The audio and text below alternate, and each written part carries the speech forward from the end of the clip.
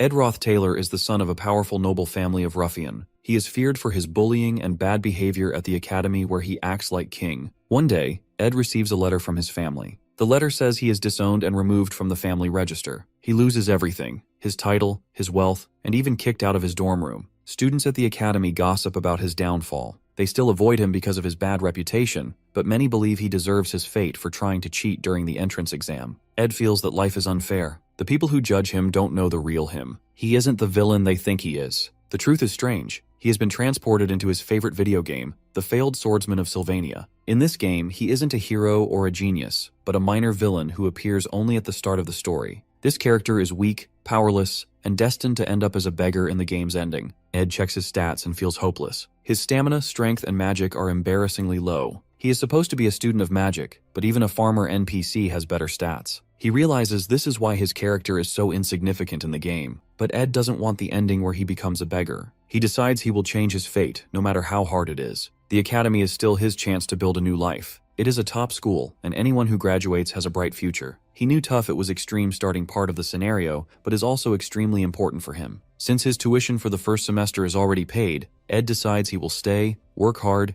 and use his knowledge of the game to survive. His goal is to graduate and live a peaceful life. However, his low stats make him doubt if he can succeed. So, he decides to focus on surviving the next 10 days until the semester starts. To avoid the students and their stares, Ed leaves the academy grounds and goes into the nearby forest. On the first day, he tries cutting logs and moving them with magic. His weak magic drains his energy quickly, and he becomes hungry. Remembering a story from his grandfather, Ed tries to make stew from tree bark. It tastes awful and makes him feel sick. He realizes wood is better for building than for eating. Ed works hard to build a shelter. He cuts logs, makes a frame, and puts everything together. After hours of effort, his shelter is finally complete. His stats improve slightly and earns a small achievement. This gives him hope. Ed notices that not he is skilled with magic, but also good with his hands. Using his handy skills, he crafts a harpoon, which also unlocks an achievement. He uses the harpoon to catch fish, cooks them, and enjoys his first proper meal in 2 days. For the first time, he feels he can survive. While eating, Ed hears someone behind him. He turns and sees Princess Phinia. She is the third princess of the Klol Empire and the person who exposed his cheating during the entrance exam. Because of her, Ed lost everything. Now she looks angry to see him still at the academy. Phinia doesn't understand why Ed hasn't been expelled yet. She thinks he is shameless and warns him to leave the academy. Ed feels nervous because Phinia has a special power that lets her see through lies. If she reports him, he will be expelled and will be the end for him. As she scolds him,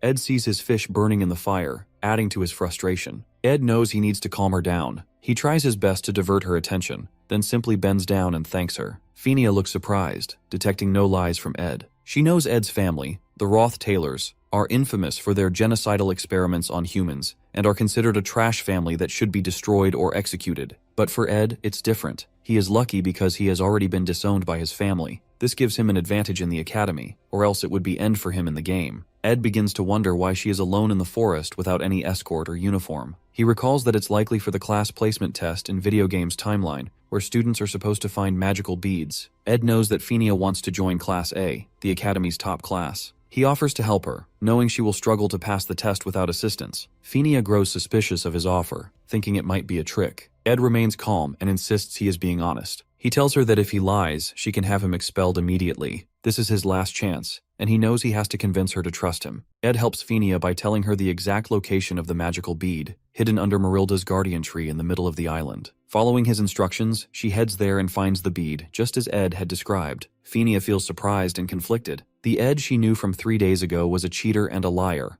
but now she finds herself unable to understand this new version of him. The next day, the class placement tests come to an end, and the students gather to await their evaluations. Professor Glast arrives and asks everyone to present the beads they have collected. Some students come forward with different objects, like magical eggs, but they are placed in Class F for failing to meet the test's requirements. The professor explains that the beads needed for success lack magical power, which makes them harder to identify. 2 of these beads were found by the main protagonists, Jix and Lortel. Then, Professor Glast raises his hand and points to the final student who has retrieved the 3rd bead from the guardian tree. He declares the student to be at the top of the class, leaving everyone in awe. Sitting by the riverside, Ed makes a crude fishing rod, earning another achievement. He remembers from the game that Princess Phinia developed sharp judgment skills because she grew up dealing with people who flattered her or lied to her. She became so good at spotting lies that no one could trick her. but this skill also made her life harder. In the game's original story, Phinia gets the title Princess of Love not because of her beauty, but because of her hard work. She fails the class placement test and works hard to improve, eventually proving herself and earning respect. Ed knows that if he tells her where the magical bead is, he can avoid getting expelled, but it will ruin the original story. If the story changes too much, all the knowledge Ed has about the game will become useless, and he will lose his advantage. However, the information Ed gives Phinia about the bead, though seemingly a gift, is actually a cleverly laid trap. Phinia wants to keep her royal identity a secret because she feels embarrassed by the special treatment her status brings. She wants to prove herself without relying on her status. While the bead would guarantee her top results in the placement test, she cannot accept it because finding it without her own effort would compromise her values. Phinia is determined to walk the righteous path, which is how she earns the title Princess of Love in the original story. Since Ed can't lie to Phinia, he uses mind tricks to control the situation. As he predicts, Phinia refuses to take the bead, leaving her without the bead she needs to pass the test. Another student, Lucy, finds the bead instead. Phinia is angry and frustrated. She knows Ed told her the truth, so she can't punish him,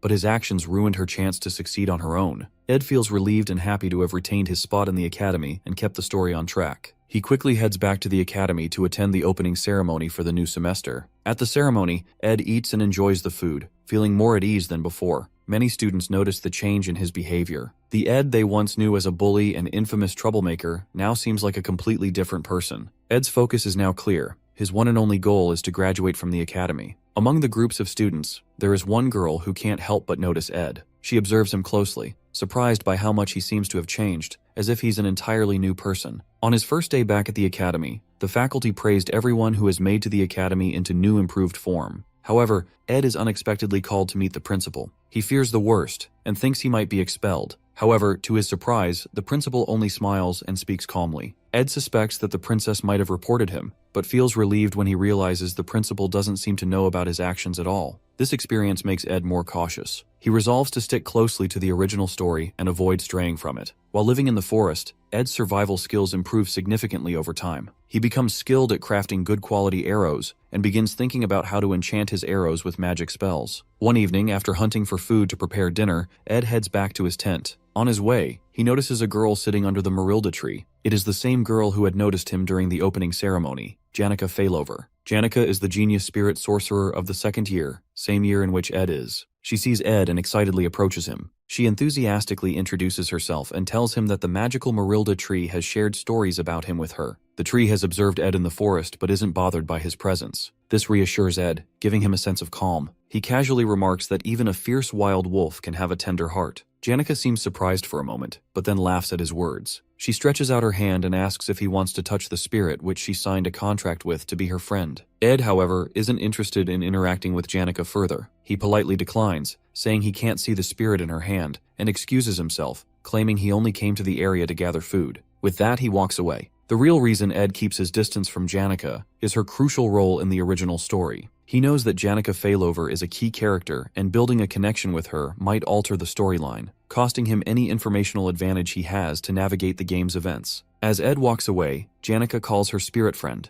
a wild wolf, Marilda, the guardian of the forest. She leans against Marilda, feeling comfortable, and starts talking to it. She thinks about Ed and finds him fascinating, just as Marilda told her earlier. Even though she tries hard to be nice to him, Ed only gives short yes or no answers. Still, she believes this won't be the last time they meet. The next morning, Ed works hard to avoid being late for the academy. His shelter is far from the campus, so getting there is always a challenge. But his efforts pay off, as his stats keep improving. Ed does everything himself, his chores, washing his clothes, and carefully managing his rations and supplies. He is determined to earn a scholarship. Janica can't help but watch him from a distance, curious about his routine. When Ed finally notices her, he yells and asks why she keeps following him. He demands to know if she even realizes who he is. Ed Roth Taylor, the most infamous and dangerous person at the academy. Ed tries to stay distant from Janica, despite her polite and friendly nature. She tells him she doesn't judge him based on others' opinions because she doesn't truly know him. Ed, however, is cautious and wary. He knows Janica may seem naive and innocent, but she is the final boss of Act 1. Ed decides it's safer not to get too close or engage with her more than necessary. Feeling overwhelmed by his challenges and hardships, Ed takes a risk and asks Janica for a favor. She becomes excited, thinking it's something important. But when Ed asks for money, her mood instantly changes. Money is Janika's weakness, and Ed knows this from the game's lore. She comes from a poor background and works hard to stay at the top of her class to maintain her scholarship. Without it, she wouldn't be able to continue her education. With a downcast expression, Janika apologizes and walks away, leaving Ed feeling conflicted. 3 days later, while hunting, Ed reflects on his conversation with Janika. He regrets asking her for money, but knows he has no choice but to avoid entangling himself with key characters to preserve the original storyline. When he returns to his tent and lifts the curtain, he is shocked to find another important figure from the game, Lucy Marcel, the rare genius and the most powerful mage, sleeping inside. Lucy wakes up and immediately complains about how loud Ed is, saying she can't sleep properly. When Ed demands to know why she is there, Lucy points to the area behind him. She calmly tells him that a spirit wants to speak to him, urging him to save Janika at all costs someday. Despite Lucy Marcel pointing behind him and claiming a spirit wants to speak to him, Ed still can't see anything. He feels frustrated. Not only has he barely managed to get Janika off his back, but now he has to deal with Lucy. Lucy, with her small stature and ability to walk on air, behaves like a stray cat, showing up anywhere she finds comfortable to nap.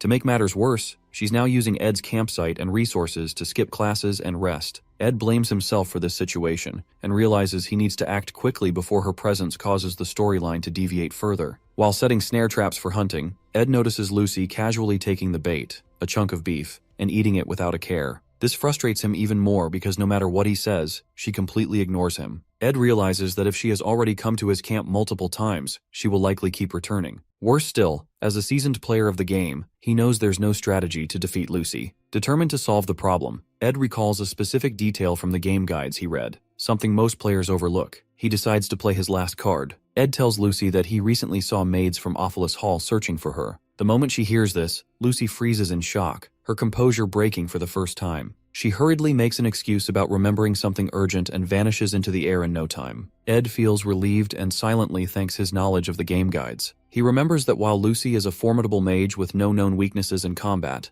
she always flees at the mention of dormitory maids. Apparently she has a habit of avoiding them, as the maids who takes care of Lucy chase after her. With Lucy gone, Ed feels a sense of triumph. He's confident her 2-day stay won't impact the storyline significantly, and is grateful it didn't take him long to figure out how to get rid of her. Once again, he has managed to protect the original story, though he can't help but note how satisfied he's starting to feel. As the game story progresses, the first major quest finally appears: Joint Combat Training. This is a mock one-on-one combat exercise where students use fake weapons to reduce lethality as much as possible. It is also the moment when all the main characters of the game are introduced and meet for the first time. Among them stands the main protagonist, the hero of the game, Taylor, the failing swordsman of Sylvania Academy. Ed shows little interest in the matches at first. He already knows the results since the winners are always the first-year main characters, including Taylor. However, one thing catches his attention: Janika. She appears again, full of the same enthusiasm as before. Despite Ed's repeated efforts to distance himself from her, she continues to stick to him like glue. Watching her persistence, Ed jokingly wonders if she might belong to some dog family, much like Lucy's cat family, given her wandering and clingy nature. Janika, trying to be helpful, shows Ed the match list. He ignores it at first, uninterested in the details. But when she casually mentions his name being on the list,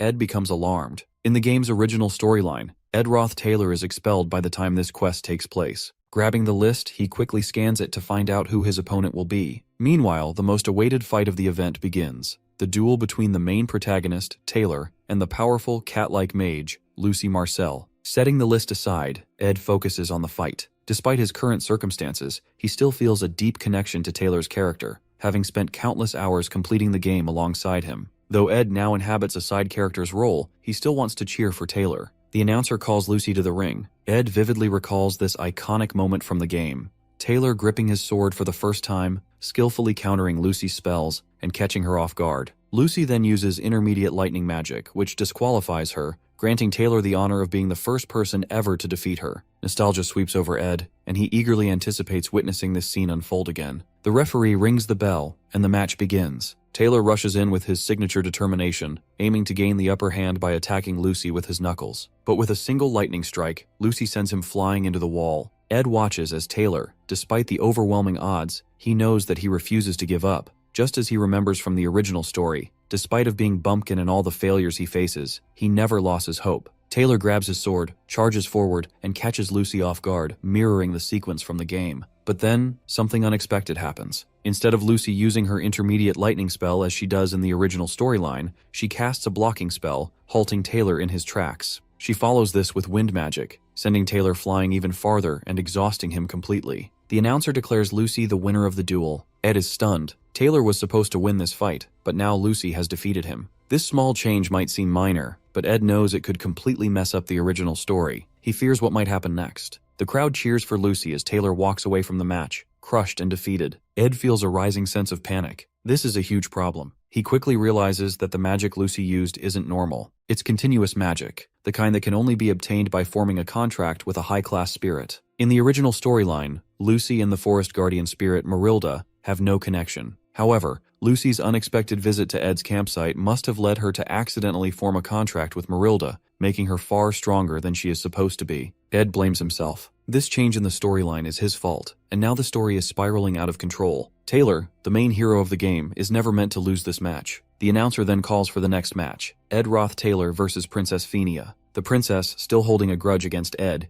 eagerly prepares to settle the score in the duel, but Ed doesn't even acknowledge her. Instead, he pushes past her and runs after Taylor, who is already leaving the hall, crushed by his loss. Taylor's defeat is entirely Ed's doing. In the original story, Ed's character would have been expelled from the academy long before this quest began. But because Ed is still present, everything has changed, and now Taylor's loss risks ruining the entire storyline. Catching up to Taylor, Ed urges him not to give up. Taylor's defeat is only one setback, and Ed knows how crucial it is for him to stay in the academy. Taylor's spirit as the protagonist is essential for the story to progress. Without him, everything will collapse. Ed does his best to motivate Taylor, reminding him of his strength and potential. Deep down, Ed knows he is also protecting his own future. If Taylor gives up, Ed will face an even greater struggle to survive in this game. Taylor must stay strong, not just for himself, but for the sake of everything Ed is desperately trying to preserve. For Princess Phinia, the first person to recognize her judgment ability is Emperor Cloel. Some believe it is a divine gift, but it isn't. She developed this ability on her own after enduring the endless politics and conspiracies within the royal palace. It became her means of self-protection, forged through years of navigating the treacherous environment of the imperial family. This is why Princess Phinia is so confident in her judgment. She has seen the harsh truths of the imperial world clearly, through the lens of the abyss that shaped her resilience and sharpened her perception. So, whenever she wants to confront any opponent or person for to judge, she had to stare straight into the person to find out. Before the match begins, Ed casually tells Princess Phinia to go easy on him, while Phinia, in turn, advises him to do the same. Meanwhile, the audience whispers harsh comments about Ed Roth Taylor. In the game's original storyline, Ed was notorious for bullying Taylor and later cheering him on, making him seem hypocritical. In the original backstory, he bullied Taylor and then later acted nice by cheering for him. They think it doesn't make sense. Ed knows they are right because, in the story, his character used his position to humiliate his juniors, and when that failed, he cheated in exams and got expelled. The match begins. Phinia forms a water ball and throws it at Ed, wanting to test him. She thinks he will dodge it using fire or wind magic. But Ed doesn't dodge or defend himself. He just stands there and takes the hit. Phinia is shocked. Ed then calmly declares that he lost, giving the victory to her without even trying. The audience erupts into cheers for Princess Phinia, declaring her the winner while loudly booing Ed. They shout insults, calling him worse than Taylor. Despite this, Ed calmly approaches the princess, thanks her for the match, and quietly leaves the arena. This only deepens Phinia's curiosity. She begins questioning why he acted this way, wondering if he had no interest in the duel from the start. Ed makes an intentional choice to forfeit the match. He doesn't want to interfere with Phinia's place in the story because he understands how important she is to the plot. He quickly leaves the arena and goes in search of Taylor. Ed believes that Taylor is the real protagonist of the tale, much more significant than the princess, and he wants to make sure Taylor doesn't give up. As Ed searches for Taylor, he is startled when Phinia suddenly appears behind him, panting. He's surprised to see her alone, without any escort. Phinia shouts at him, demanding to know what his true intentions are. She accuses him of having no intention to win the match, claiming he only wanted to leave the stage as quickly as possible. Phinia's frustration boils over. She admits that she's tired of everyone at the academy, her classmates, the professors, even the servants. She feels overwhelmed and confused, especially by Ed's actions. She demands to know who Ed really is, which only make her question him more. Seeing her so upset, Ed calmly steps closer, places his hands on her shoulders, and tells her to relax. Guiding her through a simple breathing exercise, he encourages her to breathe deeply and slowly. His calmness helps her focus and eases her frustration, if only for a moment. Feeling calmer, Phinia realizes how she acted earlier and apologizes to Ed for her behavior. Ed notices that she has relaxed a bit and looks for a way to leave so he can continue searching for Taylor. But Phinia starts opening up about her struggles and sadness from living in the royal palace. She talks about how hard it is to deal with constant politics and schemes, which have taken a toll on her. Even after sharing her feelings, Phinia still wants answers. She asks Ed why he picks on Taylor. She wonders if it's because Taylor has a troubled background, and Ed wants a reason to be disowned by his own family. Ed knows there's some truth in what she says, but he pretends not to understand. He avoids giving her a clear answer, knowing it's not the right time to explain everything, and fearing it could mess up the story even more. Phinia becomes annoyed again. She demands to know why Ed bullied Taylor but now supports him even though he tried to get Taylor expelled. Ed keeps dodging her questions, giving vague and unrelated answers. This makes her even angrier, but without proof to confront him, she lets him go, though she remains suspicious. At the door, Ed stops and turns back to Phinia. He tells her that while she needs to focus on the tricky politics, she also needs to rest. He reminds her that the academy isn't like the palace. Here, she doesn't need to worry about everything all the time. Phinia is caught off guard by Ed's advice. She's surprised he understands her struggles so well. It leaves her curious, as no one has ever seen through her like that before. Ed, aware that his words might have profound effect, leaves Phinia and continues searching for Taylor, hoping he isn't too late. Finally, he finds Taylor sitting alone, holding his broken sword, looking sad and lost. Just as Ed moves closer, someone steps in his way. Isla Triss, the main heroine of the game. She firmly tells Ed not to get any closer or bother Taylor, standing in his way to protect Taylor from further trouble. Isla blocks Ed and firmly tells him that Taylor doesn't need to deal with him anymore. She accuses Ed of causing enough harm already. Then, something surprising happens. Taylor, despite looking defeated and broken after the match, stands up. He confronts Ed with a determined expression, asking why Ed is still at the academy. Ed is surprised by Taylor's strength to keep going. Even after such a crushing setback, Taylor still shows his fighting spirit. Having played the game with him countless times, Ed knows that Taylor's strength lies in never giving up, no matter how strong the opponent. He also sees the positive influence of Isla, Taylor's childhood friend and biggest supporter, who is always there to motivate him and lift his spirits. As Taylor demands answers, asking what Ed's real intentions are, Ed simply praises Taylor's swordsmanship during the duel. He acknowledges Taylor's impressive skills, a genuine compliment stemming from his experience in the game, where he fought alongside Taylor until the very end in the game. Ed turns to leave, telling Taylor he just came to see him and isn't planning anything. He has no schemes or hidden motives. While Taylor might still doubt him, Ed feels relieved, not because the storyline is slightly off course, but because Taylor, the hero he knows so well, is standing strong. As Ed walks away, Taylor and Ayla glare at him, annoyed by his calm attitude, thinking he is trying to act cool despite everything. Just as Ed leaves, suddenly, a loud explosion shakes the hall, a result of a powerful magic spell. Ed immediately recognizes the scene. In the game, this is a key event during the legendary duel between the Golden Daughter Lortel and Janica Failover. In the original story, Taylor and the other main characters were supposed to watch this match in the hall. But with the changes in the storyline, Taylor and Isla are now outside. Ed decides it's okay since the match is still happening and they may be watching from outside. This duel is important because the winner becomes the final boss of Act 1 in the game. Janica and Lortel's battle becomes fierce. Lortel uses ice magic to stop the fire spirit Janica summoned. However, the fire spirit's strength overwhelms the ice, melting it and striking Lortel. This makes Janica the winner of the match. The crowd cheers for Janica, excited that a second-year student has won. However, Janica notices Lortel being carried away by medics. She feels guilty, realizing she accidentally uses an intermediate magic spell, which violates the rules. Fortunately for her, no one seems to have noticed the mistake, but she gets traumatized by what she has done to her opponent. Unlike in the original game story, Lucy now defeats Taylor, and the whole quest concludes with Janica becoming the only senior winner, protecting the pride of the past enrolled students. Watching this, Ed notes that things are about to get even more hectic for Janica, but he considers this a relief as it might mean she won't bother him at his camp anymore. Ed decides he wants to avoid further involvement with the main characters, since getting tangled up with them only brings him headaches. 2 weeks pass after the joint combat training quest, and Ed focuses on improving himself. He significantly boosts his stats during this time. Now he can study and survive without relying on any of the main characters. His physique, stamina, and other skills grow stronger, making his body more resilient. While bathing in the river,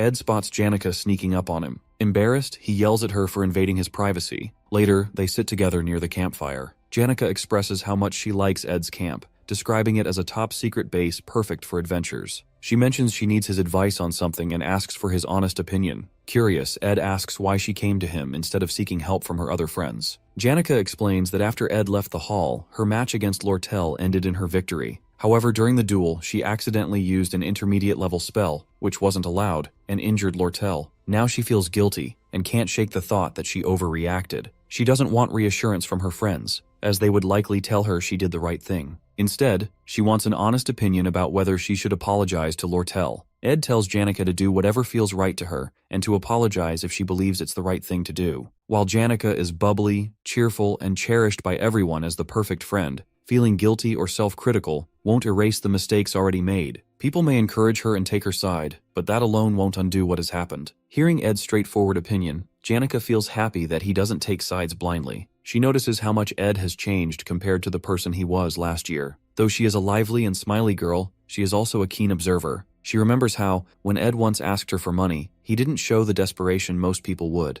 Instead, his behavior subtly signaled her to keep her distance from him. Janica finds Ed intriguing and admits she likes him a lot. She tells him she wishes more people were like him, as he has become a source of strange but comforting reassurance for her. The next day at the academy, Ed finds himself in serious trouble as Lortel keeps following him and calling out to him, despite his best efforts to ignore her. He knows exactly why this is happening. The game, The Failed Swordsman of Sylvania, is considered a masterpiece, with only a few players managing to reach its true ending. Most new players encounter bad endings early in the story, often caused by wrong decisions or failing to save important characters. These choices lead to tragic outcomes, such as the hero being killed or broken, ultimately resulting in a game over. Lortel, in the early stages of the game, is a hidden hero assigned to a specific role. Unlike Fenia, who is openly admired, Lortel is treated as a villain from the start. Her true nature and importance are only revealed in the later parts of the story. To prevent losing control of the narrative and risking a bad outcome, Ed decides to avoid falling into Lortel's plans. He resolves not to play along with her intentions, and to stay cautious about every decision he makes. As Lortel keeps following Ed, persistently asking him to stop and listen, she eventually steps in front of him, flashing an innocent, angelic smile. She politely requests him to spare 2 hours to hear what she has to say. Ed, clearly annoyed, asks how long she plans to trail behind him.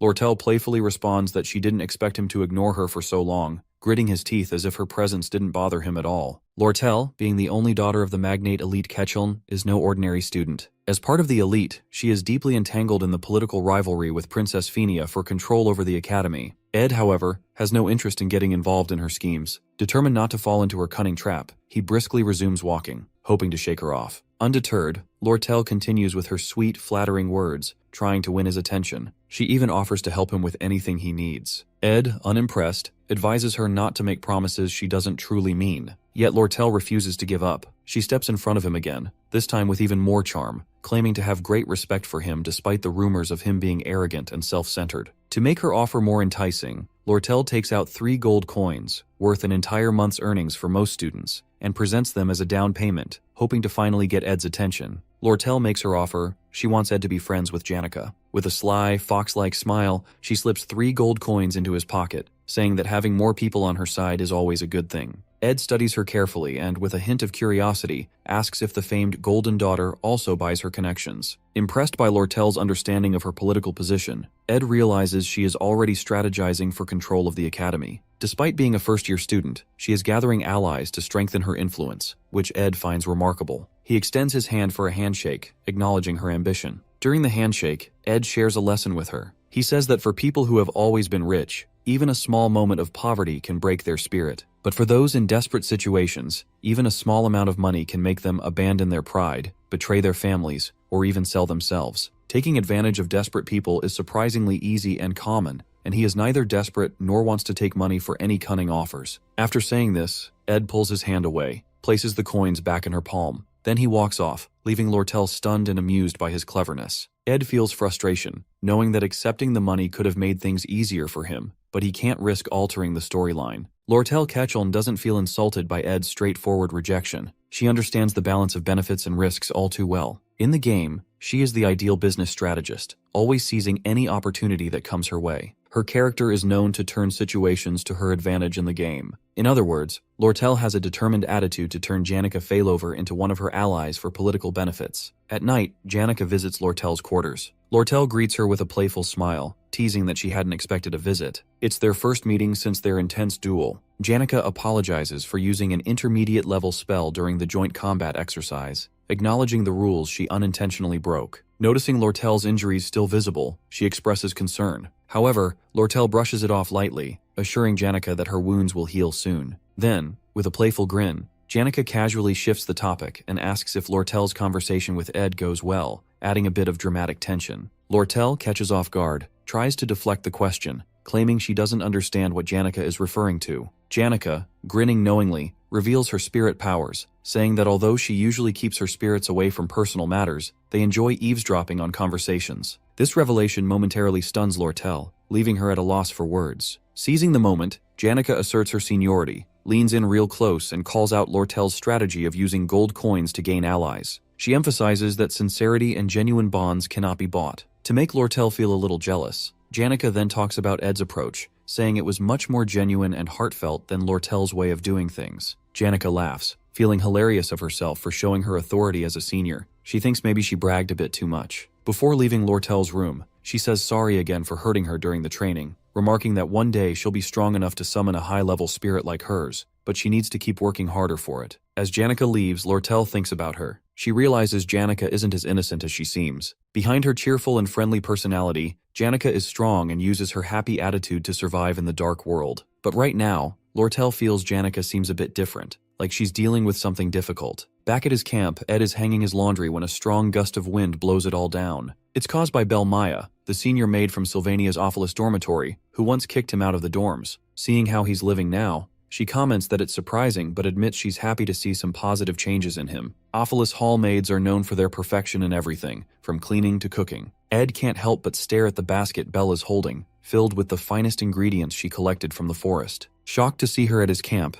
Belle tells Ed not to be so much shy as he can ask her anything he wants. Taking advantage of the moment, Ed asks for the basket. He knows it will help him improve his crafting skills to make medicines, food, and other useful things. Seeing a chance to be good friend with the maid, Ed uses the basket to craft new tools and food. At sunset, he sits and enjoys his hard work, even having some fun. But the rest doesn't last long. Suddenly, someone crashes down from the sky, destroying Ed's entire tent, nearly killing him with the crash. It's Lucy. Seeing his precious camp ruined, Ed is furious. He angrily tells Lucy she almost killed him. When he demands an explanation, she admits it was Belle Maya who was moody for some reason and got angry with her earlier for skipping class that morning. In her panic, she decided to teleport to the only safe place she could think of, Ed's camp, accidentally wrecking it in the process. Feeling no remorse, Lucy complains she's hungry and asks Ed if he has any beef jerky. Furious, Ed smacks her on the head and yells at her for causing such a big mess. He gets surprised when the most powerful mage doesn't defend herself with a protective spell. Lucy winces and explains she's out of magic, which gives Ed the perfect opportunity. He decides to teach her a lesson for destroying his camp and skipping her classes. At the library, Ed is busy searching for a book to help him learn how to build a sturdier house using real wood. He focuses on understanding the materials needed, planning the structure, and mastering techniques like smoothing wood and finishing a roof. As he flips through the pages, he notices it's almost closing time.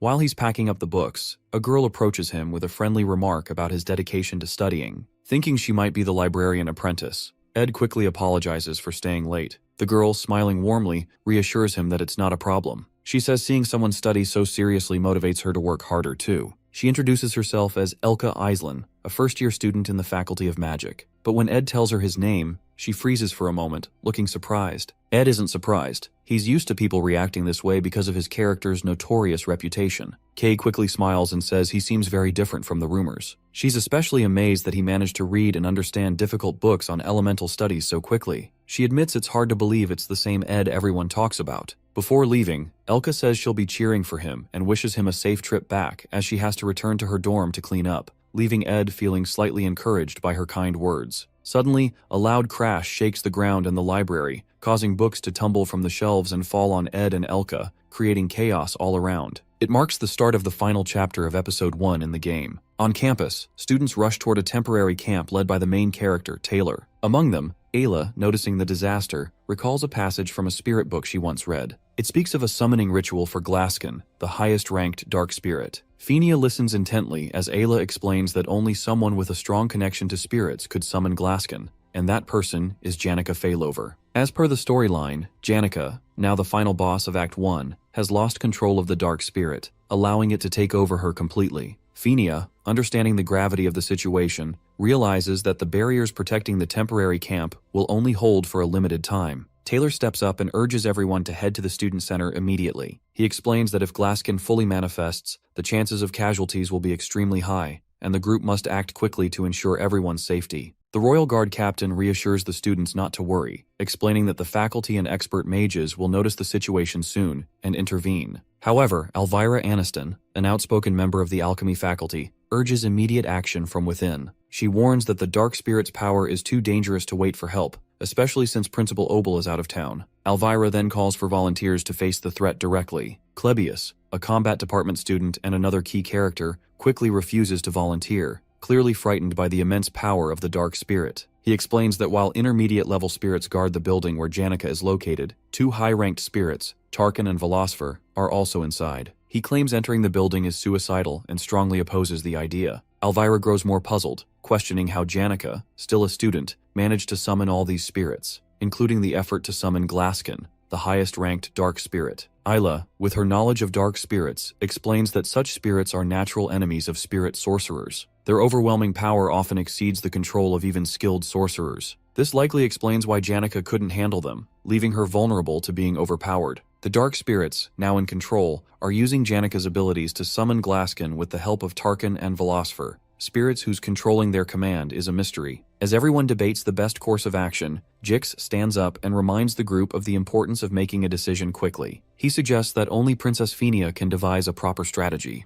All eyes turn to Fenia as they wait for her command. Fenia, reflecting on Ed's earlier remarks about the burdens she carries and the importance of peace of mind, takes a moment to think. Finally, she announces her plan. Only the top students from each year and the Royal Guards will volunteer for the mission. She orders them to prepare within an hour to enter the building, free Janica, and stop the summoning of the highest-ranked dark spirit, Glaskin, before they cause further destruction. Princess Fenia encourages everyone to steel their resolve, promising to take full responsibility for the mission. Just then, a student runs up to her, panting and visibly distressed. He informs the princess that the residents of the teaching area will not be able to assist, as they are already defending Audrey Hall to protect the potion archives from attacks. Realizing their limited numbers, Fenia asks if there are any other students who can help. Suddenly, another student, a frightened girl, rushes to the princess, trembling as she reports an emergency in the library. She reveals that Elka, the librarian apprentice, and a sophomore student are trapped inside. Hearing Elka's name, Jix immediately reacts. Grabbing the girl by the shoulders, he demands confirmation that Elka is still in the library. When the girl confirms, Jix panics, stating that he must save his best friend immediately because Elka has no way to defend herself. Fenia quickly intervenes, commanding Jix to calm down. She reminds him that stopping Janica and the dark spirits must be their top priority. Fenia assures Jix that Elka might be safe since a sophomore student is also with her. However,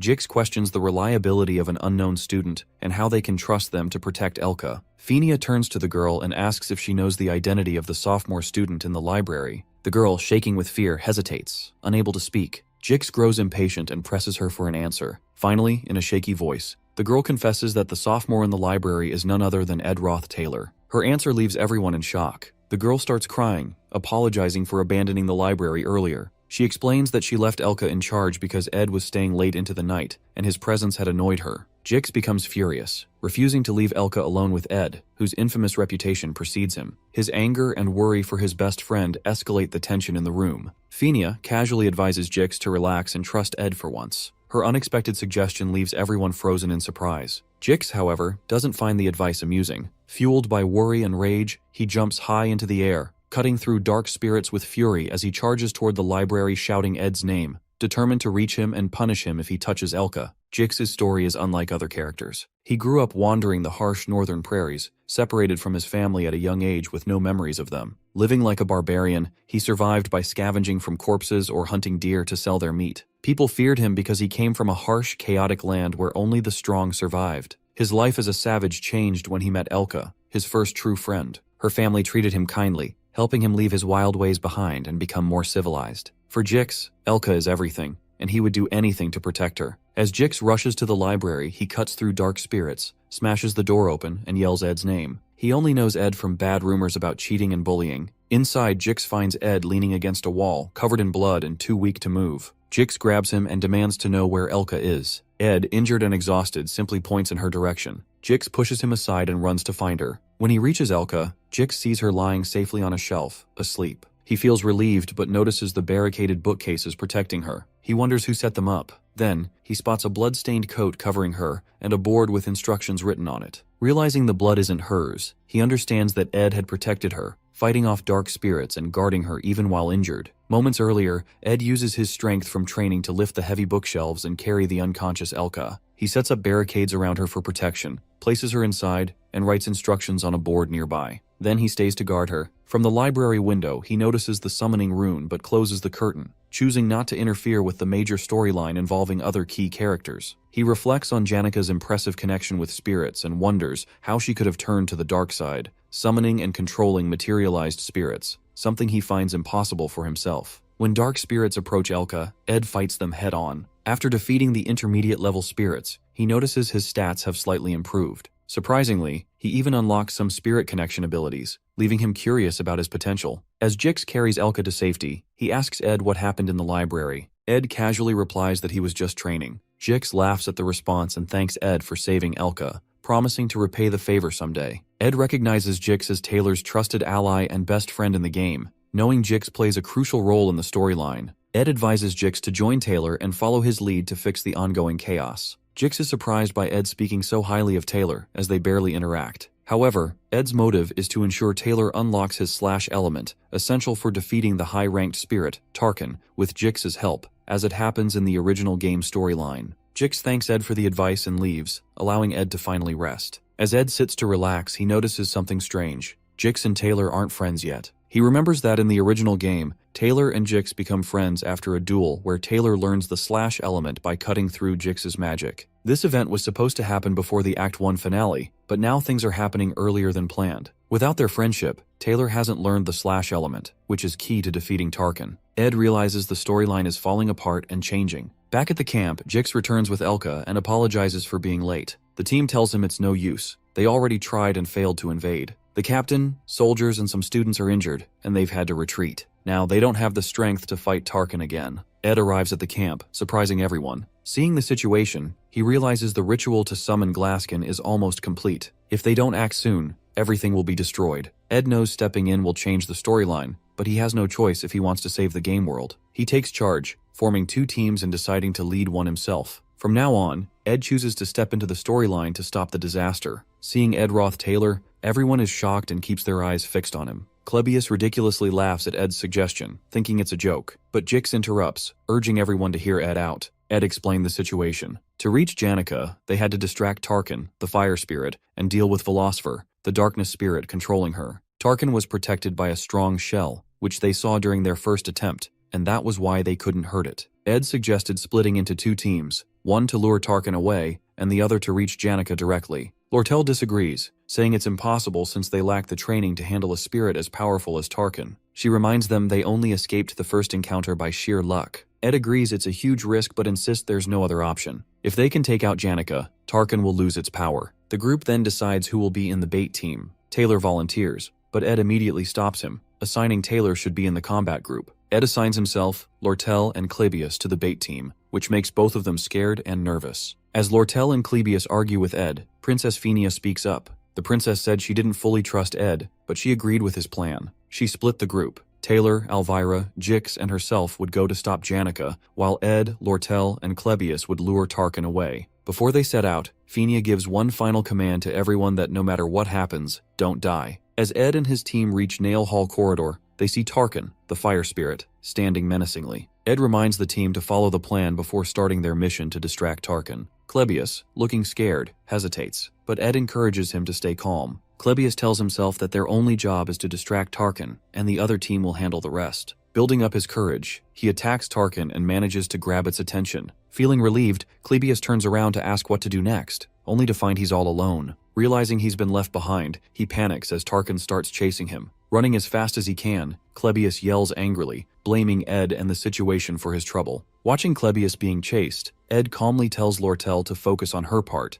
assuring her that Klebius is doing his job. Lortel jokingly suggests they could let Klebius be sacrificed, but Ed strongly disagrees, saying he doesn't plan to let anyone get hurt. Ed knows Klebius well because he understands the story. Even though Klebius seems scared and unsure, Ed knows he has hidden strength. With Tarkin distracted, Ed gives Lortel her most important task to handle the spirit. Lortel stands outside the hall, focusing on her task to create an entry path for the other team and deliver a key attack on Tarkin. As she prepares, she thinks about Ed. Despite his bad reputation, he seems surprisingly cool to her. She reminds herself not to judge someone based on rumors alone. She uses her magic to blow a huge hole in the hall's wall, opening a path to where Janica is. Her powerful move surprises Princess Fenia and the others. Earlier, Ed notices Lortel's hidden magic skills and decides this is the perfect chance to use them. He trusts her with this important role, and she feels grateful for his confidence. With the path open, Lortel turns to fight Tarkin, the fire spirit. Meanwhile, Klebius runs toward them, shouting and apologizing for being scared earlier. He begs for help as Tarkin chases him. Ed quickly realizes Tarkin's protective shell blocks all attacks, just like before. They need something powerful enough to break it. Using his knowledge of the storyline, Ed grabs a pouch and climbs to the roof of the hall. Lortel protects herself and Klebius by creating a massive ice wall to block Tarkin's fire attack. On the roof, Ed finds Lucy sleeping. She isn't supposed to be part of this event, but since the story has already changed, Ed decides to involve her. He opens his pouch filled with beef jerky and tosses some into Lucy's mouth to wake her. Once she wakes up, he throws her at Tarkin while shouting for everyone to get down. Lucy, startled and crying out at Ed for being mean, unleashed her high-rank ability, Divine Punishment, to shatter Tarkin's protective shell, making it weak. With the spirit now vulnerable, Ed sees his chance. He rushes forward with all his strength to deliver the final blow to Tarkin. In Janica's whole life, people call her a symbol of hope. Her parents, friends, and teachers are always proud of her, piling on high expectations. But for Janica, it's just been this heavy weight she's carried since she was a kid. As she thinks about all of this, and these memories feel like they're shattering into tiny pieces, then the hall's wall explodes. The subduing team charges in to rescue her, but instead of relief, Janica just greets them with this eerie smile. Velosphere, the dark spirit, is fully in control of her now. Outside, Ed is trying to keep it together. He knows the final act chapter will end before dawn. He checks on Lucy, wondering if she's okay after all her effort earlier. Lortel informs him about Lucy somewhere nearby, rolling around out after breaking Tarkin's shell. Lortel adds that she's been throwing ice spears at Tarkin, but it's still standing strong.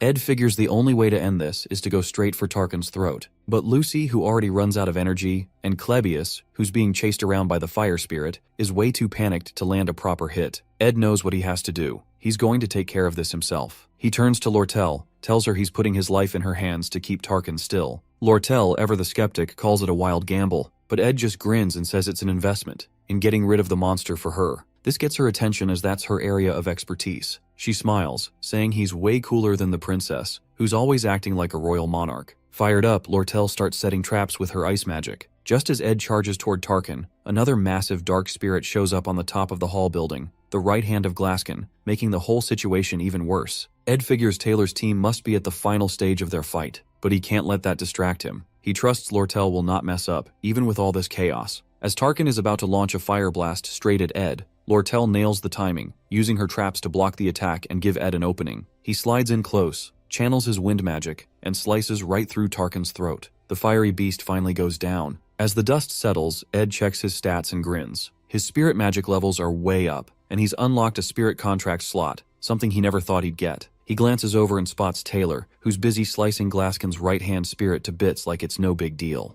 Watching him in action, Ed can't help but feel impressed. Taylor's really living up to his protagonist role. With Tarkin defeated and Janica freed from Velosfer's grip, the group finally catches a break. They've pulled it off. The danger is over. Lortel chuckles as she remarks that she's met plenty of people in her life who claimed they were risking everything, but most of them turned out to be cowards. She's amused that even after going through a life-and-death crisis together, Ed doesn't show much emotion. With a sly grin, she shakes hands with him again, this time slipping 3 gold coins into his palm as a token of gratitude. On the other hand, before he can process the moment, Taylor arrives. His hair has turned white from the immense power he used to defeat Glaskin's right hand, and there's a look of resentment in his eyes as he stares at Ed. Ed can't help but admire how incredible Taylor looks in his swordsman form, embodying the role of the game's protagonist perfectly. Even though Ed has his own reasons to resent Taylor, the sight is undeniably impressive. To Ed's surprise, Taylor bows deeply and thanks him for saving the academy, saying he owes Ed a huge debt. His gratitude is genuine, but Klebius, still shaken,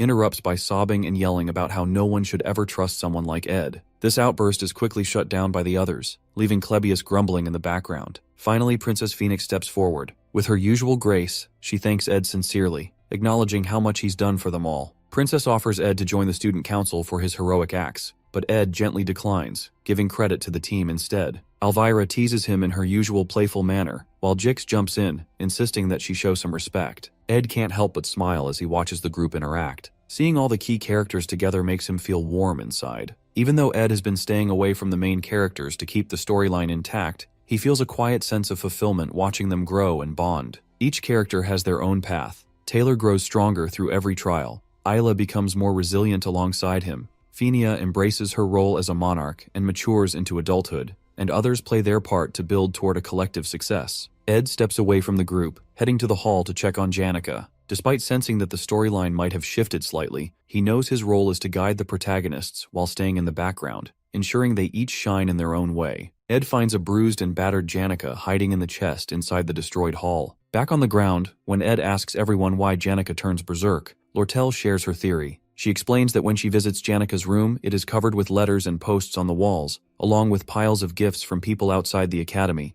mostly from family and friends with high expectations for her success. Lortel believes the overwhelming pressure makes Janica obsessive and vulnerable, forcing her to honor everyone with replies and thanks. The dark spirit Velusfer exploits this darkness in Janica, turning her into a berserk spirit mage to summon Glaskin. Ed wonders why the final act happens so early. He realizes that during the joint combat training, Taylor is supposed to defeat Lucy and gain fame, but instead, Taylor's loss shifts the storyline. The audience becomes fans of Janica, the only senior to win against a first-year student, putting her under immense pressure to maintain her standards. Ed then notes that while both Lucy and Janica make contracts with spirits, Lucy spends more time in the forest, strengthening her bond naturally. Janica, however, lacks that connection, and Ed blames himself for being in the forest and altering the game's storyline. Janica tells Ed she feels forgotten amidst the chaos, which hurts her. She admits that after wreaking havoc on such a grand stage, she thinks others will look for her but they don't. Ed consoles her, making her laugh a little. Janica says she doesn't expect him to find her so quickly and just wants to stay hidden a little longer, as she feels close to ugly crying. This makes Ed tear up as well. Ed recalls Marilda, the spirit wolf, telling him to save Janica one day. He realizes this moment is what he means, preventing Janica from falling into such despairs. Ed now gets why the wolf said those words to him.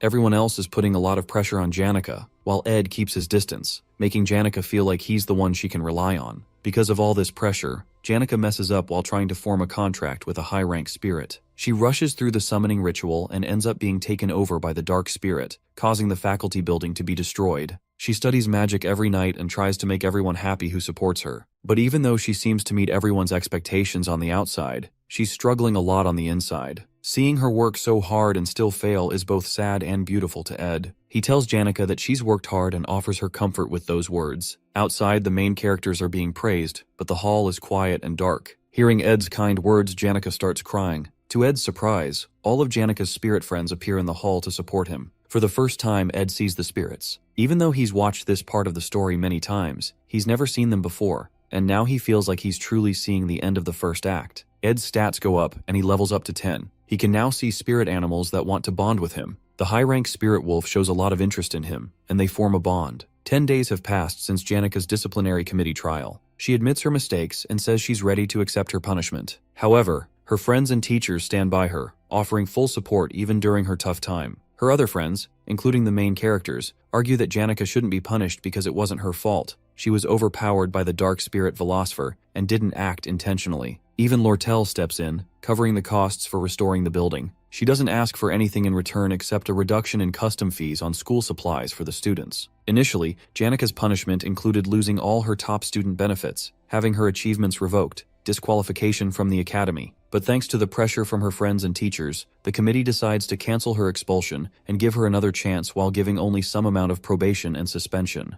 Overall, Janica's friends are relieved she's staying, but they notice she seems a little stressed. To cheer her up, they organize a fancy tea party and agree not to bring up anything related to the incident around her. When Janica's friends invite her to join them, she suddenly asks, out of the blue, what the difference is between love and liking. This catches her two best friends, Annis and Clara, off guard. Confused, they ask why she's bringing this up. Janica shares that she's been having the same recurring dream about one of her friends. In her dream, she's sitting in a garden full of flowers, looking like a princess, and holding a flower crown she made for a friend. Then, her friend, looking quite dashing, arrives on a horse. She puts the crown on his head, and they play together. The dream always repeats exactly the same way, which makes her smile as she describes it. This response leaves both Annis and Clara in surprise, fearing they may accidentally uncover Janica's secret love story. Feeling embarrassed and worried that she might say something to upset Janica, Annis panics and quickly makes up an excuse about needing to go help the professor, dashing off before things get more awkward. This leaves Clara sweating nervously as she's left alone to deal with Janica's emotions. She knows she needs to handle the situation carefully to avoid upsetting Janica. If things go wrong, the entire student body might catch wind of Janika's love story, which could spiral into gossip and make things difficult for her. Clara puts on a calm smile and gently suggests Janika to avoid overthinking. She encourages her to be honest with her emotions, explaining that liking or disliking someone is often a mystery, but it's not always easy to figure out whether such feelings are positive or negative. Janika found her words significant and makes her to think. Clara also warns Janika to be cautious when talking about sensitive topics like this, as it could affect her and her friend's reputation and herself. Janika listens carefully and fully understands the advice. Janika thanks Clara for the genuine advice, saying it's just what she expected from her. She then makes an excuse to leave, mentioning she needs to report back to Ophelis Hall. Clara waves happy goodbye, but then slouches forward to butt her head on the table in relief. She finally managed to prevent any rumors from spreading for now. Ed reflects on how he has been relentlessly saving his money. Thanks to a petition from the princess, he to build a proper house this time. When he arrives at the construction site, he spots Janika wandering nearby. He thinks to himself that since the first act is now over, meeting her shouldn't affect the storyline anymore. However, as he approaches her, Janika suddenly hides behind a tree, clearly startled. Confused by her behavior, Ed pauses. Janika recalls Clara's advice about being honest with her feelings, but, unable to overcome her nerves, she hastily makes an excuse about having things to do at Ophelis Hall before fleeing. For Janika, confessing her feelings feels like an impossible challenge. Meanwhile, Ed stands frozen in surprise, bewildered by her reaction but deciding not to overthink it, as he has work to do on building his house. On the first day, Ed carefully selects the location for his hut, ensuring it's a suitable spot. On the second day, he starts collecting logs and wood, showcasing impressive skill with cutting trees. As his semester results come out,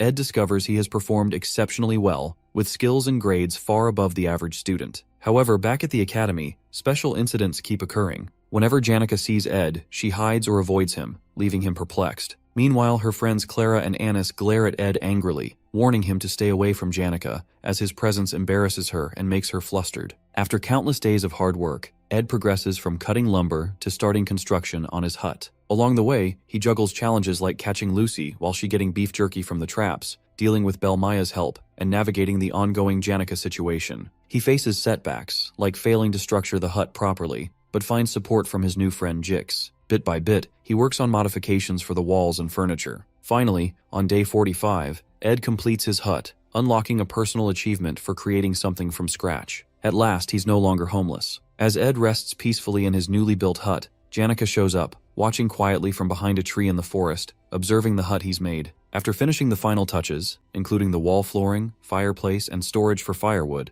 Ed takes a moment to admire his hard work. However, his peace is interrupted when he notices Lucy lazily napping on the roof of his hut. To his surprise, Janika suddenly appears and greets him with a cheerful greeting. Ed, startled, asks how she found her way to his remote campsite. Janika explains she heard about his beautiful hut from the maid, who praised it as a masterpiece. Curious to see it for herself, she decided to visit. She marvels at the craftsmanship and natural beauty of the hut, voicing her admiration loudly as she wanders around. When Ed asks if the spirits told her about the hut since it's so new, Janika blushes. She admits they mentioned it, but teases that the spirits were more focused on how handsome and hot Ed looked while building it. Laughing nervously and hiding her deeper feelings, Janika says she simply wanted to check on how he's living. Ed smiles and invites her inside. Blushing, Janika nods and follows him in. Inside, while Lucy sprawls lazily on the roof, Janika gasps in amazement at Ed's handiwork. Sitting near the fireplace, she shares her gratitude for the support Lortel and her friends have given her. However, she also expresses worry about how to repay their kindness. Seeing her conflicted expression, Ed advises her not to overburden herself with repayment, especially if she can't afford it. He remembers that the incident with the dark spirit happened because she took on too much unnecessary responsibility. Even moving to Ophelis Hall with 8 others won't change much, as the cycle of envy and expectations will continue. So, he tries to focus on her well-being to avoid repeating past mistakes. After a while, as they chat,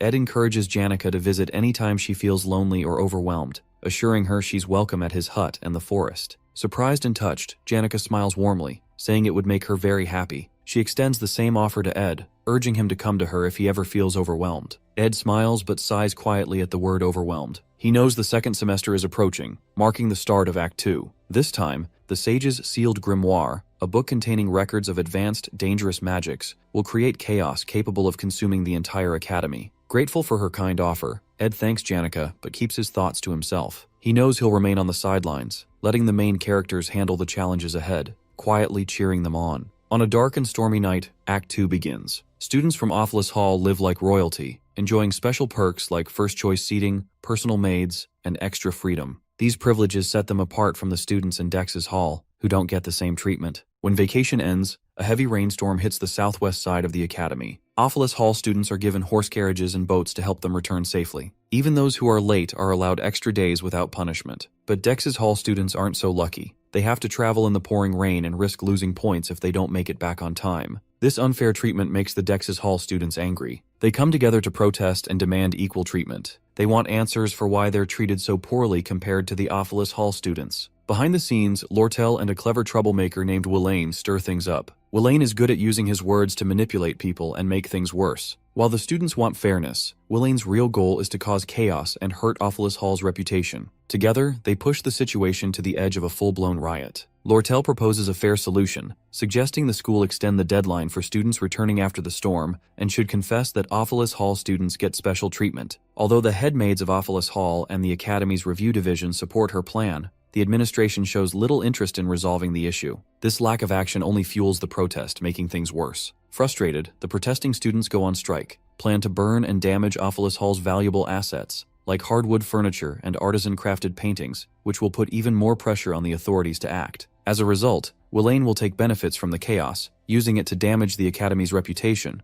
while Lortel, being in the Merchant Association, uses the Academy's problems to make money and push her own goals, which were already worsened by the Glasskin incident. While negotiations continue, the elite Merchant Association seizes an opportunity to gain a significant advantage by sabotaging the Sage's sealed grimoire, a book considered the very heart of Sylvania. Its value is so immense that people, in desperation, are willing to offer anything for it, even their hearts. As protests rage outside the hall, Lortel gazes out the window at the pouring rain, recalling her childhood in the slums. She remembers wandering in tattered rags under the same dark skies. The thought brings a bitter smile to her face as she mocks herself for feeling a moment of relief. Her entire life has been a relentless struggle to survive, marked by betrayal, suspicion, and a refusal to show genuine sincerity. This desperate existence has left her scarred, a reflection of her filthy self. Yet deep down, she wishes someone among the students could see her for who she is, a survivor of a harsh life. She decides to seek out others like her, those who have also endured the life of a gutter rat. Ed describes Lortel as a shadowy figure, always hiding the harsh truths behind the scenes. That's why the audience and players of the game call her the Black Veil. The angry students protest loudly, full of frustration and determination. In the original storyline, the Ophilus Hall occupation incident centers on the main character, Taylor, stopping the students who were provoked into rising against Lortel.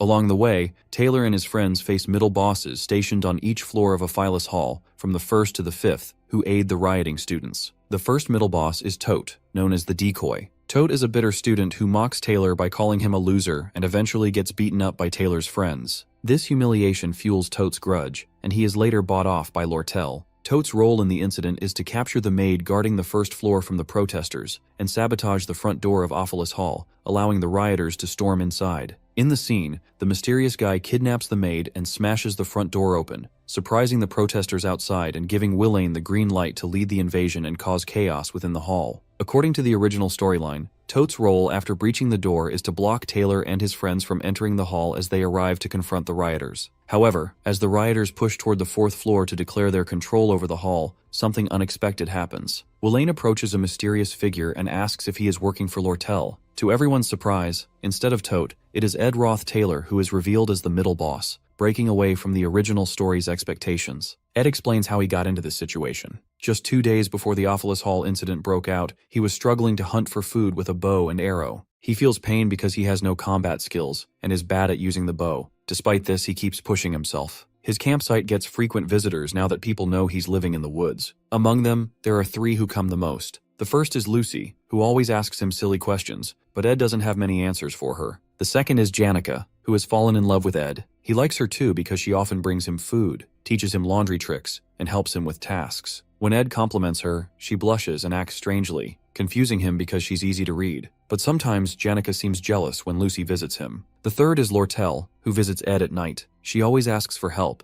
and Ed realizes she's probably trying to gather people who will help her take control of Ophilus Hall. One night, she explains her plan. She wants him to help sabotage the hall. At first, Ed refuses because he doesn't want to mess with the game's storyline. He believes that if he stays out of it, everything will follow as planned. But when Lortel mentions that Tote passed out after a confrontation with Taylor, Ed becomes worried and asks how it happened. In the original story, Tote was supposed to fight Taylor and get beaten badly. But this time, things are different. When Tote insults Taylor by calling him worse than Ed Roth, it angers Jix even more, beating Tote until he faints. With a foxy smile, Lortel laughs and tells Ed that she doesn't need much from him. Just one simple task, which is take the keys from the maid and open the door when the protesting students flock outside the hall. Ed realizes that if the hall doors stay closed and Lortel's plan fails, things will spiral out of control and the story will fall apart. Even though he doesn't want to get involved, he knows he has to do something to keep Act 2 on track. He takes a deep breath and tells Lortel he's not interested in getting fully involved, but is willing to help if he can keep his role small. Lortel agrees and offers him 20 gold coins as payment. With their deal struck, Ed agrees to play his part, determined to ensure the storyline stays intact and unfolds as intended. Ed realizes that if the hall doors stay closed and Lortel's plan fails, things will spiral out of control, and the story will fall apart. Ed sits near the fire, thinking about how the protesters took over Aphilas Hall. He remembers the fight over Sage's sealed grimoire and Lortel's clever plan to mess up the Academy's finances. The thought gives him chills, but he also finds the whole situation fascinating.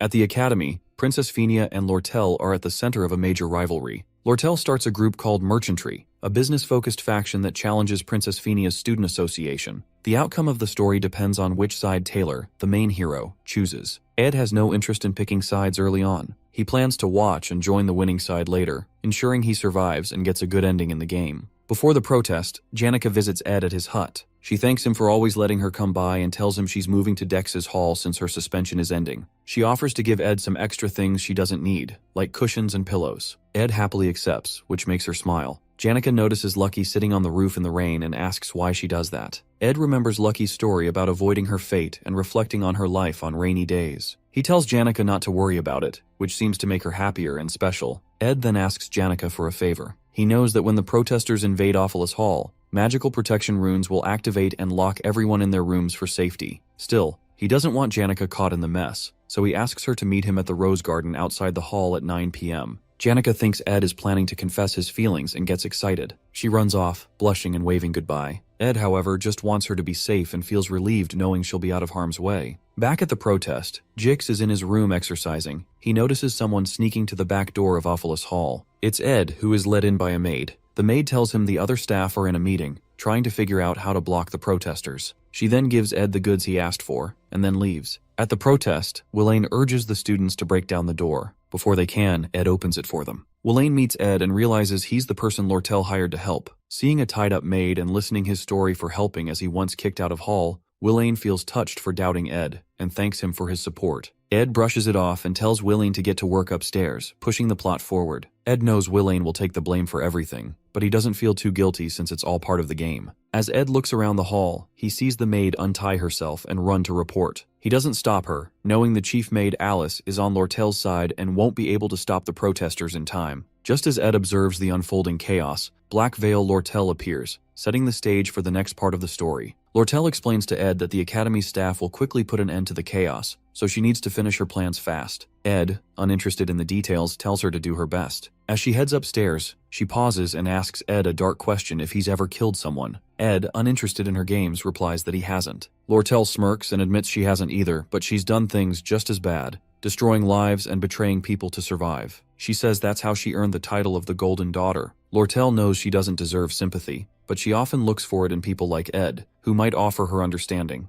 Instead of outright denying her, Ed warns her to take responsibility for her own actions. Lortel, with her sly smile, excuses herself to go upstairs and finish what she came for. Ed sits on the floor, waiting for the hall's magical defenses to wear off. He knows that once this happens, the story will take a dramatic turn. Willain will absorb the hall's defense magic and transform into the fourth stage boss of the game. With his role in the events complete, Ed relaxes and waits for Taylor, the hero, to show up. This is the part of the story where the spotlight is on the hero and the boss. Ed has no intention of interfering or changing the plot. He knows his job now is to play the role of a minor villain, take some hits, and keep the story moving along. It's a necessary sacrifice to ensure the game stays on track. At the Rose Garden, Janica sits nervously, waiting for Ed. Her eyes drift toward a golden carriage parked nearby, and she wonders who it belongs to, especially so late at night. She notices a letter on the bench from Ed, apologizing for being late and promising to join her as soon as he finishes some work. Blushing, she assumes he's planning something special for her and resolves to wait for as long as it takes. Janica's mind is full of thoughts about Ed. For the past 3 days, she hasn't been able to stop thinking about him, even losing sleep over it. She also feels conflicted because Marlita, the spirit wolf, informed her about other girls visiting Ed's hut, making her feel both guilty and heartbroken. Still, her feelings for Ed are strong, and she's determined to wait no matter what. As she sits, Janica suddenly becomes self-conscious about her appearance. She wonders if her flower hairpin looks good enough or if the Cosmos hairpin would be better. Overthinking it, she decides to run back to her hall to change the hairpin and then quickly return. Meanwhile, outside Ophilus Hall, Taylor and his friends Elvira and Isla arrive. They see the trail of footprints leading toward the hall's open main gate and realize the protesters have stormed inside. Elvira becomes furious at the thought of her belongings being damaged and rushes into the hall. Concerned that Elvira might use dangerous magic, Taylor and Ayla follow her to stop her from escalating the situation. Elvira forces the door open wider, only to find Ed Roth sitting calmly in their path. Confused, Taylor asks Ed why he's there. Looking around at the chaos in the hall, Taylor and his friends quickly realize that Ed intends to block their way to the 4th floor, playing the role of a villain. Ed confirms their suspicions, stating he won't let them pass. Angry Elvira steps forward, boasting about her magical abilities and claiming she can easily defeat him. But Ed, unfazed, calmly warns her that she's still just a rookie. Determined, Elvira and the others prepare to fight their way through, while Ed readies himself to hold them back. Taylor makes the first move, charging toward Ed. With skillful precision, Ed uses a spell to hurl rubble into Taylor's path, disrupting his attack. Then, activating a wind spell, Ed cuts the chandelier above him, sending it crashing down. The falling chandelier smashes into the wall, striking Taylor and knocking him to the ground. Inside one of the rooms, Klebius sits trembling, scared by the loud noises of the protesters outside. The shouting and crashing sounds make him more nervous, imagining trouble coming his way. Out in the hall, Taylor and Ayla dodge Ed's wind magic while Elvira keeps trying to push forward. Ed uses his spells skillfully, making it hard for them to get closer. As Elvira moves ahead, a sharp wind blade cuts through the air near her, shocking her. Her bag falls, spilling her important spells and items onto the floor. Seeing this, Elvira turns back to grab her things, but Ed casts a fire spell, creating a wall of flames around her dropped items. Now she can't reach them. Ed moves quickly and thinks ahead, controlling the fight like it's second nature. Elvira, frustrated, starts blaming Jix for not warning them properly about how strong Ed is. She realizes they underestimated him. His magic is far more powerful than they thought. With Ed holding them back so effectively, Elvira realizes something crucial. Ed understands the Academy's biggest flaw. The students rely too much on magic tools and elixirs, leaving them with almost no real combat skills. She reflects on her own overconfidence, relying on spells and dismissing magic rings and necklaces as inconvenient. Now, she sees how Ed has outsmarted her, dropping the chandelier, using a small opening to cast a firewall, and targeting her bag. The first year's top alchemy student is rendered completely helpless. Frustrated and furious, Elvira curses Ed for being so cunning and yells his name in anger. Determined not to give up, she throws a magic spirit bead onto the ground, summoning a spirit rabbit. She applies a fire-resistant formula to the creature, amplifying its strength and turning it into a monstrous berserk attacker. The rabbit becomes her weapon to regain control. Meanwhile, Isla and Taylor struggle to navigate the firewalls Ed has set up. Isla attempts to use a water spell to douse the flames, but the firewalls are protected by wind magic, striking back at anyone who gets too close. Taylor shields Ayla from the sharp wind blades and encourages her to keep trying. He knows Isla excels in magic theory and is above average at casting basic spells, but Ed's precise targeting keeps them pinned down, unable to move forward. Elvira calls out to Taylor, asking if he can take Ed down if he gets close. Without waiting for an answer, she orders her spirit rabbit to attack, using it as a distraction to create an opening for Taylor. The rabbit charges at Ed, its amplified strength making it a real threat. At the same time, Taylor pushes himself forward, trying to seize the opportunity to close the gap. While Ed is distracted by the rabbit, Elvira rushes toward her bag, ignoring the firewalls and narrowly avoiding Ed's spells. Finally, she reaches her scattered items, smiling in relief as she clutches her spells once again. Despite the chaos, she feels hopeful, ready to turn the tide of the battle. As Elvira regains her spells, Ed quickly casts a Windblade spell and hurls it toward her while fending off the spirit rabbit. Spotting the incoming attack, Elvira confidently shuts her eyes and casts a release magic spell. The spell neutralizes all of Ed's active magic, turning it into harmless chemical reagents and temporarily preventing him from using any magic at all. With the rabbit spirit now gone and his magic disabled, Ed realizes he's outmatched and makes a run for it. Taylor doesn't let him escape, chasing him up the stairs. At the top, Ed grabs a bucket of fire oil he had prepared earlier, spilling it across the floor. The oil ignites, flames quickly spreading. Alarmed, Taylor and the others hesitate, worried the fire could consume the entire hall and endanger everyone inside. But Taylor, resolute in stopping Ed and ending the chaos, uses an elemental slash to extinguish the flames and clear a path. He charges toward Ed without hesitation. Meanwhile, Elvira notices something unusual. The carpets in the hall have been removed, and the windows are wide open. It clicks in her mind. Ed had prepared the area to minimize the fire's dangers. Before she can warn Taylor that Ed might not be the villain he appears to be, Taylor closes the gap and engages him. As Taylor gets within striking distance, Ed raises his bow and fires an arrow, not at Taylor, but at Ayla. The arrow whistles past Taylor, aiming straight for her. At the last moment, Elvira leaps into action, intercepting the arrow with her claw hand tool. She notices the arrow's tip is wrapped in cloth, not sharp. Alarmed, she yells a warning to Taylor, suspecting Ed might have another trick up his sleeve. Taylor reaches Ed and swings his sword. Ed blocks with his bow, holding him off briefly. Then, a noise from above grabs Ed's attention. Clebius has escaped his room. Realizing the next phase of the act in the game is now in motion, Ed sighs in relief. His role complete. Resigned, Ed lets Taylor's next strike land. The force of Taylor's elemental slash sends him flying into the wall. The battle ends with Ed defeated, leaving everyone stunned and questioning his true motives as if he was playing a deeper game all along. With Ed finally defeated, Taylor grabs him and demands to know why he went so far to stop them. Elvira watches uneasily, feeling that Ed had been toying with them the entire fight. It doesn't add up.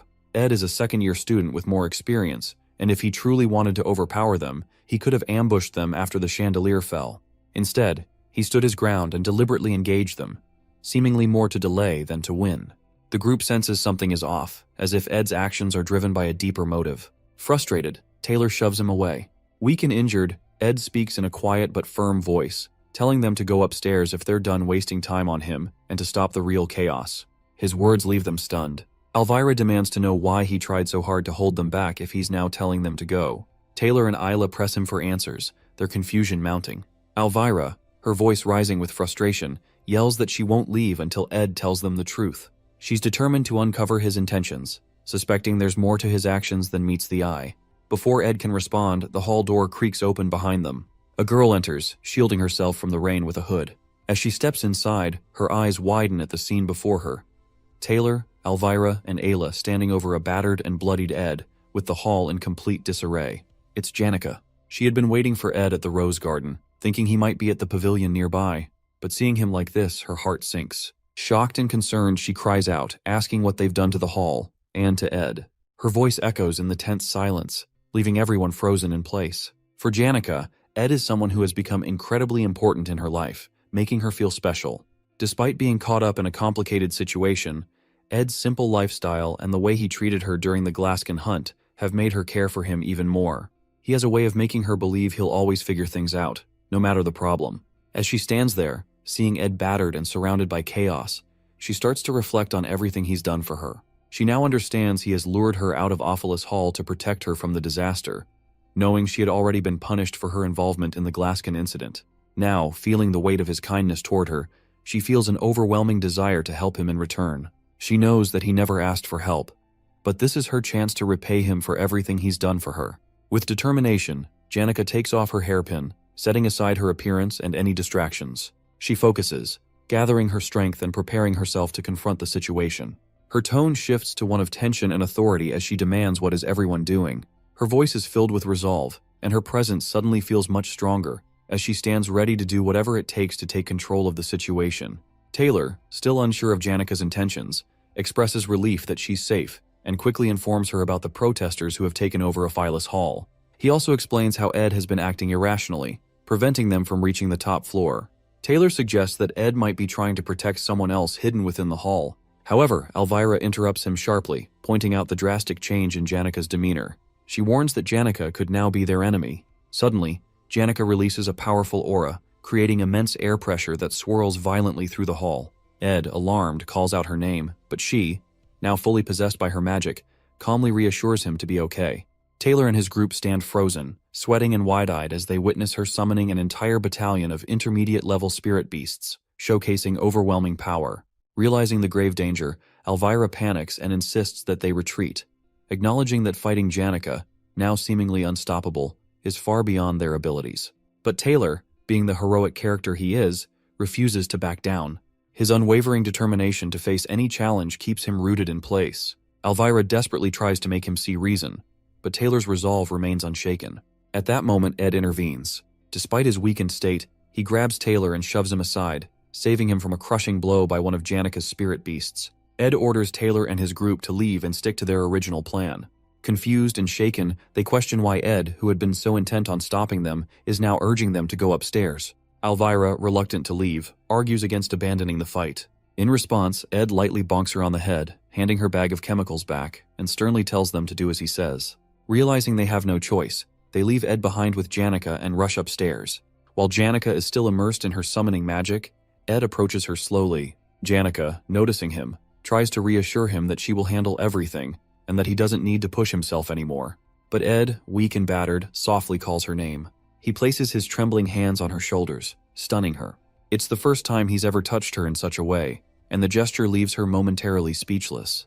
In a weak voice, Ed gently asks her to call off her spirits, explaining that the wind is too strong and he can barely stand. Seeing him in such a pitiful state, Janica's heart softens. She immediately cancels her magic, dismissing the spirit beasts and restoring calm to the hall. Taylor and his group, watching from the stairs, are shocked that Ed has managed to stop Janica so effortlessly. Ed then turns to them and urges them to go quickly, emphasizing that time is running out. As he finishes speaking, his exhaustion overtakes him, and he collapses to the floor. After some time, Ed and Janica are seen sitting together.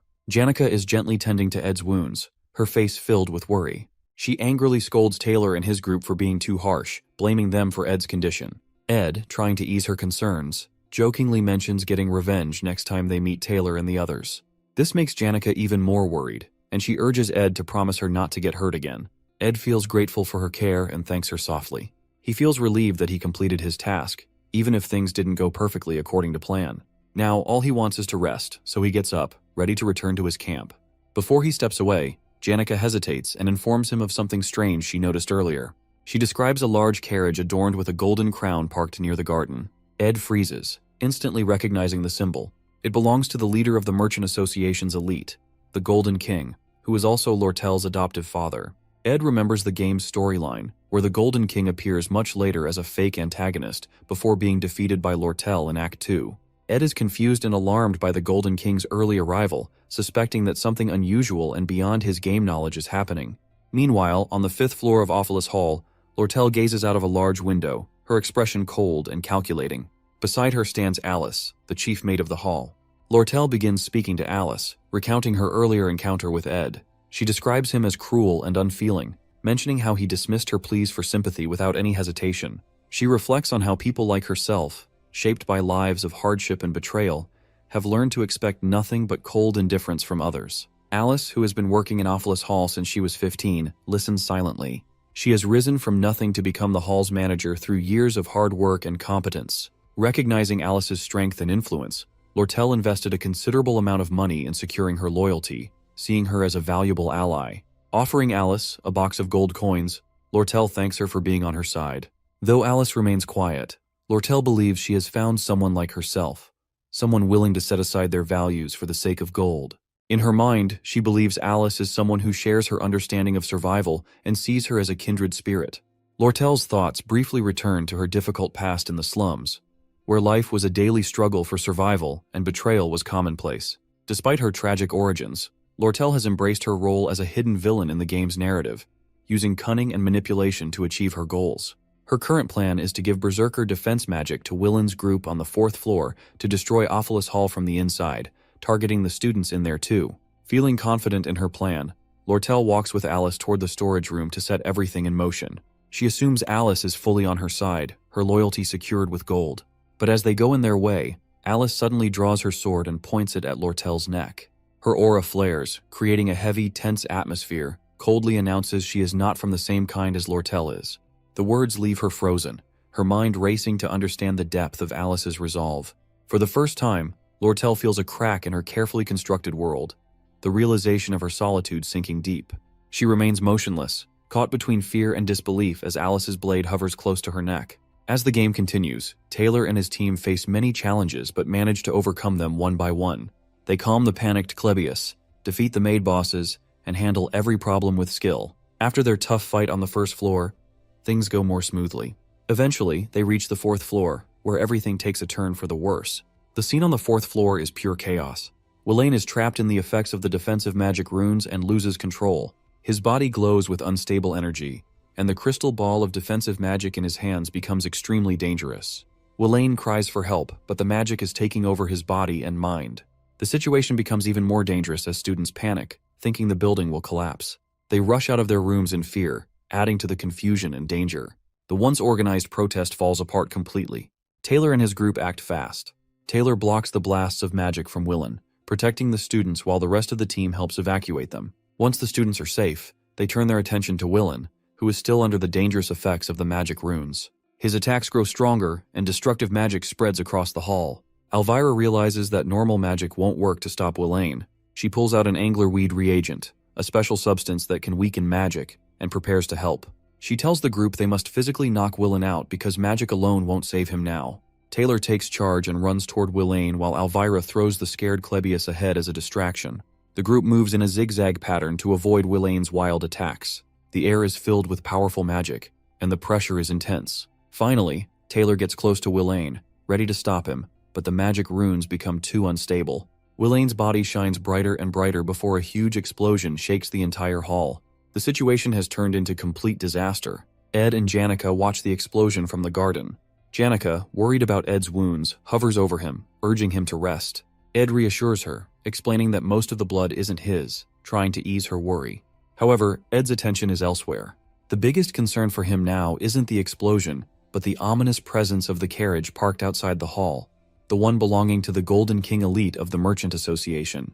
The Golden King, Lortel's adoptive father, is a character who shouldn't appear in this act of the game right now. His presence at this time raises alarm bells in Ed's mind. Known as a fake boss who eventually vanishes after being defeated by Lortel in Act 2, his discreet and unexpected arrival suggests a secret motive. Ed's eyes narrow as he observes the carriage, piecing together the puzzle in his head. What catches his attention next is even more unusual. Shenny, one of the maids of Ophelis Hall and a subordinate of Alice, stands by the carriage waiting for the Golden King. This feels off. Alice is someone Lortel had invested in heavily to secure her loyalty. For Shenny, one of Alice's trusted maids, to be seen with the elite now seems strange and out of place. It hints at something deeper. A crack in the loyalty Alice pledged to Lortel. The pieces begin to fall into place in Ed's mind, realizing Shenny is involved with the elite as Alice may have betrayed Lortel. Ed understands the gravity of the situation. Lortel is an essential character for progressing through the game's later acts. If the elite take over Ophelis Hall and gain access to the sealed Book of Grimoire, Lortel's downfall could occur, causing the entire story to unravel. Ed knows he needs to act quickly. He decides to take on Lortel's role, doing whatever it takes to keep the Golden King away from entering the building and changing the original storyline. Before the chaos of the protest, Alice, the chief maid of Ophelis Hall, secretly writes a letter to the elite merchant king. In the letter, she exposes everything about him, how he is Lortel's adoptive father and the man responsible for killing Lortel's biological father. She reveals Lortel's plans to take revenge by manipulating the business magnates and directors of the elite merchantry to overthrow him. She also shares details about Lortel's scheme to acquire or sabotage the sage's sealed grimoire, a critical move intended to strike the Golden King by surprise and remove him from power in the Merchant Association. Alice ends the letter with a bold demand for more money than what Lortel has offered her, promising to switch sides and create a dramatic turn of events in the Golden King's favor. Now, with her sword pressed against Lortel's neck, Alice waits for the Golden King's arrival at Ophelis Hall. Lortel, usually clever and confident, is now shaken. She pleads with Alice, questioning her betrayal and pointing out that they both wanted revenge against the Golden King. Alice sighs and apologizes, but delivers a brutal truth. She tells Lortel that they, including the Golden King, are not so different, driven by ambition and survival. Her words cut deep, leaving Lortel speechless. Suddenly, an explosion echoes through the hall as the door bursts open. Taylor and his group arrive, dragging a restrained and defeated Willain behind them. They are battered but still resolute. Elvira quickly assesses the situation, deducing that Alice must be the one behind the chaos, as only she could have provided Willain with the defensive magic runes. Spotting an opportunity amidst the commotion, Lortel acts to collapses dramatically to the floor. Taylor and his group rush to check on her, concerned for her well-being. Hiding her tears and masking her turmoil, Lortel pretends to be overwhelmed and helpless. Without a word, she suddenly gets up, sprints away, and retreats to her room. Her mind races with plans for what to do next. Lortel stands frozen, stunned by the unexpected arrival of the Golden King. The man who pulled all the strings in the shadows has come all the way to Ophelis Hall himself. Though shocked, she quickly shifts her focus to the opportunity now at hand. Blaming him for the large-scale tampering with the Merchant Association's account books and the damage caused during the chaos could finally lead to his downfall. Her plan to overthrow him feels within reach, but she knows she must act fast. She knows what she has to do. She needs to get to her room, where a carrier pigeon is hidden. The pigeon will carry a message to the Merchant Association's officials, exposing the Golden King's crimes. Once she sends it, she plans to hide somewhere in the hall to stay safe. Even though her heart aches from Alice's betrayal, Lortel doesn't let herself cry. She's used to being hurt by others and has learned to blame them to protect herself. Wiping away her emotions, she quickly heads to her room, determined to complete her plan. At the same time, the Golden King elite enters the hall with his guards, carrying an air of authority. Spotting a student near the entrance, he calmly advises the student to evacuate for safety. However, the student doesn't budge and instead informs him that no one is allowed inside the hall due to safety protocols. The elite looks puzzled but intrigued by the student's firm stance. The student is none other than Ed, standing in front of the stairs like an immovable wall, blocking the elite's path to the upper floors. The elite, maintaining his calm, asks Ed if he has any official authority or permit to enforce such rules. Ed boldly replies that he's acting on his own judgment. In this tense standoff, Ed evaluates the situation. He knows that only 3 people truly understand the flow of the story. Lortel, who wants revenge on the elite for destroying her childhood and plans to oust him. The Golden King elite himself, who seeks the sage's sealed grimoire for ultimate power. Alice, the chief maid, who has become the central villain in this act by betraying Lortel. Ed decides to trust Taylor and his group to deal with Alice, the act's main antagonist, while he focuses on keeping the elite from going upstairs. By doing so, he hopes to preserve his understanding of the game's storyline and secure his role as a successful character in the end. The elite tries to defuse the situation, claiming he needs to consult with the Academy about the chaos inside, but Ed remains unmoved. His unyielding stance begins to irritate the elite, who activates his aura and then asks a pointed question whether Ed is siding with Lortel. 10 minutes before the confrontation with the Golden King elite, Ed and Janica arrive at Jix's room. To their surprise, Jix is calmly exercising while the building is in chaos, with most students already evacuated. Curiously, they ask why he hasn't left. Jix explains that he's trying to avoid rash actions and prefers to focus on his routine, rather than getting involved in the protest. Noticing Janica and Ed together, Jix foolishly asks if they're dating. Embarrassed, Janica yells to instantly denies it. However, she becomes flustered, giving eye contact with Ed as she worries she might have made him uncomfortable. Picking up on the awkwardness, Ed subtly makes Jix realize his rudeness. Jix hurriedly apologizes to Janica for his careless question. After a brief moment, Jix asks why they've come to him, especially considering they barged into his room, even breaking part of his wall in the process. Ed straightforwardly asks for a favor, promising to repay him later. Though Jix seems reluctant at first, he eventually agrees. Back in the hall, as the Golden King elite Keklin argues with Ed, Janica and Jix secretly observe the scene from a hidden spot. The elite tries to persuade Ed, painting Lortel as a treacherous and ungrateful person.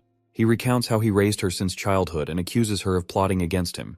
In an attempt to win Ed over, he even offers to double the amount of gold coins Lortel promised to anyone on her side. Ed stands firm, making it clear that he isn't interested in money or personal gain.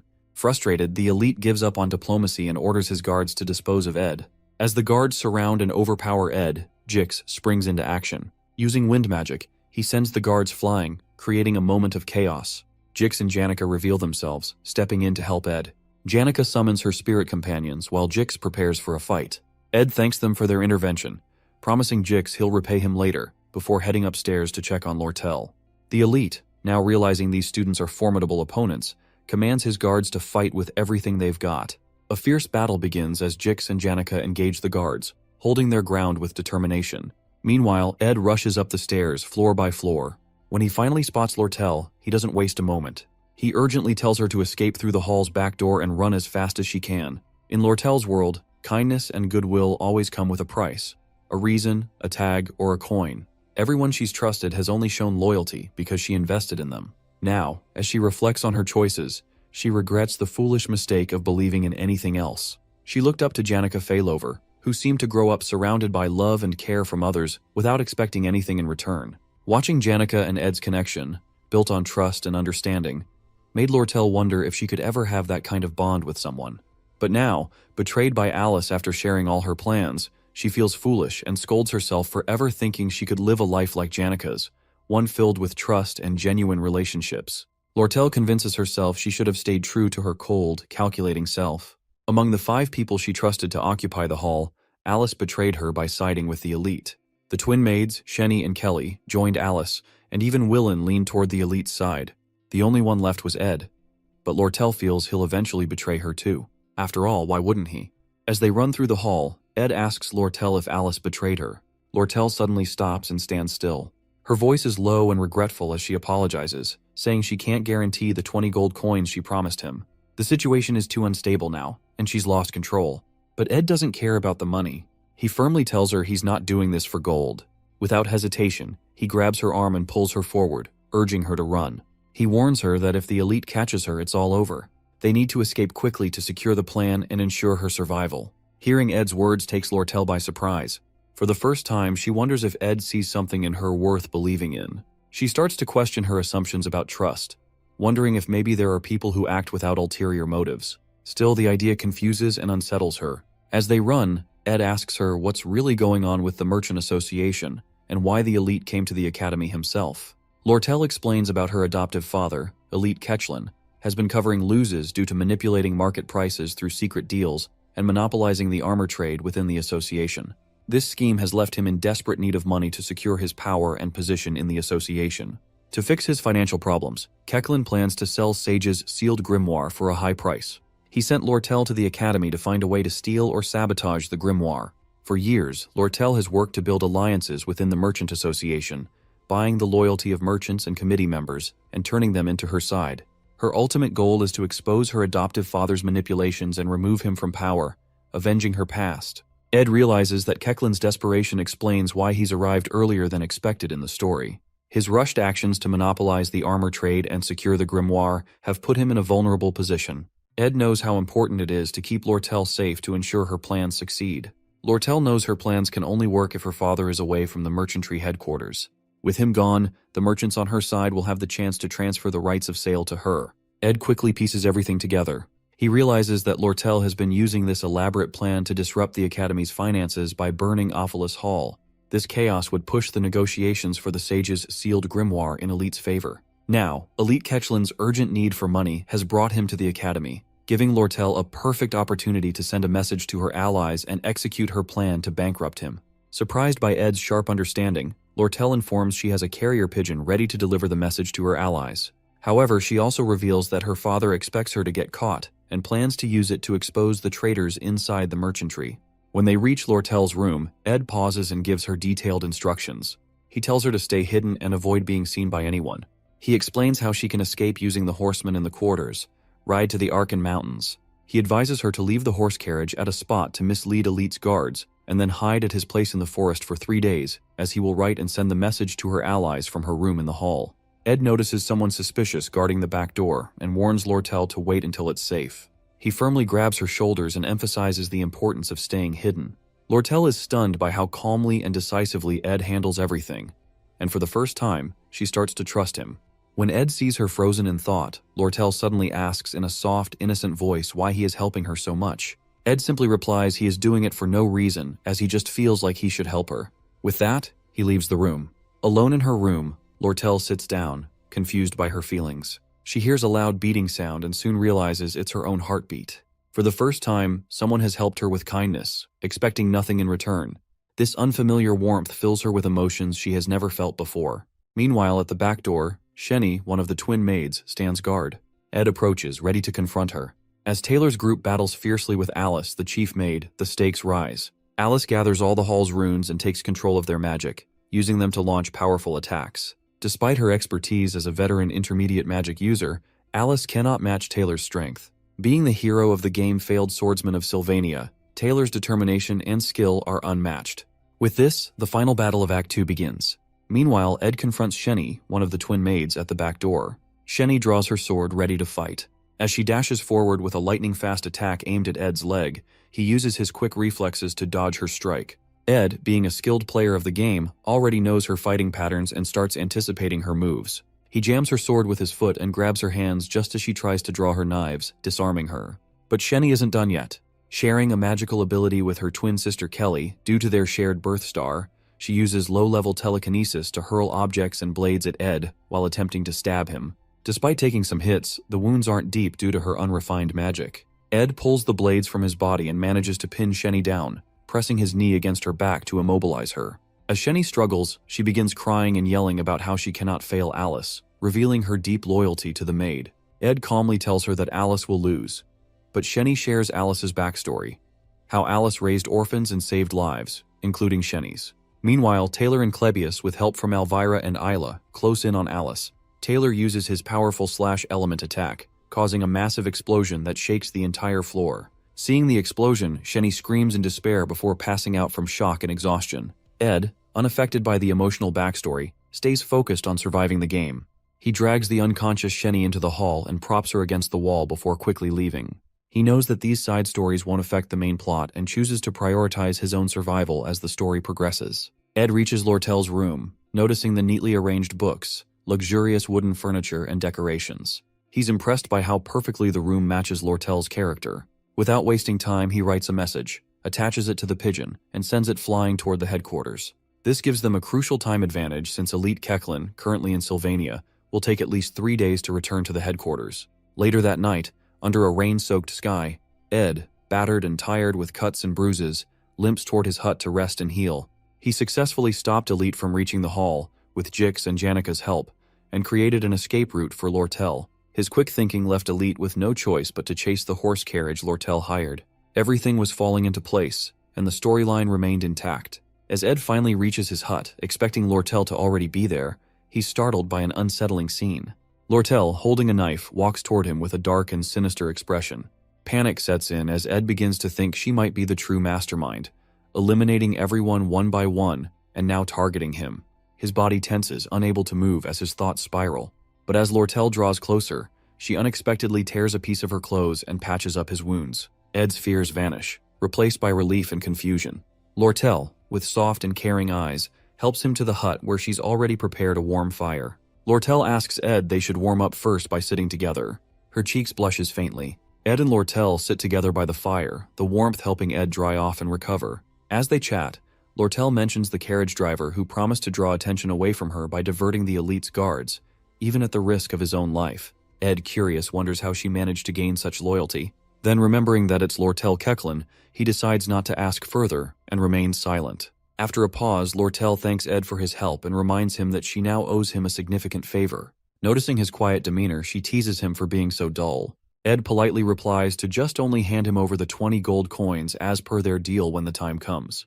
They sit for a while before Lortel breaks it with a question about him and Janica being close. She asks, as her voice carrying a hint of curiosity. Ed speaks highly of Janica, describing her as kind and dependable. Lortel listens quietly, her expression softening but showing a hint of sadness. After a moment, she adds her own compliments about Janica, though her tone is glum. Sensing something behind her tone, Ed asks what she wants to say. Lortel takes a deep breath before sighing lightly. In a better mood with a faint smile, she says she is not like Janica, who is caring, always thinking of others. At the same time, in Awfulus Hall, Jix and Janica are doing their best to hold off Elite Kechlin and his guards. However, things take a turn when Elite gets a report from one of his men that Lortel has escaped. Without wasting time, he leaves the hall to chase after her. The fight isn't going well for Jix. He's struggling, and it's clear he's no match for the guards. But Janica, who was nervous before, suddenly activates her spirit magic aura. A powerful tornado forms in the hall, throwing guards in all directions as her spirits unleash their full strength. Jix panics and yells at her to stop, worried about the destruction and casualties. Janica pauses, then turns to him with an unsettling, almost eerie smile. Her eyes gleam with a strange intensity, as she calmly says she is not mad at all. The next day, at Ed's hut, he is busy washing his ruined academy uniform. After the long and exhausting night, he skipped classes to take care of things. Jix arrives with a spare uniform for Ed and shares some surprising news. He explains what happened after the incident. Willain has taken all the blame for the destruction of Awfulus Hall, while Chief Maid Alice, who was captured, hasn't said a word about what happened. Lortel has vanished, safely hiding in Ed's hut, and there's no news yet from Elite Kechlin. As Jix talks, Ed feels relieved. His plan worked, and now all he has to do is wait for the carrier pigeon to return with good news. Stretching his sore muscles, Ed feels the aches and pains from the night's events, but stays determined to keep moving forward. Later, Ed notices something new. His stats have improved, and he has reached the intermediate craftsman rank. This upgrade unlocks advanced crafting skills, giving him access to new abilities. Excited, he decides to learn Spirit Formula Infusion, a skill that combines spirit sorcery with magic engineering. With this ability, Ed can form contracts with spirits and create powerful weapons, magical artifacts, and useful tools. Feeling more confident in his abilities, Ed starts planning how to use these new skills for the challenges ahead. Later that day, Janica visits Ed with a cheerful smile. Ed is exercising outside the hut when she arrives and takes a seat beside him. Curious, Ed asks why she isn't in class. Janica explains that she's feeling tired and needed a break, so she decided to come to the woods for some fresh air. Concerned, Ed asks if she got hurt because of him. Janica shakes her head and smiles reassuringly, saying she's fine. Then with a slight frown, she asks if Lortel is doing okay. Ed tells her that Lortel is resting inside the hut, which makes Janica feel a little jealous, though she hides it well. Inside the hut, Lortel leans back, feeling relieved that the chaos of the Ophelis Hall incident is finally over. However, her work isn't done yet. She still needs to persuade the chief maid, Alice, to help lay the groundwork for negotiating the purchase of Sage's sealed grimoire. For now, though, she waits anxiously for a reply from the elite merchant's headquarters. While waiting, Lortel can't help but notice how safe and comforted she feels in Ed's presence. His unconditional kindness and trust make her heart race, and for the first time, she feels something more precious than gold. Blushing, she realizes she doesn't want to lose Ed to Janica, whose life is already full of family and friends. Lortel quietly resolves to win Ed over, even if it means competing with Janica. Spending 3 days with Ed only deepens Lortel's feelings for him. She starts to develop a bit of a fixation, even imagining showering him with gold if that's what it takes to win his affection. But then, she decides a different approach might be better, one that feels more natural. She resolves to show him sympathy and kindness, and even considers helping him with his tuition to subtly gain his favor. Lortel's heart races with determination. For the first time in her life, she's discovered something worth more than wealth, and she's ready to fight for it, no matter what it takes. Fantasizing about Ed makes Lortel feel embarrassed and awkward, especially since she has never had a boyfriend before. Suddenly, Sleepy Lucy barges into the hut and claims her spot near the window. However, Ed quickly intervenes, dragging Lucy out and setting her up in the small tent outside the hut, which he had made specifically for her. Ed then apologizes to Lortel, asking if he disturbed her. Lortel feels unsettled by Lucy's presence in Ed's hut, seeing her as yet another rival for his attention, and labeling her in her mind as a natural disaster. On the second morning, Lortel wakes up early, hoping to spend some time alone with Ed. However, to her disappointment, she finds Janica already with him as usual. Sighing, she turns back, noticing Lucy still asleep in the hut as well. Meanwhile, Ed works on crafting homemade bricks, adding another achievement to his stats, and learning the stonemasonry skill. Using this new skill, he builds a brick fireplace inside the hut. Later, he grills beef jerky for everyone, and they all dine together. As they eat, Lortel remarks that since nothing significant has happened that morning, it means everything is going according to plan. Ed thanks her for the good news but warns them not to let their guard down. Feeling a bit competitive with Janica, Lortel offers to compensate Ed with supplies and goods instead of the 20 gold coins they agreed on earlier. Ed appreciates her offer and asks if she has any construction materials or spare magic engineering equipment. Lortel promises to check. Ed then turns to Janica and asks her for a favor, to teach him some basic spirit magic and how to make a spirit connection. Overjoyed that Ed is seeking her help, Janica eagerly agrees. She demonstrates using a spirit bird, explaining how to focus and make a connection. But unexpectedly, the spirit bird speaks up, scolding Janica for giving Ed incorrect advice. The bird also reveals that during their last spirit meeting, Janica received tips on how to use Ed's cabin construction as an opportunity to get closer to him. Embarrassed, Janica hastily dispels the bird, sweating nervously as she asks if Ed heard anything. Lortel, seizing the moment to tease Janica, jumps into the conversation and mentions her leftover food stock at the headquarters, which she eagerly offers to sell to Ed at a discount. Ed negotiates, asking her to include the stocks in their agreed 20 gold coin deal. Playfully, Lortel suggests giving the supplies for free, further annoying Janica and sparking a light-hearted debate between the two women. Ed sits back, eating his beef jerky with amusement, realizing he can now learn both spirit magic and magic engineering with the help of Janica and Lortel. As their conversation continues, a new figure appears at Ed's hut. It is Belle Maya, the new chief maid of Ophelis Hall. She apologizes for the sudden visit, explaining that she brings bad news, a message from the former chief maid, Alice. Hearing this, Lortel's expression shifts to worry, and the atmosphere becomes tense with suspense. Before Belle Maya's visit to the hall, Clara, one of Janica's friends, drops by to see her. Clara gossips with Belle, revealing a top-secret piece of news, but she warns Belle not to show any shock or let it slip. Leaning in close, Clara whispers that her friend Janica is in love with Ed Roth Taylor. Belle feels conflicted, trying not to show any surprise while maintaining her composure. The two chats about Ed, who has a reputation as a troublemaker but seems to be improving his image lately. Clara admits she supports her friend Janica, but can't help noticing that Janica keeps bringing up Lortel's name. She confesses that she doesn't understand either of them, Relationships, she says, are all about balance, and Janica is too naive for the game. Clara complains that Ed is acting clueless, completely ignoring the obvious hints Janica keeps dropping. She pleads with Belle to step in and do something. Belle, trying to calm her, suggests that Ed might be too preoccupied with his own problems to think about romance right now. She adds that maybe it's just his luck, or lack thereof, when it comes to relationships, leaving Clara uneasy and slightly creeped out by the idea. At Ed's hut, Belle Maya grows annoyed seeing Lucy, Lortel, and Janica all gathered together at Ed's place, giving her headaches. When Lortel why she's there, Belle Maya informs her of an important message from the former chief maid Alice. That evening, Belle Maya decides to take sleepy Lucy and Janica with her, leaving Ed frustrated. He's uneasy about Lortel's location being exposed to someone connected to Awfulus Hall, especially since Lortel is in hiding. To avoid further risks, Lortel chooses to leave Ed's place and go with Belle Maya, who offers to take her to a safe house. Before leaving, Lortel gives Ed a repaired uniform as thanks for his help. Ed expresses his gratitude, noting it'll make a decent second set for the academy. A pigeon carrier also arrives with good news. A letter announcing a victory over the elite in business sales, signaling his downfall at the Merchant Association headquarters. Relieved, Ed feels he can now return to school as usual. Lortel reads the letter, commenting that her father, the elite, must now be making his last stand and won't have time to chase her in Sylvania, ensuring her safety for the time being.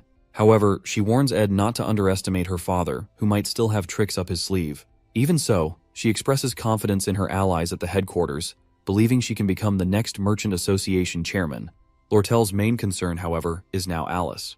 When Ed asks if Alice might expose her role as the mastermind behind the Awfulus Hall incident, Lortel dismisses the worry, explaining that Alice will side with whoever wins.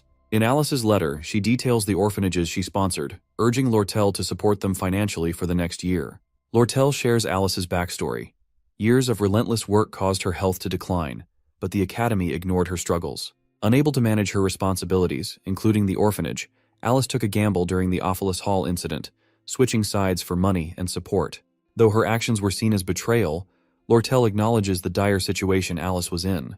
After reading the letter, Lortel concludes that Alice is only siding her because she sees her victory as inevitable in her. In the cutthroat world of merchants, sympathy is rare, and Alice knows this well. While Lortel agrees to keep Alice on her side, her trust in her will not be same as before after the betrayal. As she prepares to part, Lortel reminds Ed to stop by the Merchant Association branch to finalize their contract for supply deliveries. Before leaving, Ed hands her a fire torch to guide her way. Lortel pauses, looking at Ed thoughtfully. When he asks why she's still standing there, she comments on how tall he is. She admits that she often takes risky moves to win. With that, she steps closer to Ed, adjusting his tie on his uniform. Flirting, she remarks that he looks handsome in the new set.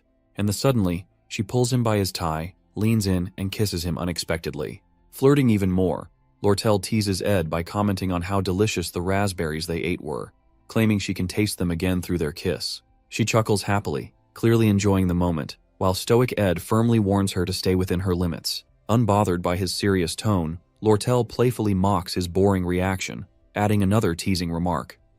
Next time, she says, he should try pulling her closer during the kiss, as she needs practice in pretending to push him away. Taking the torch from Ed, she finally sets off, but once she gets a certain distance away, she dashes off quickly, disappearing into the forest. Ed stands there, utterly embarrassed by her boldness. No matter how much he tries to avoid becoming too involved in the main events of the game, things always spiral beyond his control, leaving him flustered and off track. Later that night, as Ed sits by his campfire, gazing at the starry sky through the trees and listening to the crickets chirp, he feels uneasy. The storyline seems to be deviating, and he can't shake the discomfort of being pulled into the center of the unfolding events. His original plan was simple: observe the game's events from the sidelines, stepping in only when necessary to keep the scenario on track. He has no ambition beyond surviving, graduating from the academy, and carefully managing his stats. However, the plan that seemed so straightforward now feels like an endless and reckless challenge. As summer quietly fades into fall, Ed reflects on how quickly time is passing and wonders what twist the game might throw at him next. The next day at the lake, Janica gathers with her spirit friends to discuss her growing concerns about Lortel and how to handle her. The spirits inform Janica about the incident between Ed and Lortel, which immediately infuriates her. The spirit labels Lortel as an intimidating foxy redhead as Janica anxiously asks how Ed reacted. She breathes a sigh of relief when she learns that Ed responded coldly and didn't show any emotion. However, Her relief is short-lived as Spirit Tarkin warns her that Lortel's persistence will only intensify if Janica doesn't act quickly to secure Ed's attention. Amid a flurry of ridiculous and cringy suggestions from the Spirit Tarkin, the other spirits take Tarkin away for a while. Spirit Marlita offers a more sensible idea. Marilda advises Janica to create a memorable and thrilling experience with Ed to make him think about her. After some thought, Janica decides that sharing a meal together might be a good start. That evening, Ed prepared his new recipe he learned and let Lucy have a taste of it. However, upon tasting it, she immediately recoils in disgust, exclaiming that it tastes awful. Ed listens to her criticism without reacting, calmly noting down his mistakes and deciding to delay perfecting his cooking skills until he receives a wider variety of ingredients from the stock deliveries. Despite the setback, Ed gains an upgrade in his stats, advancing to an intermediate level in craftsmanship. He reflects on how his core stats significantly affect his practical skills and resolves to balance and improve all his stats efficiently. However, Ed's packed schedule leaves him little time to focus on personal development. Between attending classes, honing survival skills, and keeping a close eye on the progression of the game's scenario, his hands are full. He observes that Taylor's combat abilities are steadily improving.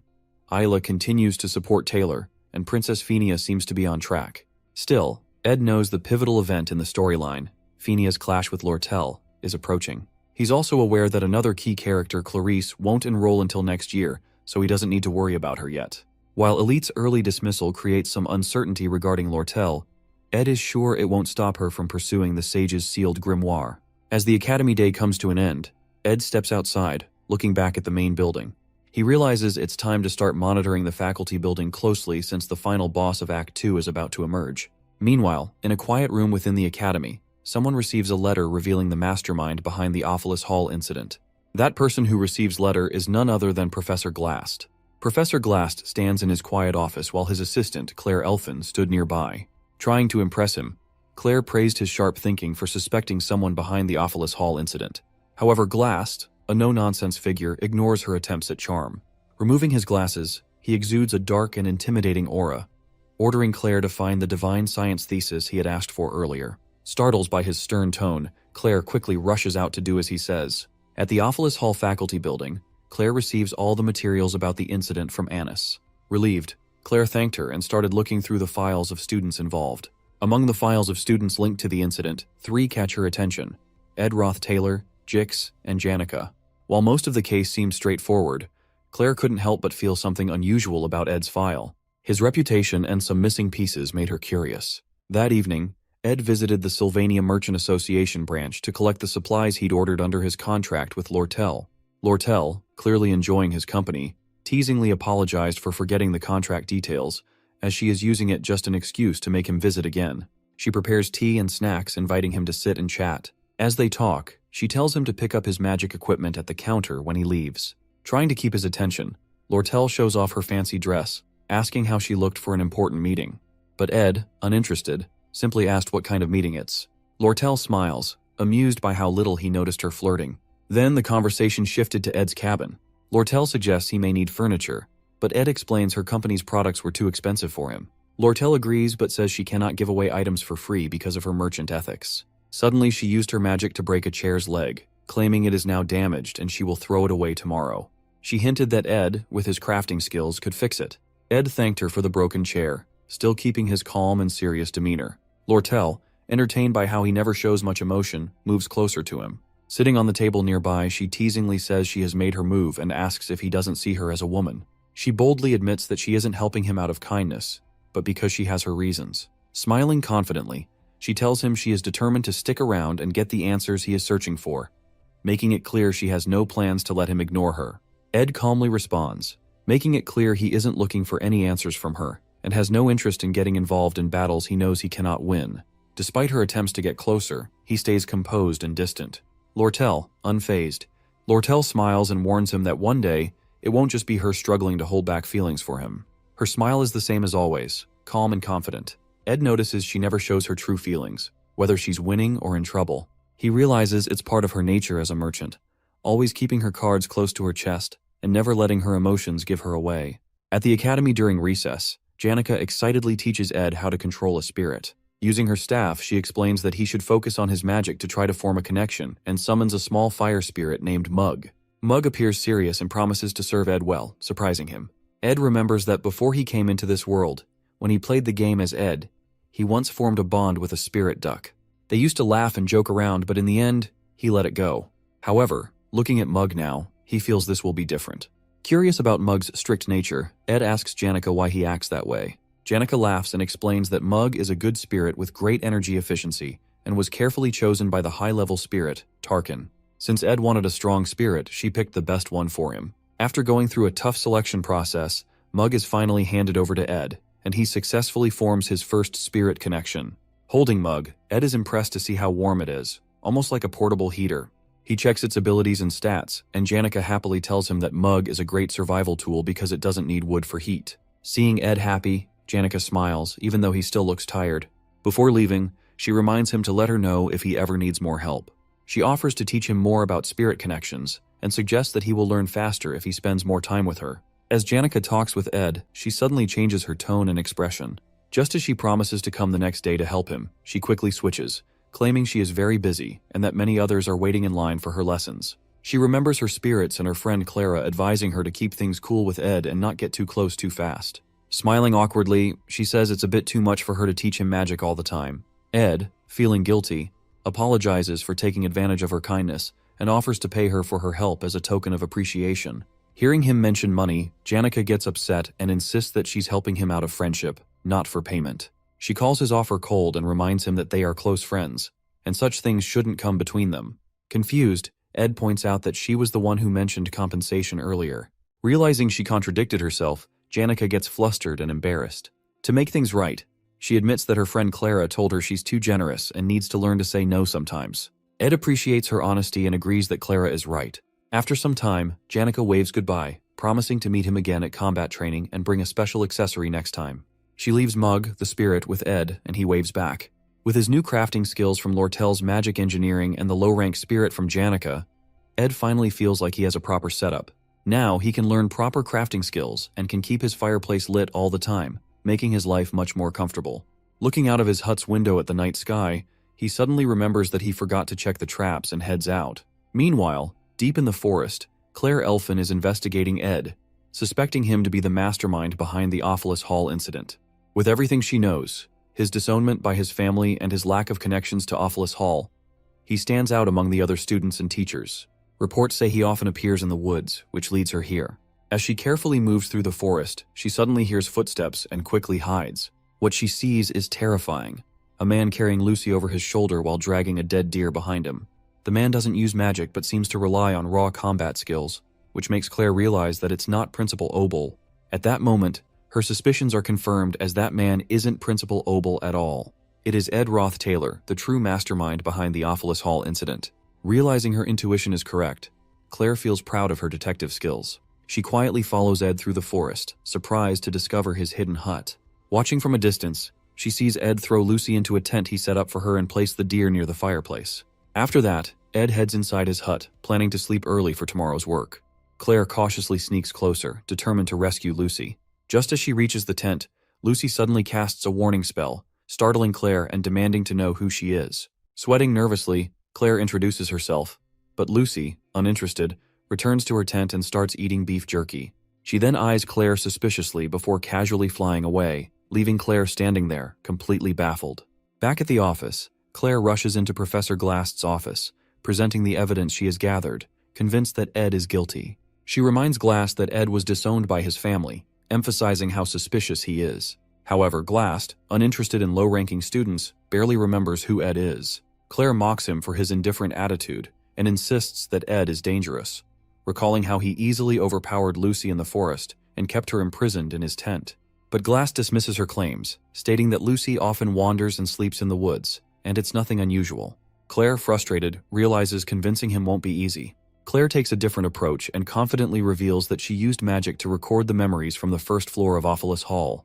Glass, raising an eyebrow, questions whether she had permission to use magic for such purposes. Flustered, Claire quickly tries to cover up, claiming she lies to the authority and recovers the memories from the floor by herself. Unimpressed, Glass sternly orders her to write an apology and explanation letter for her actions. Despite this, Claire insists that Glass should still look at the memory she brought.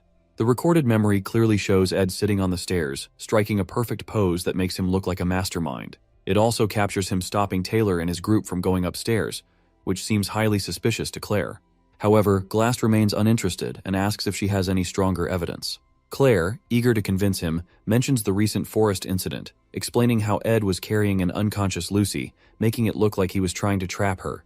Glass, staring at Claire in silence for a moment, simply reminds her once again to submit the apology and explanation letter. Sighing in frustration, Claire leaves his office, feeling exhausted. Glass, now alone in the office, finally looks at the memory globe seriously. As he watches Ed blocking Taylor and his group, he becomes intrigued. He finds it hard to believe that someone as ordinary as Ed could hold off the Sword Saint Taylor and the natural-born alchemist Elvira. The memory flashes again, replaying Ed's actions and combat techniques. For the first time, Glass's expression changes as he realizes Ed might not be as ordinary as he thinks. The globe finally catches Glass's attention. Back in the forest, Ed successfully crafts an impressive weapon using both magic engineering and spirit magic. Ceremonial dagger, explosion. He admires his work, realizing it's the best weapon he has made since he started living independently in the game. Feeling a sense of pride, he examines the dagger closely. Mug, seeing Ed pleased with his creation, advises him to improve the weapon's efficiency by using it frequently. Then, trying to flatter him, Mug begins singing a song in his honor. Ed, who has been observing Mug's flattery and overly formal behavior since they met, suddenly picks him up and shakes him, demanding to know the real reason behind such behavior. Mug stammers and tries to apologize, but Ed pushes further, asking if Janica promised him something in return. Mug hesitates, but Ed insists he should be honest since they are now bonded through their spirit connection. Feeling the pressure, Mug finally cries and confesses. He admits that he deeply respects Ed, but is ashamed of his own low ambitions and success. The real reason he agreed to the contract was to take advantage of the refined magic around Janica, which allows him to grow at twice the normal rate of a low-ranking spirit. Ed sighs, asking if there's anything else Mug has been hiding. Mug, feeling guilty, reveals that he also heard rumors about Ed's strict and authoritarian reputation at the academy. Fearing Ed's temper, he tries to stay on his good side by constantly flattering him. After hearing Mug's full confession, Ed calmly tells him that he understands his situation and that it's only natural for him to want to grow stronger. With that, they head back to their hut together, while Mug comfortably sits on Ed's shoulder, chatting with him along the way. Back at his hut, Ed chops wood for the fireplace. His stamina has improved, and his storage is now full of meat and vegetables. He no longer has to sleep outside feeling hungry. With enough supplies, he can now focus better on his studies by reducing sleep and practicing more, forcing himself to absorb the information quickly. However, all this effort makes him exhausted, and he falls asleep. Later, Ed wakes up to find Janica standing beside him while he's lying outside the hut. She advises him to take better care of his health, saying she's worried about him. Ed decides to focus more on himself, especially because he has received 3 letters. The first letter is from the academy, and the second one is from the merchantry. However, it's the third letter that grabs his full attention. He realizes that this letter will decide the future direction of the game's storyline. In the original game, the main event of Act 2 was a negotiation over the Sage's sealed grimoire, a tug-of-war between the Academy's Student Association and the merchantry. But things have changed. With the fall of the elite, the original client who wanted to buy the grimoire involves Roth-Taylor family. The plot has shifted into a 3-way conflict. Now, with the Roth-Taylor family has stepped in, Kreppen Roth-Taylor, the family head, gets involved personally. He wants the grimoire to further his research on eternal life. Kreppen is originally supposed to be a major boss in Act 4, and appearing this early in Act 2 makes things much more difficult. In the game, no player will strong enough to defeat him at this stage right now. Ed knows how dangerous Kreppen is, and wants to prevent him from getting involved, hoping to keep the storyline intact and avoid unnecessary chaos. If Kreppen Roth-Taylor succeeds in buying the Sage's sealed grimoire, it will become impossible for Ed to complete the game, even with all the knowledge he has about it. Kreppen's involvement would throw everything off balance, making Ed's survival and progress impossible. The third letter holds critical information about Kreppen's actions and suspicions regarding the grimoire. However, the sender of the letter remains unknown, adding another layer of mystery to the situation. During recess at the academy, Princess Phinia enjoys her tea in the garden. Captain Claire approaches her, reporting that he delivered Ed's letters as she instructed. She thanks him for his service. For Phinia, the Sage's sealed grimoire is the heart of the academy, and selling it just for money would bring disgrace. Even Principal Obel asks help from her, informing the princess about the academy's financial troubles and requesting her support. However, what concerns Phinia more is the unexpected interference of Kreppen Roth-Taylor in the grimoire's sale. Captain Claire suggests that maybe Ed reported the sale to his family in hopes of being accepted back. He believes Ed might do anything to regain his family's recognition. Before the conversation continues, Lortel, known for her cunning nature, arrives and interrupts Claire. She doubts his theory and politely asks the princess for permission to join her tea session. Phinia finds Lortel's visit surprising, as she always thought Lortel disliked her. However, Lortel smiles and clears up any misunderstandings, offering some inside information as a sign of goodwill. Lortel reveals that it was not Ed, but Elite Ketchlin, her adoptive father, who involved the Roth-Taylor family in the grimoire business. To Phinia's surprise, Lortel adds that Crepin Roth-Taylor was the one who originally requested the grimoire. However, with Kechlin's influence weakening in the merchant headquarters, he is still determined to purchase it with Crepin's help, as the elite merchantry has invested too much effort into the deal. This makes Phinia realize that the grimoire sale might be an attempt to form a business alliance between the two families. But she wonders about why are they now competing for it instead of working together. Lortel smiles and explains that, since she now controls the merchantry, she wants to save the grimoire by purchasing it herself. She assures Phinia that she has no intention of selling it to the Roth-Taylor family. Surprised by Lortel's honesty, Phinia asks why she is sharing such internal matters. Lortel, still smiling, calls Phinia an ally in this situation. She explains that if Phinia helps her obtain the grimoire, it will strengthen her position in the merchantry, while Phinia can keep the Roth-Taylor family in check, marking a win-win situation for both of them. Lortel continues explaining her reason for stepping in to protect Ed from further trouble. She tells Princess Phinia that Ed has already been disowned by his family, and it would be unfair to suspect him of being involved with them. Phinia listens carefully, observing Lortel's way of speaking and how she carefully chooses her words. She starts to suspect that Lortel might be hiding something, as she surprises that Lortel never worried so much for any person. Wanting to test her, Phinia casually brings up Ed and comments that he is quite a useful person in such situations. She suggests that she might interrogate him personally, using her authority to bring him to their side. And if he refuses to cooperate, she won't hesitate to exploit him. Hearing this, Lortel, who was calmly holding her teacup, suddenly starts shaking and shivering. She carefully puts down her tea, then bursts into laughter as she realizes that even Princess Phinia isn't above exploiting others for her own goals. Captain Claire, surprised by Lortel's mocking attitude, becomes agitated and questions how she dares to disrespect Princess Phinia. However, before he can act, Phinia calmly orders him to stand down. Lortel stands up gracefully and reassures Phinia that they are allies. She then gives Phinia one last piece of advice. Never underestimate Ed Roth-Taylor. She warns that if Phinia does, she will end up regretting it. As Lortel walks away, Phinia falls deep into thought. She struggles to figure out the truth. Is Ed really the one behind Crepin Roth-Taylor's sudden involvement in the bidding? Or could it be Lortel, who always acts so confident and never bows, even to a princess?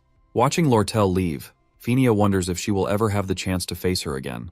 For the first time, she feels unsure about what to do next. At the merchantry branch, Lortel spots Ed with Janica and can't help but feel a little jealous. Janica, noticing Lortel's gaze, greets her teasingly. Lortel, who had prepared only 2 cups of rosemary tea, one for herself and one for Ed, now finds herself reluctantly offering a glass of cold water to Janica. Janica smirks and teases Lortel for not having extra tea ready for guests. Lortel, keeping her cool, fires back, reminding Janica that as a merchant, she can't afford to waste her merchandise so easily. Ed, visibly tired and drained, takes the cold water instead and hands his tea to Janica. This small gesture makes Janica happy, while Lortel watches, feeling slightly annoyed as Janica continues to tease her. After some time, Lortel presents the magic engineering equipment she promised Ed. As the glamorous tools are unveiled, Janica suddenly yells in protest. She accuses Lortel of breaking merchant ethics by offering Ed brand new equipment for free. Janica's jealousy flares up, suspecting Lortel of trying to win Ed over with expensive gifts. Lortel, maintaining her composure, brings the equipment closer and points out the minor defects, assuring Janica that they aren't brand new. But Janica, unconvinced, insists that Lortel might have done this on purpose. Lortel just laughs, further fueling Janica's irritation. As Ed looks at the equipment, he hesitates, telling Lortel that he can't accept more free items, especially since he hasn't even paid her for the previous ones. He reminds her that this is already the 4th time she's offering him something. However, Lortel waves off his concerns, saying that since he's her regular customer, he can always renew his contract, and there's no issue at all. Janica, sensing Lortel's clever tactics, suggests Ed quickly finish his payments and cut ties with Lortel before he ends up too deep in debt. Lortel, unimpressed, tells Janica to mind her own business, sparking a playful but competitive argument between them, both clearly trying to get Ed's attention. As the two continue their banter, Ed suddenly feels a strange sensation take over his body, a light, floating feeling, as if he's drifting in water. It's something he experiences when he's overworked. His mind, occupied with thoughts about dealing with the grimoire problem. And building a better mattress for proper sleep, can't keep up with his exhaustion. Before he can react, he collapses to the ground. Lortel and Janica immediately rush to his side. At Sylvania Academy, Princess Fenia reflects on Ed's calm and precise demeanor, whether it was when she saw him fishing at his camp or during the Glaskin incident.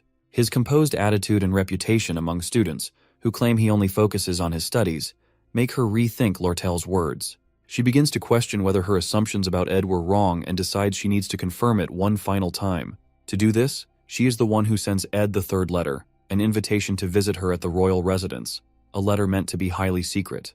As she reviews her schedule for the next day, she asks Captain Claire about Ed's expected visit. However, Captain Claire delivers unexpected news that Ed has collapsed from overwork. This revelation surprises Princess Fenia.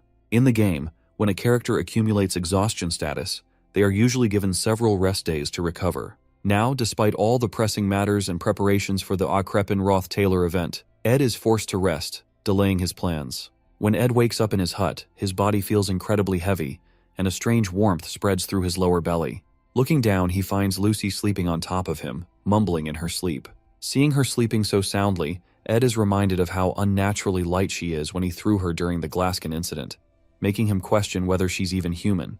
But with his exhaustion, he lacks the strength to even move her off. Noticing the new blankets and mattress around him, he assumes that the merchantry must have brought him here to recover.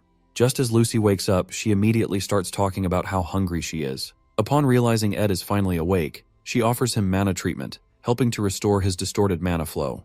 Lucy mentions that she has been doing this treatment repeatedly while he was in his weakened state. Once she finishes, she drifts back to sleep right next to him. Before falling asleep, Lucy gives Ed some advice.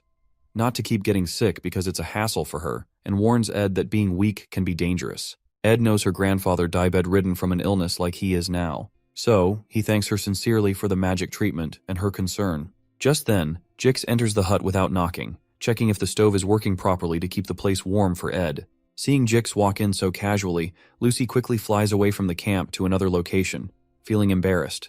Now fully awake, Ed contemplates how he seems to attract so many people in this so-called open society, despite his efforts to stay independent. Turning to Jix, he asks why he's here, to which Jix replies that he has been checking in on him while others are out. As they talk, Jix casually mentions that it's autumn season, offering Ed a bowl of soup. Still processing everything, Ed asks if there's any news from Sylvania Academy. Jix shares updates about the Academy exploration problem, mentioning that Taylor and Klebois managed it well, and other incidents like the Demon of the Sewers Act, which seem to be under control according to the storyline. This reassures Ed that nothing critical has changed and everything is going according to the storyline. However, the most important event, the struggle over the Sage's sealed grimoire, is still looming. Ed urgently asks how long he has been unconscious. When Jix tells him it's been 10 days, Ed realizes with shock that the main event has already started. To add more worry in Ed's attention, Jix further informs that Lortel gets no choice but to leave for an important negotiation in his absence. Panicking, Ed immediately jumps up, insisting that Jix help him send a message to Lortel right away. Meanwhile, at Sylvania Academy, the bidding war over the Sage's sealed grimoire has begun. The major players are gathered. Princess Fenia Kloll representing the Student Association, Lortel from the elite merchantry, and an unexpected third party. The man who has deviated from the original storyline, stepping into the hall with an imposing presence, the patriarch of the Roth-Taylor family, none other than Crepin Roth-Taylor himself. At the luncheon, all the key players gather to assess each other before the bidding war for the Sage's sealed grimoire. Crepin Roth-Taylor greets Princess Fenia warmly and expresses his delight at seeing her in good health. He personally apologizes for the actions of his foolish family member, Ed Roth-Taylor, and assures her that Ed's past misdeeds do not reflect the values of the Roth-Taylor family. Princess Fenia responds politely, telling him not to worry too much. However, she carefully observes him. Crepin appears noble, compassionate, and wise, with his attendants showing unwavering respect in their every action. But through her judgmental ability, she clearly sees Crepin as an evil man. Crepin then turns his attention to Lortel Ketchon, asking if she represents the elite merchantry. Lortel stands and bows respectfully, introducing herself as Lortel Ketchon and expressing her honor to be in his presence. As they talk, Crepin tests Lortel's knowledge and motives with calculated words. Lortel responds strategically, revealing only what benefits her. She asserts that her interest lies solely in profit, maintaining a composed and confident demeanor. The bidding process begins, and each participant writes down their bid, knowing that the highest offer will win the sage's sealed grimoire. The Academy wants to keep its financial problems a secret, so they put Vice Principal Rachel in charge of the auction, with Princess Phinia as the only royal observer. The auction takes place quietly inside the Academy building. Phinia watches carefully, knowing the grimoire is more than just an expensive item. It has great magical value for research. She knows about how rare books like this are usually sold and realizes that knowing the other bidder's highest offer is the key to winning in this type of auction, where there is no price limit. Lortel and Crepin sit in silence, observing each other's movements carefully, weighing their strategies before submitting their final bids. Lortel, driven by profit and market trends, keeps her expression calm and composed, while Crepin's demeanor remains inscrutable, exuding confidence and authority. Vice Principal Rachel collects the bids and thanks both Lortel and Crepin for their participation. As Rachel prepares to announce the winner, Phinia quickly looks at the bid amounts. She guesses that Lortel, who always thinks about profit, probably bid around 8,100 coins, the highest price a similar book has sold for before. If Lortel offered more, it would be risky because selling it again at a profit might be difficult. But still, Phinia worries that if Crepin bids just a little higher than Lortel's estimated maximum of around 8,000 coins, he will win the grimoire. Vice Principal Rachel finally stands and begins announcing the bid amounts. When she reveals Crepin Roth-Taylor's bid, as expected, he offers 8,500 Flen gold coins. Phinia isn't surprised.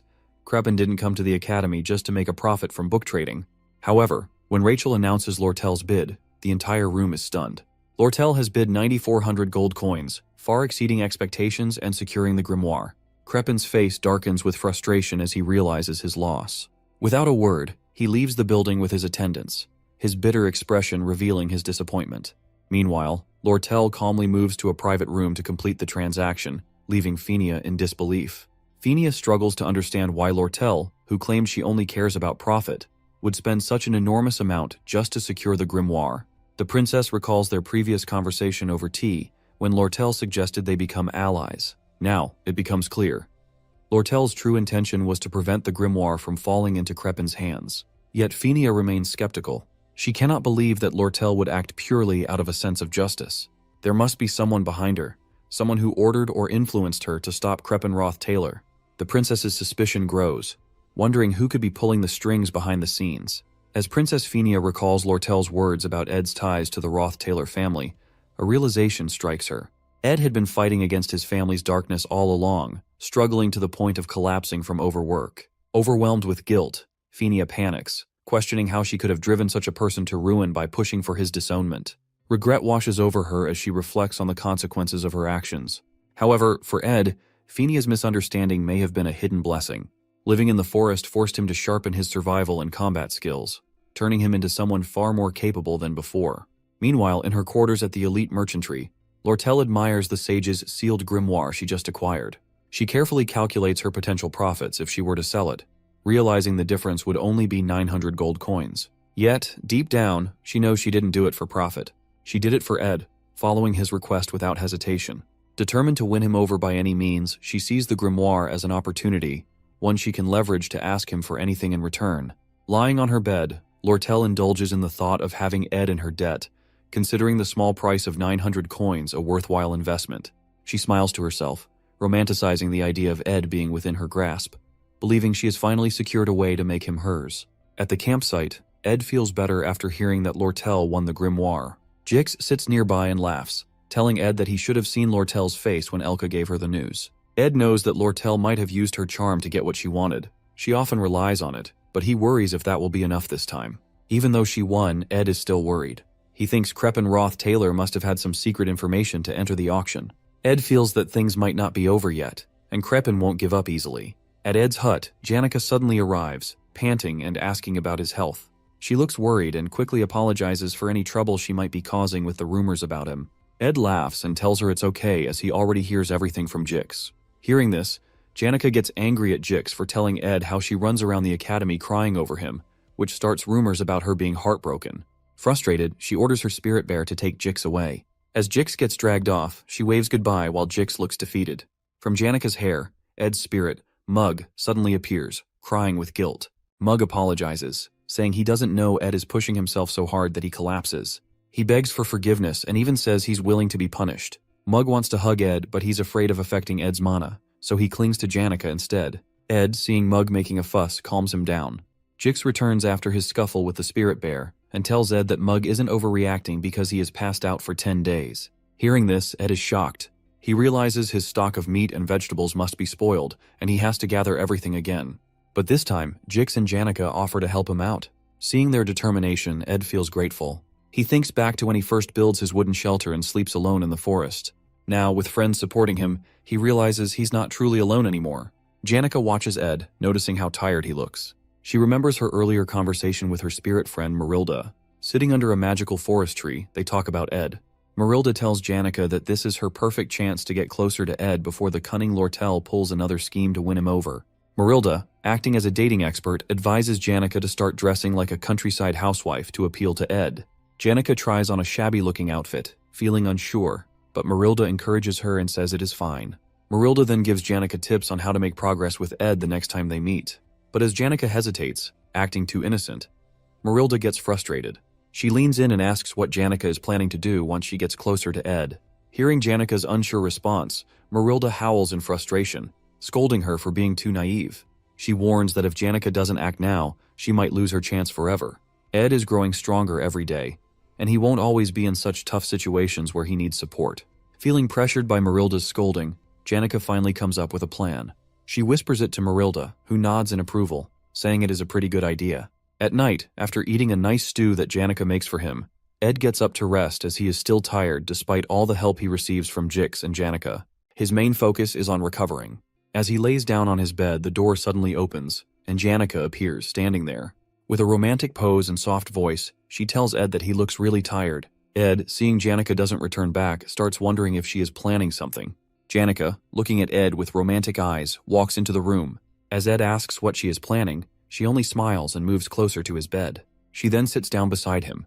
Trying to seduce him, she softly says that he needs to admit he is having a hard time, reminding him that exhaustion affects everyone both physically and mentally. She tells him that she understands how tough his schedule is and how much he is enduring, more than anyone else. Janica then confesses that Ed has helped her the most, simply by staying quietly by her side when everyone else rushed to offer support. She wants him to acknowledge his struggles so that he can finally rest peacefully beside her, as she also wishes to support him quietly. Seeing how much Janica cares, Ed rests his head on the pillow and finally admits that he is really having a hard time. Just by saying it out loud, he feels a deep sense of relief and quickly drifts into a peaceful sleep. By morning, he wakes up to find Janica sleeping beside him. But what makes him happiest is that his fatigue is completely gone, and he feels fully recovered, all thanks to Janica. In the morning, after waking up, Ed is surprised to see Lortel visiting him. They get to the river to sit there. She looks happy to see him feeling better, but she also tries to gain his sympathy by mentioning her own health issues, claiming she's suffering from chronic fatigue. At first, Ed thinks she's just exaggerating, but when she struggles to walk over to him, wincing from joint pain, he realizes she might really be unwell. She finally sits down next to him with some effort. Concerned, Ed asks why she came all the way to the forest when she's both busy and not feeling well. But Lortel, who mainly came to see Ed, brushes off his concern and says she has something important to tell him. She reveals that she is renaming her merchantry into a trading company and offers Ed a key role in it. She wants him to help manage assets, products, and external affairs, offering him the position of co-executive. Lortel tries to convince Ed by saying he would visit the company every day and they would be just one wall apart. She also promises him great benefits, including shares in her personal assets. In her mind, she dreams of this as a step closer to being together with Ed, almost like they are married. As Lortel continues talking, lost in her own thoughts, Ed hesitantly interrupts and asks if she doesn't think it's a bit much to go this far for him. Hearing this, Lortel takes a deep breath, pulls up the hood of her cloak, and looks at him seriously. She tells Ed that he doesn't understand anything. She explains that she knows what he must be thinking, that something is wrong with her, or that he can't make such an important decision based on the fleeting emotions of a young girl like herself. Lortel acknowledges that Ed wants to keep things professional until the very end, but he doesn't realize what she has been through. After living a life where hundreds of gold coins come and go, and facing betrayal countless times, she has come to understand one thing. She needs someone she can truly trust, someone who will never betray her, even if all her wealth disappears one day. She tells Ed that while most people have family or friends to rely on, she has seen too much. Great merchants rising and falling, fortunes vanishing overnight. And through it all, her biggest fear is that one day, something might happen to her, leaving her with no one to trust. Finally, with a deep, heartfelt expression, Lortel asks Ed to stay by her side forever, no matter what happens. Ed looks at Lortel in surprise, but she just laughs and says she almost had him fooled. Frustrated, Ed yells at her for being too emotionally manipulative. Lortel, still laughing, admits with a smile that she has a habit of touching people's hearts and making them waver. As they sit together for a while, Lortel takes a deep breath and says that her feelings aren't a lie after all. However, Ed tells her that he plans to graduate from Sylvania Academy first and doesn't intend to leave until then, and tells to consider her co-executive offer only after his graduation. Lortel, smiling, stands up and tells Ed she can wait for him to graduate.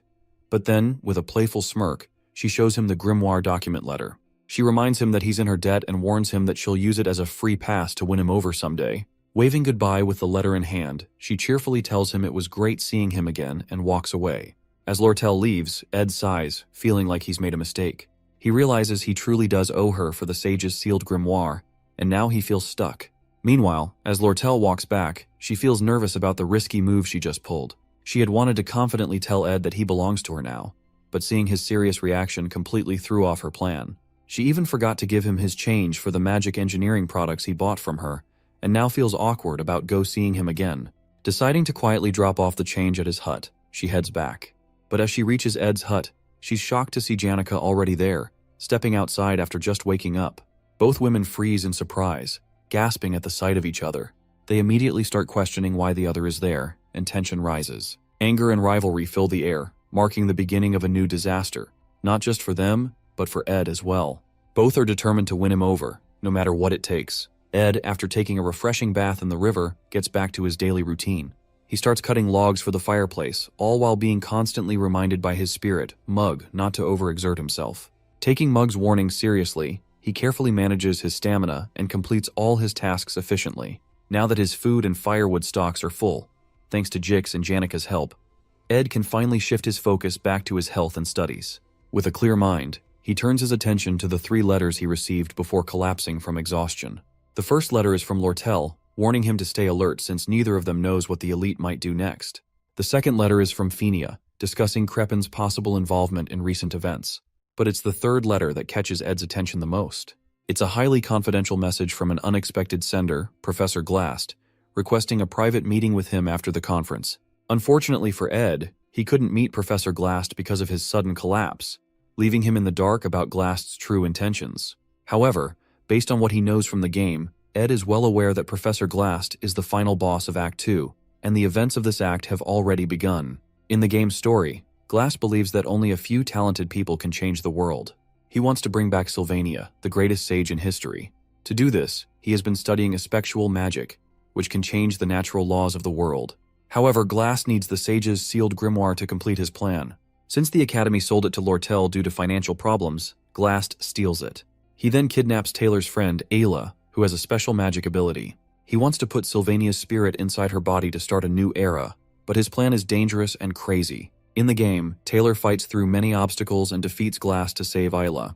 In the end, Glast falls from the magic tower and says something important before he dies. But Ed can't remember what it was. What Ed does know is that Act 2's final battle begins when Ayla is kidnapped. He realizes that he must be ready for what's coming. In a tense moment, Ayla wakes up and finds herself locked inside a dark, damp dungeon, guarded by a terrifying demon from the underground waterway. Fear grips her as she realizes the horrible situation she's in. The eerie silence of the dungeon makes her heart pound, and she can't help but feel overwhelmed. However, Ayla soon realizes she's not alone. Another voice echoes in the dungeon, blaming her for ending up in this mess. Tears well up in Ayla's eyes as she yells at that person, calling him mean for blaming her at a time like this, insisting that she hates being stuck in this awful place. To her surprise, the person with her in the dungeon is none other than Ed Roth Taylor himself. In Act 2's final scene, Ed doesn't plan on being kidnapped. To explain this, he reflects on the past 3 days. While working on his magic engineering gadgets, Ed realizes that despite his hard work, it's still not enough for the final battle. He needs better materials and blueprints. Suddenly, an idea clicks in his mind as he recalls a key detail from the final battle where they must enter a secret laboratory during the 3rd stage of Final Act battle, which is filled with valuable blueprints. Although Taylor is responsible for handling the middle boss battle in the secret laboratory, Ed is more interested in the contents of the lab. Knowing it's dangerous to go alone, he decides asks Janica for help. At the Academy, Professor Glast announces that 2 new students, Adele from Class B and Ayla from Class C, will be joining Class A. This decision comes as the academy needs to accommodate more talented students. Jix realizes that with the addition of these 2 students, Class A will now have 5 members, marking a significant change after many years under Professor Glast's supervision. Even though Ayla might not be the strongest student, her unique Expulsado magic stats make her stand out. Curious, Jix asks Glast whether the class criteria are based strictly on talent.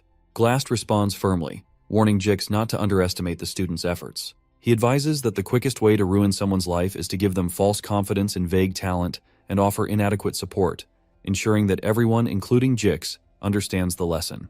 Professor Glast is a man who strongly believes in talent and is almost stubborn about it. This is mostly because of his daughter, Muiri. He had a lot of faith in her as a parent, even though she was just an average mage. Muir wanted to prove herself, so she joined a monster hunting mission too soon. Sadly, she was killed, which broke Professor Glast's heart. After losing his daughter, Professor Glast changed a lot. He became even more focused on proven talent and spent most of his life at Sylvania Academy studying Expulsado magic. But what makes his research interesting is that he is not doing it to improve magic. Instead, he wants to bring back Sylvania, the greatest mage of all time and the creator of magic. At the end of the class, Professor Glast calls Lortel as if he is about to say something but then stops and changes his mind. Instead, he tells her that he will speak to her separately tomorrow about the lesson. However, Lortel knows exactly what he wants to ask. He is concerned about Sage's sealed grimoire, which she has already purchased. She also knows that he wants to scold her, considering it a disgrace, since the grimoire is crucial for Expulsado magic research. But Lortel is not worried, as the passing ceremony and the official transfer of the grimoire to her are just around the corner, and his talk will not be any use. At the academy, as Claire's class comes to an end, Ed gets ready, knowing that the Sage's sealed grimoire connection ceremony is about to begin, marking the start of the final battle in Act 2. Ed's original plan is to closely follow Taylor as he fights his way through the stages from Phase 1 to Phase 5 to rescue Ayla, picking up any leftover items along the way, just as he planned. Looking at his must-have items list, Ed focuses on the crucial items he needs to collect, especially from Phase 3. These include Glock's Eye and Delheim's Hourglass. He needs these 2 items because their materials are difficult to obtain, and they can usually only be crafted in the final stages of the scenario. Collecting them will give him a major advantage in the upcoming story progress. At the same time, he plans to admire Taylor's progress up to Phase 5 before returning to camp once his mission is complete. To get Janika's help, Ed tells her that they need to go to the underground waterway because he lost something there and wants to find it together. Even though he expects Janika to dislike dark and narrow spaces, she enthusiastically agrees to help. This makes Ed feel a little guilty, as he can sense her concern for him, but he knows he still needs her support for the battles ahead.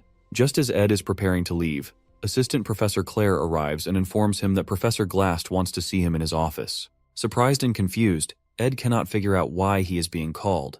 However, he assumes it might be because Professor Glast had previously summoned him, but he was unable to respond at the time due to passing out. Thinking Glast might want to discuss something important, Ed decides to go to his office. Upon arriving, Ed is even more surprised to see Ayla already there. She immediately takes a defensive stance, still wary of Ed's intentions ever since the Ophelis Hall incident, where he shot an arrow at her. Ed, on the other hand, is confused to see Ayla standing safely in the office, instead of being kidnapped as expected for tomorrow's event. Puzzled about why he was called, Ed quickly senses something is off and begins scanning the professor's desk and surroundings for any clues that might indicate a change in the future storyline. Eventually, he discovers a report on Glast's desk, written by Claire, detailing her observations and investigations of Ed about the Ophelis Hall incident.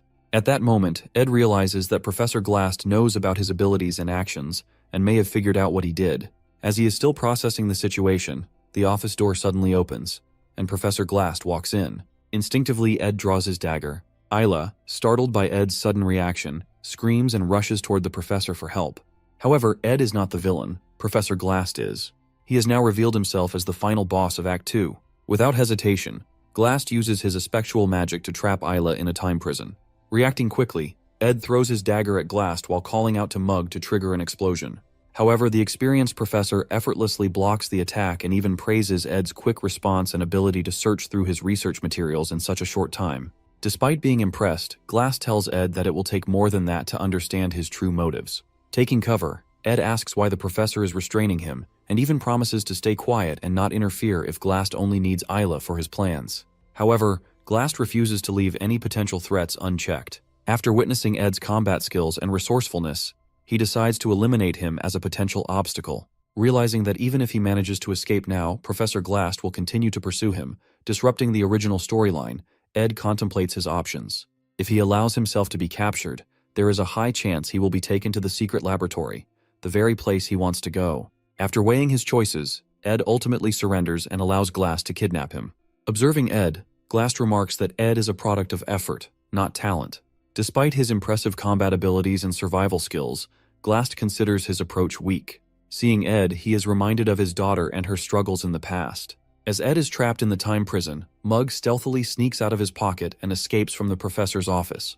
The small creature rushes towards Ed's hut, where Janica is preparing lunch, unaware of the events unfolding. An old man writes his life story, chronicling his travels across the southern continents where he uncovers many magical truths. He dedicates much of his writing to his late master Sylvania, one of the greatest mages who tragically passed away at a young age. In his heart, she remains eternally beautiful, and throughout his life, he longs to break the natural laws of the world just to see her face once more. However, he understands that what is lost cannot be regained. Instead, he chooses to pass on his knowledge by training a young apprentice, preparing her to carry on his teachings. On his deathbed, he places Sylvania's hat on his apprentice and hands over his life's work. In the final words of his book, he dedicates his legacy to his young apprentice, Lucy Marcel. In the game's story, that old man, Glocked, accepts his approaching death with serenity, waiting for it more sincerely than anyone else. Lucy, his apprentice, has no choice but to let him go. Yet the sorrow of losing her beloved master, whom she calls grandfather, cuts deeply. Ed reflects on whether Lucy's pain will ever fully heal or if the scar will remain forever. The only small comfort Lucy finds is in the pouch of beef jerky she keeps from Ed's hut. As Lucy shakes her beef jerky pouch and finds it empty, she climbs down from the hut's roof to refill it. However, she spots Janica standing below, activating a deep, sinister purple aura filled with anger, while the spirit mug speaks to her. Meanwhile, at Trix Hall, the Academy's main conference room, the Sage's sealed grimoire passing ceremony begins. Elite members of the Merchantry and Academy faculty gather as Lortel stands ready to receive the grimoire from Principal Obel Forsyth in front of the audience. As she looks at Principal Obel, she recalls Kreppenroth Taylor, who is the same age but appears strikingly different. Back at after the bidding for the grimoire concluded, Kreppen personally met with Lortel, urging her to hand it over to him. In response, she countered with a bid of 12,000 gold coins, which Kreppen accepted without hesitation. Before leaving, he revealed crucial information to Lortel that her father, Elite Ketcheln, had hired a group of mercenaries who were now heading to Sylvania. Despite Kreppen's unpleasant personality, his information proves valuable to Lortel, strengthening their alliance. Holding the grimoire in her hands, Lortel contemplates her options to whether to sell it to Kreppen for a significant profit or use it as an opportunity to get closer to Ed. A subtle smile crosses her face as she gently touches the grimoire, weighing her choices. Suddenly, Professor Glast uses aspectual magic to create a powerful barrier, preventing anyone from approaching the grimoire. At the same time, he summons two enormous spirits, forcing Principal Obel and Lortel to retreat under their overwhelming pressure. Without hesitation, Glast seizes the grimoire and swiftly leaves the hall. With no obstacles left in the way, the story moves forward without any changes, signaling the official beginning of the final scene of Act 2. In Professor Glast's secret laboratory, Ed finds himself trapped in a prison cell alongside Ayla. Frustrated and angry, Ayla yells at Ed for being mean and expresses her hatred towards him. Suddenly, Coombe, Glast's friend and fellow researcher in Aspectual Studies, appears. He warns them to consider themselves lucky for not being used in experiments and advises them to stay quiet, fearing that the monstrous guard outside may awaken and put them in danger. However, Ed remains calm and responds confidently. Impressed by Ed's composure, Coombe tells them to sit silently and avoid any foolish actions, as he will be watching them closely. Ed leans back and waits patiently, expecting Taylor to barge in and rescue them. His plan is to seize the opportunity, gather all the magic engineering recipes and equipment, and quietly return to his hut. In the meantime, he tries to strike up a conversation with Ayla to pass the time. However, she snaps at him every time he speaks, still angry over the arrow he shot at her earlier. Ed attempts to calm her, insisting he holds no grudges and could have hurt her if he truly wanted to. Stunned by his reasoning, Ayla continues to yell, calling him a liar. Finally, Ed firmly tells her to stop and wait patiently for Taylor. As tension lingers, Ed eventually apologizes, explaining that his actions were driven by his own circumstances. Hearing an apology from Ed for the first time, Ayla is left speechless. Just then, Ed's spirit, Mug, appears, crying and asking if Ed is safe and unharmed. Seeing Mug, Ed feels relieved and grabs him tightly, finally having someone to talk to in the cell. Isla, surprised to see Ed with a spirit companion, suggests that Mug should go and warn others for help. Mug excitedly informs them that he has already asked Janica for help, and Lucy is also preparing to come. Hearing Lucy's name, Ed's mood shifts instantly. He becomes furious, realizing the disaster that will unfold if she arrives. In frustration, he spanks Mug, sending him flying across the cell.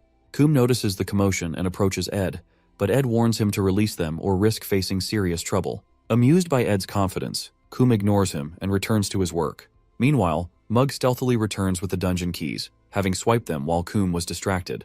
Ed quickly unlocks the cell and gets a chance to escape.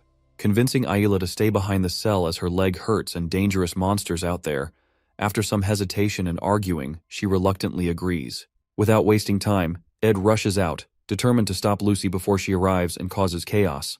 Ed knows that even the most dedicated players of the game avoid involving Lucy in major events, fearing the unpredictable changes she could bring. With his future hanging in the balance, Ed races against time to prevent Lucy from reaching the lab. At Ophelis Hall in Jick's room, Taylor arrives, bruised and exhausted, seeking Jick's help to rescue Ayla. Having lost track of Professor Glast after the events at Trix Hall, Taylor urgently requests Jick's assistance and plans to lead his companions into the underground waterway to pursue him. Meanwhile, Ed, having escaped from the laboratory, begins retracing his path in reverse order. Unlike the original scenario, he finds it amusing to experience the final scenario this way, but at the same time, he feels relieved. In this reversed sequence, all the monsters remain confined, which works in his favor. However, his greatest fear lies in the possible encounter between Lucy and Professor Glast, which could lead to a disastrous ending. Determined to prevent this outcome, Ed hurries to finish the scenario before things spiral out of control. Eventually, he reaches the secret library, where Reyna, the librarian boss and a banshee, stands guard. Familiar with Reyna's movement patterns, Ed decides to avoid engaging with her, leaving the battle for Taylor. He knows Taylor will benefit from the experience gained by defeating Reyna and Coom, making future scenarios easier to clear. Quietly, Ed sneaks through the library, collecting only the necessary magical tools and magic engineering recipes while avoiding Reyna's sight. As Ed watches Reyna's movements from cover, Mug signals him to move. Carefully, they navigate the area, but suddenly, a violent earthquake shakes the ground. The unexpected tremor causes enough disturbance to alert Reyna, who immediately spots Ed and Mug. In an instant, Reyna locks onto them, and as she approaches, both Ed and Mug scream, realizing they are in serious trouble. 30 minutes before the earthquake, Principal Obel finally puts down the giants summoned by Professor Glast in Trix Hall, saving everyone. Lortel stands in surprise, unable to believe that Glast steals the grimoire right in front of the Academy's top faculty. Obel tries to calm everyone, assuring them that he takes full responsibility and will retrieve the grimoire. However, he expresses his concerns about Glast, suspecting that he is planning something dangerous. As the others listen in confusion, Obel explains the 3 major taboos of magic which are seeking immortality, resurrecting the dead, and traveling through time. These acts defy the natural laws, disrupt time, and challenge human destiny.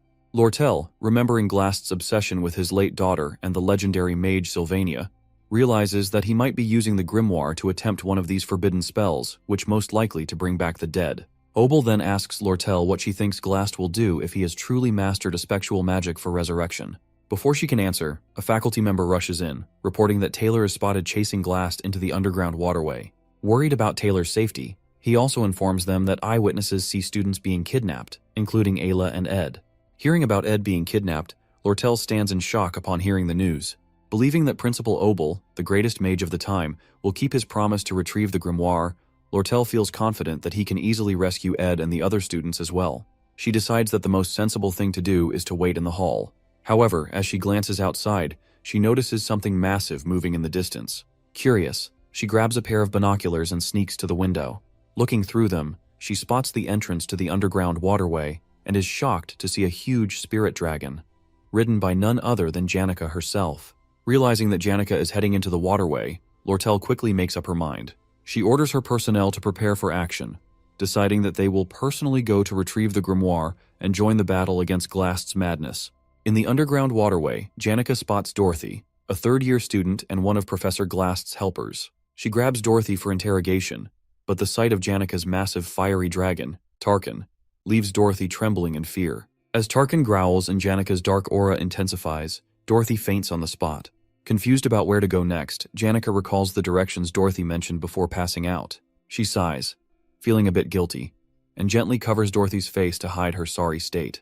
As Janica does so, Lortel arrives with her team, greeting Janica with a playful tone. Observing Janica's powerful spirits, Lortel realizes that Janica will do anything to ensure Ed's safety, even if it means destroying the entire waterway. However, jealousy creeps in as Lortel imagines a scenario where Janica wins, and Ed falls in love with her.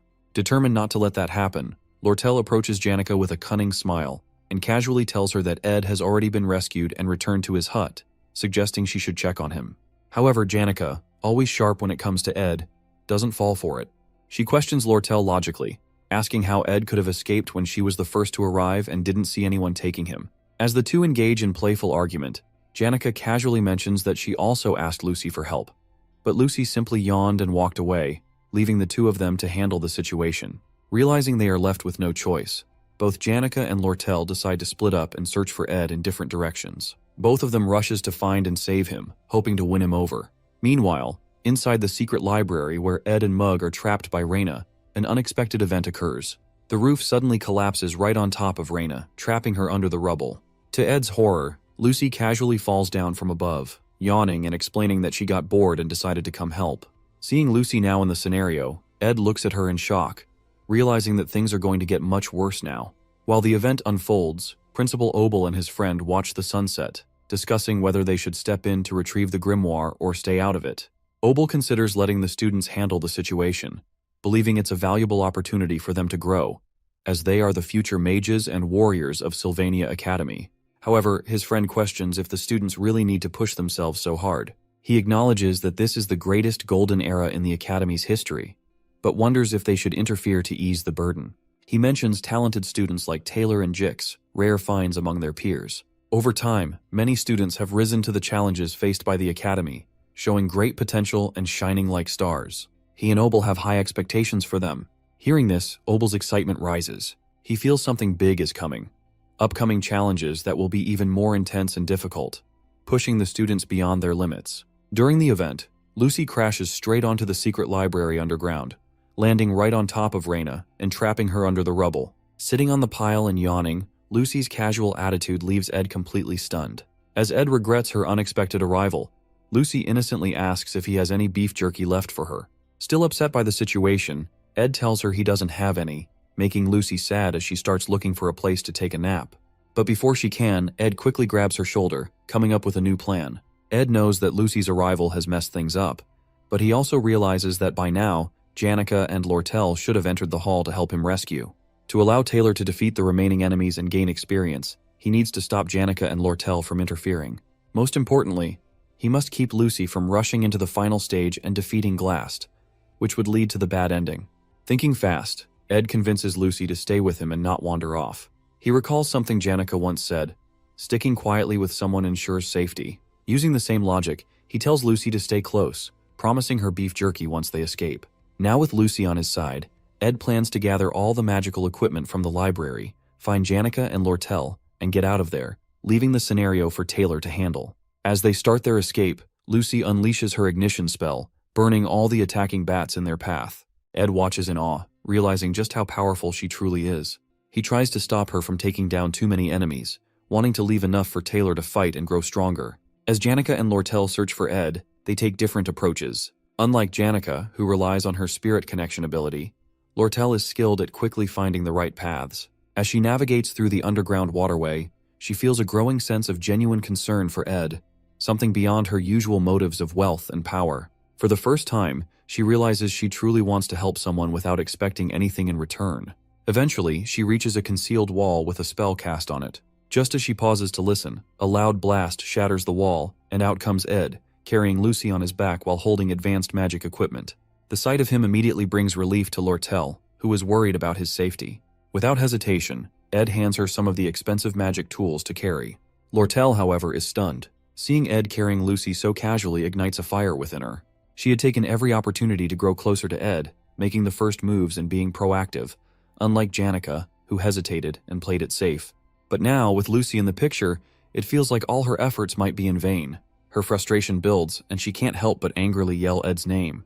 But before she can say more, Ed suddenly pulls her close, looking straight into her eyes and telling her that he trusts her more than anyone else. Lortel freezes, completely caught off guard by his words and actions. Her heart races, and a deep blush spreads across her face. In that moment, all her anger melts away, replaced by happiness. She feels like she's finally making progress with Ed in a way she never expected. Before she can fully process the moment, one of her crew members rushes over, bringing urgent news about a major problem unfolding nearby. Meanwhile, Taylor and his group enter the underground waterway. Clebius, always scared and complaining, starts mumbling nonsense about wanting to leave.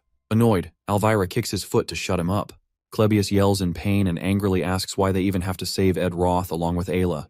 Taylor tries to calm him down, reminding him that Ayla is a good person and asking him to stay strong and help her. As they walk deeper into the waterway, Adele, the romantic and self-proclaimed fortune-teller of the group, raises her finger dramatically. She happily warns the group that something dangerous is ahead. Adele's prophecies are usually spot on, almost like she can see the future, which is why Taylor trusts her to guide them. Right as Adele points in the direction, an explosion happens. Suddenly, Tarkin, the fiery dragon spirit, appears, carrying Miss Claire. Janica is demanding Claire tell her where Professor Glast is. Terrified, Miss Claire stumbles and faints, just like Dorothy did earlier. Janica notices Taylor and his group nearby and greets them with a smile, but Taylor's group immediately gets defensive, preparing for a fight. Janica looks confused, but Taylor assumes she might be an enemy they have to face to move forward. Everyone is tense, except for Jix, who casually waves at Janica. Taylor, determined as always, readies himself to fight, but Jix stops him, sensing that there's been a misunderstanding. Before things escalate, someone yells for everyone to stop. Ed Roth and Lortel appear from another direction. Taylor freezes in shock. He now sees Janica, Lortel, and Ed together, and the realization hits him as it's impossible for his group to defeat them. Taylor remembers how Ed, with only basic magic and archery skills, managed to hold off his group and him during the Ophilus Hall incident. Now Ed looks even stronger, both physically and in combat ability. Taylor knows their chances of winning are zero.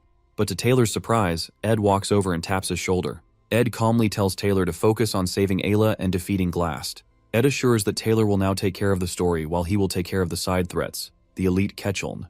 As Lortel's crew member rushes to her side, he delivers alarming news that the elite Ketchuln has arrived on Arkan Island, accompanied by mercenaries. Hearing this, Ed immediately understands the situation. The elite Ketchuln, the mid-boss of Act 2 in the game, wasn't properly defeated before. Because of this oversight, he has returned, taking advantage of the mistake Lortel made by leaving many of her trading company members behind. Without their leader, the elite had no trouble to take them down one by one. However, Ed knows he now holds a unique advantage, which is the magic tool that lets him see the future of the game. As he examines the unfolding events, Ed realizes everything is still following the original storyline. With Act 2 nearing its conclusion and Taylor progressing the main story, Ed sees his role clearly. If he can handle the new mid-boss, Elite Ketchuln, just as it happens in the original story, the plot will stay on track. Confident in his strategy, Ed encourages Taylor and his group, giving them a boost of morale. He wishes Taylor good luck, knowing that as the main character of the game, Taylor will face even greater challenges ahead. Trusting Taylor to handle the main storyline, Ed leaves him and his group to focus on their mission. Without hesitation, Ed heads outside, determined to confront the elite Ketchuln and eliminate this new threat before it disrupts the flow of the story. Ed thinks the elite might attack Lortel's trading company to find proof of her involvement in the armor sale scheme, which caused him to lose his position in the association. While they are running toward the trading company, Janica suddenly tells them to stop for a moment. But Ed insists they keep moving quickly. Janica stops in her tracks and forces Ed to stop as well. She reminds him that he already collapsed before and barely escaped from Glast's prison. With tears in her eyes, she begs him not to get hurt again and says the elite's problem has nothing to do with him. Ed knows that this isn't really his fight, but he also understands that the elite is a big threat. If he doesn't deal with this, it could ruin the safe ending he is trying to protect.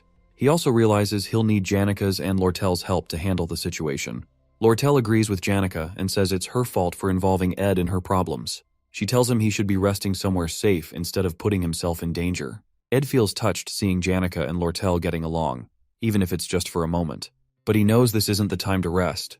He thanks them for caring about him, then firmly says that Lortel's problem isn't just someone else's problem for him. Hearing this, both Janica and Lortel freeze, surprised by Ed's words, changing the atmosphere completely. They stare at Ed, surprised and moved by what he said, as a new resolve begins to form among them.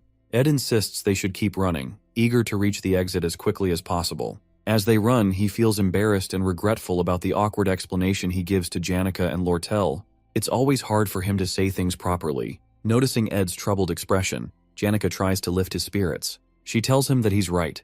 It isn't just someone else's problem, as she reasons that if the elite takes over the trading company, Ed's contract will be ruined, cutting off his magic tool supplies. Hearing her explanation, Ed is impressed by how smart she is, as expected. Meanwhile, Lortel blushes silently, lost in her own thoughts about Ed's words. As they near the exit, Ed notices the scene ahead is in complete chaos. Destruction is everywhere. For a moment, he wonders if Taylor could have been responsible, but he's surprised when Janica admits that she's the one who caused the destruction. She confesses that it was an accident, and explains nervously that Dorothy passed out in the chaos. Janica worries that Ed might think she's heartless, but she tries to convince him that it wasn't intentional.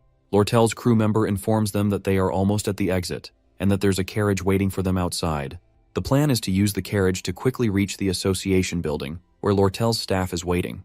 However, when they step outside, they're met with a horrifying sight. The carriage has been destroyed, and Lortel's crew members have been killed. Standing amidst the wreckage is none other than the elite himself, waiting for them. Lortel tries to play it cool, mocking the elite for showing up sooner than she expected. The elite chuckles darkly and replies that he once taught her how to handle company records, ensuring that no evidence would remain if anyone searched her files. But this time, he exploited a gap in her personnel management. By bribing one of her crew members, he was able to lead them all into this trap. Elite mocks Lortel, seeing her struggling with the betrayal of her crew. He cruelly taunts her, saying she has finally mastered the expression of smiling through betrayal, but that it's a shame he'll ruin her with torture to make her confess. With a snap of his fingers, he transforms Lortel's beaten crew members into zombies, who immediately attack Ed and Lortel. As the fight begins, Lortel mocks Elite, accusing him of never fighting alone and always relying on mercenaries to do his dirty work. With a dark smile, Elite responds that this time he has brought the best mercenaries on the continent. He orders them to kill everyone except Lortel, who they are to capture alive. The mercenaries unleash a volley of arrows at the group, but Janica quickly activates a wind spell, blocking the arrows just before they strike. Observing the mercenaries' precise and calculated moves, Janica warns everyone to stay alert. Elite, knowing how difficult spirit successors like Janica can be to deal with, reveals his trump card, the legendary item Belarus's Prejudice, which suppresses the surrounding mana. Ed recognizes the item as a powerful, high-ranking tool, but he also knows it has a major drawback. It takes time to activate, and the preparation is obvious. However, even with this knowledge, Ed realizes they are at a severe disadvantage. The mercenaries are veterans, and their group consists mostly of mages, making it nearly impossible to cast spells under pressure. Lortel informs Ed that Elite is well prepared and already knows all of their strengths and weaknesses. If Belarus's Prejudice is activated, their fight will end in defeat.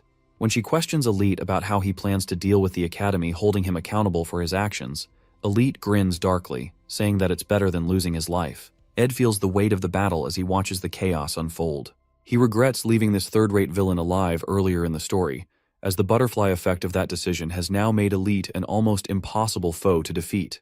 Remembering Elite's dark backstory, including how he killed Lortel's parents and his ruthless rise to power, Ed sees him as the ultimate villain. But despite the overwhelming odds, Ed remains determined. He knows that in the original story, Elite was defeated, and he plans to make that outcome a reality. As Elite's mercenaries continue to block their path, Ed gets an idea. He crouches down, gently unloading Lucy from his back. Nudging her, he tells her it's time to wake up. Lucy yawns lazily, complaining about how noisy everyone is. Then, without hesitation, she activates her magic aura. The overwhelming power of her spell clears the way, sending mercenaries flying left and right. With Lucy, the slothful but immensely powerful mage, finally awake and joining the fight, the tide of the battle begins to turn. At Glock's small cabin, his travel journal, written in the final days of his life, was barely known to anyone. In it, Glock wrote about Lucy. He recognized her natural talent and her blessing from the stars, but warned her not to stop learning or become lazy because of her gifts. He also advised her never to be alone, as her great power would bring loneliness. Before finishing the journal, he made Lucy promise 3 things: never to kill anyone with her magic, avoid actions that might stain her hands with blood, even by accident, and to live a peaceful life as a student at Sylvania Academy. In the present, when Lucy activates her magic, the veteran mercenaries, who had faced danger and death countless times, become terrified. They had never seen such a powerful force before. Even Elite, who had been so confident, shouts at Lucy to stop and orders his men to fight her. One brave mercenary charges at her with a sword, but with just a snap of her fingers, Lucy uses her magic to throw him away with overwhelming force. Seeing this, the rest of the mercenaries panic and run, leaving Elite behind to face Lucy alone. Elite, now sweating and scared, tries to threaten Lucy by saying he'll use his magic tool if she comes closer. But when Lucy asks if he's the leader, her powerful presence terrifies him so much that he falls to the ground.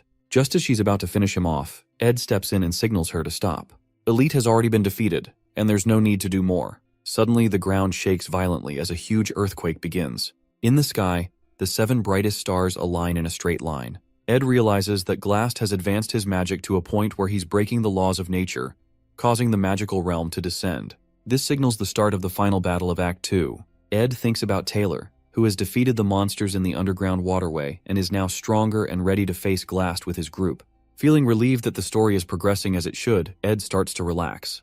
But then, to his shock, he sees Lucy flying toward the magical realm. Lucy watches as the realm's towers begin absorbing magic from the air, hinting that reviving the dead might actually be possible. Surprised and worried, Ed realizes Lucy might now be caught up in something far more dangerous than anyone expected. As Ed watches Lucy, he recalls the bad ending of the game. In the original storyline, Lucy naps on the roof of Trix Hall during this event. However, if players awaken her early and bring her to face Glast, he offers to revive her mentor, Glocked. This temptation causes Lucy to turn against the players, becoming an enemy and annihilates the entire group, including the hero, leading to a bad ending. No matter how skilled or dedicated a player is, there's no way to defeat Lucy. Ed now fears that his actions of being kidnapped and escaping the prison cell may have unintentionally triggered this bad ending. As Lucy watches the realm and Ed watches her nervously, Elite seizes the moment to activate his legendary magic tool to suppress Lucy's mana. With Lucy temporarily weakened, Elite orders a mercenary to attack Ed. The mercenary charges, but Ed, remaining calm, uses his Windblade magic to counter, throwing the attacker aside. Elite is stunned by Ed's skill. However, Lucy's overflowing mana proves too much for the tool to handle, and it shatters under the immense pressure. Once again, Elite finds himself defeated. Realizing his situation is hopeless, he falls to his knees, begging for mercy. But Lucy, furious, is ready to end his life. Just as she's about to strike, Ed steps in between them and urges her to stop. He reminds her that killing, even if it feels justified, is not the answer. His words echo Glock's advice to her about avoiding bloodshed and keeping her hands clean. Lucy hesitates, remembering her mentor's teachings. She spares Elite and turns her attention to the realm once more. As she prepares to leave, Ed asks where she's going. Lucy responds vaguely, but Ed presses further, asking if she will regret her decision. Lucy recalls Glock's final advice from his book, to be strong and accept that what's lost is lost. He dedicated his life and his writings to her, urging her to move forward. With a calm resolution, Lucy assures Ed she won't regret her choice and flies away, disappearing into the sky. With the battle over, Janica oversees the mercenaries, ensuring they retreat safely by boat.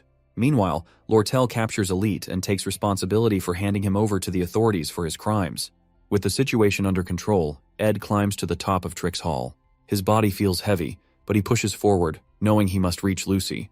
When he finally reaches the roof, he finds Lucy sitting alone, gazing at the realm. Quietly, Ed sits beside her. He reflects on how much Glock contributed to the Academy, even founding the scholarship that Ed benefits from. Despite living a frugal life, Glock donated all his wealth to the Academy, shaping the future of countless students. The Glock Hall, which Janica accidentally destroyed in Act 1, was built in his memory. Ed understands Lucy's sadness that this entire Academy is her mentor's legacy, and his presence lingers everywhere. For Lucy, the Academy is a constant reminder of Glock's life and sacrifices, a legacy. After sitting with Lucy for a moment, she suddenly asks Ed if he has any beef jerkies left. Ed shakes his head, chuckling softly as he tells her he doesn't have any. Curious, he then asks what she's doing all the way up on the roof. Lucy remains quiet for a moment before replying, her voice thoughtful and distant. She says she's just thinking about the old days while watching the realm. As the stars twinkle in the sky, Lucy begins to share her story. She recalls how, back in the day, she used to cry a lot because of all the sad things that happened to her. But at some point, the sadness started to fade. She explains that it wasn't because the pain went away. It was because so much time had passed.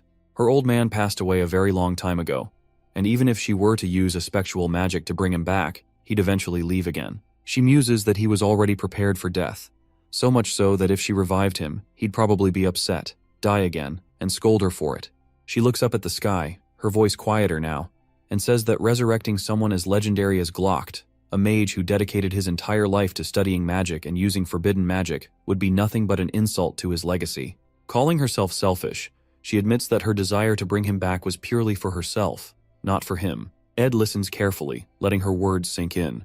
He can't help but ask to make sure if she is okay.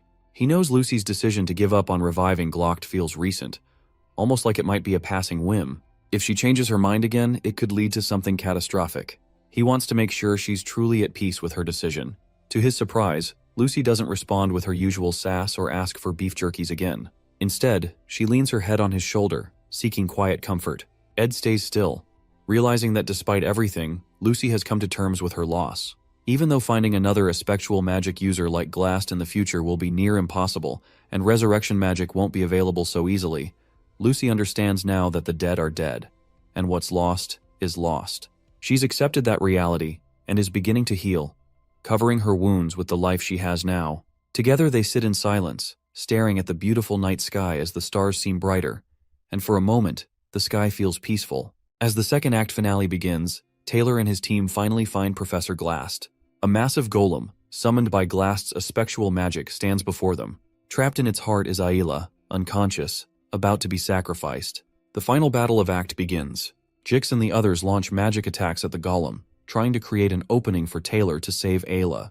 Taylor rushes forward, but Glast blocks his way. While fighting, Glast remembers his life as a teacher. He spent his days reading ancient books, studying magic, and creating lessons for his students. He hardly noticed the seasons changing outside his window. His visitors, Dorothy, Miss Claire, and Principal Obel, who would stop by for tea, but Glast stayed focused on his work. However, one memory never left him: the death of his daughter, Muiri.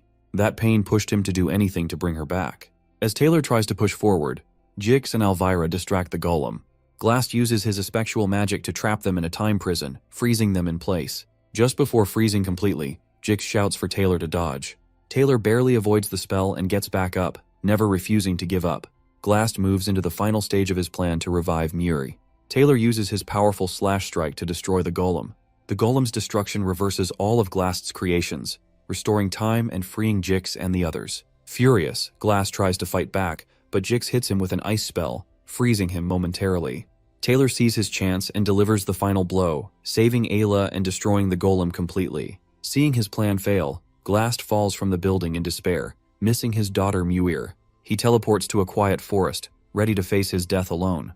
In the forest, Glast leans against a tree, weak and bleeding. He knows his end is near. As he closes his eyes, he notices someone standing before him. Opening his eyes slightly, he sees Ed. He has come to ask Glast something to confirm. After the events settle, Lortel arrives outside the island after securing her adoptive father, Elite.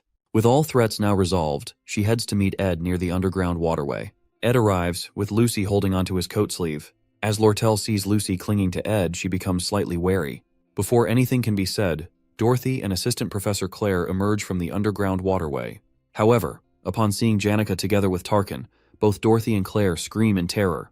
Janica calmly approaches the gathering to check on Ed's condition and ensure he is unharmed.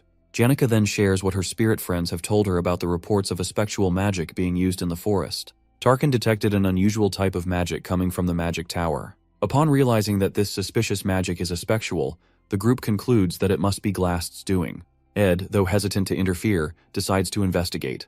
His recent encounter with Elite teaches him how dangerous leaving unresolved threats can be. Knowing how much damage Glast's influence could cause if he resurfaces, Ed determines it's best to face him now. In the forest, they find Glast in a terrible state. His wounds are open, and blood flows freely as he leans weakly against a tree. Seeing him in this pitiful condition, both Janica and Lortel are stunned. They ask him what he's doing there. With a faint smile, Glast jokes that he's just admiring the moon. His humor seems misplaced, but Ed keeps his tone serious, telling Glast that he must have known he would fail with forbidden magic.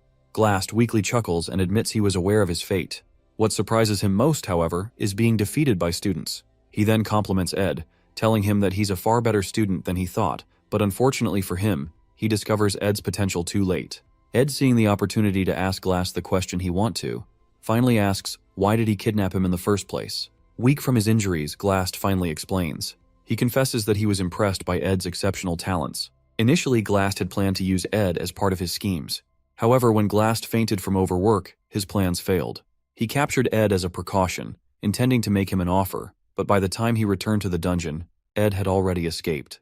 Glast accepts that he is paying for his sins with his life and says it's not a bad deal. However, he admits he still misses his daughter, Muir. He reflects on the 17 years he spent with her, realizing they weren't lonely after all. Seeing Glast lost in grief and consumed by memories of his daughter, Ed decides to speak up. He reminds Glast about his assistant, Professor Claire, who deeply admires him despite his harsh and mean demeanor. To her, Glast wasn't just a professor. He was the most scholarly and brilliant mind she had ever known. Ed also mentions Dorothy, who saw Glast as a precious mentor, someone she respected immensely. Ed tries to make Glast realize that, while he may have recklessly endangered the lives of students and lost his way, his existence still left a lasting impact. Even though he sits here alone, reflecting on his life, saying he will die alone, is like mocking his own legacy. For many, Professor Glast will always remain a part of their hearts, whether as a mentor, a scholar, or a colleague. Hearing Ed's words, Glast smiles weakly and slowly removes his glasses. Summoning his remaining strength, he hands Ed the key to his personal library, entrusting him with its secrets. Inside are legendary rank crafting formulas and years of knowledge. A surprised Ed hesitates, asking why Glast would give him something so valuable. With a faint smile, Glast replies that Ed should be happy to receive such a gift. He then jokes, urging Ed to clean up all the mess he made before the Academy's investigation team arrives. Finally, Glast turns his gaze to Lucy and offers her a piece of advice to look around herself every once in a while. With those final words, Glast closes his eyes forever. His body rests peacefully beneath the moonlit Zelkova tree, as if he is merely in a deep sleep. Ed, Lucy, Janica, and Lortel stand in silence, watching him, each carrying their own thoughts about the man who had once been their enemy and, in some way, their teacher. The next morning, Ed is summoned to the dean's office for an investigation into the recent events.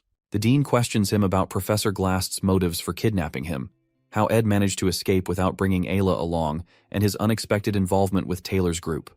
Ed explains everything him about his actions during the event, his encounters with Janica and Lortel, and how they worked together to resolve the dangerous situations. After hearing the full account, the dean pauses, observing Ed carefully. He expresses some suspicion, pointing out how Ed seems to know a lot while claiming to know very little. However, after reviewing Ed's past reports, including the Ophelis Hall incident and the recent Glast event, the dean acknowledges Ed's exceptional talent. Apologizing for the Academy's negligence and the suffering Ed endured, he decides to reward him. To Ed's surprise, instead of focusing solely on the report about the recent incident, the dean pulls out Ed's entire report card.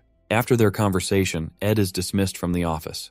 Outside, Janica approaches Ed with a cheerful smile, asking if he's okay or if he's hurt. Ed, concerned about her, asks the same.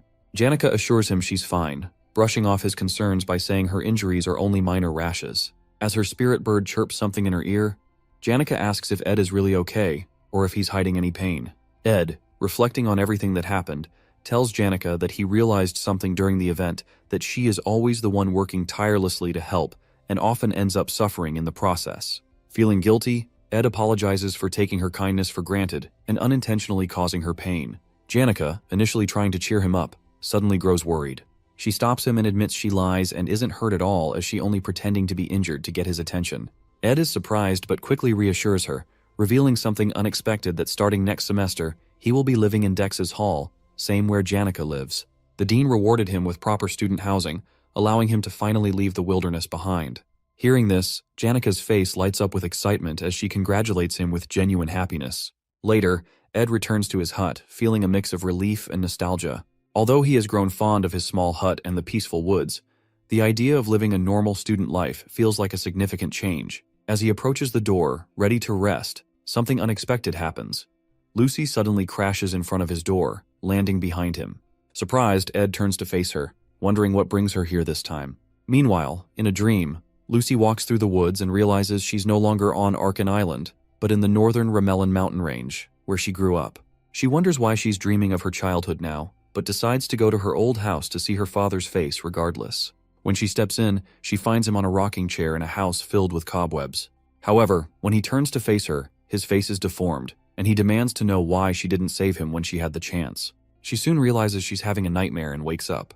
After getting up, her maid arrives to prepare her for school. Oddly, Lucy doesn't respond, but instead uses high-level spatial magic because, for some reason, she feels an urgent need to go to the northern forest immediately. She lands on the roof of Ed Roth Taylor's cabin and watches as he walks toward the house after speaking with the principal. Finally, a smile crosses her face as she feels an unexplainable sense of relief. Suddenly, she overhears Ed talking about how his camping life is about to end, causing her to slip off the roof and land in front of him. Meanwhile, a professor named Flurben teaches his students how unpredictable cats are. They let you think you've gotten close to them, but once you try to pet them, they act aloof and distant. However, when you lose interest and get busy, they become clingy. Professor Flurbin explains to the students who want a cat-type familiar that the best way to attract one is to act indifferent, which will make them approach first. The ladies in the class laugh about how this is even harder than dating, while the ecology class on cat creatures continues. These lectures are very popular, and most students have good grades, but Ed's were initially among the lower ranks. However, he soon got ahead in his preparation and ensured his notes were better than everyone else's. After class ends, Professor Flurbin calls Ed to his office to inform him about the Academy's scholarship program. It's a system where students contribute to academic tasks in exchange for tuition discounts. The professor recommends that Ed consider it while he pets his snake. When Ed asks what kind of tasks he'd be doing, Flurbin smirks and vaguely says he'll handle various academic duties, including assisting Assistant Professor Claire. Claire already has a capable assistant named Annis, but the workload is too much, so there's work to do, including semester-end evaluations, academic society agendas, and freshman class assignment tests. Flurbin reminds him not to be too strict when dealing with the freshmen. Ed then realizes that someone he knows will be among them when the professor continues talking about the new students. Meanwhile, Lortel appraises the sage's sealed grimoire, now in her possession, and senses its immense magical resonance. She wonders if it's wise to sell the grimoire to Crepin Rothtailor, the head of the Rothtailor family, recalling that Ed desperately begged her not to let Crepin have it. She finds herself in a dilemma, considering that she originally bought the grimoire to resell it, yet she also recognizes that she needs to be more ruthless in her business dealings. She gazes once more at the message she received from Ed about how he'd do anything for her if he could obtain the sage's grimoire purchase certificate, which ultimately changes her mind. Additionally, she considers signing up for a special winter break class at the end of the semester to keep herself occupied since Janica, Ed, and Lucy will also be busy. However, as she prepares to sign the documents, she hesitates, feeling uneasy. Back at the cabin, Lucy notifies Ed that they're running out of firewood and asks why he hasn't been hunting lately. He's surprised that she's saying something productive, which is unlike her usual lazy self. Although it's true that he has been neglecting camp activities, and that's because he's thinking of moving to Dex Hall. If that happens, he won't see Lucy as often, though he hopes it turns out well. While they're walking around the compound, Janica arrives after one of her classes gets cancelled and decides to rest in the cabin. She takes a seat and pushes Lucy away, stating that they won't be able to stay at the camp once winter break starts, so she has to come as often as possible. She explains that she really enjoys spending time there, and it's a bit sad that it's coming to an end. She also adds that she hopes Ed calls her if he eventually decides to move to Dex Hall, since she can help him with anything he needs. She keeps talking about how they'll see each other more, how they should eat together in the cafeteria, and how she can show him around the hall. While she's talking, Ed takes out the key that Professor Glast gave him before he passed away, and considers that it's time to unlock the secret vault in the library that the late professor mentioned. While he's lost in thought, Janica hands him an application form for Dex Hall, warning him that he might miss his chance if he applies late. Surprised, Ed thanks her for her thoughtfulness, and she urges him to fill it out with her. While she's speaking, Lucy stands between them, looking tense. She signals for Janica to stop and then turns to Ed, insisting that he not move to Dex Hall. That moment marks the beginning of an intense rivalry between the two ladies. Shortly after, while Janica helps Ed increase his spirit and mana resonance, she can't help but notice Lucy glaring at her, making her wonder if she did something wrong. However, Ed's magic power keeps increasing until he decides it's time to try intermediate magic. During that time, Lucy keeps clinging to him everywhere he goes and continues to be particularly hostile toward Janica, but her hostility seems more like fear than resentment.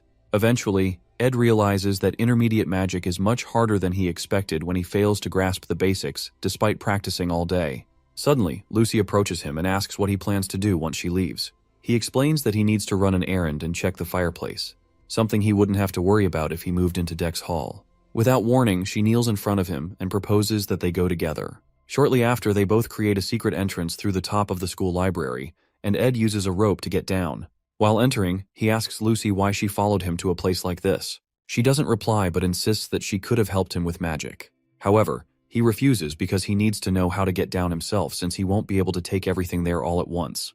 Eventually, they find the secret safe and Ed tries the key. After opening it, a bright light bursts out and he sees something spectacular inside. Not long after, Ed climbs back up and recalls that it's almost time for Lortel to send the magic engineering item he requested.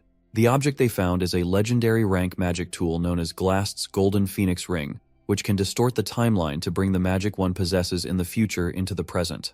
Being able to use his future magical abilities means Ed can access high-level magic right now. However, depending on how much magic he borrows, he'll be unable to fight for a while. He realizes it's wise not to use it impulsively, but only when he's driven into a corner. Another way he could use it is for a spirit contract, just like Janica, who can command countless spirits because of her vast magic reserves. Beginners like him only have 1 or 2 slots and must practice to communicate with low-ranked spirits due to their limited magic capacity. Temporarily increasing his maximum magic ability means he'll be able to form a contract with a high-ranking spirit, but there may be risks. Lucy wonders why Glass didn't act differently since he had the time to create something like that.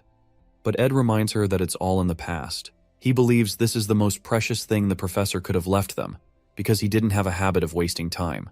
This ring can break the barrier of talent known as maximum magic capacity, and must have been the reason the professor was researching magic engineering items. The reason he hid it until the very end was that it was supposed to be a gift for his daughter. When they get out, Lucy talks about how she usually only realizes the importance of something after it's gone, and she tells Ed she followed him because she had something to ask. Finally, with a solemn expression, she asks if he's going to Dex Hall and whether he can avoid going. Her words shock Ed because it must have been difficult for Lucy to say that. Eventually, he confesses that entering Dex Hall would make life more comfortable. After all, it's not normal to live outdoors in the cold winter. Lucy glumly agrees. Lucy sees the clouds in the sky and senses that it's going to rain, but it turns out to be little specks of snow, which is unusual for the weather. However, Ed mentions that he hasn't gathered enough firewood for the winter and asks Lucy for help. With a smirk, he watches as she jumps on him, realizing what he's saying. Excitedly, she asks if he means it, and he nods. He's completely adjusted to camp life. This is how the second act of the failed Swordsman of Sylvania game ended. It's now officially the third act, where the scale of the trials will grow. There's much to deal with, including Princess Phenia, who is aiming for the Student Council President position, and her clash with Lortel. Additionally, new enemies and main characters will enter as new students, and the final boss of the third act will be none other than Lucy Merrill herself. It won't be easy, but Ed decides to put aside his worries for a moment, hopeful that they will both be living well and staying healthy. He had never seen Lucy display such emotions in any scene or route while playing the game, so he's hopeful. Soon after, winter arrives in full force, and Ed spends half the day shoveling snow. He then begins cutting wood, determined to finish his chores quickly because he's been called for a student scholarship task. Eventually, Ed goes to meet Principal Obel to turn down the dorm privileges, but ends up receiving tuition privileges, which grant him more free time. However, he still can't just come home to rest because of Lucy. He's given up on throwing her out, not because she'd get cold, her protection magic ensures she won't, but because it would make him feel bad. Finally, he steps out to practice with the ring and attempts to contact Marilda, the guardian spirit of the forest. Meanwhile, Janica is lured to the Laplace bakery with high-quality refreshments by her friend Clara, as there was no other way to get her to come out, while Annis is also present.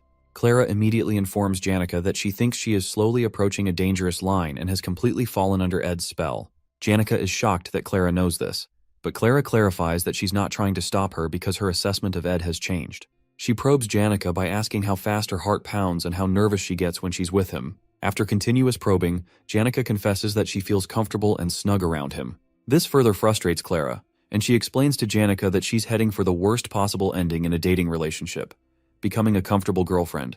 Apparently, what frustrates Clara is that Janica is the only one showing emotion instead of making Ed desire her. She explains that following him around is a terrible approach to a relationship, and Janica's spirit friends give Clara a thumbs up for making a good point. However, Clara calms down and advises Janica to focus on activating Ed's desire to protect, rather than doing ridiculous things. While all this is happening, Annis watches silently as Clara dishes out solid advice she has gathered from her many friends' love stories. Clara is largely responsible for changing the negative perception people used to have of Ed, simply because he's the guy Janica likes. Everyone now seems to trust Ed, but Annis holds a different opinion. Sometime later, Annis returns to school and sees Professor Claire being scolded by the librarian for not returning a book on time. The scenario makes her feel that Claire has no dignity whatsoever, and she wonders how Claire ever became a professor. However, all the serious professors praise Claire's abilities. As Annis goes in to submit her report, a guy offers to help her carry it. Meanwhile, she reflects on how her assistance is the reason Assistant Professor Claire, who has an incredible academic mind but is terrible at work, has managed to handle all her important tasks. She thanks the guy but refuses the offer as she walks in. She is a second-year student in the magic faculty, and the reason the clumsy assistant professor's personal research lab is always clean. She drops the report on the table, along with some secret information about Ed that she collected at a rate akin to stalking, something that would have gotten her in trouble if she had been caught. Other than Janica and Clara, not many people know her true appearance, and to her, human relationships are like a game of switching masks. Since she has 20 minutes before the professor returns from getting snacks at the bakery, she analyzes all the details and information about Ed Rothtaylor. He is from the Rothtaylor family, the strongest family within the Clowell Empire, and is the only son, with 2 sisters. She reads more about Ed's birth and family history. When Anis was admitted, her family was unstable, and she had no choice but to fend for herself by working as a student teaching assistant and a scholarship student. She has great survival skills and even considers Lortel her role model. As she reviews Ed's family history again, she supposes that he must have been indoctrinated with a domineering mindset after growing up in a restrictive environment. She concludes that he is probably the kind of person who avoids responsibility and seeks a woman who will give him positive feedback to help him express himself. He would likely prefer a pretty woman, given that he has been surrounded by luxury all his life. Based on his history, he doesn't seem like someone who would appreciate a proactive woman, so she decides it's necessary for her to remain only adequate. Although he has changed a bit since his excommunication, she reasons that someone who has lived a certain way for dozens of years cannot change so easily. Regardless of whether he has become more hardworking, she believes he is still his arrogant self. After preparing a profile on Ed, she decides to practice embodying the kind of woman he might like, since they will be working together soon. Suddenly, Professor Claire bursts in with some confection she got from the bakery, but accidentally spills the tea that Anis had made for them. Fear grips her, as she expects Anis to react angrily, but instead, Anis asks if she's hurt, something completely unlike the Anis Claire knows. Not long after, in Lucy's room, Ed thanks the Academy's maid, Belle, for cleaning his uniform. Belle insists that it was nothing but notes that she has found many blonde hairs in Lady Lucy's clothes, and many white hairs in young Master Ed's clothing. She also asks Ed why he keeps speaking to her so formally, but he explains that it feels comfortable, especially since she is the Academy's chief maid and has many people to manage. Nonetheless, she insists that he has even more people to manage, referring to Lucy, Janica, and Lortel. Regardless, Belle offers to always do his laundry, no matter his decisions regarding the 3 ladies, especially since Ophelis Hall has been fully restored. When she mentions that 7 new students will be joining after the break and one has already requested to move in, Ed realizes she is talking about Tanya Rothtaylor, his younger sister, and instantly dreads the upcoming break. Sometime later, Jix visits the cabin and informs Ed that he will be going to his hometown for the break to spend time with his best friend, Elka. Jix asks if Ed will be staying in camp for the entire break, and Ed replies that he will stay to learn how to use medium magic since he will be a 3rd year soon. However, Ed reminds him not to push himself too hard. When Ed notices that he can't sense any magic from Jix, he checks his temperature and asks if he trained past his limit. Ed, who had secretly used a ring, gives a vague answer. Jix then informs Ed that Aya has been asking about him and mentioned dragging Taylor over to apologize properly. However, Ed asks him to tell her that he doesn't want an apology because he isn't upset. Shortly after, since Jix is quite good at keeping secrets, Ed hands him some money to help hire manpower to organize Professor Glast's basement library. Jix responds that he doesn't need the money, as it's like training for him, and learns that Ed wants to use the library as a workshop. The next day, Anis welcomes the Academy's scholarship students on Assistant Professor Claire's behalf, as Claire has been awake for 2 days doing paperwork. Anis informs them that scholarship students mainly help prepare the class assignment exam for new students and supervise on the day of the exam. While she speaks, Ed recalls that Professor Glast used to handle this exam every year, but now Assistant Professor Claire will be responsible. Anis quickly assigns Clebius the equipment he requested from Trix Hall and hands another student, Onyx, some of Assistant Professor Claire's work. Finally, because she suspects that Ed looks like a player, especially since he is surrounded by so many girls, she decides to test him for Janica and Clara's sake. After conducting her research, she has created the perfect persona he might be attracted to in order to see if he can resist her seduction. She then informs him that he will accompany her to conduct the field survey. Ed and Anis head northwest to Oran Mountain to survey the field for the exam. While working, Anis mentions that she's tired and asks Ed if he is too. He proposes they take a break. In a cute, pretentious manner, she thanks him and commends his stamina and manners, which apparently dispel the misconceptions she had about him. When he asks what she's talking about, she explains that she's close to Janica and was worried Janica was spending time with a bad person, which was why she acted cold toward him. However, Ed replies that it's fine and that he doesn't care about that stuff. He comments that she must be tired from being a student TA and working so hard, but she seductively grabs his arm and replies that it's okay since he's here now. She starts talking about how she feels supported by his presence and shares that she was also excommunicated from her family, but had to support herself through school. Ed respects her strong ability to survive and solve problems that come her way, so he tells her not to be too distressed since she's endured it very well. Excited, she thanks him and remarks that they have a lot in common.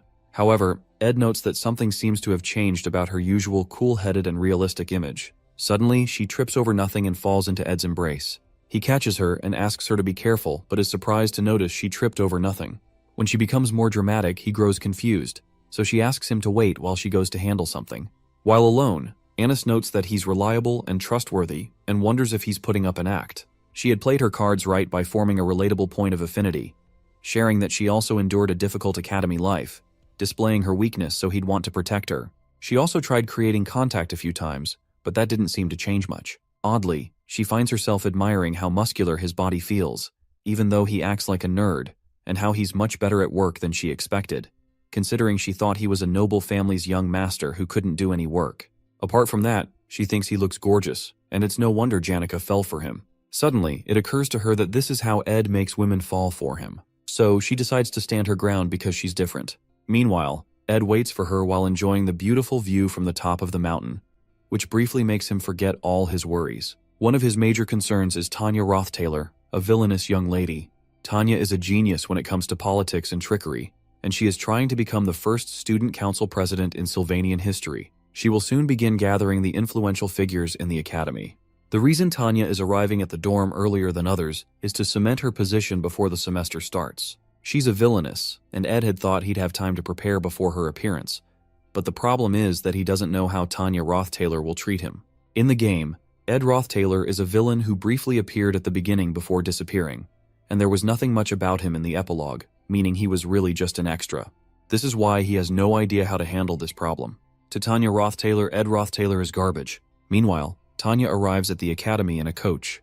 To her, Sylvania consists of elites, including Princess Phenia of the Clowell Empire, Lortel, an elite trading company's executive Janica, a spirit sorcery prodigy, Alvira, a great alchemist, Klebius, Nortondale's sword demon, and the coolest one, Lucy, a rare genius mage. This gathering of nobility makes Tanya's heart pound, and she can't help but long to be part of it. She soon arrives, and Belle comes to direct her to her room and help her complete the entrance procedures. Before they do that, Tanya states that she has somewhere to be first.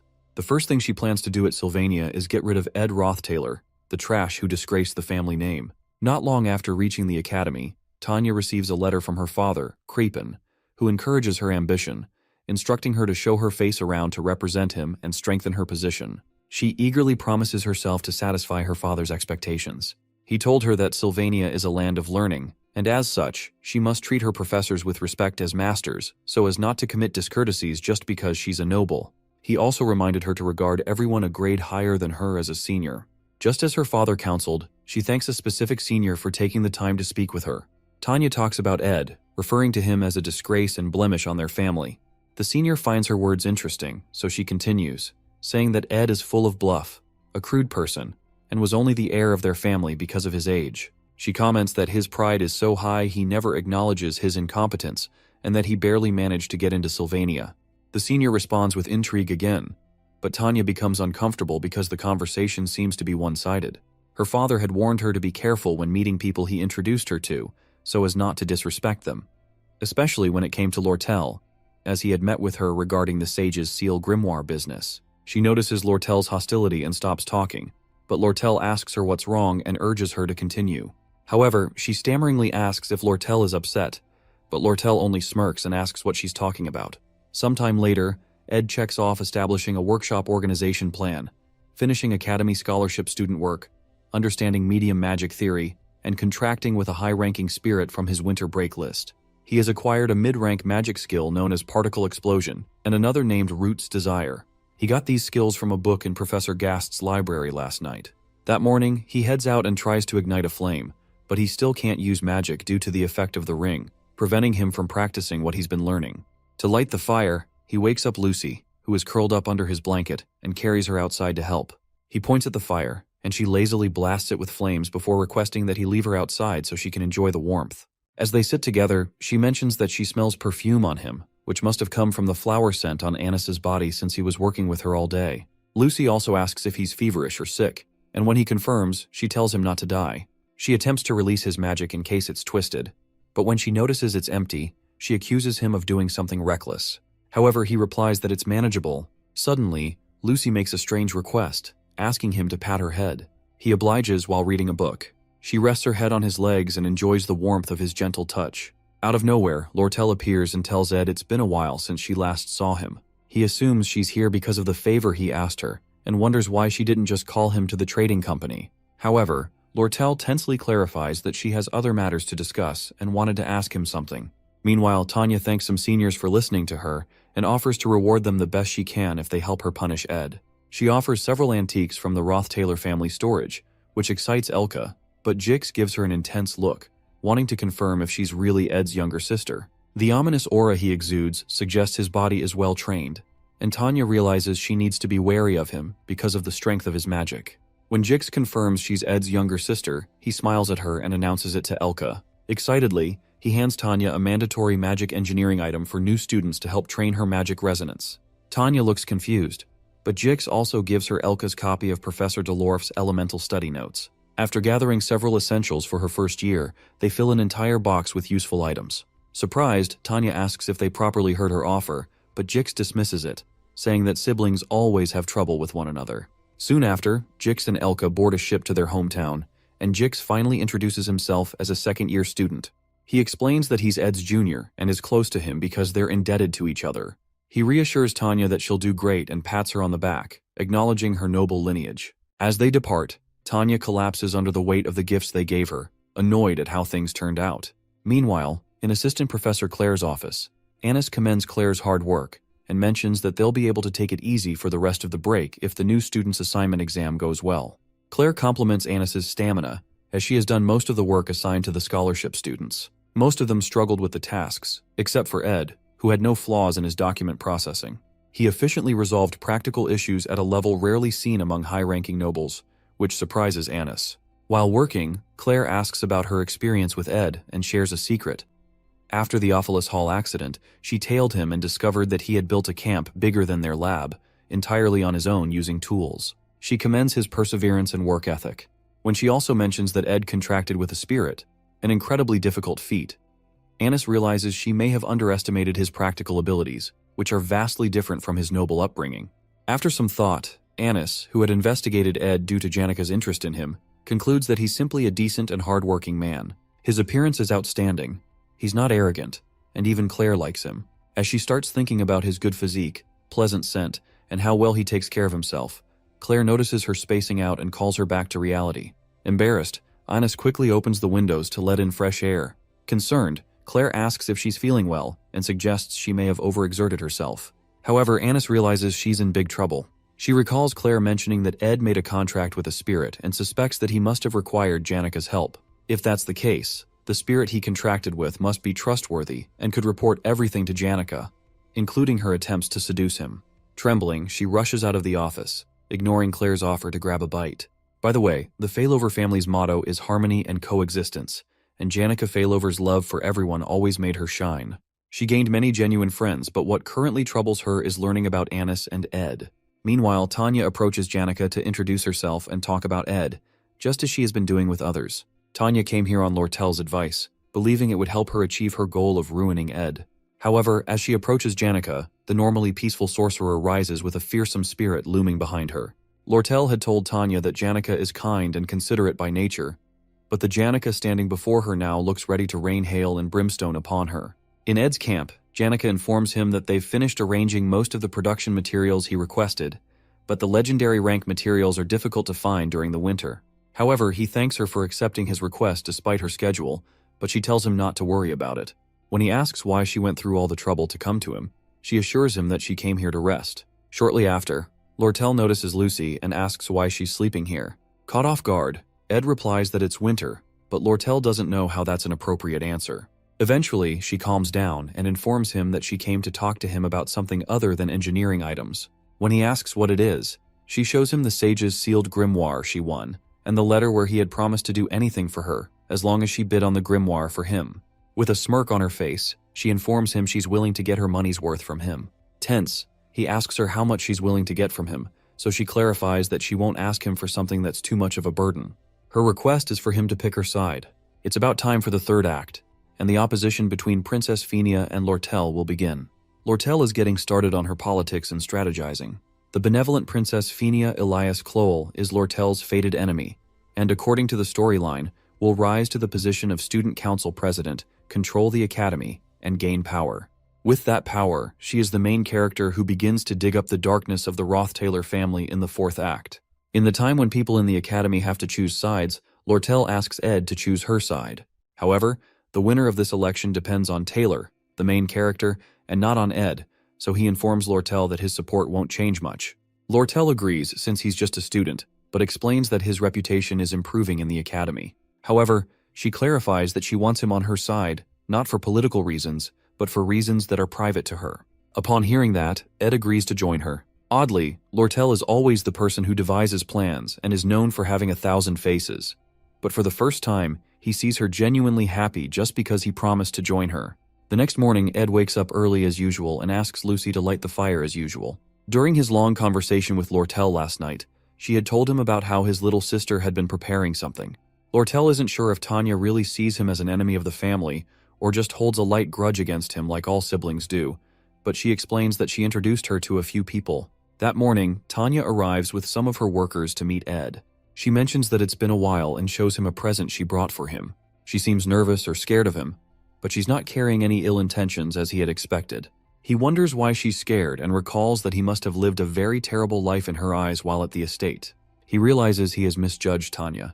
When he gets up, she shrieks in fear, and he remembers a time when he stepped on a maid who offered him food in Tanya's presence years ago. He recalls how she begged him to stop, but he condescended to her for feeling attachment to maids who were mere tools. In the present day, he thanks her for the present and promises to wear it at the start of the next semester. He also explains that he's been excommunicated and is no longer technically her brother, but he appreciates her gesture. When he turns to go in, he signals her to sit by the fire and tells Lucy, who groggily sits by the fire, trying to figure out what universe she woke up in, to give the guests a seat. He soon comes out with a few drinks and asks Tanya about those she's been speaking with. She confesses that she's been talking to them about him, and when he mentions Janika's name, an expression of fear develops on their faces. Ed comments that Janika is the kindest person he knows, and Tanya forcefully replies that she was truly kind. She mentions that Janika was very strong and summoned a high-level spirit fire lizard that threw all their workers around. To avoid him relaying the information to Janika, she eventually lies, saying that Janika was very kind and wished her luck in her school life. Ed asks her if Janika really summoned a high-level spirit, but Tanya lies that it didn't happen and that she didn't know what she was saying. At that point, Ed realizes why Tanya is being this awkward, so he decides to clear the air. He explains that he's living to the best of his abilities now and paying the price as someone who's been excommunicated. He accepts that he must have lived a terrible life at the estate and apologizes for the things he can't take back. Our boy mentions that he heard she plans to run for student council president and promises to cheer her on. Even though he's saying this, he knows Tanya will not become president since she is a villain who is here to help Phinia, but he's attached to her since she's a relative. Shocked, she stares at him as if she had seen a ghost, and Ed doesn't know how their relationship will go judging from her expression. When she returns to her dorm in Opilus Hall, she convinces herself that Ed is still trash who is just hiding his true nature. However, since she was almost burned to death for talking badly about him, she realizes that Janika truly believes in Ed and is following him. But it's strange to her that a land full of elites can tolerate Ed's acting, so she hopes that his true nature is eventually exposed. As she trudges to her door, she spots an inelegant and unsophisticated human who is her next-door neighbor, someone she had seen at Ed's camp. The girl immediately asks her if she's Ed's younger sister and offers to let Tanya know if she needs anything. When the lady walks into her room, Tanya notices the golden nameplate on her door, which only the top students have, and is shocked that the person who just spoke to her is the legendary genius mage, Lucy Merrill. At this point, nothing makes sense to Tanya. Sometime later, Annis meets with Chief Maid Belle in the Rose Garden and asks her to introduce her to a handsome and distinguished boy since she must know many students. However, Belle knows she's not someone who casually meets boys, especially because she's always so busy and has no interest in dating. Unsure of what to say, Belle mentions the young master Ed, who she thinks shares similar attributes with Annis. Annis, already feeling guilty, then confesses her sins. She admits that she met Ed to confirm the negative rumors about him, but eventually discovered they're more similar than she thought. She also found him to be quite thoughtful and considerate. When Belle probes further, Annis admits she feels a bit attracted to Ed and accepts that it's good news because it means Janika has truly found the one. Her plan is to rid herself of these feelings like a malignant tumor by finding another boy to replace him and making it known that they're dating. Upon hearing this, Belle asks if Janica has caught on to her feelings, but then corrects her, pointing out that finding another person just to replace Ed is incredibly disrespectful to the new person. Anis recounts how she ran into Janica yesterday, how awkward it was, and the dark expression Janica had. Apparently, she will have to supervise Ed in the next exam, and she feels sorry for hurting Janica. However, Belle reassures her that it may not be as bad as she thinks. After all, it's true that Anis and Clara were simply trying to watch Janica's back, so her goody-two-shoes attitude wouldn't lead her into trouble. Belle expresses how grateful she is that Anis opened up to her, and eventually Anis starts to feel better about her guilt. That evening, Ed walks around the camp and finds Janica waiting for him. He plans to collect materials to build storage for himself and expand his living room space, but when he notices Janica's aloof expression, he pours her a cup of tea and asks her to talk to him.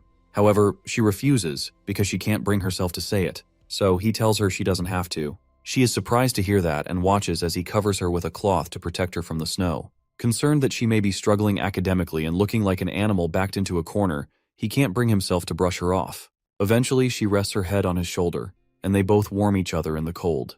Meanwhile, Tanya recalls how the Roth-Taylor residence was always peaceful.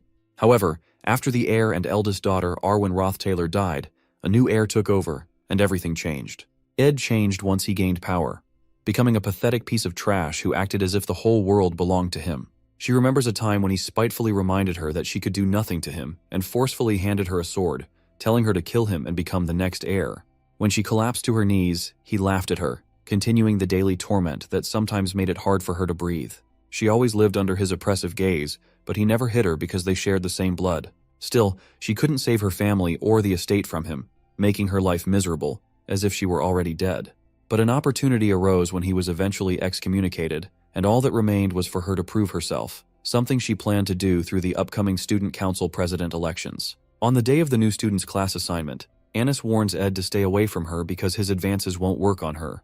He just watches her in confusion, certain she must have a reason for her actions. Meanwhile, Assistant Professor Claire joins them as they prepare for the next exam alongside the other scholarship students.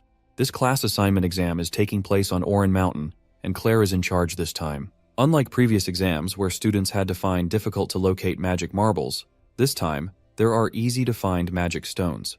They aren't particularly hidden and don't have varying point values. Anyone in this exam can qualify for A class as long as they find a stone and place it on the altar of substitution. That's the easy part. However, because she is the disciple of the ruthless Glast, there is also the challenge of fighting and defeating countless monsters and wild animals. Only the students who survive will qualify for A class, which is why she calls it the Oran Mountain Survival Exam of Hell. In the end, none of the new students make it to A class at Sylvania Academy this year. At least, that's the original scenario according to the gameplay, and it's crucial that no one advances to A class because it directly ties into an important future event in the game. That's precisely why Ed decides not to comment on the difficulty of Claire's exam. However, he only feels comfortable because no casualties occurred, even though the exam is essentially diabolical. This is because the students will be fighting imaginary monsters, summoned using a magical engineering device called the Vision Disc. There are standard vision discs, which summon apparitions of low-level monsters and beasts. However, there are also purple vision discs, which summon high-level monsters, beasts, and even humans. This latter type ensures that no one will reach A class, and Anis is responsible for handling them. Because she struggles to carry them, Onyx offers to help, but she refuses. However, Lynn swoops in and signals for her to give him the purple disc. She instinctively jerks backward upon seeing him and mistakenly trips over a rock. To stop her from falling, Ed wraps a hand around her waist, and they end up in an unexpectedly intimate position. Unfortunately, the purple disc slips from Anis's hands and tumbles away, but they are lucky that Clebius catches it in time. Ed is relieved it didn't break but fails to notice Anis, who is nearly exploding due to the way he is holding her. However, Clebius doesn't notice the small crack on the disc, and moments later, it completely shatters in his hands. When Ed sees this, he immediately releases Anis, realizing that they've messed things up. Last year was the year that the failing student, Taylor, picked up a sword for the first time, and that was when he was supposed to beat Lucy and receive attention. But the scenario went wrong when Lucy beat him instead, leading to Janica going off the rails. The joint combat training for this year is equally important. The elite first years get to request combat training against the previous generations, and when the match begins, the first years go on a rampage against their seniors to win by any means possible. However, according to the storyline, they're all supposed to lose to Taylor alone. At that point, Taylor, who had gotten stronger during the year, becomes known to everyone. Saint Clarice, who has also been hiding her identity, fixes her gaze on Taylor, and this act ends. The relationship between the Saintess and Taylor is important because her power plays a crucial role in the third act, Lucy's showdown, and what happens after. She has to help Taylor, so this class assignment exam has to follow the initial storyline to ensure that the elite first-year students can go crazy as planned during the joint combat training. However, the only reason they'll go into a frenzy is that none of the students get placed in the A class, and that is because Assistant Professor Claire used 2 purple discs to make the class assignment exam harder. They all look at the broken circuit and realize that it's beyond repair. Annis feels devastated and apologizes for being careless, but Ed clarifies that apologizing won't bring back the purple disc. At this rate, there'll be too many A-class students, so he proposes a solution and chooses Clebius, who doesn't know what he's talking about, as the one they're going to use. At the Oran Mountain entrance, Tanya is happy to meet other noble students as her classmates. Even the princess and the chancellor are part of her class, and everyone is dressed without showing their status or birth. However, there is one peculiar person among them from the Telos order, Saintess Clarice. The other first-years bow to her, but she asks them to spare her the formalities to maintain the Academy's order. While she's speaking, Tanya introduces herself and expresses how much of an honor it is to meet her. The Saintess is happy to hear that Tanya is from the Rothtaylor family, and comments that Crepin, the patriarch, was baptized by her, although she was too young to remember. Regardless, Tanya replies that it was an honor and expresses her hope to be baptized when she becomes an adult. Soon after, an announcement signals the start of the exam, and each faculty member is directed to their assigned area, even though the goal for all of them is to get into A class. Everyone soon sprints toward A class, which affords them free student welfare activities, fame, tuition exemption, and access to Ophelis Hall. One redhead quickly finds a stone and rushes to place it on the altar before anyone else so he can secure A class. While he's talking, another student named Joseph runs past him and reminds him to stop yapping and start running.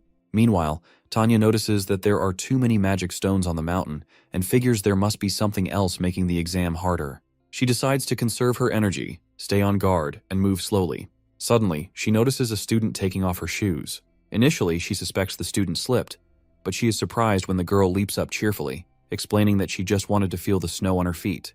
Tanya is confused as to why she'd do that now of all times, but the girl doesn't see the issue.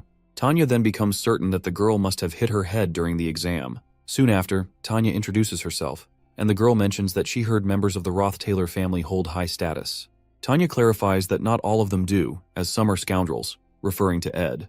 Although Ed seemed reformed when she met him at camp, she believes he's hiding his true nature, which has ingrained deep fear in her over the years. Regardless, the girl thinks highly of Tanya and expresses deep respect. Finally, she introduces herself as Kylie Ekney, a country girl from a small city-state called Terranay Principality. She apologizes for her strange behavior, explaining that she doesn't know much about the modern world. However, Tanya cuts her short and signals that they need to hurry since they're in an exam. Kylie agrees but explains that she's not too concerned about getting into A class because it would draw too much attention to her, which irritates Tanya. However, knowing that Tanya is interested, she excitedly grabs her hand, thrilled to have a friend her own age for the first time, despite Tanya's protests. 30 minutes after the exam begins, the redhead keeps going and is fairly certain he'll secure first place, especially since his stamina is better than Joseph's, whom he calls a bastard. Eventually, he stops to rest due to exhaustion, but doesn't notice Clebius, who is transformed into the sword demon and is aiming a grueling punch at his cheek. The punch knocks him to the ground, and the redhead protests, asking Clebius why he suddenly popped up, saying it's unbecoming of a senior. Meanwhile, Clebius recalls how Ed had earlier explained that he and Annis would block new students from reaching the altar from halfway up, since only the strongest should be worthy of A class. In the present, Annis beats herself up for putting them in this situation and vows to do her best. Meanwhile, Onyx, a master of flight magic, is put in charge of safety, while Claire has to draft documents to report the changes in the exam. Since everyone has their assigned roles, Ed decides to stay back and guard the altar. However, Claire is concerned because Ed still can't properly sense magic, but he assures her that he has something in mind. As Clebius pounds the students, Onyx arrives to retrieve those who have been knocked down. Meanwhile, Ed checks out the purple vision disc and realizes that completely fixing it will be difficult, especially since his magic hasn't returned yet. However, since they have a large stash of high-quality magic stones containing immense magical energy, he decides to offer them on the altar to continuously recharge his magic. When he offers the first one, Mug, the spirit he contracted with, appears and tries to communicate with him, even though he still can't hear what it's saying. While Annis and Clebius stall for time, Ed offers a large number of magic stones to ensure that no one gets past him. After several students are knocked down mercilessly, some try to warn the others to run. Meanwhile, Tanya and Kylie find the unconscious students and spot the sword demon, who menacingly approaches them. While that happens, Clebius notices an explosion behind him at the northern entrance, where Annis is stationed, but he's certain the explosion isn't from Annis's magic. Because he's distracted, the girls use the opportunity to run past him, so he chases after them. Although Annis, the top teacher assistant, is talented enough to be considered a specialist in academic and practical fields, she's just a little above average in combat. She's not an easy opponent for first years, but Joseph Whitefeltz is on a completely different level, unlike his sister, who had to work her ass off to become a top alchemy student. Joseph was the youngest to reach the status of Magic Society researcher and can freely use mid-rank magic, making him a genius. After she tells him to pass, Joseph tells her there's no need to be upset because he's certain she's talented in something other than fighting. However, Annis clarifies that she is upset, but not because she lost to him. She then asks him to go up. He moves forward, and Annis recalls that everything was going perfectly without a flaw, but she made it difficult by breaking the purple vision disc. The worst part is that she was unable to think of an alternative and left it to Ed, who had to lead the situation. She blames herself for losing to a new student and failing to block the northern entrance. But what frustrates her most is that she keeps thinking about Ed, who had calmly taken charge of the situation. Meanwhile, Joseph reaches the altar and runs into Ed, who welcomes him and reminds him that he only needs to place the stone on the altar, even though he won't let him do that. Surprised, Joseph comments that the exam method is kind of strange, since there'd be no one left for the other students to fight if he successfully defeats Ed. When he doesn't get an answer, he assumes there's an alternative. But in truth, he's making small talk to buy time and assess his surroundings. When he spots the purple disc, he notices it's a different color, meaning it could be stronger. He also notes that Ed isn't emitting much mana and senses that he has used magic stones, indicating a low mana reserve since he was the first visitor. Joseph prepares to blast him with fire, disappointed that Sylvania hadn't met his expectations. He releases a mid-rank particle explosion, which can hit hard if the target isn't ready. If Ed doesn't see the direction of his hand and dodge in advance, he'll get hit. But Ed quickly evades it, proving he has some combat experience. Joseph immediately assumes Ed will use fire magic, either the spell ignition or scorch. Based on Ed's hand placement, he predicts ignition, but the scale of the flame is much stronger than expected, meaning Ed has trained his basic magic to a level close to mid-rank. However, Joseph easily blocks the attack with a shield and remarks that it's a waste since it can't penetrate his defense. Battles between mages are usually determined by who has the higher mana reserve. Joseph, still unimpressed, believes that Ed lacks real combat experience and won't be able to block his offensive magic once his mana runs out. Oddly, Ed transforms into a fire monster and informs him that while he can block spells with defensive magic, he can't block physical force. Our boy grabs him by the head, kicks him in the stomach, and smashes his jaw right after. He asks Joseph why he assumed he'd only face mages just because he himself is a mage. Joseph quickly retreats and demands to know how Ed walked through the fire. Joseph prepares a mid-rank ice attack but plans to be more cautious this time. However, Ed responds with a basic level ignition spell, making Joseph wonder if he's trying to mix his fire magic with ice to create steam and obscure his vision. Annoyed, Joseph quickly switches to fire, using the basic spell, Scorch. However, Ed walks through the flames again, using the Blessing of Recovery, a spell that temporarily increases his immunity to fire. Our boy charges through the fire and attempts to stab Joseph with a knife, but Joseph quickly casts a spell that blocks physical attacks. He's confident that his casting speed is faster than Ed's, but Ed throws the knife at his shield and jumps back. It turns out that the knife is actually Mug, who had transformed. Ed signals the spirit to use a spirit formula known as Explosion. The explosion easily shatters the shield and sends Joseph tumbling several feet backward. Badly injured, Joseph remains certain that Ed's casting speed isn't faster than his, and deduces that he used a spirit formula, which also explains how he walked through the fire. Exhausted, Joseph wonders who this person is and drops the stone when Ed approaches him with a knife, conceding defeat. As soon as Ed lowers his guard, Joseph rushes forward with a mid-rank ice spear attack, but suddenly switches to a punch to confuse Ed, landing a solid hit on his jaw. After being punched, Ed is surprised that Joseph, who had spent his entire life researching magic, was able to make such an impact with his fist. However, a strange energy suddenly appears around Ed, Marilda's spirit formula. It's the protection of the wind, which blows enemies away when an unexpected attack occurs. A powerful gust sends Joseph flying several feet into a nearby rock. Now more injured than before, Joseph finally accepts his loss. Ed commends his punch, and Joseph soon asks for his name. When Ed tells him, Onyx arrives to pick up the wounded boy. Meanwhile, in a carriage, Elka asks Jix why he joined the magic faculty.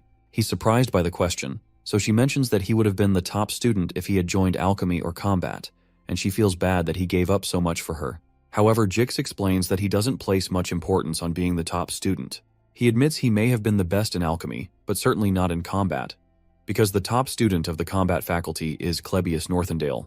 Meanwhile, Clebius is knocked down by a terrible energy that completely stuns him. Kylie, who landed the hit, hopes she hadn't injured him, but Onyx quickly arrives to tend to him and tells the girls to continue the exam. With only 20 minutes left, Tanya and Kylie reach the altar, where several other students lay unconscious. Tanya spots Ed, the object of her fear and hatred, and he immediately tells her to give up.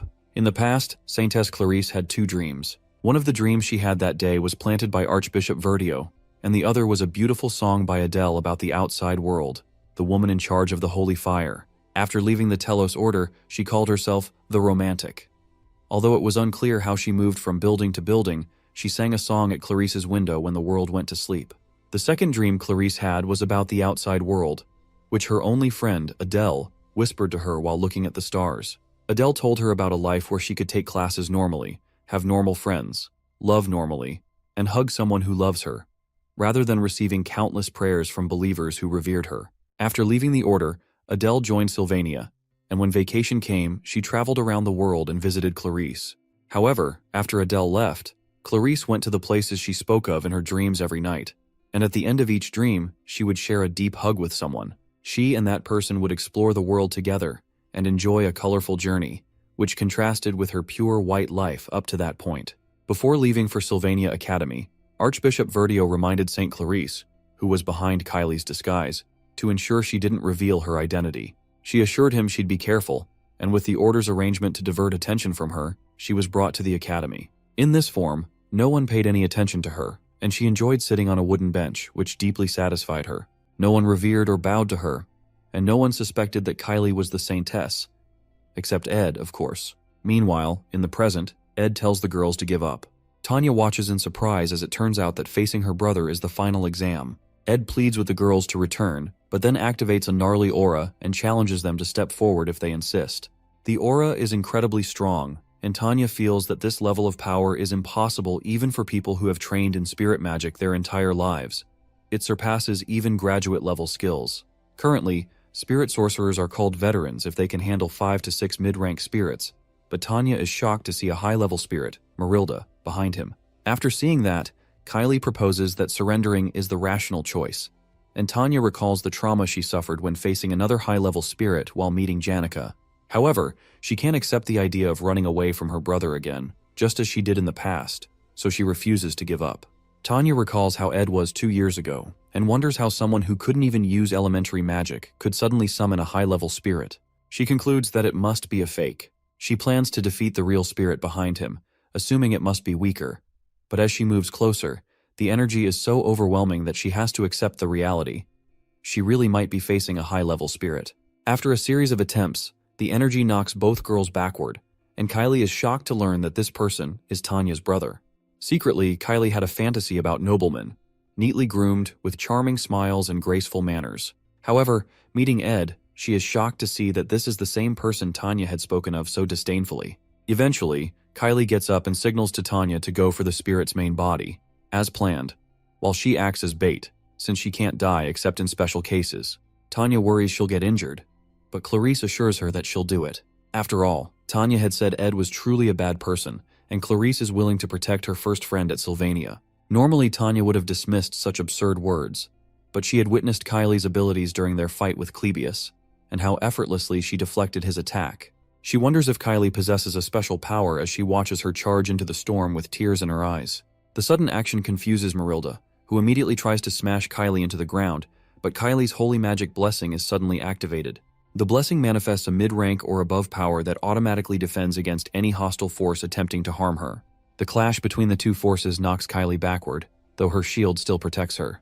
Ed asks if she thought she could make him give up, but he soon notices Tanya leaping at him from the side with a basic magic attack known as Emit. The attack knocks him away from the altar and onto the ground, where Tanya spots the purple vision disc lying nearby. As she scans the area for Ed's body, she notices several arrows flying around her and hears Ed's voice telling her to stay still. She is stunned to see that the same person who once couldn't wield a sword properly now skillfully wields a bow. He reminds her that the first shot was a warning, and as Tanya observes the arrows made of magic, she wonders if the person standing before her is truly Ed Roth-Taylor. Realizing that nothing has changed since childhood, when he used to oppress her, tears fill her eyes because no matter how hard she tries, she still feels powerless. However, Ed acknowledges her efforts, commends her for working so hard, and apologizes for putting up such a fight.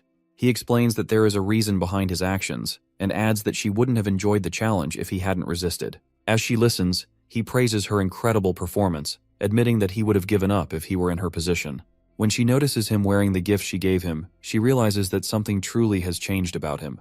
Ed reminds her that she should be proud that she fought till the end, even though it was an illusion caused by the purple disc vision. As she cries, he tells her she's impressive, but that doesn't seem to help as she keeps crying because she didn't get into Class A. Suddenly, Kyle hugs Tanya and cautions Ed to step back so she doesn't attack him. Suddenly, Claire calls out to Ed for help because Klebius is completely knocked out and the exam is over. However, Kylia notices that her voice is beginning to revert to its original tone, meaning her transformation magic is being undone. This must have happened when she pushed back and dropped the magic engineering item Verdio told her to carry. She begins to panic that her identity will be revealed and her school life will end, but Mug suddenly shows up with the magic item. Ed hands it to her and almost calls her by her title but quickly corrects himself. She looks at him in shock as he walks away to meet Claire. The class assignment exam ended, and Ed was able to return everything to the original storyline, except for one thing. One change that was created, even though it was quite meaningless, is that the Saintess's eyes, which were supposed to focus on Taylor, are now focused on Ed because she noticed he almost referred to her by her title. While Ed lies on the ground, Matilda speaks to him about beauty that transcends generations and values, such as what is seen in the setting's nonsense. Ed, however, interjects that she's talking nonsense, so she protests that humans are unable to appreciate the moment, even though they live short lives. It turns out that Matilda wasn't just a vision, she was really there. But Ed didn't want to tell his sister. Matilda reminds him that he needs to learn how to appreciate small things, and Ed realizes she's a chatterbox, just like Janica told him. However, Matilda chastises him for always being thorough about everything and not paying attention to his well-being. Eventually, she spells it out for him. He needs to date someone who can help his well-being. To gain some credibility, she asks Mug if she's right.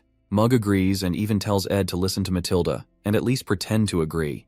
When Matilda asks what he means by pretend, the little guy apologizes for misspeaking and attempts to repent by offering up his death. Ed, tired of their yapping, throws Mug away and asks Matilda why Janica looked unhappy the last time he saw her. She asks him if he's worried but states that she can't tell him since Janica didn't want to tell him herself. However, she reminds him not to worry too much because even Janica needs to go through difficult seasons and grow from them, especially since the world isn't a fairy tale. Soon after, Matilda hurries them along so she doesn't consume all of his mana. She explains that she's an expensive spirit, and the only reason he was able to handle summoning her, apart from the mana stones he consumed recently, is because someone else was handling part of the mana load. She clarifies that a spirit like herself wouldn't contract with just one person, and Ed realizes he truly can't summon a high-level spirit for long.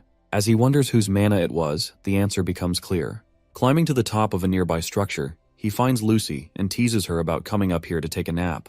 However, she clarifies that she didn't come here to sleep.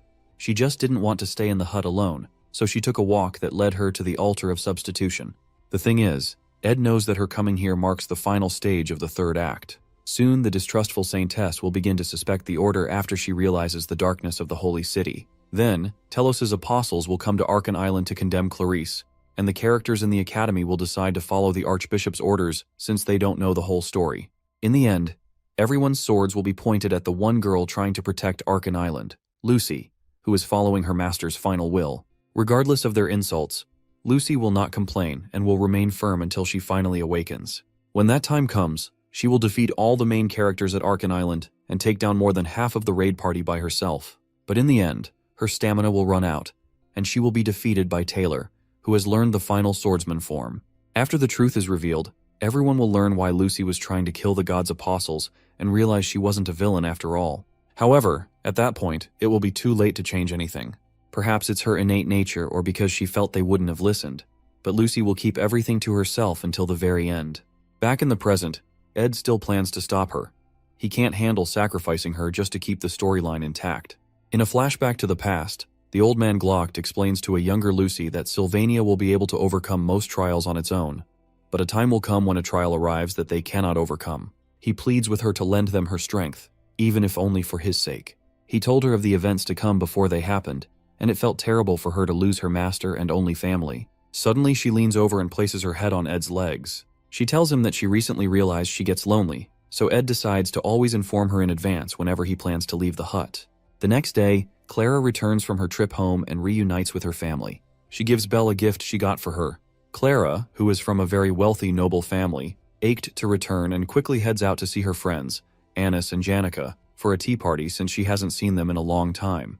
Eventually, when she finds Annis and Janica, the table is awfully silent, and Clara wonders if the two had a fight. In all the years of their friendship, she's never seen this kind of tense atmosphere and wonders what she should say to lighten the mood. Before she can say anything, Janica finally asks Annis about the hug she received from Ed. Meanwhile, Ed Roth-Taylor builds a wooden wind-blocking wall and realizes that working on such low-rated items no longer raises his stats or production proficiency, so he considers looking for something new.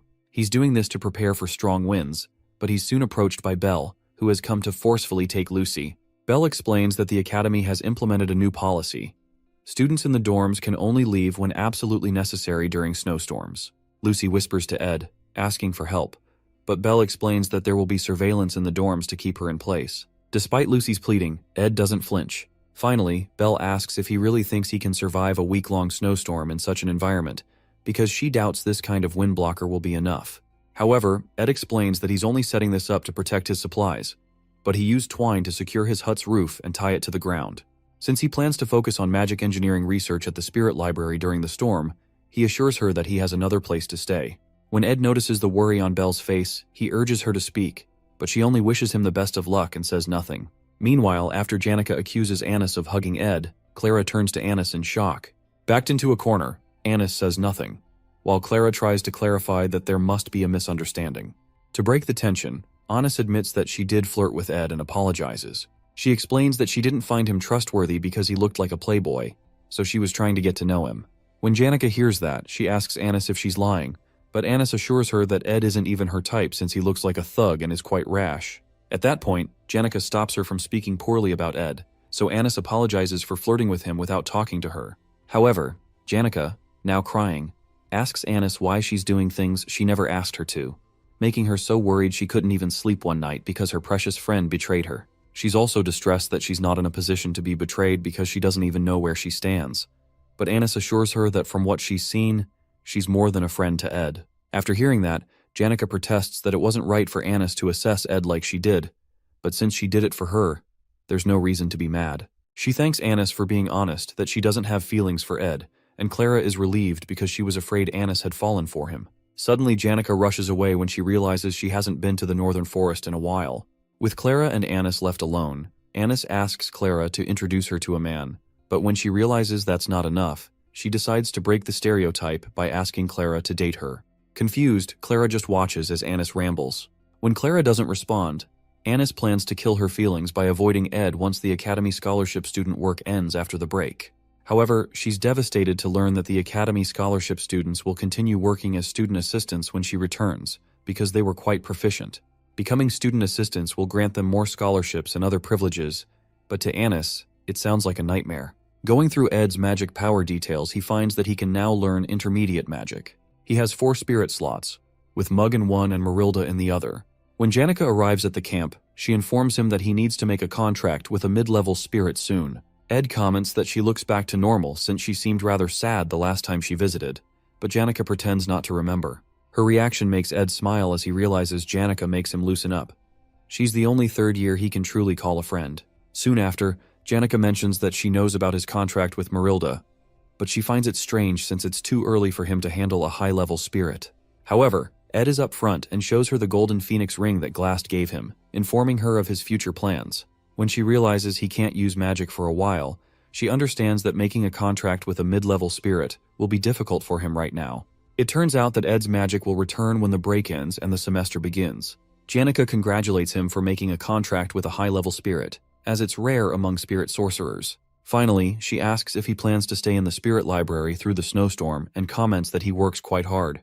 In response, Ed teases her, saying she works even harder since she's the top student. He mentions that people will probably pay attention to her in the upcoming student council president elections.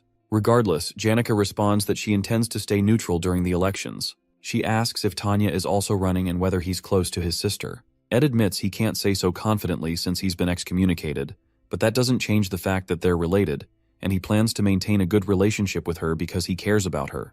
Hearing that, Janica concludes that Tanya's reaction was just sibling rivalry. Suddenly, she grabs his hand, and with tears in her eyes, she asks if there's something Tanya would like as a gift or food she enjoys. At that moment, Ed realizes Janica must have done something wrong to Tanya and is trying to make up for it. However, Janica insists she didn't do anything. Ed just keeps staring at her, knowing she's a terrible liar, and soon, the guilt overwhelms her into confessing. However, Ed doesn't think it's such a serious issue. Meanwhile, Kylie is informed that the storm will begin in the morning, and that leaving the dorms will not be allowed except for special reasons. As she hears this, she can't help but recall the terrifying sight of Ed, the third-year student she saw a few days ago. But more than that, she feels uncomfortable, especially when he almost called her by her honorifics, making her wonder if he knows her secret. Now, in her true form, she places the form-changing magic engineering item by her side, worrying about how hard she worked to lead a normal academy life. If even one outsider discovers her identity, her academy life will end. It wasn't hard for her to gather information on Ed because she overheard Joseph scolding the red-haired boy about failing to get close to the altar. Joseph mentioned that Ed isn't human at all and that he heard Ed built a hut in the northern forest where he lives. The only problem is that she can't go there since students won't be allowed to leave once the storm begins. And once the snowstorm ends and spring arrives, the new semester will begin, leaving her with no chance to seal his lips or do anything else. She soon opens her window, but fear grips her. The fear of Ed, the darkness, and the bitter cold. Living surrounded by pure white walls and ceilings has deteriorated her ability to appreciate the world's beauty, but she decides she must experience it for herself. So, she jumps out the window with the form-changing item in her hands. Landing on the ground, determined not to lose the freedom she fought for, she heads to meet Ed to ensure he isn't planning anything. Meanwhile, in the academic building, Klebius recalls how his eyes have long adapted to the dark, because darkness is all he's ever known. The most vivid memory he has is of his brother, who stayed by his side even when everyone in the household avoided him, especially the memory of when he stabbed him through the heart. After the break ends, Claire asks him if he doesn't want to be a student assistant. He explains that he felt like a burden to them last time, even though he liked the good treatment. From the way he's talking, Claire suspects that another lab is trying to scout him, but she soon gets him to agree to take the job as a student assistant.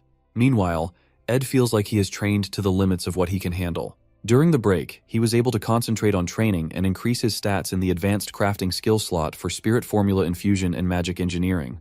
He has improved both advanced skills enough to be considered his specialties, and he plans to spend the remaining week working on them in the library to use them more effectively. As he climbs out, he recalls that he gave Jix some money to clean up the mess in the library with a bit of magic, but Jix had even helped organize the books by theme and title.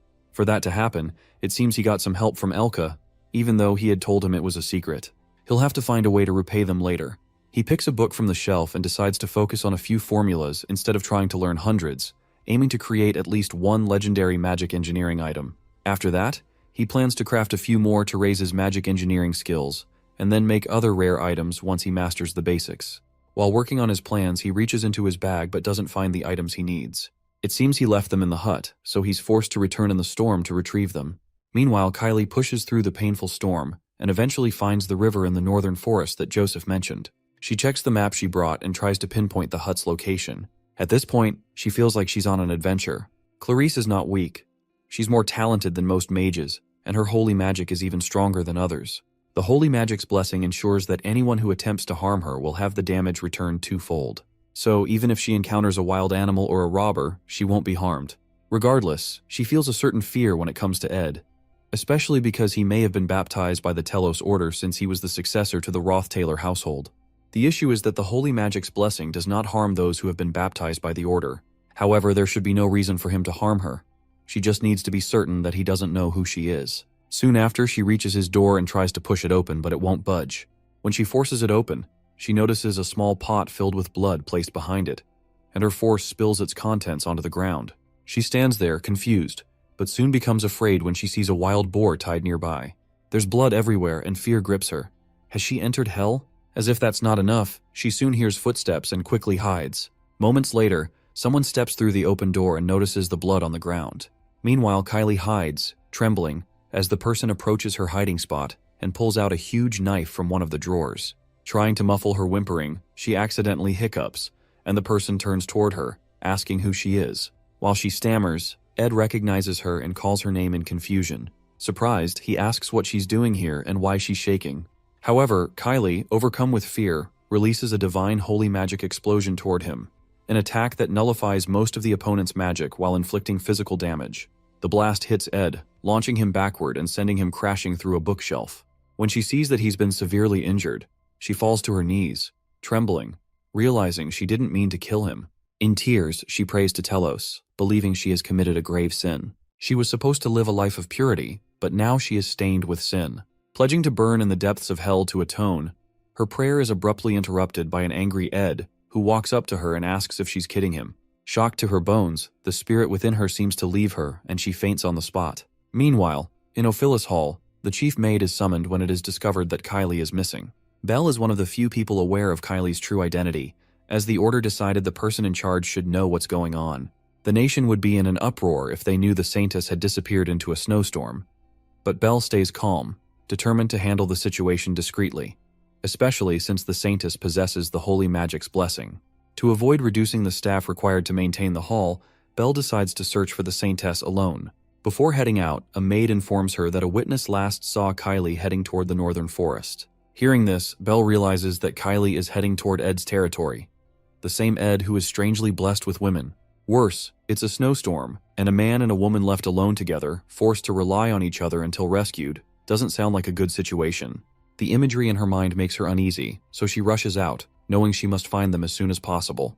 The Saintess is in danger. There is a suspicious man in the forest who walks around carrying the bloodied corpses of beasts. These were the rumors among the students, but Belle knew the truth. She knows he's a pretty considerate person, and he faithfully carries out his duties despite the many women who approach him, which makes him worth trusting. But the thought of relationships getting more complicated by adding the Saintess to the mix worries Belle, especially because she's certain that Ed doesn't know Kylie's true identity. When she enters through the door, she finds a dazed Kylie with Ed, who looks severely injured. Confused, Belle asks what happened, so he explains. Afterward, Belle informs him that she has to take Kylie back soon so the snowstorm doesn't get too intense for them to pass through. Ed knows why the Saintess came all this way, but it goes against the storyline since her identity is supposed to be revealed much later. It's not time for that yet, but he knows Kylie is unsure of him. He apologizes for his rude behavior and pleads with her to put the chair down, but he accidentally calls her Saintess. Kylie puts the chair down but recoils again when both women realize Ed just called her that. The Saintess asks if he already knew, and he mentions that he's a baptized follower of the Telos order and was able to recognize her up close when her spell was undone. Within himself, he plans not to change his decision to avoid getting involved with the main characters. However, at this point, Saintess Clarice might do something unexpected, so it's better to let her know he's aware of her identity so she's no longer anxious. To help her, he explains that he understands she must have hidden her identity because she's tired of living without restraint. Before she can reply, he asks her what she thinks of the kind of life he's living in the forest. After hearing his question, she reasons that Ed isn't living a life of freedom. It looks more like survival. It seems there is a light and dark side to everything, and Ed's life is the dark part of freedom. However, Ed apologizes for being so rash, explaining that he spoke that way because he felt no one else would say it to her. Shortly after, he asks them to leave, so Belle takes the Saintess back to the hall. As they head back, the Saintess plans to enjoy a delicious soup in a warm room, while Ed will keep smelling blood and enduring the harsh reality of the storm. She had never imagined that the person who stood against the students at the altar would be living this kind of life. He had destroyed her idea of freedom, but she still respects him nonetheless.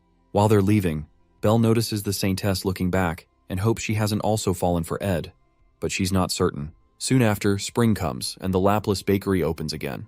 Lortel meets Ed at the bakery, securing a seat for them without reservations because she supplies them with goods, and they can't refuse since she runs a monopoly. She finds it amusing, but Ed doubts the baker does. Later, Lortel explains that there was a bit of an error in the distribution process due to the snowstorm. The bakery had ordered a bunch of supplies they didn't need beforehand, but canceled all their orders when the storm got closer. It was unethical for them to monopolize food that could have gone to other businesses by placing fake orders, so Lortel had to handle it. While they chat, The baker returns to beg Lortel to change her colleagues' minds about limiting orders, as it will affect the bakery. However, Lortel ignores him and simply asks Ed if he'd like to walk her to her afternoon class. Ed notices Lortel's cold attitude toward the bakery. She explains that she doesn't want to be harsh, but the snowstorm cut off their main distribution base, and funds are tight at the moment. Ed accepts her explanation, so she reassures him that she's an expert in managing money and will ensure the company's funds aren't wasted because that's what it takes to run a business. Suddenly, she notices he isn't carrying his textbook, so he explains that he'll have to run to the library to borrow one, but running is good for his health. That surprises her since the textbook isn't expensive, so she asks why he doesn't just buy one. When she thinks about it more, she realizes that textbooks aren't actually cheap for most students, so she asks him how much it costs. Seeing her pull out her purse, Ed replies that he appreciates the offer, but it's not necessary. Soon after, she mentions that the student council election is approaching, but she won't run for a position because the trading company is her priority. However, she wants someone who likes her to become student council president, so she suggests Ed run for the position, promising to support him. Ed refuses, so Lortel asks if his sister is running, especially since she doesn't want to suck up to Princess Phinia if she becomes president. However, it will be hard for Tanya to win, even if all the top students support her, because the gap between her and the princess is too large. Hearing that, Ed realizes Lortel is right. It makes more sense for the princess to become president. Tanya, on the other hand, does almost anything to get votes, no matter how desperate, but she can't close the gap and will eventually lose by an overwhelming margin. Suddenly, Lortel asks if Ed supports the princess. He confesses that he leans more toward Tanya. That answer makes Lortel happy because most people admire Princess Phinia, and she was worried he might be the same. Lowering her head, she asks if he knows she likes him, admitting that she almost got jealous. In a vulnerable moment, she places her hand on his chest, but isn't sure if her attempt works since Ed doesn't say anything. Regardless, she rests her head against his chest and suggests checking his heartbeat. Immediately, Ed pushes her away. Lortel protests, asking if she did something wrong. Ed responds that she didn't, but he doesn't plan to date anyone until he graduates. Hearing that, Lortel asks if he plans to date after graduation, but he doesn't reply. Happy that she's gained some insight, she rejoices. Graduation isn't too far off, and she's eager to see if he can keep rejecting her. While she talks, Ed remains silent, thinking about how graduating safely isn't an easy goal. The main character must defeat the final boss at the end of the story to restore peace, allowing him to graduate. Clarice, the symbol of the Order, and Phinia, the symbol of the royal family, need to support the protagonist in order for him to defeat the final boss, the Sacred Lance Dragon. In other words, Taylor must grow as the storyline intends and make allies. The class placements went as planned, and Clarice seems to be hiding her identity well. Even though he feels bad for Tanya, Phinia will become the council president, allowing the storyline to return to normal so he can rest easy. However, despite Ed's expectations, the scenario is already breaking down, because Princess Phinia suddenly wakes up one day and decides she doesn't want to run for council president after all. Meanwhile, Clebius freaks out because a first-year student had sent him a duel request form and wonders why they didn't pick someone else. He's the first person the student sent the form to, and he begins to curse about his damned life and why it has to be him that this person wants to duel. While that is going on, this first-year student also goes to inform Jix that he'd like to duel with him. When Jix asks why, the guy says he'd like to learn from him, but Jix tells him not to give some shallow reason like that. When the guy hears that, he comes out plain that he'd like to prove his worth. Jix asks him why he needs the duel since he's already claimed the position of top student in his year. But the boy protests that being top student doesn't mean much since he's just a first year. However, since Janica is the top student of all the third years, Drake is the top student of the Faculty of Combat, and Ed is popular among the first-year Faculty of Magic, he plans to duel against them all. But, to follow the proper order of things, he sent a request to Clebius, the top student of the second-year Faculty of Combat, but it seems like he's avoiding it. The guy plans to win against him and then duel with Elvira, the top of the Faculty of Alchemy, before dueling with Jix. Jix wonders why he's next when he's not a top student, so the guy explains that the top student of the second-year Faculty of Magic, Lucy, is out of the question, so that's why he chose Jix. Intrigued, Jix tells the boy he's self-centered, and it seems that the first lesson he needs to be taught in Sylvania is that he's not always right. The guy informs Jix that he doesn't think it'll be easy to defeat him, but Jix responds that what he means is that he won't even get to fight him, Janica, or Ed, because he won't even be able to defeat Clebius. That statement annoys the first-year student, but Jix tells him to learn to perceive reality properly if he wants to defeat him. Shortly after, Jix steps out and runs into Ed, who thanks him for his help in the library. Jix soon informs him about Wade, the first-year student who's sending out duel requests to all the top students. Interestingly, Ed already knows that Wade Callermore's challenges will go on from Act 3, Episode 3 to Episode 5. In the third episode, Wade, who is a skilled swordsman and the son of the commander of the Northern Border Territories, was able to easily become the top student in his year. Unsatisfied, he goes on to challenge his seniors, and in the end, he defeats them all with ease, even Jix. Jix had already been exhausted going into the fight, so it was kind of unfair, but it still ended in a loss. Wade's rampage, which seemed like it wouldn't end, was eventually stopped by Taylor, who had improved over the year. Jix asks Ed if he'd like to check Wade out at the welcome party for the first years that night. But Ed turns down the offer because he already knows what Wade looks like. As he walks away, he notices that the refreshing atmosphere of the school is giving him more energy. Meanwhile, Jix wonders if he should have told him about something else he's noticed. Since he's in the same grade as Fenia and sees her often, he's noticed she's been looking rather down recently. But whenever he's talking to someone and Ed is brought up, she always listens. Sometime later, Jix intentionally calls the name Edward, but focuses on the Ed part, and he notices how the princess jolts back to look at him. However, Jix decides he can always tell Ed later, especially after he's looked into the matter more. Because it's spring, the scenery of the northern forest soon becomes warm. Lucy, who's chilling on the hut's roof, chases away butterflies that are disturbing her while Janica teaches Ed and compliments his improvement. She explains that he should be able to enter a contract with a mid-rank spirit now, and adds that it would be unbelievable that he did this in 1 year. Janica seems to be in her teacher mode, so to play along, Ed comments that he was able to because he has a great teacher. Surprised by the comment, she replies that usually he'd have to climb mountains and valleys to find a spirit whose mana flow matches him well. When Ed protests that he didn't think about mana flow when he made a contract with Marilda, Janica explains that that is because he matches well with fire and wind elements. She suggests that he look into a spirit that's not also wind or fire, and he considers that she's right because finding another element would make it easier for him to respond to various situations. When Ed realizes it will be pretty difficult to find this spirit, Janica responds that most people consider finding their mid-rank spirit a work of fate. However, she helps him first connect and then concentrate his mana into his eyes, allowing him to see the myriad of mid-rank spirits that Janica had chosen for him. When he sees them, he wonders if she doesn't get distracted with all these spirits around.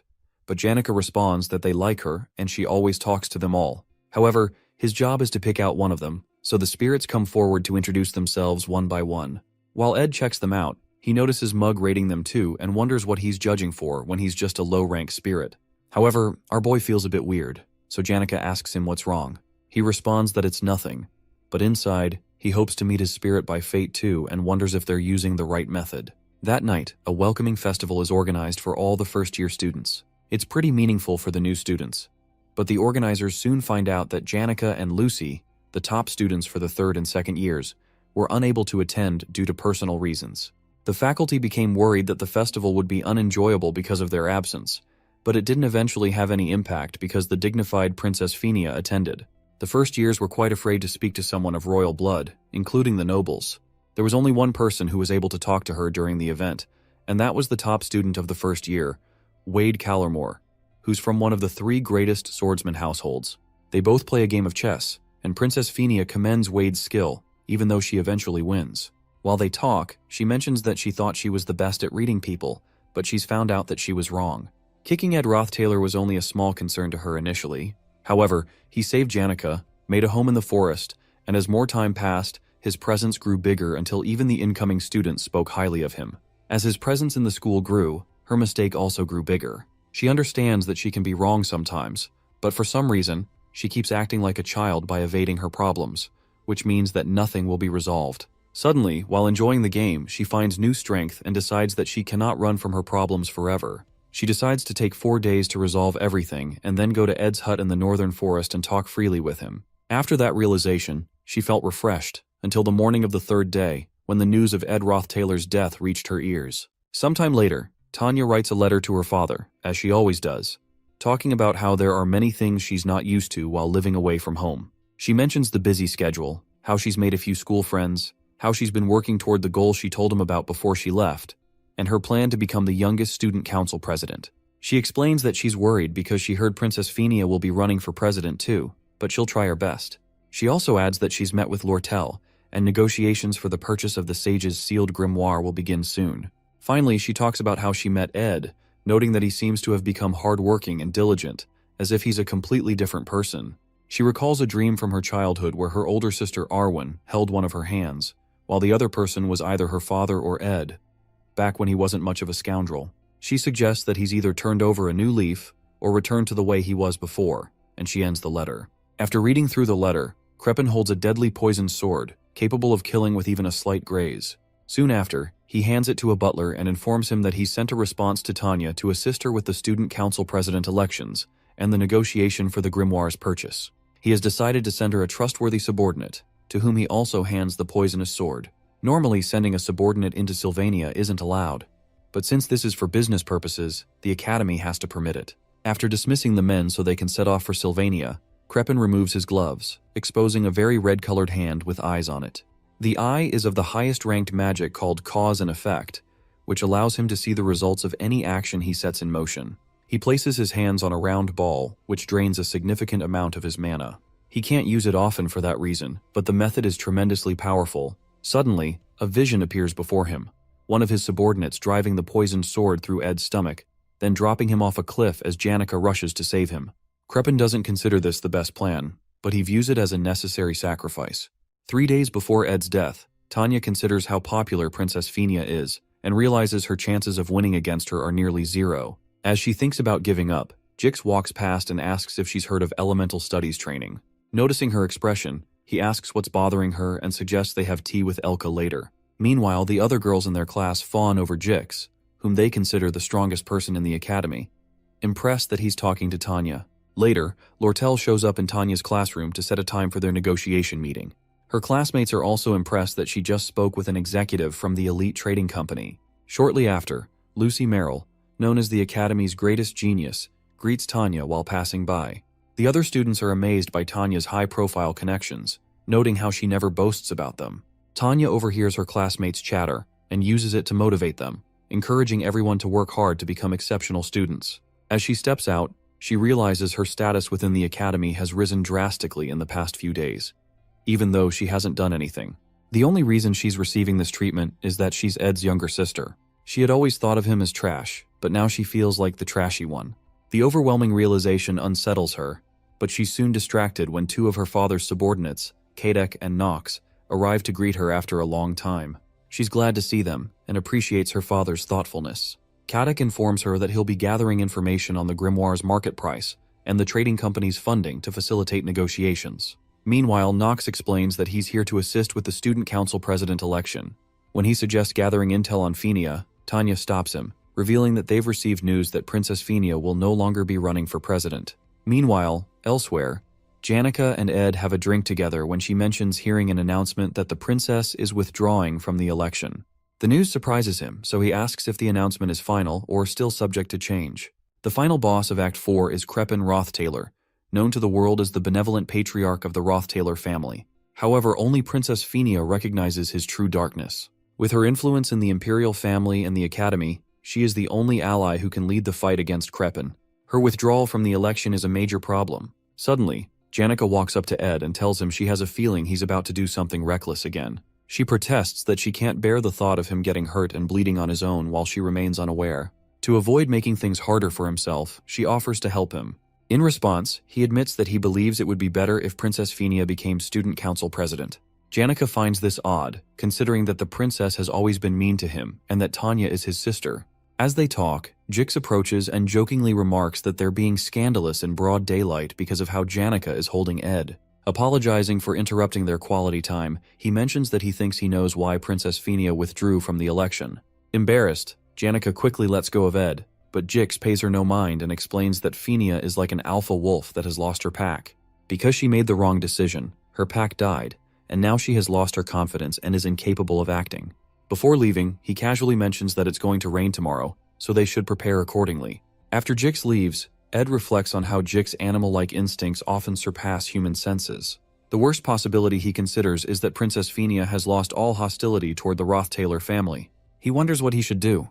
While he's deep in thought, Janica remarks that the rain will be perfect for training the water spirits, and suggests they head to the northern cliff tomorrow to train a mid-rank spirit. Her words make Ed smile, and he decides to focus on what they can handle for now. Meanwhile, Lucy, lounging on a rooftop as usual, wonders if it's really going to rain. Suddenly, something occurs to her, so she jumps down to light a fire. Later, Ed returns home, reasoning that the rain will make it harder to go out, so he hopes it passes quickly. Shortly after, the rain begins, extinguishing Lucy's fire. The next day, the rain continues as Ed and Janica head to the northern cliff to train a water spirit. Mug, snuggled in Ed's coat, is excited to visit the coast, even though it's desolate and far out. Mug thinks it was an excellent choice to contract with the mid-ranking water spirit Leisha. As they talk, two men approach them. Ed immediately aims his mana arrow at them, but Caddock greets the young master, claiming that it's an honor to see him again. These two are the mid-bosses of Act 4's final chapter, subordinates responsible for the darkness within the Roth-Taylor family. They're veterans who have been part of the Roth-Taylor family's history all their lives, and they're Crepin's right-hand men. Although Ed should be happy to see them, he doesn't feel quite excited for some reason. When Caddock calls him young master, Ed replies that he's thankful he still calls him that despite his excommunication. Furthermore, Caddock mentions that they've come under Master Crepin's order to assassinate him, but they've decided to repent. As they kneel down, Caddock explains that the family's vassals harbor great hatred toward him, which is why they plan to assassinate him. However, after investigating his new life, they've discovered that he has changed and returned to his true self as the heir. While kneeling, Knox declares that they'll explain everything to Crepin and plead for Ed to become the heir of the Roth-Taylor family once again, to restore the family's glory to the world. Suddenly, Ed tells them to stop with the bullshit. Both men smirk when they realize Ed has seen through their plan. Caddock commends Ed's growth, rushes at him with a poisoned dagger, and sends sword strikes of wind ahead of himself. However, Ed, who knows his fighting style, quickly dodges the wind sword strike, but he's soon ambushed by Knight Knox, who wields a flaming mace. Quickly, Ed rolls out of the way to avoid the flames and strikes at the men with a water attack, which Caddock easily blocks with his daggers. While they're fighting, Knox asks Ed if he remembers someone named Meliana, the poor child who lost vision in one of her eyes for his amusement. Meliana turns out to be Knox's daughter, and he is clearly fighting with the rage from that experience. Deeply angry, he blasts Ed with fire, but is shocked when Ed completely protects himself with a shield. Our boy doesn't flinch and admits to what he did, but reminds Knox that revenge is useless. He explains that only emptiness lies at the end of vengeance, but Knox, enraged, smashes his shield, unwilling to hear it from someone like him. As Ed moves backward, Caddock retorts that even though Ed has grown, it'll be impossible to block Knox's magic-infused mace. He's dodging well, but he'll die the moment he gets hit, especially since the bow he's carrying is hindering him. The struggle continues as Ed desperately avoids Knox's attacks. Seeing that Ed's movements are becoming sloppy, Knox charges at him with his mace, sensing he has nowhere left to run. As Knox is about to land the final blow, Ed agrees that he's out of options, but Knox is suddenly stabbed in the back by a dagger. The attacker turns out to be Mug. Shocked, Caddock wonders if Ed has used telekinesis or spirit formula, but he soon realizes that Ed had only been using basic magic to force them into attacking while he prepared a counter. Suddenly, Ed tells Mug to trigger the divine explosion, and he does, spilling Knox's blood everywhere. While the explosion is still happening, Ed quickly fires 2 mana arrows at Caddock, who can't comprehend how the boy is still attacking inside an explosion. Soon after, our boy emerges through the blast, using his blessing of recovery that grants him immunity to flames. Surprised, Caddock asks how a scoundrel like Ed has grown so strong in such a short time, but reminds him to aim for vital points next time. Suddenly, Caddock unleashes a barrage of wind attacks that knock Ed backwards several feet toward Knox's body. It seems Knox had used his own body as a shield to protect his vital points from the explosion. Enraged, Caddock charges in to end the fight. While he's still in the air, the water spirit Licia ambushes Caddock from behind, completely enveloping his head in water to make him choke. The attack forces Caddock to drop his dagger, and he struggles to breathe. Suddenly, Knox, who seemed to be dead, grabs the poisoned dagger and leaps toward Ed from behind. Normally, burns and stab wounds like his would easily render most unconscious. But as a battle-hardened veteran knight, Knox remains conscious, a factor Ed hadn't accounted for. As the knife inches toward Ed's face, he realizes his mistake, but Marilda immediately activates his protection of the wind skill, which blows enemies back when an unexpected attack occurs. The blast of wind strikes Knox, but instead of launching him backward, it only dazes him, causing him to collapse. On his knees, Knox asks Ed to finish things quickly, but Ed grabs his hands and tells him he's the one who should be making that request.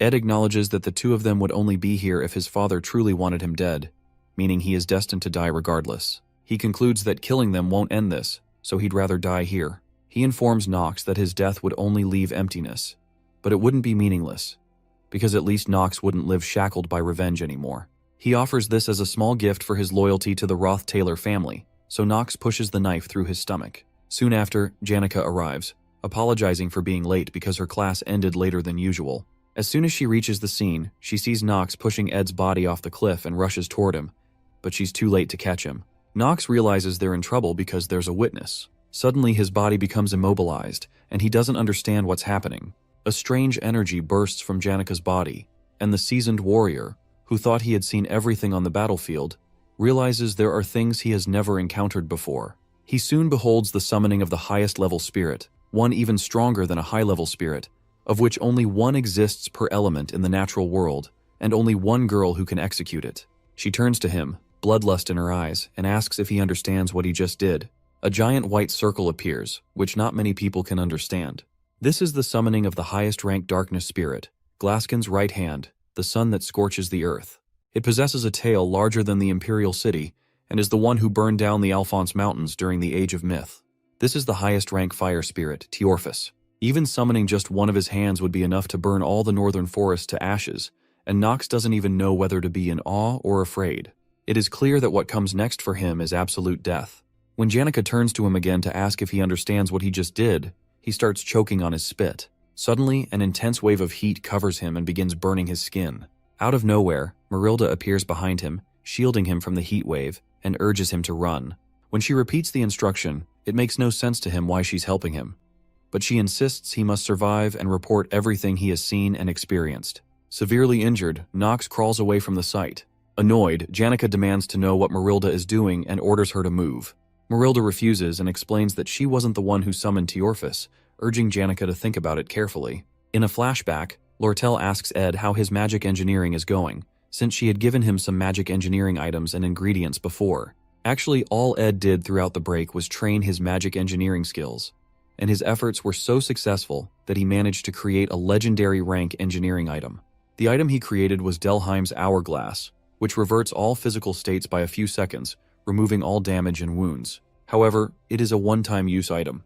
As Ed crawls out of the water onto shore, he recalls how he reversed the effects of falling off the cliff and the poisonous dagger. Since he only reversed time by a few seconds, the injuries he sustained earlier remain, but the salt water that seeped into his wounds is causing his temperature to drop rapidly. He had summoned Marilda because the situation at the top of the cliff seemed abnormal, but he doesn't know how things turned out because of how injured he is. This legendary item shouldn't exist in the third act, and he never expected to use it this early. His long-term efforts now seem wasted. However, at least he survived. To him, Crepin's cause and effect determination magic is extremely troublesome. Even if he were to defeat Katic and Nox and survive, Crepin could repeatedly use his enormous mana pool to find a future where Ed truly dies. That's why he needed to die once. So Crepin would lose interest in him for a while, believing him to be dead. He figures that the only reason the Academy would allow the subordinates inside would be to help Tanya with her election and purchase the grimoire. After that, they would have to leave. In the meantime, he'll have to live like a dead man. He can survive, but the issue is that his body isn't moving well. While lying on the ground, a fire spirit belonging to Janica finds Ed, which brings him relief. Before he can say anything, Janica jumps on him, hugging him tightly and pushing him to the ground. Happy, Ed apologizes to Janica for always making her worry and hugs her back. Later, he explains to her that it's better for him to stay hidden until the election ends. To help, Janica promises to bring him essential supplies and daily tools. When he mentions that his injuries hurt, she quickly removes her hands from around his neck and apologizes for hugging him so tightly. Meanwhile, Lucy hides under the hut's covering, watching the falling rain. Although it seems like she's doing nothing, she's practicing the art of waiting. Normally, Ed would walk through the forest grass, and once he confirmed the fire had gone out, he'd kick the wooden reinforcements to ensure they were sturdy. Then, he'd put away all the clothes drying on the line, place rust-prone tools under the tent, greet Lucy, and sit at his desk to read a magic engineering book. Meanwhile, Lucy would always sit near the fire and sleep while listening to the rain and the sound of Ed flipping through his books. Suddenly, she detects mana laced with the scent of blood but chooses to ignore it. Eventually, she heads out to investigate and runs into subordinates of the Roth-Taylor family. When Nox spots her, he asks for help, claiming he tripped in the forest and that his partner was mauled by a wild animal. However, much to Nox's confusion, Lucy's eyes light up, and she offers to let him live if he tells her the truth about what he was doing in the forest. Meanwhile, some guards discover the seal of the deadly poison dagger, an advanced seal so rare that one might only see it once in a lifetime. The lead guard laments that these kinds of incident reports always happen during his shift. However, from the traces on the dagger, he deduces that it was used to kill someone. Considering the fall from the cliff, finding the body will be difficult, especially after the rain stops. The man turns to Janica, who explains that she was on her way to meet Ed to practice spirit sorcery. But when she arrived, he had already been stabbed. He asks if she saw the culprit, and she confidently states that it was the subordinates sent from the Roth-Taylor house. The guard proposes that he will speak to the dean in the morning, but before he can finish his sentence, Lucy appears. Janica immediately tries to calm Lucy down, promising to explain everything back at the camp, but Lucy reveals that she has already captured the murderers. As she picks up Ed's bow, a bright energy pours out of her body, and she instantly vanishes. Janica urgently informs the guard that they need to catch Lucy before things escalate further. Meanwhile, back at the camp, Knox writhes in excruciating pain under Lucy's power.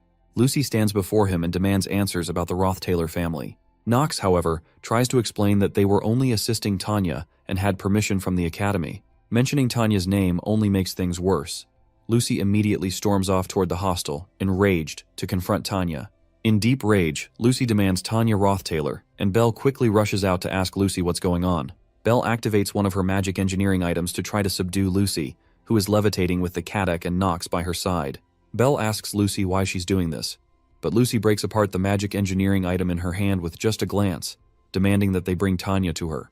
Meanwhile, another huge explosion occurs somewhere else, and Wade commends Elvira for putting up a good fight, even though he beat her. She accuses him of arrogance for beating the second years, but Wade explains that he still has to beat Jix to complete his plan of defeating all the second years. Jix, who is standing nearby, is surprised that Wade was able to beat Elvira, the top alchemy student, even though his specialty is one-on-one battles.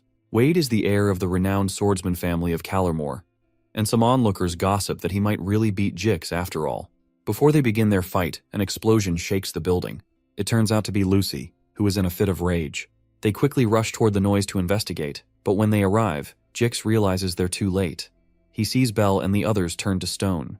In reality, they are all frozen in a time prison using time-type aspectual magic, and Lucy is likely the only genius who can witness aspectual magic, which someone spent their entire life researching, and copy it after one look. Still deeply angry, she orders them to bring Tanya to her, and one of the maids signals to the students to quickly follow her.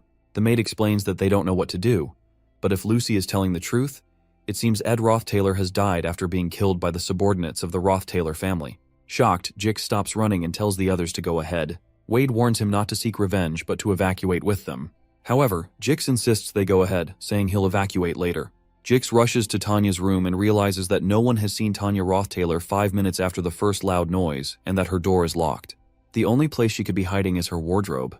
He opens it and finds her trembling in fear, wondering why any of this is happening. All the evidence points to Tanya, but Jix doesn't understand, especially since Tanya's reputation was improving due to Ed's influence.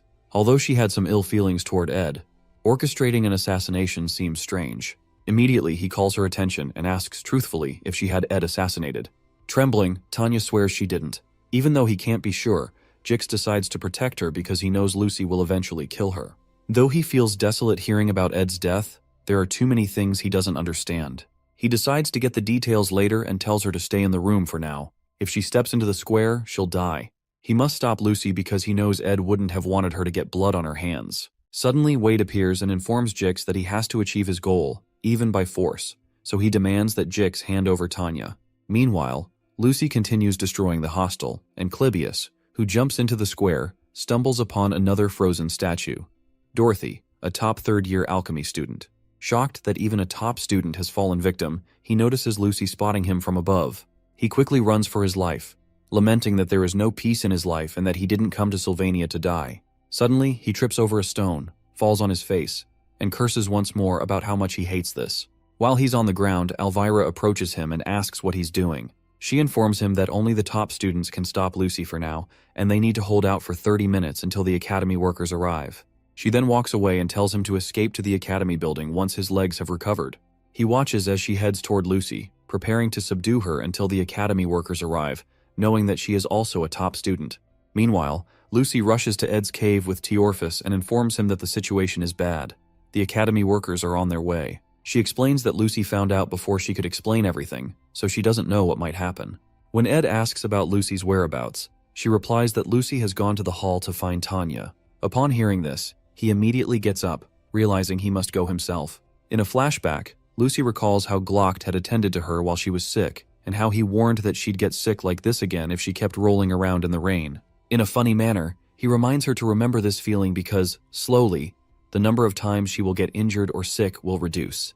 He informs her that she will meet weak people who could spend their entire lives just barely managing to do the things she does easily. In the present, several academy workers fire different attacks at Lucy, but they don't affect her at all. When she realizes they're not going to bring Tanya to her, she tells them it's fine because it won't be long before she finds Tanya herself. Glock had told her that she would become such a powerful mage that no one would rival her, and life might get tedious because of her innate talent, even seeming meaningless. Meanwhile, as Lucy walks toward the workers, all of them become stone as they're frozen in the time prison. She recalls that Glock had told her that everything, including pain, would eventually become a distant memory to her, but she believes he's a lying old man because she's certainly in pain right now. As she takes a step forward, she steps on a trap that triggers a huge explosion. After the smoke clears, Lucy appears unscathed, and Elvira, who had thought the trap was a good plan, laments that Lucy's casting speed is abnormally high. With one wave of her hand, Lucy commands Elvira to move, and a huge power envelops and throws away the poor girl. As she's being thrown away, she realizes that Lucy was able to cast so fast not because of a specific type of magic, but because of the level of mana she was emitting. So, in the end, the problem was mana, because a mage is only as strong as the level of their mana. However, Elvira informs her that alchemists can understand mana and transform it into something that isn't magic, like magic engineering items or reagents. Lucy's eyes widen as Elvira pours something called a red quartz reagent onto the ground, onto all the magic engineering items she had positioned, to use the power of the reagent to channel Lucy's mana to activate the items. Elvira explains that if she activates all of these items with an increased output at the same time, all the mana in the area will evaporate. Even though all the magic engineering items she's spent her entire life making will get ruined, she plans to do it to help all the students and the maids evacuate. Suddenly, Elvira activates them all, but Lucy doesn't move an inch while she's doing that. Suddenly, Elvira receives an overload message that the amount of mana has surpassed the limit of the tool. Shocked, she watches as each of the engineering items explodes around Lucy. Calculating the amount of mana it takes to overload all magic engineering items is theoretically possible, but no one does it because it's not academically valuable, and no one has that amount of mana. If someone like that existed, it would be impossible to stop such a person in the first place. The time it took to apprehend the head maid, Bleal, the fourth-year top alchemy student, Dorothy, 14 high-class maids, and second-year top alchemy faculty student Elvira, is 3 minutes. Lucy walks past Elvira, who is severely injured, but Elvira grabs her leg and asks if she doesn't think she will regret it if she keeps going. She reminds Lucy that she could have easily sent the entire hall flying at once with all this mana, but the fact that she hasn't done that probably means she feels that Ed wouldn't have wanted her to do this. Regardless, Lucy continues and says she'll decide that after meeting Tanya. While she's talking, a strange being approaches her in the dark with a sword. However, Lucy had detected him and cushioned the hit of his sword by protecting herself with a shield. It turns out to be Clebius, who tells Lucy he's not going to let her get past him, even referring to her as a mother fair. In response, Lucy creates a small explosion in her hands and releases it into Clebius's torso. The time it took to apprehend the second-year top combat faculty student Clebius is 1 second. Meanwhile, Wade tells Jix that he has to achieve his goal, even if he has to do it by force, and demands Tanya. He swoops in to strike Jix with his sword, but Jix quickly averts the attack and retaliates with his own sword. Wade is surprised that Jix is able to use the island family swordsmanship, the swordsmanship of a beast that once roamed the northern grasslands and became civilized after staying at the island estate. As the men continue to battle, Wade reasons that this is real swordsmanship experience. However, it's incomplete, and he can find a weak spot in Jix's center of gravity. He goes in for his next attack with a maniacal smile, certain that he's won. As he's about to strike Jix by his side, a bright green light appears called the Wind Blade, which knocks back Wade's blade and allows Jix to knock him to the ground. When Wade is on the ground, Jix asks him if he wants to keep going, and Wade gets up, prepared to continue. The swordsman confesses that he enjoys fighting strong people, so there's no need to give up this opportunity. As he leaps in for another strike, he begs Jix to entertain him more, but Jix comments that it's shameful that Wade only enjoys victory and not fights. He accuses him of only showing drive when it comes to fights in which he sees the potential for victory, because if he truly wanted to fight someone strong, he wouldn't have chosen Jix, especially because Lucy Merrill is the magic faculty's top student. Stung by his comment, Jix calls Wade a cowardly bastard who keeps looking for an excuse. With one move, Jix pushes his sword down and goes in for the last strike, but eventually stops when he gets close to Wade's throat. Wade asks him what he should have done against an impossible opponent like Lucy, since it would be foolish to challenge her. Jix tells him that that's his limit. Meanwhile, Lucy makes her way into the hall. In a flashback, someone considers how pride is the leading cause of warriors' downfall more than anything else. This person advises caution against men who charge pompously into battle, with no respect for those who have put their lives on the line. He believes Clebius would be wiser if he relied on fear rather than pride. Behind Lucy, Clebius still follows after her, despite the fact that he's literally oozing blood. In the flashback, the person tells Clebius that if he lives with fear in mind, there will come a day when he will not be able to move his feet off the floor, and he will be able to escape. But as his body trembles, his hand will be firm and steady on his sword, and he will know loss is inevitable. That will be his conviction. Suddenly, a crimson energy surrounds Clebius's body, and he transforms into the sword demon. Elvira, who is still watching nearby, is shocked by the beast Clebius has transformed into. However, Lucy isn't fazed and uses Ed's bow to fire a fire arrow using a mid-rank fire magic called Flame Pillar, then multiplies it by 100, causing a huge explosion. As she does that, she keeps in mind that she promised not to kill anyone. The reason she can do that despite making a promise is because she's confident that she cannot kill that monster with just this much. Her eyes widen when she realizes the arrows didn't touch him, and that he has gotten faster. She looks back and notices him charging toward her with his sword. Before he can hit her, her protection of the wind is activated, since she has a contract with Marilda, and the wind blows Clebius backward. However, he's not knocked down and manages to stabilize himself with his bare hands. More wounds form, and more blood spills over Clebius's blood-stained body. It wouldn't be strange for him to have fainted from all the blood loss. But the amount of mana surrounding his sword and body increases the more he is injured, and the more his blood flows. With ridiculous speed, he makes several strikes on Lucy's shield, and even though she's protected, it worries her that he's holding a cursed sword. This is the Nortondale family's taboo: blood swordsmanship.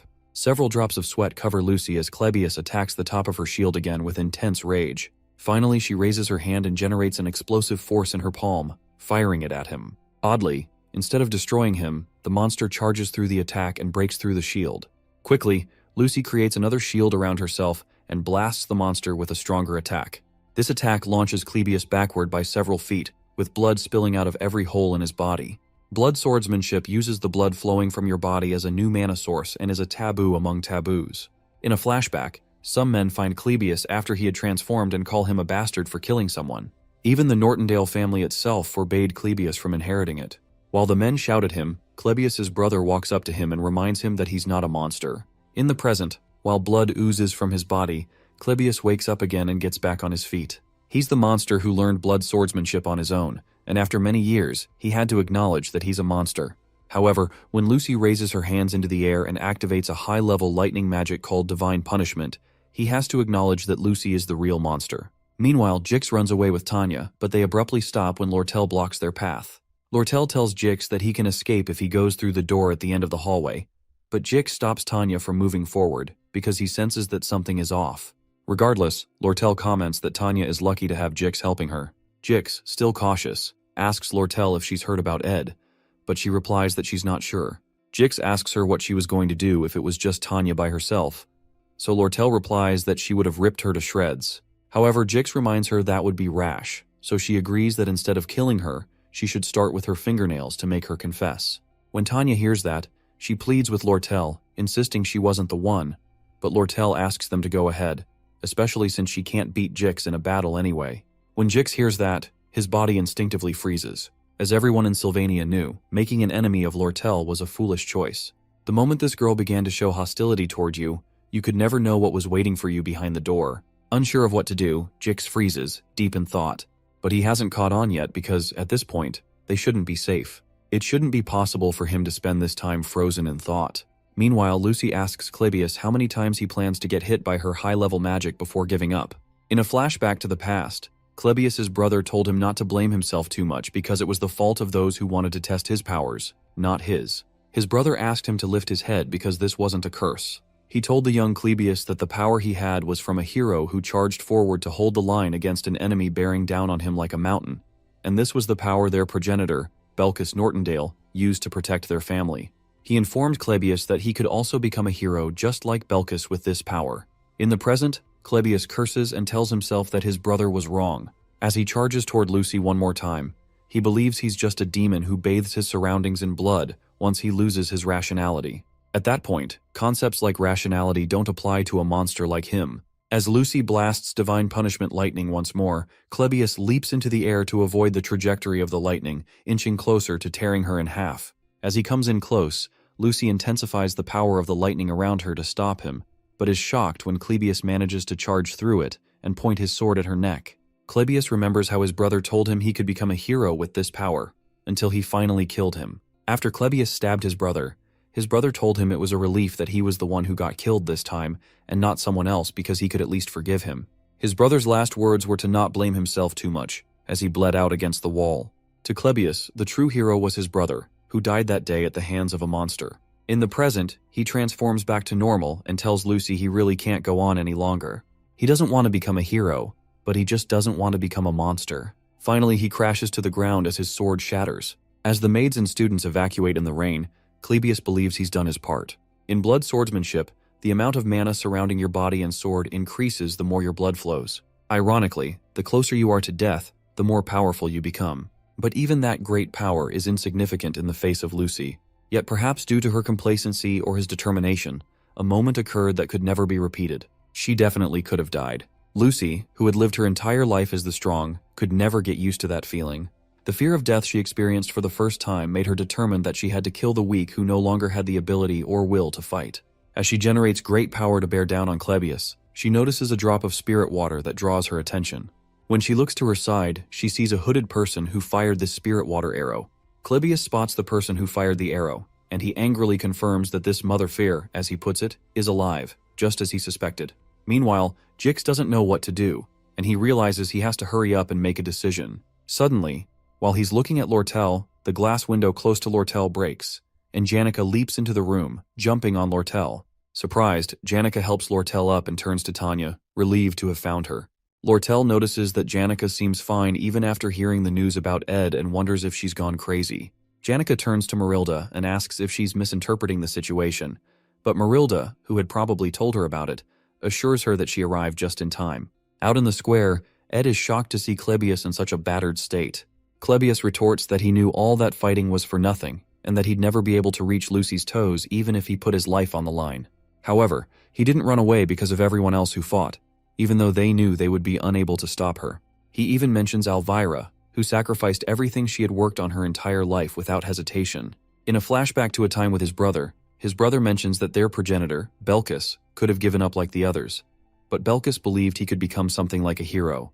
As Elvira helps Clebius up, he curses again, wondering why his brother didn't just let him run away, only for him to end up losing anyway. As Clebius laments that it's all so meaningless, Ed places a hand on his shoulder and thanks both of them because their efforts weren't meaningless. Regardless, Clebius doesn't take the compliment and beats himself up for being an insect piece of shit until he collapses due to blood loss. To Ed, none of what he said was flattery. He has a full understanding of all the main characters in the academy, but he never thought anyone would have the ability to stop Lucy, including himself. It took at least 10 minutes to evacuate everyone and for Ed to arrive, and Clebius stood his ground that entire time. Clebius, the failed swordsman of Sylvania and the third act's final boss, went against the awakened one, Lucy Merrill. This whole time Lucy doesn't say anything and just stands there. Ed apologizes for not telling her beforehand, but informs her that he was in a situation where he had to die. But his life was also in danger, so he couldn't prepare a way to tell her in advance. While he's talking, she runs to hug him, and with tears streaming down her face, she tells him she thought he was dead. Ed places a hand on her shoulder, reminding her that he's still here, and then puts his arms around her. Meanwhile, Jix reasons that he was certain nothing would cause him to feel fear again after entering civilization. In front of him are the high-level spirit, Marilda, and now Janica, who proclaims that she's been looking for Tanya all along. He believes that the two ladies aren't in their right minds due to the news of Ed's death. But as Jix prepares to react, Janica tries to stop him and confesses that she has something to say about Ed. However, he doesn't hear her over the explosive force he uses to destroy a nearby wall. He immediately tells Tanya to run down a nearby path and go west from there until she reaches the life buildings, where she can ask for help. He explains that she must find someone from the Imperial forces or a noble family with whom she has a relationship. Before she leaves, Tanya asks what he will do. He says he'll block them to the best of his ability so they don't go after her, even though it might not be possible. As she heads out, she asks him why he would go so far, and he informs her that it's because she's Ed's younger sister before urging her to run. After she passes through the entrance he created, Jix prepares himself to fight. sure that the ladies won't listen to him no matter what he says. He tries to calm Janica by saying he understands her feelings since he also has someone he loves, but Janica, who is explaining the situation to Lortel, wonders what he's talking about. Jix continues his speech, saying he'd be extremely hurt if he lost the person he loves, and that he understands if her entire body is burning with fury, especially because she loves Ed more than anyone. When he mentions how serious and precious her love for Ed is, Janica turns red in the face, surprised by what he's saying.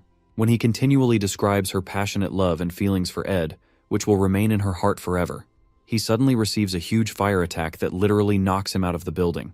Completely dazed, he hears Janica tell him that Ed's not dead as she strikes him with the staff in her hand and pleads with him to stop talking. Meanwhile, Lucy remains in Ed's embrace as the rain continues falling. Emotions are the same, and you regain your composure once you release them. Lucy had believed that the way she felt about Glock was the same way she felt about Ed, but those overlapping feelings were similar, yet slightly different. Suddenly, she pushes him away, which shocks Ed, so he calls out to her. Although he had only said her name like he normally did, her heart felt like it was burning. Lucy finally realized that the emotion she was feeling was. Lucy considers how the smell of settled grass makes her feel serene.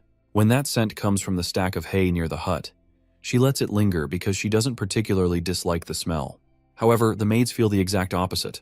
While Ed speaks, she detects that familiar scent of grass on him that makes her feel serene. Ed informs her that those from the academy will arrive soon, and he'd have to explain his circumstances. He proposes that they go see the others since the rain has stopped, but Lucy, whose face is as red as a tomato and has just been staring at his face all along, asks him what he said. Ed chides her for not listening and explains again that she'd probably have to face a disciplinary committee and apologize to Elvira and Clebius because they got really hurt, and Elvira lost all of her engineering items. Lucy is surprised by that because, according to her, Elvira came at her first, and Clebius cut himself to lose all that blood. Even though the magic she used may be cruel from their perspective, she feels like she worked really hard to ensure she didn't kill them. When Ed notices Lucy crying because he said she'd have to apologize, he sighs and informs her he'll take care of it since he's also responsible. She doesn't even hear any of that, but is stung by the fact that Ed sighed. She feels like she's been treated like a pathetic person, that she's been hated, and that Ed is disappointed in her. To avoid him becoming disappointed, she quickly proposes that she'll apologize, and Ed commends her wisdom. The scent of grass wafts past her again, and Ed proposes that they start moving since she's not hurt. Meanwhile, Lucy, who is love-struck, just keeps staring at Ed's face. When she smells that scent of grass, if she lets her guard down for even a second, she can't breathe and feels shivers run down her spine. She wonders why this has happened since she had just considered Ed as someone who took care of her perfect nap spot at camp, who fed her, sat with her, and allowed her to lay on his leg. She realizes they've spent most of the year together, and now she's awestruck by his scent. Meanwhile, Ed turns to go look for Janica, but Lucy suddenly grabs him from behind. With tears in her eyes, she asks him if he really has to leave now, but Ed doesn't seem to understand what the heck is going on. At the Ophilus Hall central entrance, Janica chides Jix for talking too much, and Ed soon arrives with Lucy. Suddenly he notices Lortel looking the other way and asks her what she's doing. She's obviously red in the face, so she clears her throat and calmly turns around to acknowledge the fact that Ed is safe after all. Our boy immediately apologizes for making her worry, but Lortel claims she didn't, because she had logically thought that he wasn't someone who would die easily, especially since he had the Delheim's hourglass that he requested from her. As she continues to narrate how merchants always remain calm and rational, Jix looks at her in confusion, and she turns to Jix to confirm how calm she was. Since he's scared of her, Jix affirms that she wasn't emotionally stirred at all. Furthermore, when Tanya glares at him, he also covers up her own emotional outburst. Soon after, Lortel fixes Ed's collar and claims that she didn't think he had died. She explains that seeing his face puts her at ease and confesses that she was a bit anxious though. Suddenly, she grabs him by the collar and attempts to pull his face toward her because he has to pay for making her anxious. But Ed doesn't understand that logic. Before she can make her move, Lucy comes between them and pushes Lortel away, red in the face with jealousy. For a moment, everyone remains silent, and Jix just looks at them all in confusion. At this point, Lortel becomes extremely angry that Lucy just blocked her chance. Worried, Ed places a hand on Lucy's head and asks her what's wrong. He explains that Lortel was just saying she was worried and that there's no need to push her away. However, he doesn't notice that Lucy is about to burst because of the way he's touching her and is literally oozing out smoke from her head. Suddenly, Janica yanks Lucy out of Ed's reach and protests that they're both standing too close, but Lucy aggressively pushes her away too. At this point, all three women face each other defensively, and for some reason, Ed feels like there's an emergency. He stands there in shock as he watches the face-off, and Jix watches from behind with keen interest. All three women glare at one another in an intense staring competition, and Jix watches excitedly, hoping for some action. However, the emotions are doused when Elvira reminds them that they don't have enough time to be doing this. Ed quickly agrees with her because the Academy people will arrive soon, so he informs them that he plans to hide the fact that he's alive, and he explains why he's doing that. Eventually, Lucy apologizes to Clebius and Elvira and decides to help Tanya, who had run away. Jix suddenly regrets letting Tanya run away, and they eventually agree on a story about what happened before Lucy turns everyone back from their frozen state. Meanwhile, Nox and Caddick remain tied in the middle of the square, while Ed disappears from the Academy before anyone discovers that he's alive. Shortly after, Clebius is shocked that all his injuries have been healed, and he wonders what happened. When he looks up, he sees Elvira, and he starts to panic because he thinks he's dead since he was certain that he was bleeding profusely just a moment ago. Elvira soon stops his yapping and informs him that the Academy workers are coming soon, and he has to testify that he stopped Lucy. Moments before, Lucy bowed her head to apologize and healed Clebius's injuries. Lortel promised to provide secret maintenance funds for Ed, and Elvira still can't wrap her head around the unexpected things that Ed said to Clebius while he beat himself up. After Elvira drags him down to rest, Clebius concludes that it must have been Ed who blocked Lucy and beats himself up for not being able to beat Ed again. While he talks, Elvira considers how the most intriguing thing she's discovered from this experience is Clebius. When he laments that life is shitty and expects her to yell at him, she affirms that life is truly shitty, and they both look up to watch the night sky for a while. Meanwhile, Tanya, who had been frantically running through the woods, slips over some mud, and she quickly gets up, urging her legs to move. She urges herself to move because she's certain Lucy would be after her. Unfortunately, no one is chasing Tanya, but her plan is to get to a safe place and find out the truth about how Ed died to clear her name. With tears in her eyes, she runs through the woods so she doesn't get caught, but there's no one to stop her. Sometime later, the guard who was summoned to the site of Ed's murder reports that the investigation into Ed's death is nearly concluded. They use something called thoughtography magic to analyze the scene and attempt a reenactment, which matches Janika's testimony. It appears that subordinates of the Roth-Taylor family stabbed Ed, causing him to fall off the cliff. The subordinates, who seem to be the culprits, have been imprisoned in a facility in the Academy basement, and their punishment will be transferred to the Royal Palace. The principal, Obel, listens to the guard's report and confirms that Ed's death has been essentially verified. He proposes organizing the facts properly for an official report to the Royal Palace, aiding in the conclusion of the investigation. The influence of a student's death seems greater than expected. Lucy had an extreme reaction upon hearing the news, leading to a situation where students had to be evacuated in the middle of the night. It's clear that Ed had a significant impact on many people, and reports indicate that Lucy was eventually stopped by Clebius. Obel is intrigued by Clebius's strength and suggests that the Academy prepare a commendation for him. Regarding Lucy, they plan to hold a disciplinary committee hearing, which is overseen by the Academy's vice principal, Rachel. During the hearing, Elvira and Clebius are called to testify. While the damage to Ophelis Hall is not insignificant, it is minimal compared to the previous Ophelis Hall occupation incident.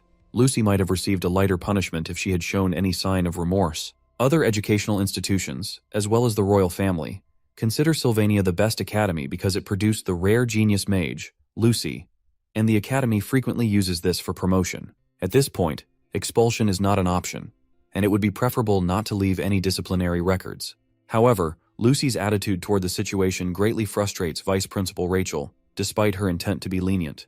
Eventually, Rachel revokes Lucy's scholarship eligibility, suspends her for 10 days, restricts her access to student facilities for 70 days, lowers her practical exam score by 2 ranks, and revokes her eligibility to stay in Ophelis Hall. Although the punishment seems harsh, the scholarship means little to Lucy since the Glocked Scholarship Association has already covered her tuition. Even with a 2-rank grade reduction, the gap between her and Jix, who ranks second, remains vast. She also rarely uses the school's facilities, so the restrictions do not affect her significantly. Lucy is about to sign the punishment agreement when Belle interrupts the proceedings. As a witness, Belle suggests that forcing Lucy out of Ophelis Hall is not an effective punishment and won't make her truly reflect on her actions. When Belle starts speaking, Lucy frantically urges the vice principal to hand her the document so she can sign it quickly. But Belle argues that expelling Lucy from Ophelis Hall is a reward rather than a punishment. Instead, Belle suggests restricting her movements within the dormitory for a probationary period. Lucy pleads with the vice principal to just suspend her from school entirely, but Belle assures Rachel that the maids will stand guard 24/7 to ensure Lucy doesn't leave. In the end, Rachel grants a 30-day probation. Upon hearing this, Lucy bursts into tears, finally beginning to reflect on her actions. As she begs, Belle reassures her that she will personally make sure Lucy is unable to step outside. Sometime later, Janica visits a cave to inform Ed that Lucy is under probation. Ed considers the punishment lenient, though he knows Lucy must feel like she's dying inside.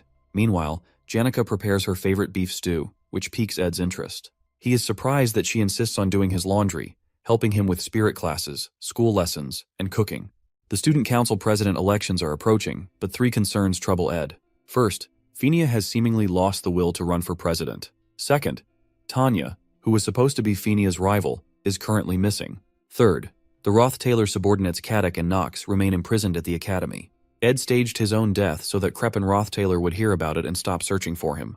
However, since things have taken an unexpected turn, Caddick and Knox have been arrested at the academy, and Ed now needs to find a way to free them so Crepin truly believes he is dead. Only then can he safely come out of hiding. Suddenly, Janica comments that Ed, a noble young master from a duke's family, keeps getting involved in various troubles despite being excommunicated. As a simple farm girl, she doesn't understand his struggles or how to properly comfort him. Ed assures her that she doesn't need to overthink it, especially since she has already done so much for him. However, she explains that she doesn't want him to keep suffering and wishes he would stop having such a hard time. Her words surprise Ed, and for a moment they share an awkward silence before abruptly looking away from each other. Shortly after, Ed thanks Janica, acknowledging that she is the only one who worries about him this much. She laughs, embarrassed by her own words. Anyway, their top priority now is finding Tanya. Ed mentions that he has a hunch about where she might be. In the failed Swordsman of Sylvania game, Tanya Roth-Taylor was always portrayed as a proud, fearless, and strong girl. Since he has witnessed her strength firsthand, he is certain that Tanya is fine and is somewhere, confidently planning for the future as always. Meanwhile, Tanya is in tears in front of Princess Fenia, desperately trying to explain that she never ordered anyone to kill her brother. Before Tanya arrived, Fenia had already heard of Ed's death and had cancelled most of her work to deal with her complicated emotions about him. She had wanted to talk to him, and with just one more day, she might have done so. But she was too late. If she had acted sooner, things might have been different. But her pride held her back. The goal she had pursued since enrolling, the presidency of the student council, now seems out of reach. Although the position holds little power compared to the royal family, it would have given her authority within Sylvania, ensuring she didn't end up like the third prince, who relied solely on royal influence. She wanted to win the presidency on her own merit to challenge the darkness within the Roth-Taylor family. However, now she wonders if she even deserves power. As she cries, Claire knocks on the door and brings in Tanya, who had been on the run. Although Fenia doesn't yet know the full story, the Academy's initial investigation suggests a strong possibility that Ed was assassinated by Roth-Taylor subordinates. With Ed gone, Tanya is now the only remaining Roth-Taylor family member on Arkan Island. Uncertain whether the princess will believe her, Tanya tearfully insists that she did not kill her brother. In response, Fenia hugs her, sympathizing with her suffering. Realizing she must learn from past mistakes, Fenia asks Tanya to explain everything, so she doesn't jump to conclusions about the Roth-Taylor family. After hearing Tanya's account, Fenia decides to believe her and promises to help her hide until the situation clears up. Overwhelmed with gratitude, Tanya profusely thanks her. Fenia, in turn, reflects on Tanya's gentle nature. She had expected a fierce political rival, but instead she finds a girl with a soft heart. While they talk, Claire enters to inform the princess that she has a visitor. To Fenia, her true opponent in the election has just arrived. When she opens the door, she finds Lortel, who casually remarks that, despite Ed's unfortunate death, the Academy's plans must proceed. The princess, on guard, demands to know why Lortel came looking for her. Lortel, smiling, replies that she wanted to ask why Fenia is hiding Tanya. In the Ophilus Hall, Lucy lies in her bed and prays for death, with 29 days left until the end of her probation. This is 3 hours before Lortel and Princess Fenia meet. Meanwhile, Leisha and Ed spar. Leisha comes in with a strong hit, but our boy sticks the knife in his mouth and breaks her form into a pool of water. Moments later, she regains her form and attacks him from different directions, but he still manages to defend himself. Shortly after, Mug commends Ed's incredible reaction time and ability, expressing how touched he is. Leisha, on the other hand, proposes they end things here for today because his close combat skills are outstanding for a mage. She comments that he must have been training for a while, and Ed replies that it's because she's an excellent duel partner. Ed mentions that Mug is too small and training with Marilda is a bit too much, but Lacia interjects, saying she thinks fighting with Marilda would be more helpful. However, Ed believes that fighting with a house-sized wolf would send him to an early grave. Lecia explains that high-rank spirits can freely change their forms, which is why Marilda can easily travel around the entirety of Arkan Island. After a workout session, Ed realizes his stats barely increase once they pass 15. Once you go past that, you need to fulfill special conditions like clearing hidden quests. Considering what he can obtain as Ed Rothtailor, he's certainly getting closer to his upper limit, so he considers acquiring a special ability once his long-term goal of mid-rank magic is achieved. He can't afford to grow complacent and stop improving. Suddenly, Lortel enters the cave and turns red in the face upon seeing him with his shirt open. She comments that she was enjoying the view and comes closer to attend to him, noting that he needs to find time to rest. When Ed mentions that he's at ease because his needs are mostly provided by others, especially Janica, Lortel realizes that he must have been training with spirits. When she notices the spirits are watching all of this, she wraps her hands around his arm, prompting Mug to start screaming about an emergency. Lortel enjoys a good laugh, and Ed asks what she's planning to do. She informs him that she's planning to see Princess Phinia soon, because she realized there are things she can profit from before the election begins. Based on his request, she explains that releasing the two knights, Kadok and Nox, would be easy, but it's not free, so she'd like to take the deposit for it now. Ed wonders what she's talking about, so he asks if he can hug her once. She's initially shocked, but then decides to play along. When he pulls her close, she immediately turns red. With her hands on his chest, she pushes him away and pleads for him to wait. Her reaction makes Ed ask what's wrong, and she responds that it feels different from how she imagined it before coming. She asks why he's not wearing clothes, protesting that he should know she's already walking a tightrope in her heart and should have some courtesy. When he replies that he only did what she wanted, she hugs him again and says he was supposed to do it slowly. Eventually, she confesses that she came because she wanted an answer in advance to her request for him to take her side once the election begins. Ed wraps his arms around her and suspects she's up to something regarding the elections. With her head still on his chest, she explains that she thinks she'll have many enemies soon, but if the entire school turns against her, she at least wants him to remain her ally. Later on, at the royal dorm, which is exclusive to Princess Phinia, Lortel informs her that she's come to find out why she's hiding Tanya. Lortel had overheard Jix telling Tanya to run to the imperial or royal family for help, so she deduced that Tanya would most likely be here. The princess asks why Lortel is even looking for Tanya in the first place, and Lortel explains that she has business with her. She states that Tanya acts weak to those she can't dare touch, but cruel to those weaker than her. In response, the princess mentions that the Rothtailor family holds enough power to make the royal family cautious, so Lortel realizes that getting Tanya will be difficult since the princess is on her side. In preparation for something like this, Lortel declares that she's going to run for student council president because becoming both the student council president and association leader will force Tanya to come to her. After Lortel leaves, Phinia tells Tanya that this isn't a situation where she can keep hiding. The Rothtailor Knights have been arrested, and all the routes off Arkan Island are in Lortel's hands. Because of Lortel's evident feelings for Ed, she mentions that Lortel must believe Tanya is the culprit, which is a dangerous situation. Suddenly, Princess Phinia asks Tanya who she thinks may have killed Ed since she didn't. Finally, Tanya confesses that she was the one who killed Ed, shocking Phinia. The girl explains that Kadok and Nox came to Sylvania under the pretext of assisting her, and the one who gave the order was their patriarch, Crepin Rothtailor, who didn't care about Ed. She suspects he did it because she mentioned Ed in her letter, making her believe she was the one who caused Ed's dreadful fate. Princess Phinia assures Tanya that she didn't commit any crimes and asks what her plans are. Tanya recalls how Ed never gave up and showed her how much a person can change, so she proposes that the only way to survive and uncover the truth behind his murder is to run for student council president. The princess reminds her that it won't be easy since she's currently a murder suspect, but Tanya considers Ed and those who have helped her. Since she's been backed into a corner, she refuses to remain intimidated. Upon hearing this, Phinia informs Tanya that she will publicly support her. Those words shock Tanya, and when she asks Phinia why she would go that far, the princess confesses that she's not sure but has a debt she couldn't repay to Ed Rothtailor. Sometime later, Lortel's secretary Liena gathers several related documents to help Lortel run in the upcoming elections. Liena reveals that she has obtained information that Tanya will also be running with Princess Phinia's support, but she doubts Tanya will gain much support since she's a suspect in a crime. Liena also protests that Lortel is doing all the work herself, losing sleep, and questions whether the council president position is truly achievable.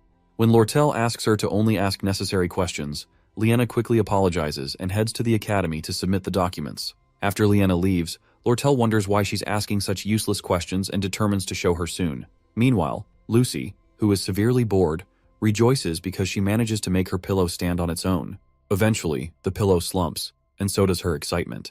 She asks a nearby maid how many days she has left, and she's told there are still 27 days remaining. Suddenly, the maid remembers that the disciplinary action was passed yesterday and took a long time to process because the academy has been busy. Because of that, they have to restart the count, meaning she now has 29 days left again, nearly giving Lucy a stroke. Meanwhile, in the academy prison, Caddick considers how Duke Crepin was correct because Ed was able to react with incredible battle proficiency, even though he wasn't fully technically developed. This means he'll be a future threat to the Roth-Taylor family. Knox agrees, adding that it's not just Ed's abilities that are impressive, but also the spirit sorcerer, who summoned a spirit with the resolve to burn through all her mana, and the mage who resolved to take revenge in a moment. Since Ed was able to build relationships with such people, his potential could not be calculated. Although they were aware that Ed, the delinquent heir of the Roth-Taylor family, was a terrible person, Caddick and Knox still weren't sure why Crepin ordered them to assassinate him. But after completing the mission, they suspect that Ed, with this much power in his grasp, had thoughts of opposing the Patriarch and pretended to be a lunatic after being named heir in order to run away to Sylvania. Knox worries that Ed may have been raising forces here, but that's not their main concern now. Their main concern is leaving this prison and reporting the events that have occurred to the Patriarch. Suddenly, the guard watching them approaches the gate, opens it, and informs them that there are those who would benefit from the confusion of their escape. He introduces himself as Dune, the decoy of the trading company. Sometime later, Lucy lies on her bed, thinking about Ed and the hut. When Belle informs her that she has 24 days and 3 hours left, Lucy asks her to kill her. Meanwhile, a beautiful lady walks around the academy, receiving glances from everyone who passes her. She's quite pretty and has a fascinating aura, but she suddenly disappears, only to reappear in front of Kylie, who had been admiring her. Surprised, Kylie wonders who she is, and the woman pledges to learn all she can about this place and live her life to the fullest. Her excitement is soon doused when she opens the academy newsletter and sees Tanya, whom she had hoped to see after the incident, still in seclusion. She is surprised to hear that Tanya is running for student council president, but is quite glad that she's safe.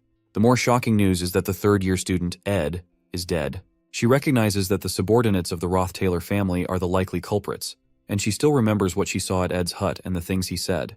The painful part is that Tanya, her first friend, is said to have a hand in the murder. Although Kylie believes in Tanya, public opinion about her in the academy is worsening, especially after news of the Roth-Taylor Knight's escape. Also, the air around the academy after Ed's death is quite dark and gloomy. Meanwhile, Principal Obel realizes that the paperwork concerning Ed's death is massive, so he is pleased to assign it to a professor who has interacted with the people involved in the incident. When Obel asks if there's anyone like that, the work, as usual, gets assigned to Assistant Professor Claire. While doing the grueling paperwork, she comments on Ed's death, saying that one never knows what will happen in the future, and Clebius gives a short reply. Claire notices that Annis has also stopped talking. Annis, staring at the profile she made of Ed, feels tears fill her eyes and pain swell in her heart. She comforts herself, telling herself she'll be fine, and recalls that it was Janica who testified about the event in court. She considers that Janica must be having an even worse time than she is. She goes to check on Janica, who excitedly declares that she's going to try using curry to cook today. When she asks Annis for advice on cooking a new dish, Annis suddenly hugs her out of nowhere, surprising her. Annis, believing that Janica must be hiding her emotions, tells her to wake up and advises her to accept that Ed is dead, with tears in her eyes. Janica, who doesn't know what to say, simply remains in her embrace and silences Driss, who has returned from picking up groceries, so he doesn't ruin the moment. Sometime later, Ed receives a copy of the Academy's newsletter from Janica, who also informs him that Tanya has returned to the Academy on her own after leaving the royal dorms, where she had been hiding. Apparently, Tanya has been actively cooperating with the investigation to prove her innocence, and the princess has chosen to publicly support her, even though more people support Lortel. Suddenly, Janica asks what happened when Lortel came to the cave, surprising Ed. She pretends it's none of her business, as girls do, but Jix soon interrupts by saying that Lortel will become student council president. Jix believes it doesn't matter if Lortel becomes president, but is worried that the knight's escape has strengthened the rumors about Tanya's involvement in the murder. He mentions that he went to the royal dorms after Princess Fenia called him and noticed that Tanya is in really bad shape. Initially, Tanya received attention from the top students because she was Ed's younger sister, but now she is being framed for murder and suspected by all the students in the academy. After the candidate registration period ends, she'll have to stand in front of everyone, and it doesn't seem like she'll be able to handle it. Jix hints that Ed should do something about it. Right now, it's Act 3, Scene 2, right before the election. According to Ed's memories, this act doesn't have a single fight scene. It is meant to clearly show all the relationships the protagonist, Taylor, has built so far. Normally, Taylor would actively support Princess Phineas since she was the one who chased Ed Roth Taylor out at the beginning and saved him. Because the top students in each year have a large influence on the students, Taylor would go convince the top students he has a relationship with. However, Lucy, who doesn't vote because she's lazy, Janica, who wants to give everyone a vote, Wade, who is on the princess's side, and fourth-year Dorothy, who supports Tanya, cannot be convinced.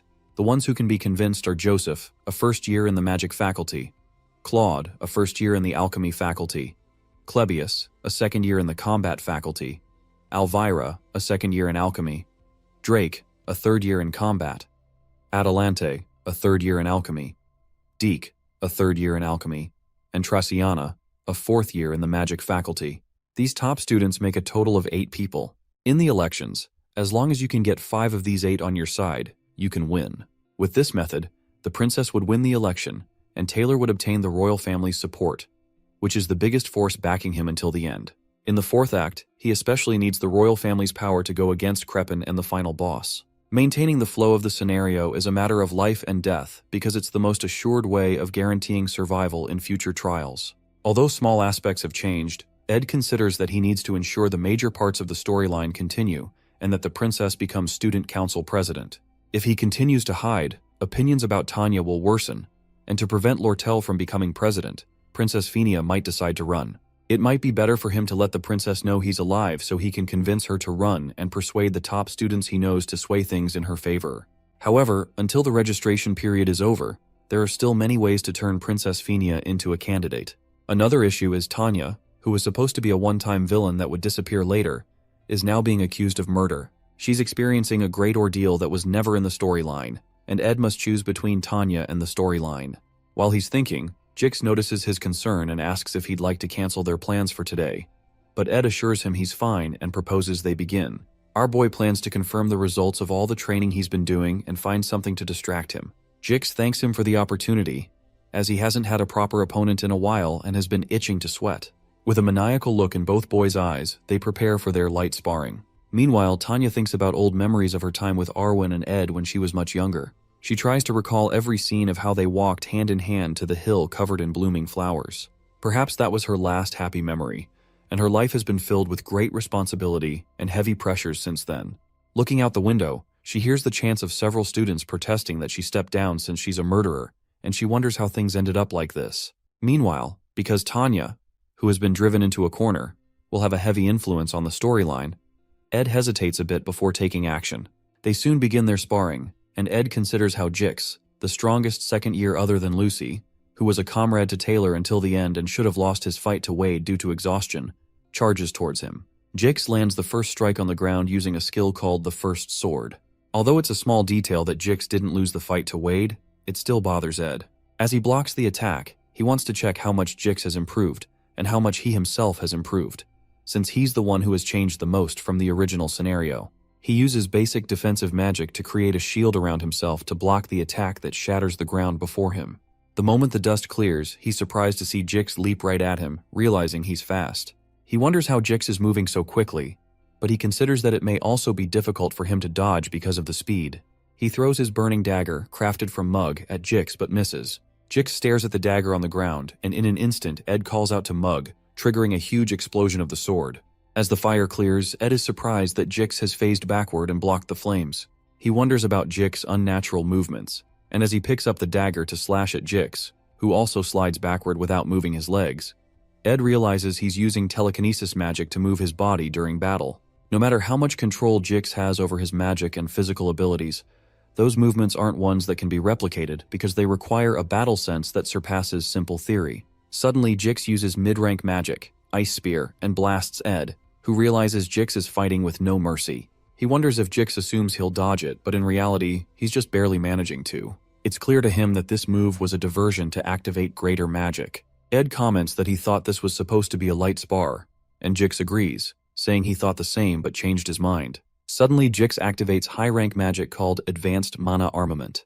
With a smirk, Jix explains that practice should feel like the real thing, so he delivers an explosion so great that Janica, who is cooking far away, gets worried.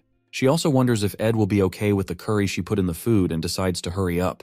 Meanwhile, Jix immediately moves in to crack Ed's shield right after the explosion. He slams his axe against the shield and it eventually cracks. As the impact pushes Ed backward, he quickly prepares a water spirit arrow and fires 3 arrows toward Jix.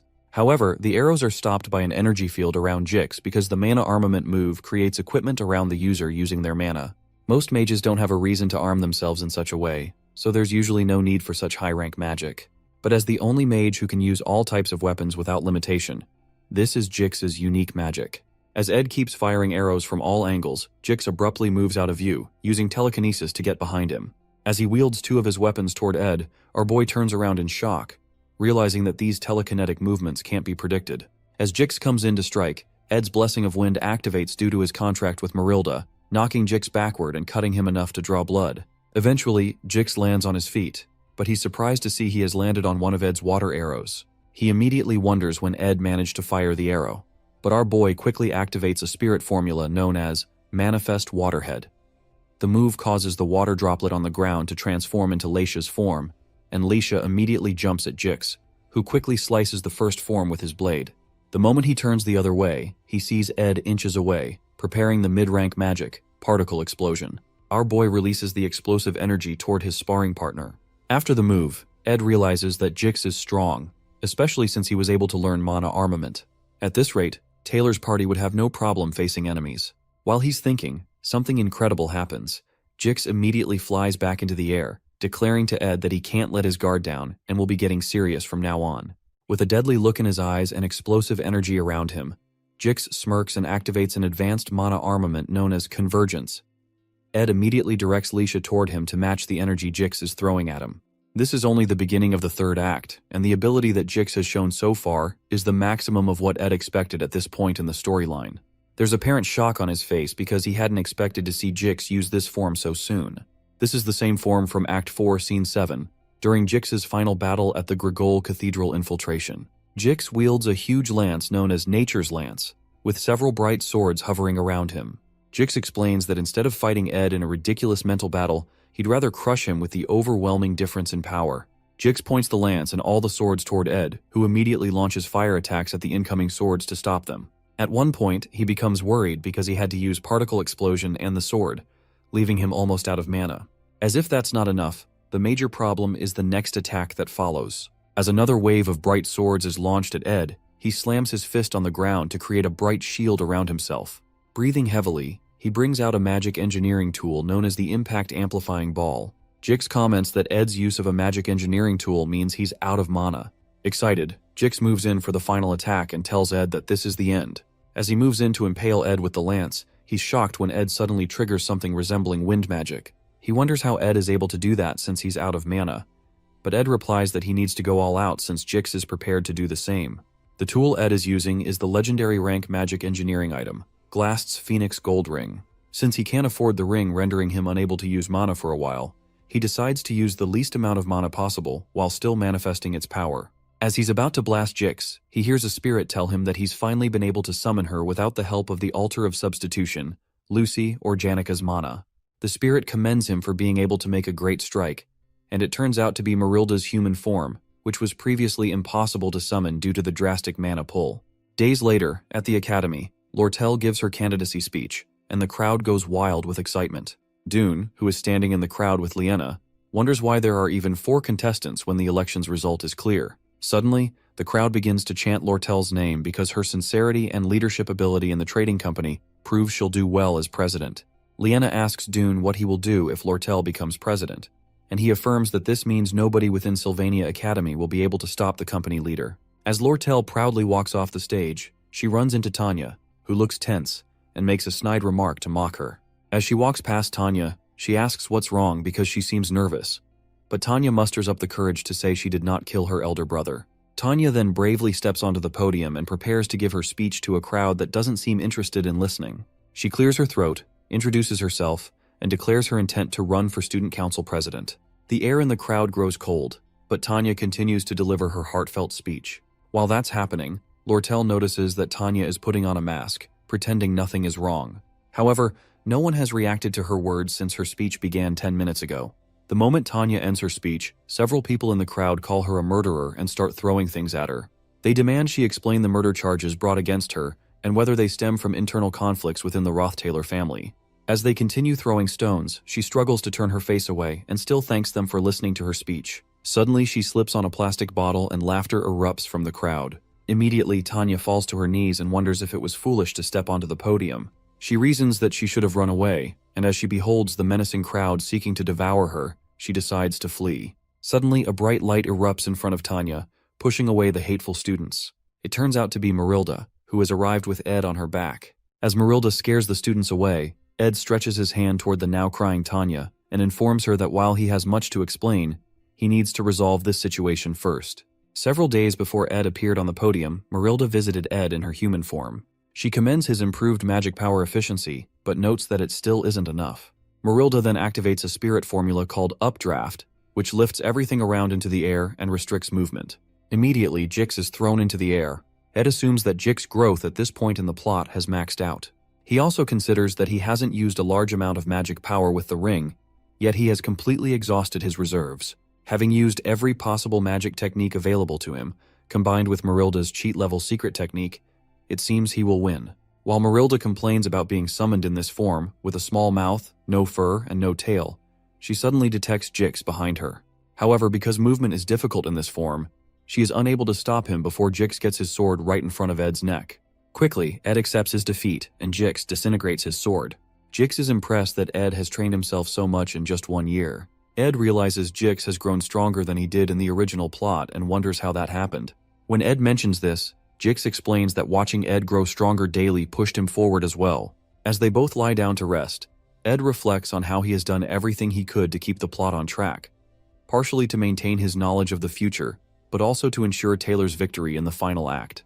He once believed the plot was the only answer, always managing to steer it back on course. He feared factors beyond his control, and after hearing of the knight's escape, he hesitated to save Tanya. Now, what little remained of the original plot seems to have slipped from his hands. Still, he decides to focus on what he can do. Jix, who will be Taylor's ally in the final act, must grow stronger. Just in case, Ed has also trained himself and built reliable comrades. Although it may be naive, he considers that deviating from the original plot doesn't mean they are doomed to a bad end. On the day of the candidacy speech, all the students run for safety, and Joseph tries to calm them down because he has seen the high-ranking spirit before. Right in front of them, Ed removes his hood, and they realize he's alive. He walks to the microphone, introduces himself, and proclaims that he wasn't murdered by Tanya, whom he supports more than anyone else. As he speaks, Lortel walks away with a smirk on her face. Since Tanya already has the support of Janica, Lucy, and Princess Phenia, they still need the votes of Clebius, Elvira, Jix, Joseph, and Wade. However, it shouldn't be too difficult to win them over. After Ed clears the air, he finally feels at ease. Shortly after, he heads to the school's security office to explain how he used the Delheim's hourglass to survive. He stayed alone in a cave before being rescued by Janica and immediately returned to defend Tanya. The security leader recounts everything Ed has said to confirm the details, and Ed affirms them.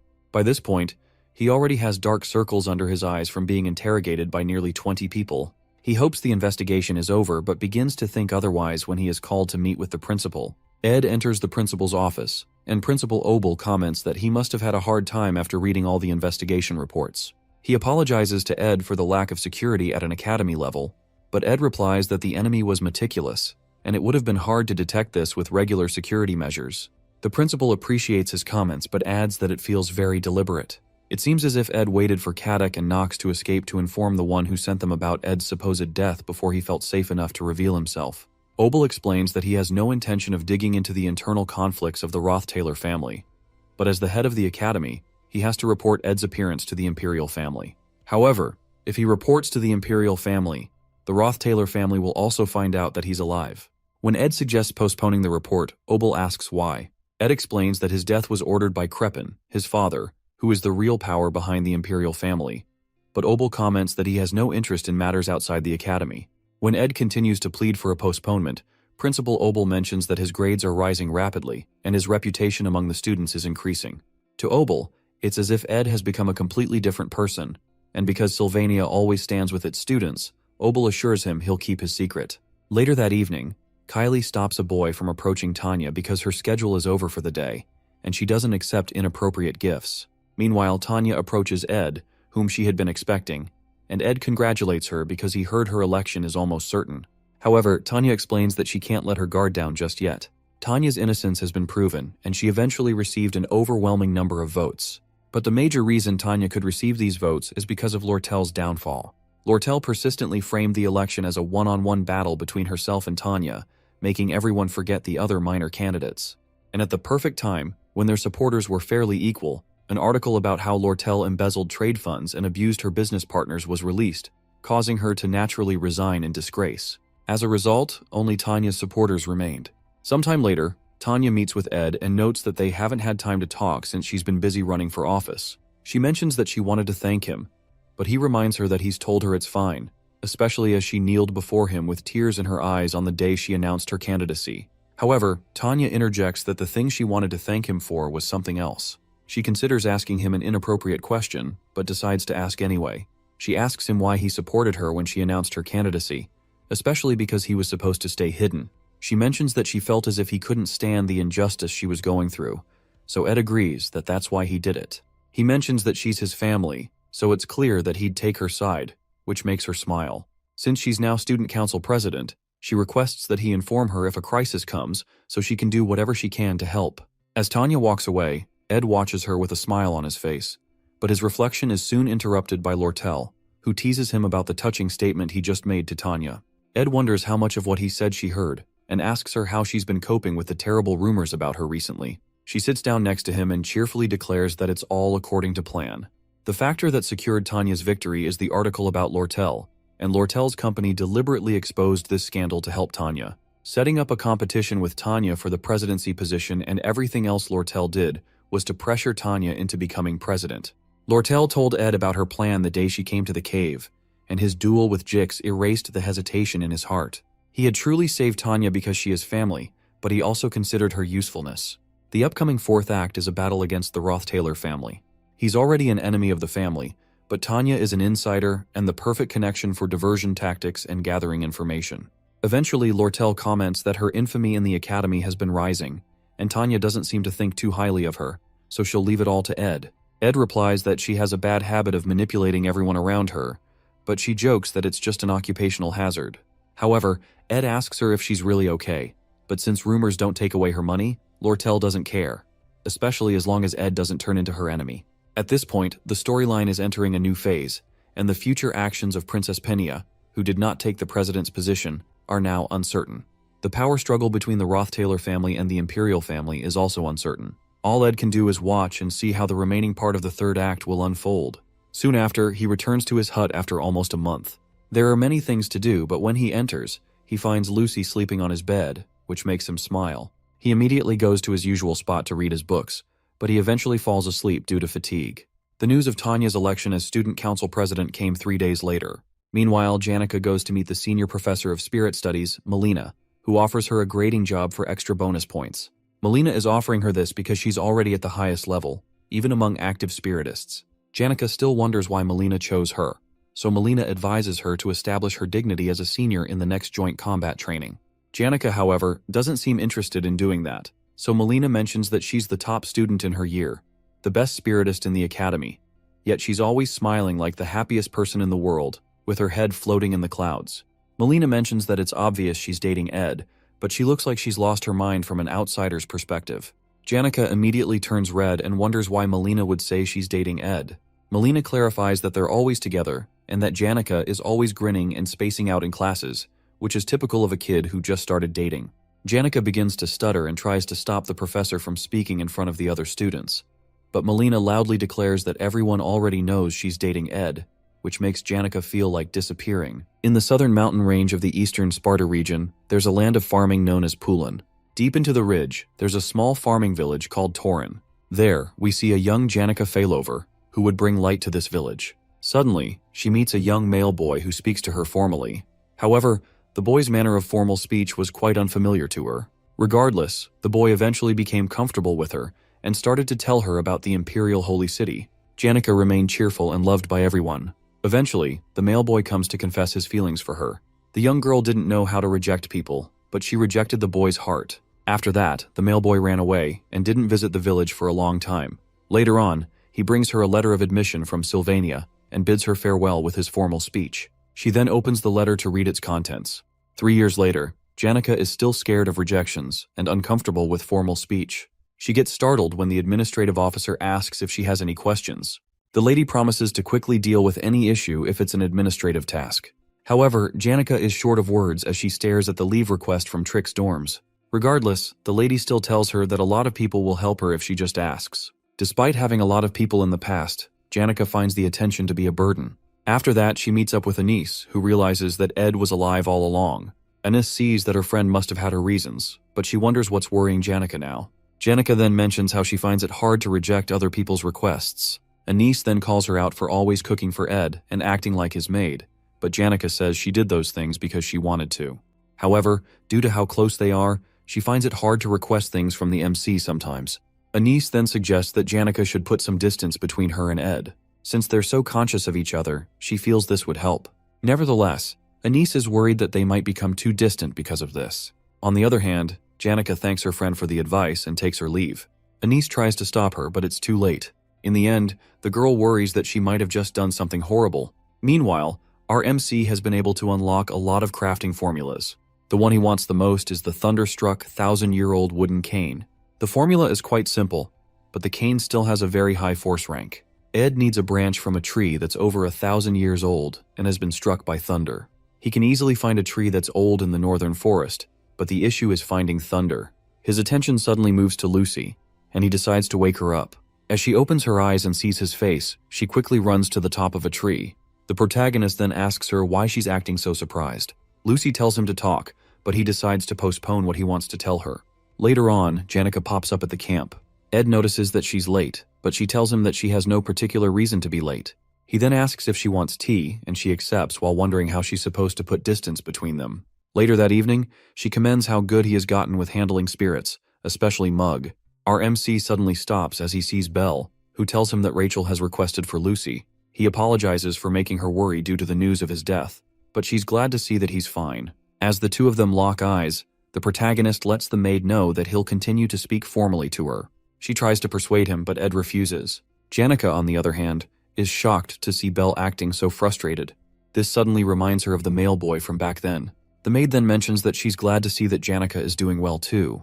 As she heads off with Lucy, Janica bids her farewell. After that, our hero's lover asks if they can speak to each other formally. She tries to explain how it's better to talk in a manner where they show respect towards each other. After she tugs on his shirt, the MC nervously agrees to her request. After that, Janica addresses our protagonist as Sir Ed. This catches him off guard, and he finds himself short of words. At the same time, Janica is feeling embarrassed as well. 3 minutes later, they try to have a conversation around the campfire, but Janica brushes it off. The air is really awkward and Ed has no idea what to do. While she remains quiet, he tries to think of a way to get rid of the awkward atmosphere. Suddenly, she gets up and remembers that her curfew is almost over.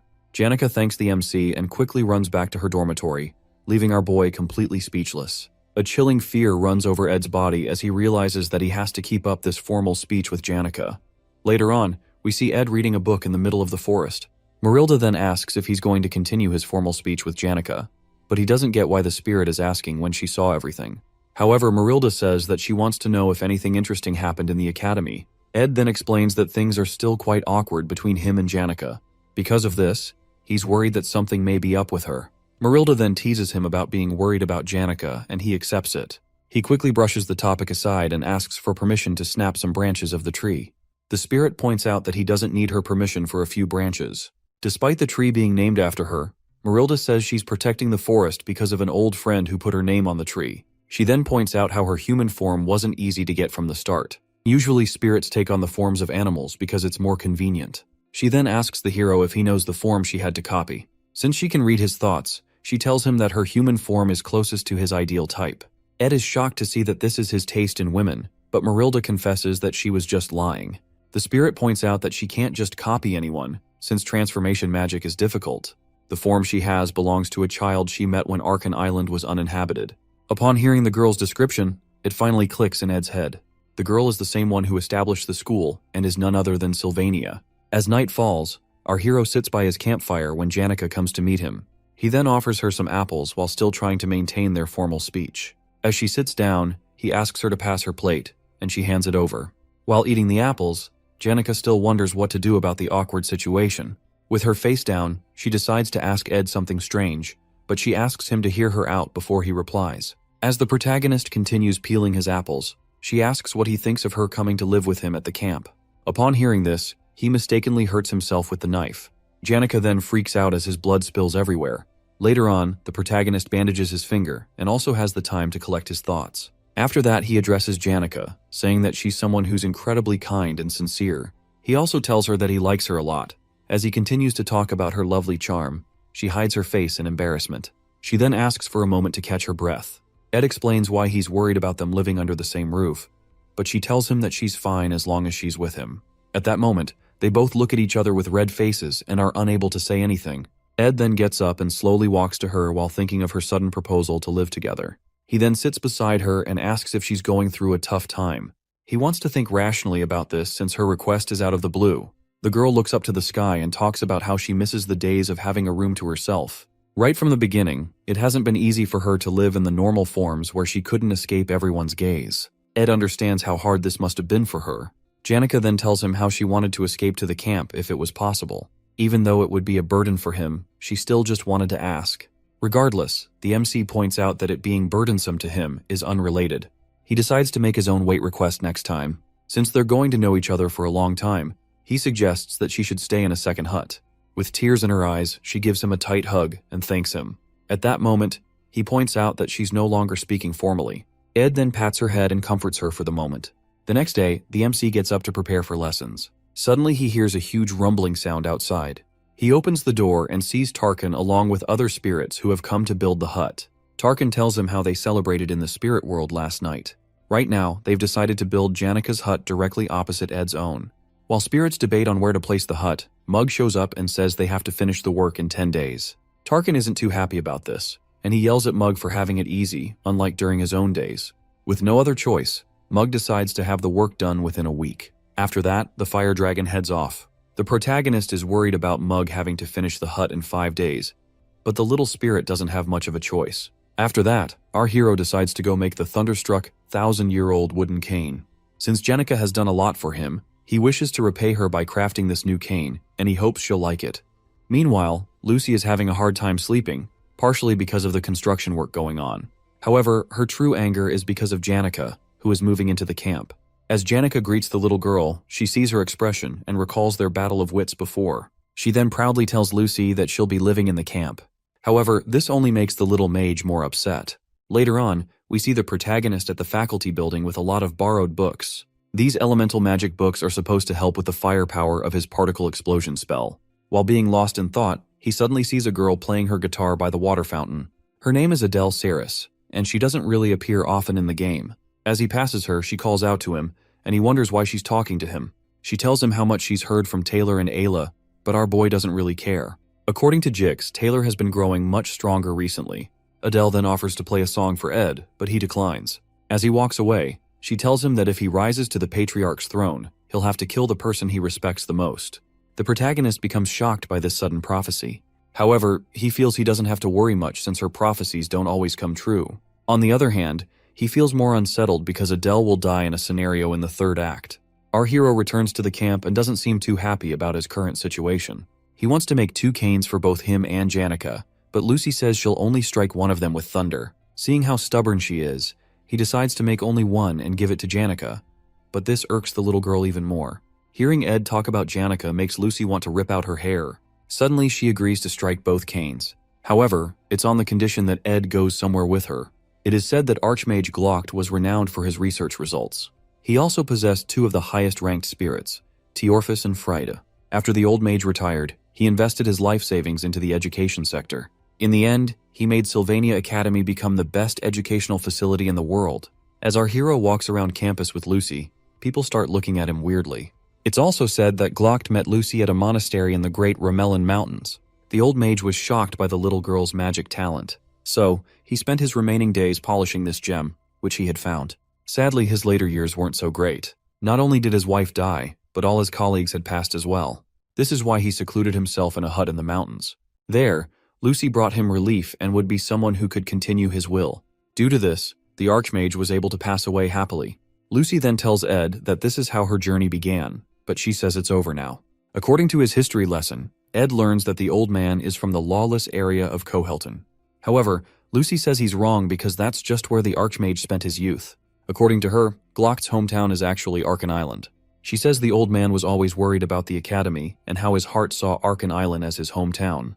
Back then, she covered his corpse with a blanket and froze the body with ice magic. At her young age, she was able to maintain the ice magic for a while and carried the body out of the hut. She headed south of the Romellan Mountains and passed many lands before arriving at the Clole Empire's borders. After that, she passed through many more counties, rivers, and forests, before finally reaching the Mexis Bridge that connects to Arkan Island. The journey took a toll on her body. According to her, it took her 3 months and an extra week to find a strange cave. According to her, this is where the Archmage and the Great Sage taught each other. She then takes Ed to where Glock's body is buried. There, he sees a book about spectral magic written by the Archmage. Glock's book on the southern views already cost 7,000 gold.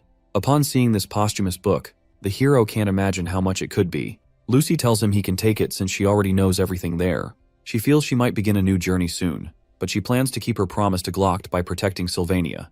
It's not really a happy story, but she says she just wanted to show it to Ed. Since the young girl is yet to escape her master's shadow, she waits for danger to approach Sylvania. Nevertheless, once the trial has passed, she'll be able to start a new journey. The MC decides to spend time with Lucy, listening to the sound of the waves while comforting her. The atmosphere was just right, which is fortunate for them. Janika's cabin is finally finished, and she's shocked to see how fast it was built. She looks back and sees that the spirits are completely exhausted from being overworked. Mug tries to explain that this is all Tarkin's fault, but he pushes it aside and ascends with his companions. After that, Janika writes the word cohabitation on the ground and becomes increasingly excited at the thought of it. Ed's cabin door opens and Lucy steps out. She quickly gives Janika an evil look, and the girl is surprised to see her. After looking at the words on the ground, she takes pride in the fact that she's in a better position than her rival. Meanwhile, Ed unlocks the ability to use basic spectral magic. Mana particles gather at his fingertips, but Marilda notices that he's finding it difficult to use. Lucy says he'll get the hang of it after practicing a couple of times. She quickly shows off her skills by lifting all the work tools in the camp. Her face goes completely red as Ed pats her head and commends her for being a genius. The MC is shocked to see that a spectral magic can actually be learned in the game since it's basically the greatest power. Apart from the danger it poses, it's a very difficult magic to grasp. It'll be difficult for Lucy to teach Ed, which makes him wish that he had Professor Glast right now. His face becomes very grim as he remembers the professor. Suddenly, Jix approaches him, shocked to see him with another woman. At this point, he wonders what kind of trouble Ed will get into. The protagonist then unsummons Marilda and Jix apologizes for reading the situation wrongly. After that, the guy shows Ed the books he asked for. The protagonist decides to repay him, and Jix asks for assistance with his student council work. He is concerned about the request due to the last issue with Tanya, but Jix tells him that the council president wants people she can trust. The council president has already gathered some top students and plans to recruit more, including Ed. Jix feels that the protagonist will reject the offer because he already has a lot going on. However, Ed is shocked to see that he expected it. After Ed saved Tanya, a lot of things have become unknown, such as Jix joining the student council. The joint combat training will be happening soon before the third act's final event. During this event, there's a scenario where Claude loses in the final battle. Ed remembers it as one with a bad ending, but it's out of his hands now. Right now, the flow of things is all unknown to him. Later on, we see a giant carriage known as the Wheeled Palace, moving and being guarded by a lot of elite knights. On top of the palace, there are 2 people sitting, known as Archbishop Verdio and the Holy Pope, Eldine. The 2 dignitaries will be arriving in Sylvania soon. With Verdio and Eldane visiting, Tanya is pressured to make sure that preparations go as planned. We also see other students helping her to sort out some paperwork. She sees that the dignitaries are worried about Saintess Clarice, and that the Holy Pope also wants to meet Adele. Meanwhile, the real Saintess is getting ready to show up for the first time in front of the students. Sadly, the Pope's visit overlaps with the combat training, which she was hoping to attend. Clarice will rather much remain a student than return to the Holy Imperial capital. Also, she hasn't been able to meet Adele because the girl is usually in and out of places. Not only that, but the Saintess has had some nice adventures and now has stories of her own to tell. Of course, she can't tell the Archbishop about the incident with Lucy and Ed as well because Verdio will make her leave the academy. She finds it hard to refuse the Archbishop's words because he's always been like a teacher to her. Belle then tells her to eat comfortably after seeing how nervous she is. Clarice just needs to make sure that no one finds out her real identity, but she suddenly remembers that the protagonist knows who she is. Because of this, she fears what would happen if Ed and Verdio were to meet. As she shudders in fear, Belle offers to make tea for her, but she refuses and asks her to help with preparations to go out and meet Ed. The Saintess tells the maid that she needs to meet the MC quickly. On the other hand, Belle didn't want Ed and the Saintess to meet. The students gather to look at the matchups for the joint combat training. Meanwhile, Janica is feeling bad about not having any challengers for the training. Just like last year's exam, the results reflect in the grades of the students, and lower grades fight with higher grades as well. The only difference this year is the rule that you can challenge an opponent through a duel request. Currently, there are no first years in Class A, which makes them eager to win against a second-year student. These matches between the first and second years will be worth watching too. On the other hand, not many people are interested in the third and fourth-year matches. Aside from when Janica beat Lortel, no one else was able to beat their junior. Janica notices that Ed is reading the book Lucy gave him, and he says it's important. She starts feeling jealous, and he wonders why she's making such a face. Suddenly, the knights clear the way for the Saintess to come through. The protagonist becomes nervous when he sees the chariot because it's weird for Clarice to be there. As she steps out, he starts wondering if the Pope's visit was delayed. He and Janica are shocked as Clarice steps up to our boy, saying that she wanted to hurry and meet him. After greeting him, the Saintess requests to have a short conversation with the MC. On the other hand, Janica nervously introduces herself to the Saintess. Ed figures her reaction is normal since the Saintess isn't a regular person. However, he can't believe that the girl in front of him is the same as Kylie Ekney.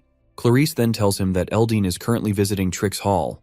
This makes Ed more wary as to why Clarice came to see him. She then mentions how Verdio is really smart and could make someone wonder if he could read minds. She explains that there are rumors stating that the Archbishop can read one's thoughts. As Ed listens to her, he finally realizes why she must have come to see him. This is because she's worried that Verdio will find out that Ed knows her identity. He then tells her that there's no way the Archbishop will meet him. Since he'll be partaking in the joint combat training, he'll most likely never meet Verdio. Upon hearing this, the Saintess is relieved. Suddenly, Janica asks her if she just came there to see Ed. She then starts to give Clarice a deadly look. The Saintess tries to explain herself but only makes things worse. In the end, she admits that she wanted to see our boy. After getting embarrassed, she runs back to her carriage. As the carriage zooms off, all eyes suddenly focus on our hero. Ed also admits that Clarice is a hard person to spend time with. Later on, we see students cheering as the combat training takes place.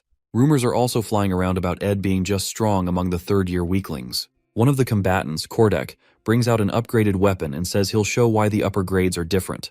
The other students become nervous and scared as they see the guy's blunt weapon. The professor then signals the start of the match between Ed and Kordek. In a split second, the fourth-year brute appears in Ed's face and tells him that it's not too late to run if he's scared.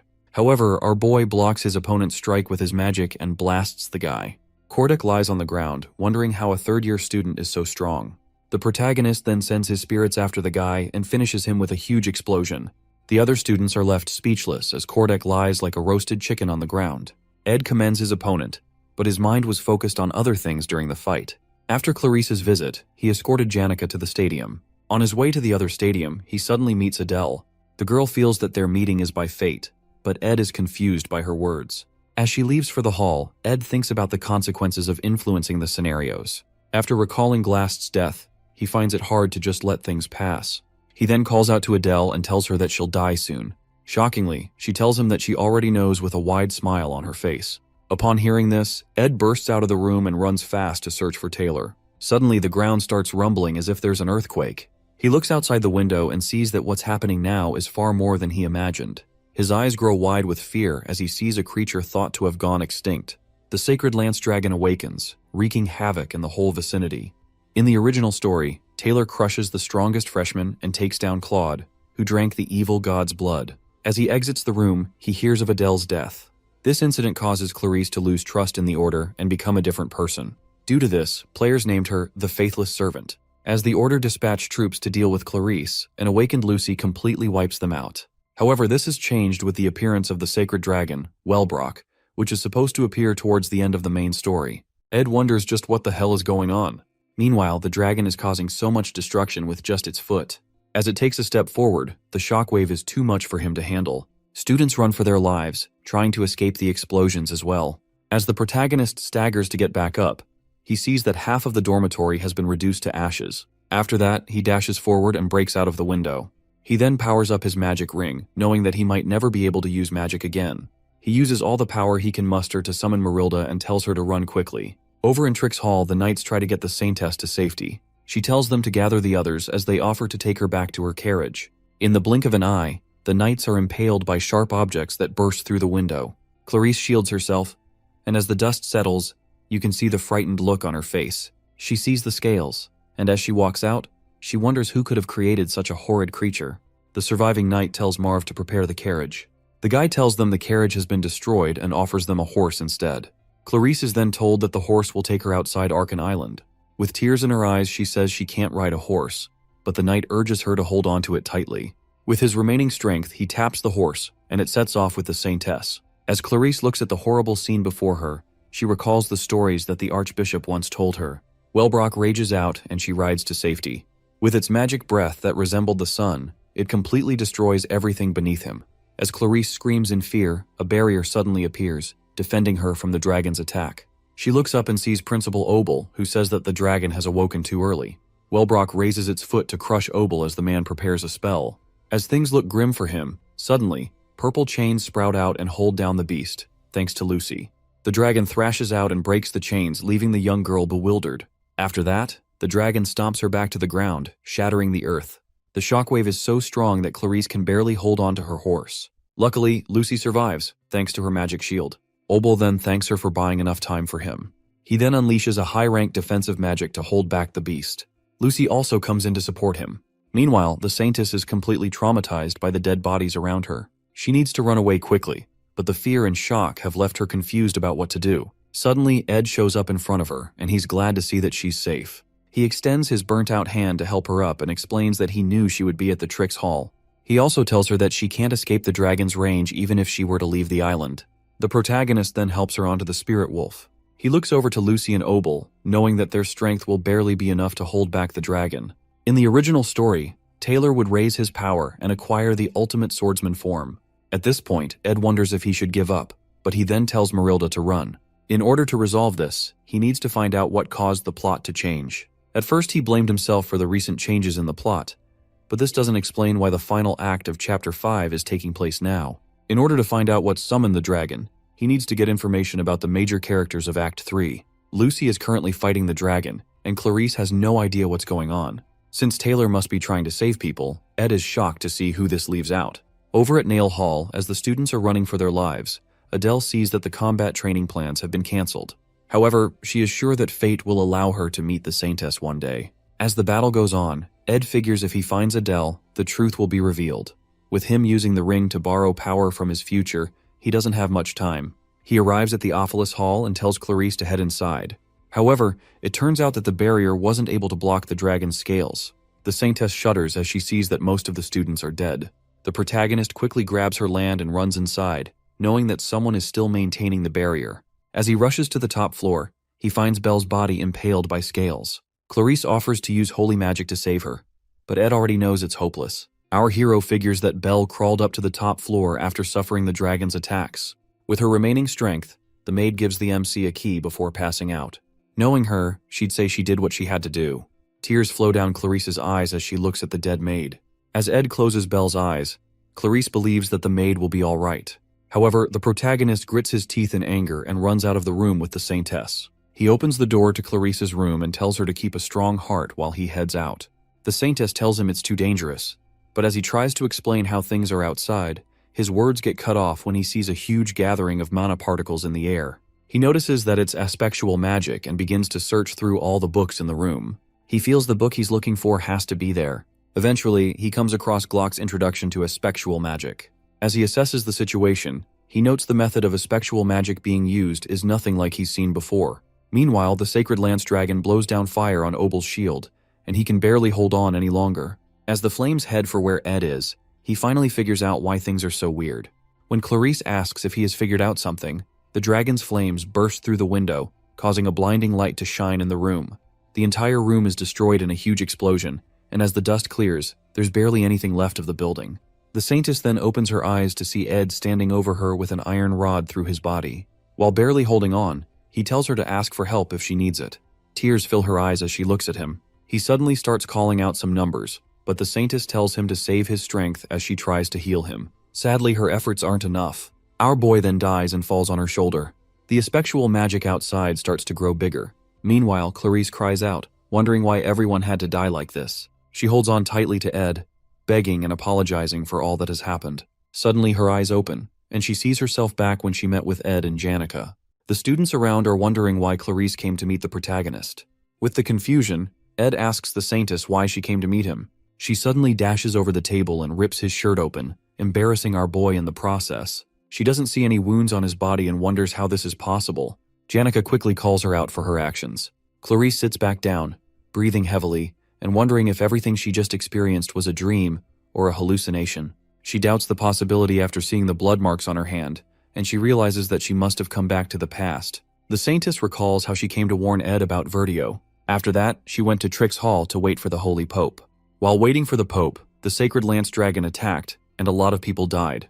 Right now, she stares at her hand in complete disbelief and fear. As Ed calls to her, she quickly grabs his hand and runs off with him. He tries to tell her that she needs to meet Eldine as he gets shoved into the carriage. On the other hand, Clarice desperately says that they have to hurry to the Mexis Bridge. As the carriage speeds off, the other students are still confused by what just happened.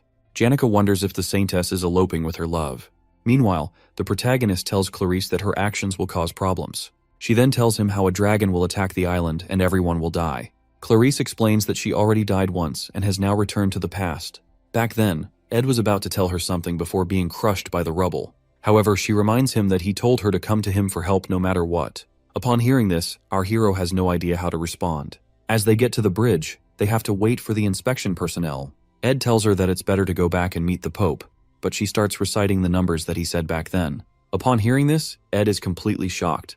The carriage's driver notices how crowded it is and tries to tell the Saintess that this will take time, but Ed tells him to get through fast because there's an emergency. He tries to highlight how everyone will be in danger if they don't break through. The coachman then tells them to hold on tight as he breaks through the crowd. Our hero decides to believe Clarice after she recites the numbers that no one else in that world would understand. Those numbers were his military service number before he came into this world. As they ride off, Ed starts to understand why the Saintess chose to escape. For time to have been rewound, it means a spectral magic was definitely involved. While he continues his explanation, Clarice asks him to allow her to lie on his chest for a little while. Meanwhile, Ed figures that the magic used should have been impossible with a human's magic power. Suddenly, Wellbrock rises up and roars loudly over the horizon. Clarice screams in fear, but they have successfully escaped this time. However, the same nightmare occurs again for her. She turns back to look at Ed, who calls to her and is terrified to see him impaled by the dragon's scales. As she weeps, she tries to heal him and apologizes for not being able to help him again. Once again, our hero has died for her sake, and all she can do is say sorry. Nevertheless, Ed comforts her, telling her not to cry and saying that he's sure that he'll help her again. After those final words, he dies. Clarice begins to blame her blessing, wishing that Ed had it instead of her. As she wishes to return to the past once more, she finds herself at her initial meeting with the protagonist again. As he asks why she came to talk, she rushes to hug him with tears in her eyes. This time around, she swears to save him. She quickly shoves him into the carriage again and tells the driver to head towards the east. After explaining the situation to Ed, they decide to find a place to hide. However, the dragon's attacks still reach them, and the protagonist dies by her side again. She regresses for the 4th time again, but Ed still dies in a cavern by the Western Sea. On her 12th time, they go to Glast's secret lab, but the dragon still strikes them there. Clarice regresses up to 22 times, but the results are always the same. Again and again, Ed keeps dying, and Clarice only sees herself in a pool of blood and misery. No matter where they ran to, the Archbishop and the Holy Pope were never present, but our hero kept dying and saving the Saintess. She calls out Ed's military service number to him again and wonders what to do now. Meanwhile, they're back at the Mexis Bridge where inspections are taking place. As Ed leaves the carriage, she expects him to yell out how they need to pass, but this time he asks the driver to stop. Then, he asks the Saintess to get off because he can tell that she has been through this process a lot. Ed gives her his jacket and tells her to get some rest. He then tells her that he knows some people worth asking for help from. Clarice asks the protagonist to run away because she's tired of seeing him die. Despite trying countless times to save him, nothing worked. In the end, all her efforts are in vain. Ed tells her that it's okay and wonders why her wounds won't heal, despite going back in time. As he tends to her wounds, he notes how the holy magic's blessing protects her body and gives her resistance against the same type of magic as well. This means that time is being rewound due to holy magic in the first place. She then realizes that Ed must have found this out when he was searching through books the first time he died. With this, he tries to show her that there's hope. As she flings herself on him, he asks how many times she has repeated the day. The saintess tells him that she lost count after the 10th time. Ed tells her to calm down and commends her for coming this far. As she looks up at him with her teary eyes, he tells her to leave it all to him. Now, they have to remove the source of this issue. Ed finds it strange the way Clarice changed after Adele's death. The faithless saint was basically a destruction of her original character. It only makes sense that she experienced so much for her personality to change. Now that he has seen how much she has gone through, it makes sense why Clarice would go against the order. This also means that the original story hasn't changed. Later on, Ed storms into the nail hall and tells the saintess that they need to stop the resurrection of the Holy Lance dragon. They need to find the Archbishop and the Holy Pope, but no one knows where they are. She finds it strange because these two dignitaries should attract attention normally. As they enter the training room, they see Taylor and Wade sparring. Taylor gets distracted and hit on the head, then their attention turns to Ed and Clarice. Ed quickly covers the saintess with his jacket and moves through the crowd. Seeing that they have to find Verdio and Eldane quickly, our hero meets with Lortel, who will most likely know their whereabouts. As she grabs the hero's hands, she's shocked to see that Clarice is with him. She calls him out for trying to hypnotize the saintess, but Ed tells her that he needs to find someone quickly, and he offers to pay any amount of money she wants. Upon hearing this, Lortel asks him to explain what's going on. At the carriage depot, she successfully gathers all the intel and teases Ed about charging a high fee. She understands Ed's behavior, but doesn't understand why the saintess has changed so suddenly. The protagonist begins to tell her how the combat training will be ending soon, and he also highlights how she keeps a clear head in most situations. He then tells her to stay calm and believe what he's about to say. With time running out, he starts explaining the situation, and Lortel can't believe her ears. Suddenly, the ground begins to rumble and destruction engulfs the city as the dragon begins its attack again. Ed uses his body to protect Lortel from the scales, leaving her shocked by the current situation. As the dragon moves, the tides shift, and a great storm befalls the city. As Lortel comes back to her senses, she sees the protagonist leaning over her with injuries. He then asks her how much she wants. She is speechless for a moment but decides that she owes him for saving her life. From the intel she gathered, Verdio and Eldane used a concealment rune to hide their movements. However, they headed towards the academic cathedral in the faculty building. As Ed and Lortel head towards there, Clarice bursts out of the carriage and tries to stop Ed. Seeing how worried the saintess is, Lortel starts to feel awkward. The merchant girl then tells them to get moving. Luckily, there's a horse that can still get them to the faculty building. Ed gets on it and asks for the reins. As Lortel hands it over, she tells him that one of them needs to stay back. She quickly helps Clarice to get on the horse and tells Ed that she believes in him. While Ed swears to repay the favor, she quickly grabs him and plants a kiss, leaving the saintess feeling awkward. Clarice then looks at Lortel and notices her deadly gaze. Nevertheless, Lortel now has her insurance. After that, the horse starts to move out. The merchant girl then tells Clarice that clinging onto someone's property can get quite messy. After bidding them farewell, she slowly walks through the field of dead bodies. She forces herself to put on a smile as the dragon is about to crush her, but those who laugh in the face of danger find themselves as the victors in the end.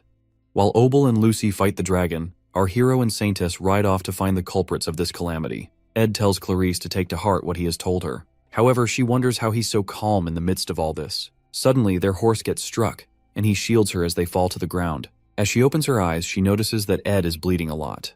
However, he tells her not to worry because he's had far worse injuries. Luckily, they finally arrive at the cathedral, where they see a strange person standing on the roof. This is one of the people revered as the greatest of holy sorcerers. Even Lucy will have a hard time against one of them, and they are known as the Apostles of Telos. As the guy lands before them, Clarice tells him to step aside. However, the apostle tells her that he can't let them pass because of Eldon's orders. In that instant, Ed's dagger reaches his face, but the guy quickly parries it.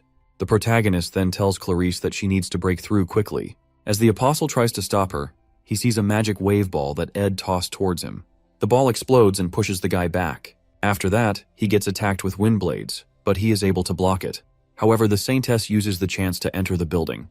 The Apostle of Telos then wonders who Ed is. Seeing that he has lost a lot of blood, he tells the MC to give up. Suddenly, the ground begins to rumble as Ed charges his mana and gets ready to fire a magic arrow. The apostle goes ahead to fortify his body with high-rank magic. As the protagonist fires the arrows, his opponent quickly evades them and introduces himself as Lightspeed Taldarak. The guy dives toward Ed and impales him with his spear. The scene then flashes back to when our hero told the saintess not to give up. As she runs through the building, she recalls his words, telling her to break through and come to an understanding of what's going on. Meanwhile, Ed grabs the apostle's hand, refusing to die easily. He stabs the guy's hand and charges up the power in his ring, leaving Taldarak scared. With this, Marilda is summoned, and she devours the apostle in a single bite. As our hero falls to the ground, the spirit tells him that he should have summoned her from the beginning. She tries to get him to keep it together, but our hero is already losing his vision. The last thing he sees is a bright light shining from the cathedral as Marilda screams out his name. Clarice finally reaches the door, but it's locked, and she doesn't know what to do. Past the door is a sacred chamber that she knows of. She tries to use her magic to force it open, and it explodes. After that, she suddenly sees Adele covered in blood. She runs to help the girl and asks what happened. Adele is shocked that the saintess has come sooner than expected, but she tells her that there's no need to come back again. As she walks off, Clarice sees the mark of a holy blessing on her arm. For that one mark, the holy dignitaries must be gathered, and there is only one person who can have this blessing inscribed on their body. This is none other than the saintess. So seeing this on Adele makes no sense to Clarice. However, the girl tells the saintess to wait a bit longer because it'll all be over soon. As Clarice reaches out for her, Adele's body bursts out with magic, and the saintess regresses to the same day again. With the anger in her, she gets up and decides to tell Ed about everything immediately. The first memory Adele recalls is seeing seagulls flying above the harbor. There, two kids are running around and playing. She then tells them to be careful and watch where they're going. Her parents ran away from their homelands to the trade city of Oldek to seek refuge from the war. Sadly, they were still used and scammed and could barely afford a piece of bread for the day. One day, while she's enjoying a nice meal, her dad tells her he'll be back soon after taking care of something. As the man walks away, he occasionally takes a look back at his daughter. Meanwhile, the wonderful sandwich Adele had tasted like nothing at all to her. After that moment, she became an orphan. She then goes to Deldaros orphanage, where she worked together with the other children. Luckily, they were able to rest occasionally and receive support from the Telos order. She also learned to play the lute, which made her spend more time at the church. One day, Archbishop Verdio gets congratulated on his entry into the Holy Imperial capital. While Verdio thanks everyone, his robe suddenly catches fire. As the fire begins to spread, it is quickly doused with a bucket of water. The Archbishop is shocked to see Adele with buckets of water. He then asks her how she knew it would happen. She tells him that she has dreams about the future, but she can't see her own future. Upon hearing this, Verdio grabs her hand and calls her the Saintess of Telos. Just overnight, Adele saw herself at a table with luxurious meals and the respect of high-ranking clergymen. Her new life was incomparable to the one she lived in poverty. She received baptisms from the Holy Pope, Verdio, and the greatest apostle. She also bore the Holy Magic's blessing on her body. With this, her holy power grew stronger. All that remained was the baptism of the stigmata, and for the first time, Adele was able to see her future. Later on, Verdio lashes out at her because she wants to give up on being the saintess. She thanks him for all the care, but she wants to use other means to serve Telos. Seeing that she can't be convinced, the Archbishop tells her that her ability to see the future is the reason she was selected as the saintess. He gives her a nasty look as he realizes that she can now see her own future. As years passed by, Adele remained as the caretaker of the holy flame. As she plays the lute through the night, her future would appear once she fell asleep. There, she sees the feral dragon, Wellbrock. Verdio then decides to offer her as a sacrifice because his plans have gotten out of hand. While in the imperial capital, she heard a lot of things. Thanks to Emperor Kloll, the world was finding peace, but the Pope's influence was reduced. Verdio, who was also a businessman, knew that they needed to turn things around with fear and the miracle of God. They planned to summon the Holy Lance Dragon and have the Order subdue it. For this, Verdio was searching for a sacrifice which was none other than Adele. However, several years later, she meets Clarice, who has an incredible gift for holy magic. Clarice then asks her what she has to do to live a pure life. Adele stops her music, thinking of how to tell Clarice that it's her fault that she's the saintess now. She then starts singing for Clarice while telling her to run away in her mind. As they enjoy the night, Adele hopes that Clarice will be able to run away. She would sing these songs, hoping that Clarice would run, but the guilt always came back to stab her. One morning, she decides to run away to the Sylvania Academy. As she walked through the place covered in blood, the students were speechless. However, she eventually realizes when and how the Holy Lance Dragon will revive. When she heads to the chapel, she meets Taldarak, who tells her that outsiders aren't allowed inside. She would then show her holy blessing mark and enter the chapel, where the apostles are waiting. There, she sees a chest containing Wellbrock's fang. She tries to convince Verdio and the apostles to stop, but they won't listen to her. Seeing that Saintess Clarice isn't there, they must have thought that tales of the dragon were fairy tales. However, the appearance of the mighty beast proves them wrong. In the end, Verdio tries to quickly get the Saintess to be used as a sacrifice. The magic circle on the floor would seal the dragon once the Saintess was sacrificed, so Adele decides to use herself as a sacrifice and endures the pain. Nevertheless, She didn't predict that the holy magic blessing would protect her body from the necklace. The spectral magic within her gets pushed to its limits. So the process repeated itself again and again. Adele was shocked when Clarice managed to enter the chapel the last time. Now, she pushes herself to try 1 or 2 more times to finally end the loop. As she drags her bloody body to the chapel again, she suddenly bumps into Ed and wonders what he's doing there. The story continues from Adele's point of view. She remembers going to Verdio, who never believed her. She tries to convince him that once they unleash the Holy Lance Dragon, there will be no way to stop it. However, he has another plan: to release the dragon and then perform a miracle by stopping it themselves. For them, it's the perfect way to make the world bow before them and their god, Telos, reclaiming the Order's lost glory. Adele knows from her dreams that she is the key to ending the Order's arrogance and stopping the revival of the Holy Lance Dragon. For that purpose, a saintess must be sacrificed at the Rune of Sacrifice. Thinking about the life of a saintess, she recalls Clarice, the current saintess. Adele, however, is ready to take Clarice's place because she believes it is her duty from the beginning. But every time she sacrifices herself, the blessing of holy magic in her body protects her, summoning residual aspectual magic. As a consequence, time repeats itself, again and again, until she runs out of holy power. Once again, she awakens in the combat training room of Glocked Hall after revival, her body on the verge of death. She knows that after a few more revivals, her holy magic will be completely depleted, and true death will finally consume her. When that happens, the chance of reviving the Holy Lance Dragon will be lost forever. She walks down the hall once again,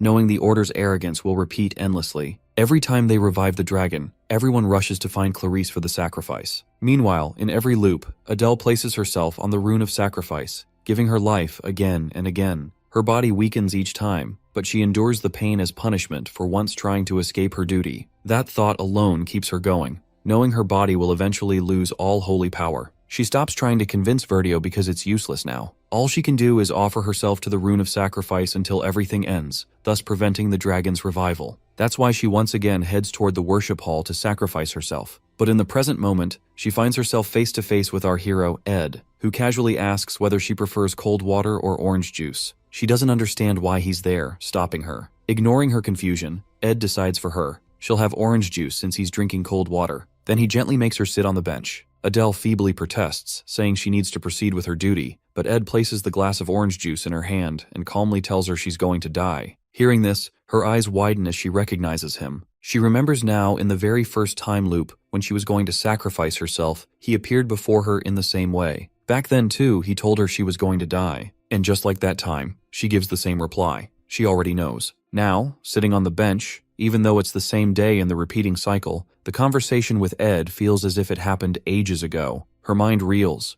urging her to end the conversation as soon as possible so she can go to the cathedral and finally finish this painful cycle. But Ed isn't convinced by her casual reply. She doesn't understand why. He points out that he just told her she's going to die, and yet she answered as if it means nothing. Adele remains calm, not realizing what's wrong with her response, simply repeating that she needs to go. He asks again, whether is that all she has to say? Her answer is cryptic, because deep inside, she already knows, not only from the countless loops of time, but from long before that she knows she is destined to die. So she never finds any other words to say. She recalls her moments with Clarice, but Ed's question keeps echoing in her mind. She wonders if there's something she should say, but her memories focus instead on Clarice's gentle smile, the one she always wanted to protect. Ed's question repeats again in her head, over and over, until she wants to scream at her own mind to stop. Her thoughts drift to her childhood, to the first time she ever had a proper meal, a sandwich. She remembers looking at her father's back and mumbling a small thank you. But now, when she blinks, she sees Ed instead of her father, asking the same question again. Her eyes widen as tears pool in them. She realizes that she had been lying to herself all along. She didn't really want to thank her father.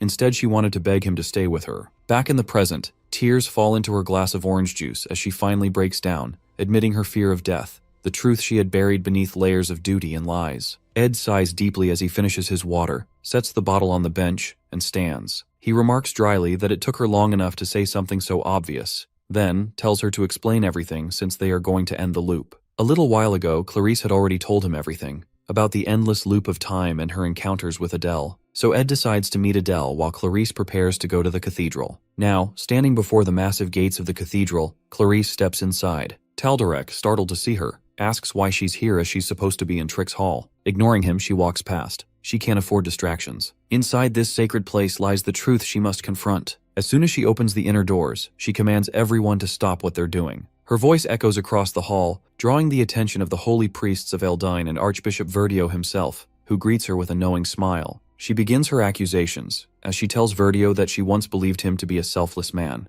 one who put the capital above all else. He smiles proudly and admits it. He adds that their lord watches them from the skies, but they must prove his existence to the ignorant people of the earth. In order to do this, they need to show them something referring to dragon. With dread, Clarice realizes his true intent, to revive and then kill the Holy Lance dragon to make people believe in God. Verdio assures her the process will be short, when she protests that no one has even considered the possibility of failure and risk. Then she stops dead as she realizes that her life is their last solution, and he doesn't deny it. He calmly admits that her life is simply insurance, a failsafe he'll use if things go wrong. Meanwhile, Ed learns everything from Adele, the Order's grand illusion. The truth is far uglier than faith allows. In reality, the Order is drowning in financial crisis, so they plan to awaken the Holy Lance dragon and stage its defeat themselves. By doing so, they'll restore people's faith and, conveniently, refill their coffers. As they travel, Adele explains bitterly that Verdio has always been like this. For him, faith means growing the congregation and enriching the capital's treasury. When Ed asks if she ever tried convincing him, she answers that she did. But after fleeing the capital, she realized there's no reasoning with him. Besides, Verdio has the Apostles of Telos under his command, which is a force powerful enough to crush any resistance. It's said their strength even surpasses that of the Imperial Army. At that same time, Verdio assures Clarice once again that the revival and subjugation process will be brief, urging her to rest in the meantime. Adele, however, grows increasingly anxious about the Apostles' power. Before she can say more, Ed crouches and suddenly lifts her onto his back. He states firmly that Apostles don't matter right now. She doesn't understand, until a flash of high-ranking magic blazes before them, which is an electricity magic surges through the cathedral, divine punishment made manifest. The air cracks with purple light while Verdio's face tenses as he realizes there's an intruder. He tries to intimidate the unseen presence, invoking the name of Lord Telos to scare them off. But the figure steps inside, her magic lashing out violently, striking the people standing near Verdio. Finally, the intruder reveals herself. She is none other than Lucy, who coldly declares that she doesn't fear Telos, because she is an atheist. When she grips one of the apostles with her magic, she repeats her lack of faith in God, adding that she believes only in punishing sinners. Verdio, taken aback, protests at her calling them sinners. In response, she hurls the apostle against a distant wall and coldly replies that sin is something engraved within the Order's laws and the Church itself. Now she turns her magic toward Verdio. He can't believe what she's doing, that she's truly turning against them and the Order of Telos. Meanwhile, the Apostles of Telos, the 8th seat, Lenos, and the 2nd seat, Reuben, prepare to take down Lucy. She remains completely unfazed. As Reuben charges forward, ready to strike her, she moves first, unleashing her lightning magic. The blast hits him squarely, making him shriek in pain. Another apostle appears, his voice ringing through the cathedral as he accuses her of daring to sully the holy chapel. He is the 3rd seat of the apostles, the Lightspeed apostle, Taldarak, who steps forward, his spear gleaming with divine energy. He levels it at Lucy, declaring that he will end her for her blasphemy. But Lucy proves faster, not through speed, but through spatial leap magic. In a blink, she vanishes from his sight and reappears behind him. With a snap of her fingers, electricity bursts forth, striking him from behind. Taldarak lets out a piercing shriek as lightning courses through his body. Verdio watches the scene in disbelief. The apostles are supposed to be the strongest warriors in the nation, yet this girl, alone, is overwhelming them. Even though there are 6 apostles in total, she's crushing them without hesitation. His mind races, wondering what her true reason is for attacking the chapel. Their plan to awaken the Holy Lance dragon is already in motion, and the preparations on Arkan Island, near the Academy students, are complete. But now, with Lucy's sudden intrusion, he can't risk the plan being exposed. Acting quickly, Verdio seals the dragon's necklace relic inside a sacred containment box. He grits his teeth, concluding that the operation has failed. Raising his voice, he gives the order to retreat and commands everyone to protect the holy Pope E. Seeing him flee, Lucy immediately activates her effectual magic, Time Prison, attempting to trap Verdio within it. But the coward calls out to Taldarak, ordering him to protect him. The apostle, wounded yet loyal, steps between Lucy and Verdio, shouting that he's doing this for Lord Telos. Verdio then turns to Cleve and commands him to kidnap Clarice. Cleve hesitates only for a moment before obeying, apologizing to Clarice as he grabs her. She struggles and pleads with him to let her go, but he doesn't listen. Verdio has already planned everything, to erase all traces of his crimes by taking both Clarice and the evidence, the necklace, with him. In this situation, the Academy will be forced to yield to the holy Pope E's pressure rather than listen to Lucy's accusations. Meanwhile, Lucy intensifies her magic, unleashing her divine punishment against Verdio. But one of the remaining apostles intervenes, shielding Verdio and helping him escape. Orders are shouted across the cathedral that everyone is to retreat and regroup at the designated point. The apostles of Telos, though bloodied and shaken, remain determined. No matter what they must face from now on, they are resolved to ensure that the order emerges victorious. Looking at their retreating figures, she scoffs in annoyance. At the threshold of the cathedral, one of the apostles points out that they might eventually be caught. Verdio assures them that all they need is a moment to destroy the evidence and secure Clarice. Once they do, they can report Lucy's violence to the Academy and prove their innocence. But his words die in his throat when the heat of an ignition spell flares around them, engulfing the cathedral's entrance in fire. The flames surge toward them, making him question how such devastation could come from a basic magic spell. Someone tries to strike the apostles with an explosion blade, but they deflect it.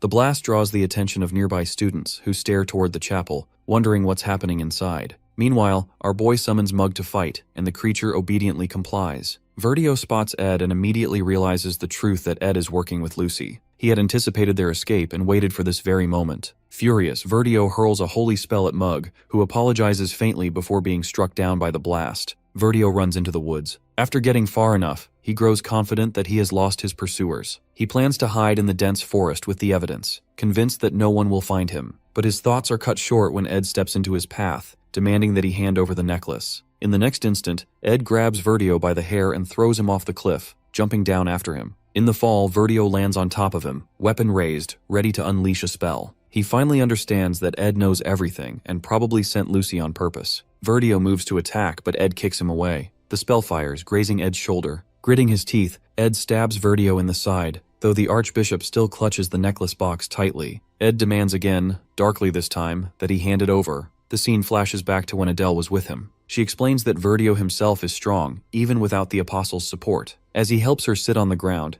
Ed understands the gravity of their situation. They're short on time, and Verdio has clearly been preparing for this moment for years. He likely has every card ready to play. Even with Lucy's help, their chance of success is uncertain. Ed briefly considers going back in time, but he doesn't voice it, not when Adele is already physically weakened. Then her next words widen his eyes. She consoles him softly, saying that even if they fail, she will turn back time a few more times. He grits his teeth because he knows that it is a lie. Her condition is so terrible that she can die at any moment. Now, in the present, he thinks about Adele's condition and doesn't hesitate to push the blade further into Verdio, snatching the box from his grip. He opens it to find a necklace still glowing with magic. Verdio, despite his condition, grins wildly, revealing his grand plan, that no matter their efforts, the Holy Lance Dragon will revive. Now that the apostles are defeated, the Holy Saintess's sacrifice is the only way to stop it. Then everyone will know Telos' greatness. Next moment, a burst of magic energy surges from the necklace, a clear sign that the Holy Lance Dragon is finally awakening. At last, our boy understands that to prevent this calamity, he must subdue Verdio and take the necklace outside the island. However, the problem is that once the time loop begins, no one will remember it except the Saintesses. So Adele must sacrifice herself once again. He needs to relay this information, or the same tragic cycle will repeat endlessly. He recalls Adele's words about not wanting to die, and despair engulfs him as his body grows dull and lifeless, realizing it's already too late. In the next moment, Lucy appears like a ray of hope, contradicting his words. He immediately begs her to relay his message to one of the Saintesses, but instead, she pushes him away. He insists that they need to hurry, but she refuses. He is taken aback by her refusal, but she explains that she doesn't have to leave his side to relay the message to either Clarice or Adele. So she writes down the information he asked her to deliver, imbues it with magic, and sends it to one of the girls. Seeing this, he praises her clever use of magic. She consoles him, saying that with some practice, he can use magic this way too. He thanks her softly, then grows frustrated, realizing that despite all their efforts, the Holy Lance Dragon has been revived, or rather, revived once again. He wonders whether Adele, in her current condition, will be able to stop it. Not only that, but another problem arises, which is the time revival. When time resets, he will forget the plan. So, he must act quickly to forge a new one, steal the necklace, and escape the Arkan Island in time. His despair is interrupted by Lucy, who reminds him of her promise to the old man, that if the Academy ever falls into danger, she will protect it. She is determined that no matter how many times time repeats or the dragon revives, she will face it and fight to defend the Academy. She believes he will do the same, and he agrees. She adds that she joined the Academy only to keep her promise to the old man, but deep down, she has been waiting for a moment like this. She is exhausted from that endless waiting, yet she knows there's little she can do if time keeps repeating itself. This time she hugs him tightly, expressing her wish to die in his arms. Though they both know they will forget these memories once time rewinds, he agrees silently. She then admits there's something she has wanted to tell him for so long, but never found the right time to say. Ed notices the shield starting to tear down, and the intensity of the moment already tells him what Lucy wants to say. Finally, Lucy confesses that she can't live without him and pleads with him not to die. Placing his hand gently on her head, he jokes that it's not a difficult request, and in the next moment, the dragon roars. They see a rain of light descending, which is actually the dragon's attack aimed at them. Yet both of them remain still, holding each other without protest. The rain turns into dragon shards, piercing their bodies, and they die in each other's arms, even as the attack ceases. With that, time repeats itself once again. On the other hand, Adele is also on the verge of losing her holy power. Without it, she can neither rewind time nor see her future, so death is ready to consume her. Prepared to die, she regrets not stopping the Holy Lance Dragon's revival. Yet, she feels a bittersweet happiness for at least meeting Clarice one last time in this loop of time. Still, she wishes she could see her smile again. Even if it's a lie, she wants to sing for her. Not to mention, her encounter with Ed has completely shattered her resolve to die, after confessing that she wants to live. Coughing blood and writhing in pain, she realizes she can die any moment. So before death consumes her, she must fulfill her duty. She forces her body to move despite the agony, determined that in the next loop she will stop the Lance Dragon's revival. That's what her death is destined for. She recalls the plan she got from Lucy, but deems it nearly impossible to execute in the next loop. First, Clarice has to convince Ed of everything, since he will again lose his memories. It will take him at least a whole morning to come up with a plan, not to mention gathering enough force to face the apostles of Telos and stop them. No matter how fast they move, all this will take at least a day, and by dusk, Verdio's plan will already be in process. Meanwhile, he will inject enough magic power into the necklace to sustain the dragon's revival, which will eventually awaken. Looking at the direction of the sun, Adele concludes she can soon enter the chapel. She steels herself, ready to sacrifice her life for the rune, but suddenly her eyes widen. Outside there is bright morning light without the looming presence of the dragon. Meanwhile, our boy is clutching his head and collapsing to the ground, while Janica looks at him in concern. He holds a book titled Glock's Introduction to Espectual Magic, meant for those who have developed resistance to espectual energy. There are rare individuals who are naturally immune to it. In reality, Adele's magic is a mixture of espectual and holy power. That same blessing grants resistance to holy magic. That's why, as a saintess, Clarice never lost her memories in the time loop. At the same time, Ed is also affected by the time rewind, but not completely. Perhaps because Adele doesn't have enough power left, or because he's already studying espectual magic, his body's espectual resistance starts countering Adele's magic. As a result, when he wakes up this time, he awakens with his memories intact. At first, he's in unbearable agony as every loop's memory crashes back into him. Both girls are worried, but when he notices the wounds on Clarice's arms, he realizes he doesn't have a second to waste. Meanwhile, Verdio is preparing to revive the dragon. Ed knows he must move fast. Verdio begins the ritual to revive the creature's glory, unaware that Ed is already behind him, his ultimate goal being to reach the cathedral and snatch the necklace, which he does immediately. Verdio is shocked to see him and orders Lenos to stop him. Lenos fires a flurry of arrows at our boy. Ed dodges and endures the attacks while his mind races back to the beginning of every time loop. It's always the same. Clarice trying to convince him, reminding him of everything, even reciting his service number to make him believe her. Verdio, meanwhile, remains arrogant, certain that someone like Ed doesn't stand a chance against the frontline apostles. But Ed regrets always overlooking the one chance that could have changed everything from the very beginning, Janica. Now, riding on her spirit animal, he realizes how much he has underestimated her. She's faster than any carriage, stronger than him, and most importantly, she doesn't need any explanation to understand what must be done. Sensing his determination, she looks ahead, her energy flaring like wind and flame combined, urging him onward. They have already taken the necklace. Now there's no turning back. He immediately mounts behind her, knowing they are racing against time. Instead of a carriage, this way they reach their destination within an hour, but it's already too late. The magic within the necklace has already been activated. This necklace is the key to unlocking the Holy Lance Dragon, but the lock lies within the seal on Arkan Island. Once the magic between the seal and the necklace resonates, the dragon will be revived. To prevent its awakening, they must take the necklace as far away as possible before the resonance completes. Verdio doesn't even grasp what Ed is actually doing. Before he can finish his sentence, Ed sends a blade flying toward him. The moment both of them step outside the cathedral, the blade detonates in a violent explosion. In the air, he reminds her of their initial plan. She's supposed to escape while he finds his own way out, but she refuses to leave him behind. She reminds him of his dire situation. Just last year, he was nearly expelled, and this incident will definitely get him thrown out of the academy. Attacking the order is no small matter. She then offers him a choice, to hide either in her homeland, Pulin, or among the deserters and isolated regions. He tries to protest, but before he can speak, She takes his hand and confesses that she knows how much he has suffered alone. He doesn't understand. She explains that she knows what he has gone through each time he wakes up in this endless time loop.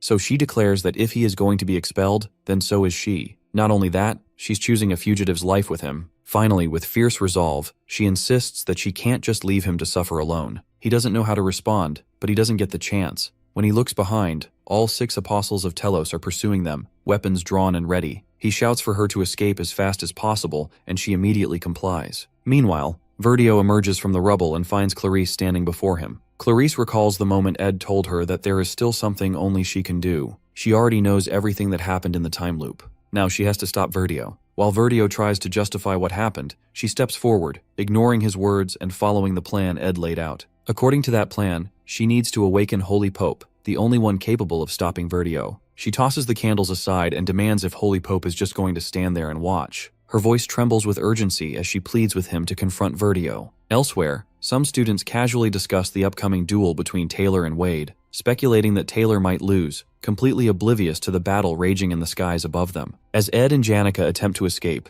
Janica remarks how she was idly sitting in Glocked Hall just 10 minutes ago. Then a powerful wind blade hurtles toward them. Their faces go pale, they can't dodge it. In the next instant, they're both thrown from the spirit bird. Seeing her falling, Ed dives after her. For a brief moment, their hands touch. Then he grabs her tightly, clutching the necklace in his other hand as they plummet together. The apostles continue their pursuit, desperate to reclaim the necklace. Janica leans closer, whispering in his ear that she believes he can handle the rest. Her words make his eyes widen in shock. Then, with a faint smile, she pushes him away, reaffirming her trust in him before activating her ring's magic. Moments later, the Academy's atmosphere changes. The air crackles with energy as the sky fills with countless winged spirits. They swarm around the apostles, surrounding them completely. Among these spirits, one stands out, the enormous figure that eclipses the sun, plunging the world below into an eerie darkness. Legends say this spirit was the first of all spirits, the original of the water element that gained sentience. Its name is Frida, the rarest and strongest of all water spirits. The apostles struggle against the lower-class spirits, unhappy with their overwhelming numbers, hundreds upon hundreds of them. Meanwhile, on the water's surface, our boy feels the necklace's magic power dimming. But his greater concern is Janica, who is expending enormous amounts of energy to control the spirits. When he asks if she's all right, she jokes that she's using enough magic to keep her in the bed for a week. The next moment, she starts to collapse into his arms. Alarmed, he reaches for her to check her fever, but her face is already flushed pink. Sweating and trembling, she feebly explains that his closeness is making her fever worse. Meanwhile, the apostles quickly realize that to defeat the winged spirits, they need to target the girl controlling them. They create an opening for Taldarak, who readies his weapon and charges straight toward Ed and Janica. Reaching them, he demands to know if she's the one commanding the spirits, his blade poised to strike her down. Janica, burning with exhaustion and heat, says nothing. Taldarak continues coldly that he usually doesn't enjoy killing people, but he has no choice this time. She must be eliminated. Before he can finish, his words are cut short. Behind him stands Ed, with another spirit, Tarkin, looming in the air like a fire beast. Shock flashes across Taldarak's face as he feels resistance on his weapon. Turning back, he realizes in horror that Tarkin has clamped its jaws around his weapon. Seizing the moment, Ed lunges forward, grabs Taldarak from behind,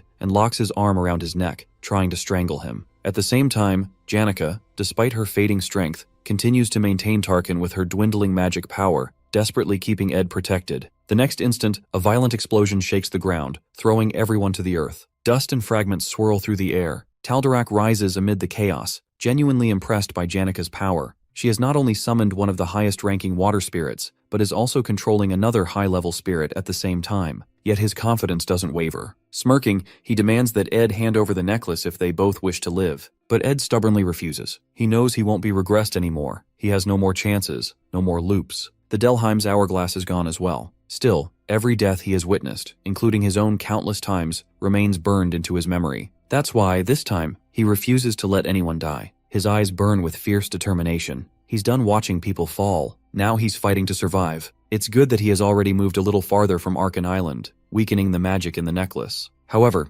it's still not far enough, which means there remains a chance for the Holy Lance Dragon to be revived. He grows increasingly frustrated to find his opponent none other than Taldarak, also known as Lightspeed because of his ability, Holy Body Awakening. With this ability, Taldarak converts holy magic into physical energy, making his movements surpass even the speed of light. Thanks to the countless time loops he has lived through, Ed already knows Taldarak's frightening speed. The moment his target disappears from sight, he understands that following Taldarak's movement with the naked eye is impossible. Taldarak appears behind him in an instant. Ed closes his eyes, since he can't see his opponent anyway, and activates the Blessing of Wind just as Taldarak is about to strike. This ability allows him to repel any enemy with powerful wind when ambushed. Taldarak is caught off guard by the sudden counterattack, but Ed knows he's staking everything on this one move. The Blessing of Wind can only be used once. Without wasting a second, he activates his mid-tier magic, Point Explosion, and attacks it at his enemy. Taldarak stumbles back, his body clearly taking the toll of the explosion. Cursing under his breath, he growls that Ed is refusing to comply. Ed, however, knows his own weakness. He doesn't have enough firepower to finish this. Hearing his thoughts, Tarkin assures him to conserve his remaining firepower and declares that he'll cover that flaw. Not to mention, the Apostle's immunity to magic makes him more powerfully. The spirit then launches a blazing fire attack toward Taldarak. Taldarak moves faster than the eye can track, easily dodging Tarkin's flames.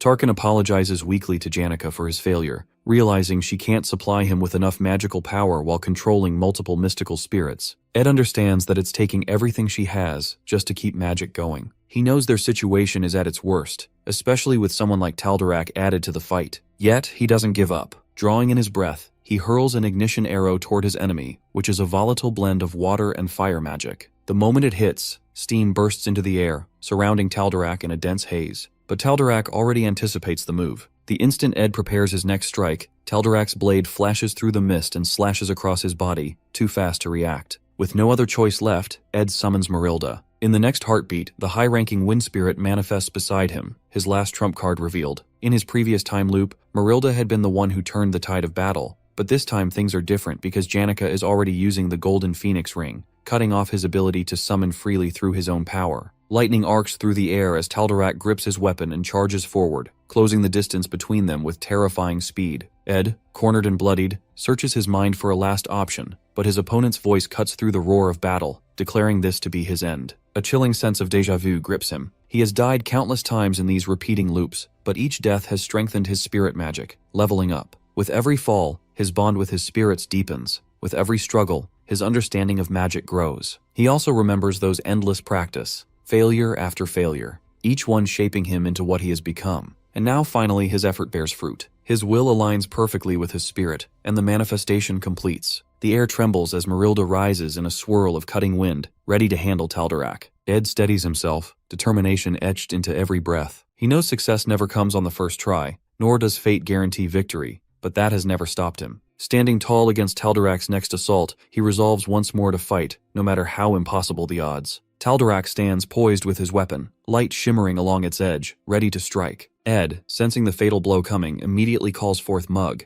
The spirit materializes in front of him, taking the attack on Ed's place. Our boy knows it too well. Every warrior here has their own reason to fight, their own desperate thread of survival to cling to. As Mug holds off the strike, Ed's other spirit surges forward, biting Taldarak's arm. Amid the chaos, Ed steadies his breath, his mind a storm of exhaustion and focus. His arrow glows faintly in his grasp, drawn with trembling hands yet unwavering purpose. The world, he thinks, is full of men like Taldarak and himself, ready to survive at every cost. He releases the arrow and it strikes true. The spear of light pierces through Taldarak's body, driving him backward. Even as the enemy collapses, Ed doesn't stop. He raises his fist, striking at Taldarak's limp form, his body screaming in protest, but his will refusing to break. Every ounce of strength, every breath left in him, he pours into the struggle to stay alive. When it finally settles, Ed staggers to his feet because he knows time is slipping away, but his goal remains unfinished. He retrieves the necklace, clutching it tightly, the key to everything. At that moment, Clarice is still in the cathedral. She tries to make Holy Pope aware of the situation, urging him to reason with Verdio. But Verdio only watches her with a sly, unreadable smile. His words drip with mockery as he questions whether Holy Pope would really be swayed by someone as naive as Clarice, someone who, in his eyes, knows nothing of what the Order truly does for its cause. Clarice's anger flares as she throws his deceit back at him, revealing that she already knows about the Order's plan to use the Wellbrock necklace to revive the Holy Lance Dragon, stage its defeat, and parade their false victory before the people. Verdio's composure cracks for the first time. She goes on, her voice cutting through the cathedral air, telling him what she has witnessed in the loops of time, how every attempt to subjugate the dragon ends in failure, again and again. Holy Pope, now awake and horrified, demands the truth from Verdio, and Clarice, breathing hard, declares that this is why she has come, to stop the tragedy before it repeats once more. She continues, saying that in the end, they leave no choice but to sacrifice the Saintess's life to seal the Holy Lance Dragon. She is ready to offer her life if it truly is the will of God. Instead, their greed and ambition take the lives of countless innocent people. After bringing such calamity upon the world, no one will have faith in the Order anymore. Verdio still tries to downplay her words, while claiming she knows nothing about the consequences. She firmly explains that she knows every part of their plan.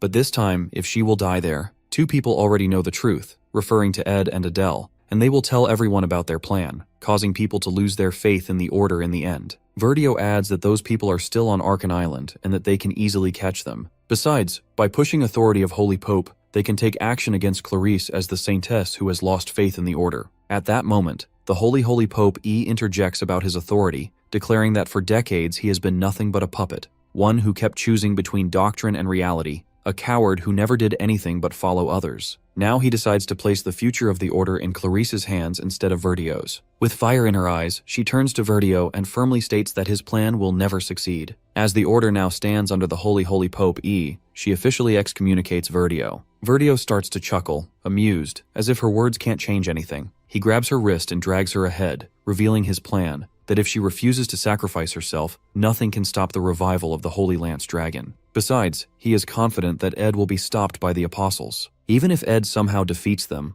Verdio is certain he won't make it far in his current condition. Meanwhile, Ed takes out the necklace, while Verdio states firmly that the revival of the Holy Lance Dragon is about to begin. But Clarice stops suddenly and shakes her arm free from him, her eyes filled with confidence in our boy's strength. With that, she activates her holy power, a divine discharge that causes Verdio immense physical pain. The air cracks with lightning as her divine energy bursts forth, striking Verdio down in a flash of brilliance. Lying limp, he asks when she becomes so colorful, because as a saintess, she is supposed to follow only pure white light. She explains softly that she is also a student who has learned that even a beam of light, which looks pure white to the naked eye, is made up of many colors. Red, which reminds her of Loritel, gold, of Janica, turquoise, of her summoned water spirit, blue, of Ed, and violet, of Lucy. All of them have fought in different time loops against the revival of the Holy Lance Dragon. Now Ed hands the necklace to Lucy, who flies away at the speed of lightning. Meanwhile, Clarice reflects on how the efforts of all these colors blend together to form pure white light, symbolizing their united struggle to triumph over darkness. Meanwhile, at the second joint combat training ground, Taylor is training with the first years as an upperclassman. However, the efforts of the first class should relentless in the original storyline because they want to surpass their seniors to earn better grades. But because of certain reasons in the early scenario, when everyone sees Ed and Marilda, not many students from first year joins Class A. In this way, Taylor is able to defeat the top student of the Faculty of Alchemy, Claude. However, refusing to give up,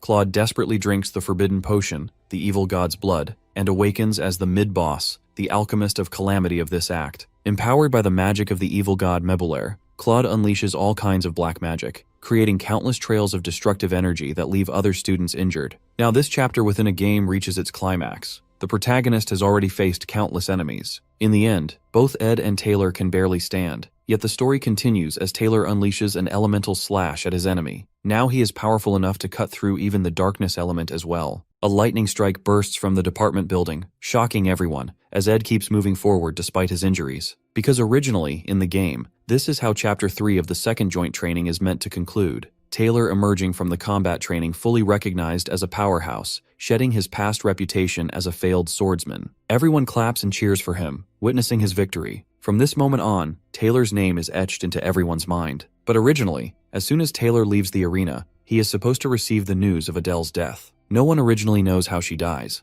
only that according to the story's script, she is meant to die at this point. Now, in the present story, when Adele is about to throw herself onto the rune to sacrifice her life, Ed grabs her from behind. Her eyes widen as she looks back at our boy with tears in her eyes. Looking at Adele, Ed realizes that he has changed the story's timeline. Meanwhile, Taylor and his companions never receive any news of death this time. Rumors spread of a disturbance within the Order as Verdio continues shouting at Clarice. Verdio gets punched hard by a knight while the Holy Pope silently watches him. Everyone assumes this commotion to be an internal matter of the Order. In this way, by changing the course of events and preventing Adele's death, the faithless Saintess never comes into existence. As a butterfly effect, the Holy Lance Dragon is never revived earlier than its destined time, and the Order's army never descends upon Arkan Island. Finally, the final boss of the third chapter, Awakened Lucy, never appears, as she is originally the unintended villain of this episode. On the other side, many other events unfold. In the end, Lucy simply wants to eat meat. Meanwhile, Academy remains safe and protected. After 2 days, Ed is knocking on Janika's door, asking about her well-being. She protests from inside, telling him not to come in since she hasn't washed up yet. Besides, her eyes are not good enough to see clearly. During the battle, Janika has already used most of the mana she had reserved for the future.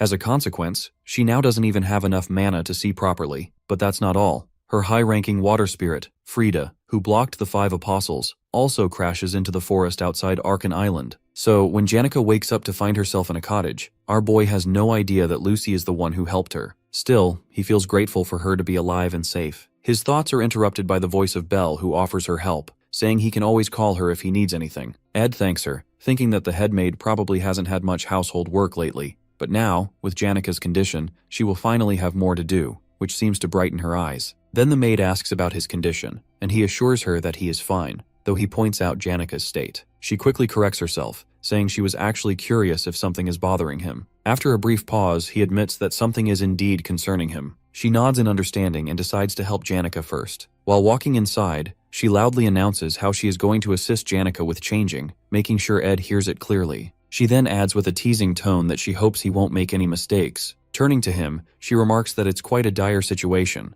but slyly adds that she wouldn't mind if he came closer to the cottage to listen to what's happening inside. Having had enough of her nonsense, Ed slams the door shut and firmly tells her to focus on her work instead of talking nonsense. Yet she comes back out again, throwing a cheeky comment of his usage of informal speech. Left speechless, he chooses to walk away rather than dignify her words with a response. While waiting outside, he overhears an argument inside, the sound of Janika protesting about having to stay in such a dusty place. Hearing that, he sighs softly. He thinks about Belle's earlier remarks and her question, realizing that she has sensed his inner turmoil. Tending to Janika is troublesome, but he's still grateful that the day finally passes. Besides, it's weird. He has only been away from the camp for a few days, but it feels like an entire month. Looking at the pile of firewood, he realizes he needs to gather more. At that moment, someone calls out to him. At first, he calls her Kaylee, but when the person reveals her face, it turns out to be Clarice. Once they settle down, Clarice explains that she has officially excommunicated Verdio. He is now being escorted to the capital under the order of the Holy Pope and the Apostles. Later, he will receive a suitable punishment decided by the Pope himself. Ed wonders whether she can really trust the Church. She answers that the Holy Pope understands Verdio's past and his passive errors.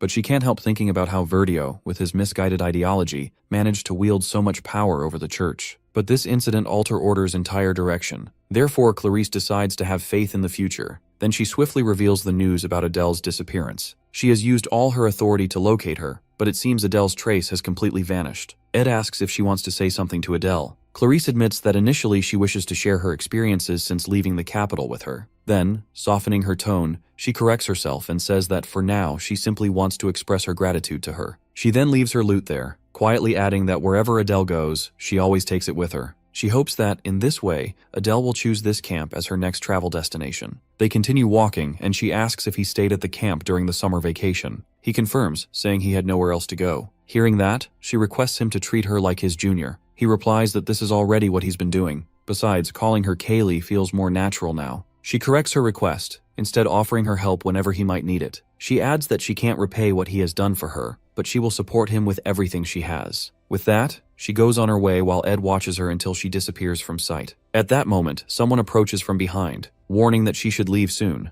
Otherwise, she'll run into Clarice. It's Adele. He asks if she will be alright on her own. She answers that although her holy power and espectual magic haven't fully returned yet, she's happy to finally be able to move her body again. He then asks if it's really okay for her to leave without meeting Clarice. Adele admits that she doesn't have any song left to sing for her, then softly adds that, more truthfully, that she no longer has the courage to lie to her anymore. She recalls how, from the very beginning, she has been lying. Whether it was her words of praise for Telos, or the songs she sang about travel and freedom, everything she played on her lute was nothing but lies. Much to Ed's shock, she throws the lute into the fire. She then expresses her desire to travel to the places she once lied to Clarice about. That's why she doesn't want to carry the weight of her lies anymore in the form of that lute. She explains how she has always traveled to escape from her fate, but now she wants to travel simply for the sake of traveling. Ed asks if there's really any difference between the two. Smiling, she admits that there is, The difference is that now she has a place to return to. She intends to come back within 3 years to see Clarice graduate, so she can return and sing new songs for her. Ed tells her that in the meantime, he'll make a good instrument for her. She teases him, asking if that means she'll have to come back after 2 years instead. Then Ed repeats his question from last time, reminding her that she has lost her aspectual magic and can no longer see the future. Whatever visions she once had have ended now. From this point on, she'll travel to places she's never been before, without knowing what fate has in store for her. She's stepping into the unknown, leaving behind everything that was once written in her destiny. Finally, he asks if she's afraid of the future she can no longer see. This time she easily admits that she is, but with a gentle smile, she adds that it's that very fear that makes her journey exciting. When she leaves, Ed keeps thinking about how Adele was supposed to be dead, one of the many things that have changed. He remembers the crossroads where he stood 2 days ago, faced with a choice: to stop the revival of the Holy Lance Dragon, or to save Adele. He chose to stop the revival, which means he also chose to sacrifice Adele. At that time, Adele's holy power was weakening, and if Lucy still hadn't regained her memories, Ed had no choice but to abandon Adele for his own survival. He knows exactly what kind of person he is, as he remembers his past life, where he used the excuse of survival as a shield. At this moment, he understands that no matter what, be it companionship, duty, or friendship, he will always choose his own survival over everything else. As the fire dies out, he thinks about the summer vacation he now has to spend at the camp. Janica comes outside and rests her head on his shoulder while he sits lost in thought, reflecting on how far he has come and how much things have changed. How he, Ed Rothaler, who should have been long dead, has become a top student. The final boss of the first act, Janica, is here with him. The boss of the third act, Lucy, has disappeared. Then his thoughts turn to the one thing that hasn't changed at all. During his time here, when he had to alter predetermined scenarios or turn a blind eye to Adele's sacrifice, through all of that chaos, one truth remains constant: that despite all of the odds, he survives.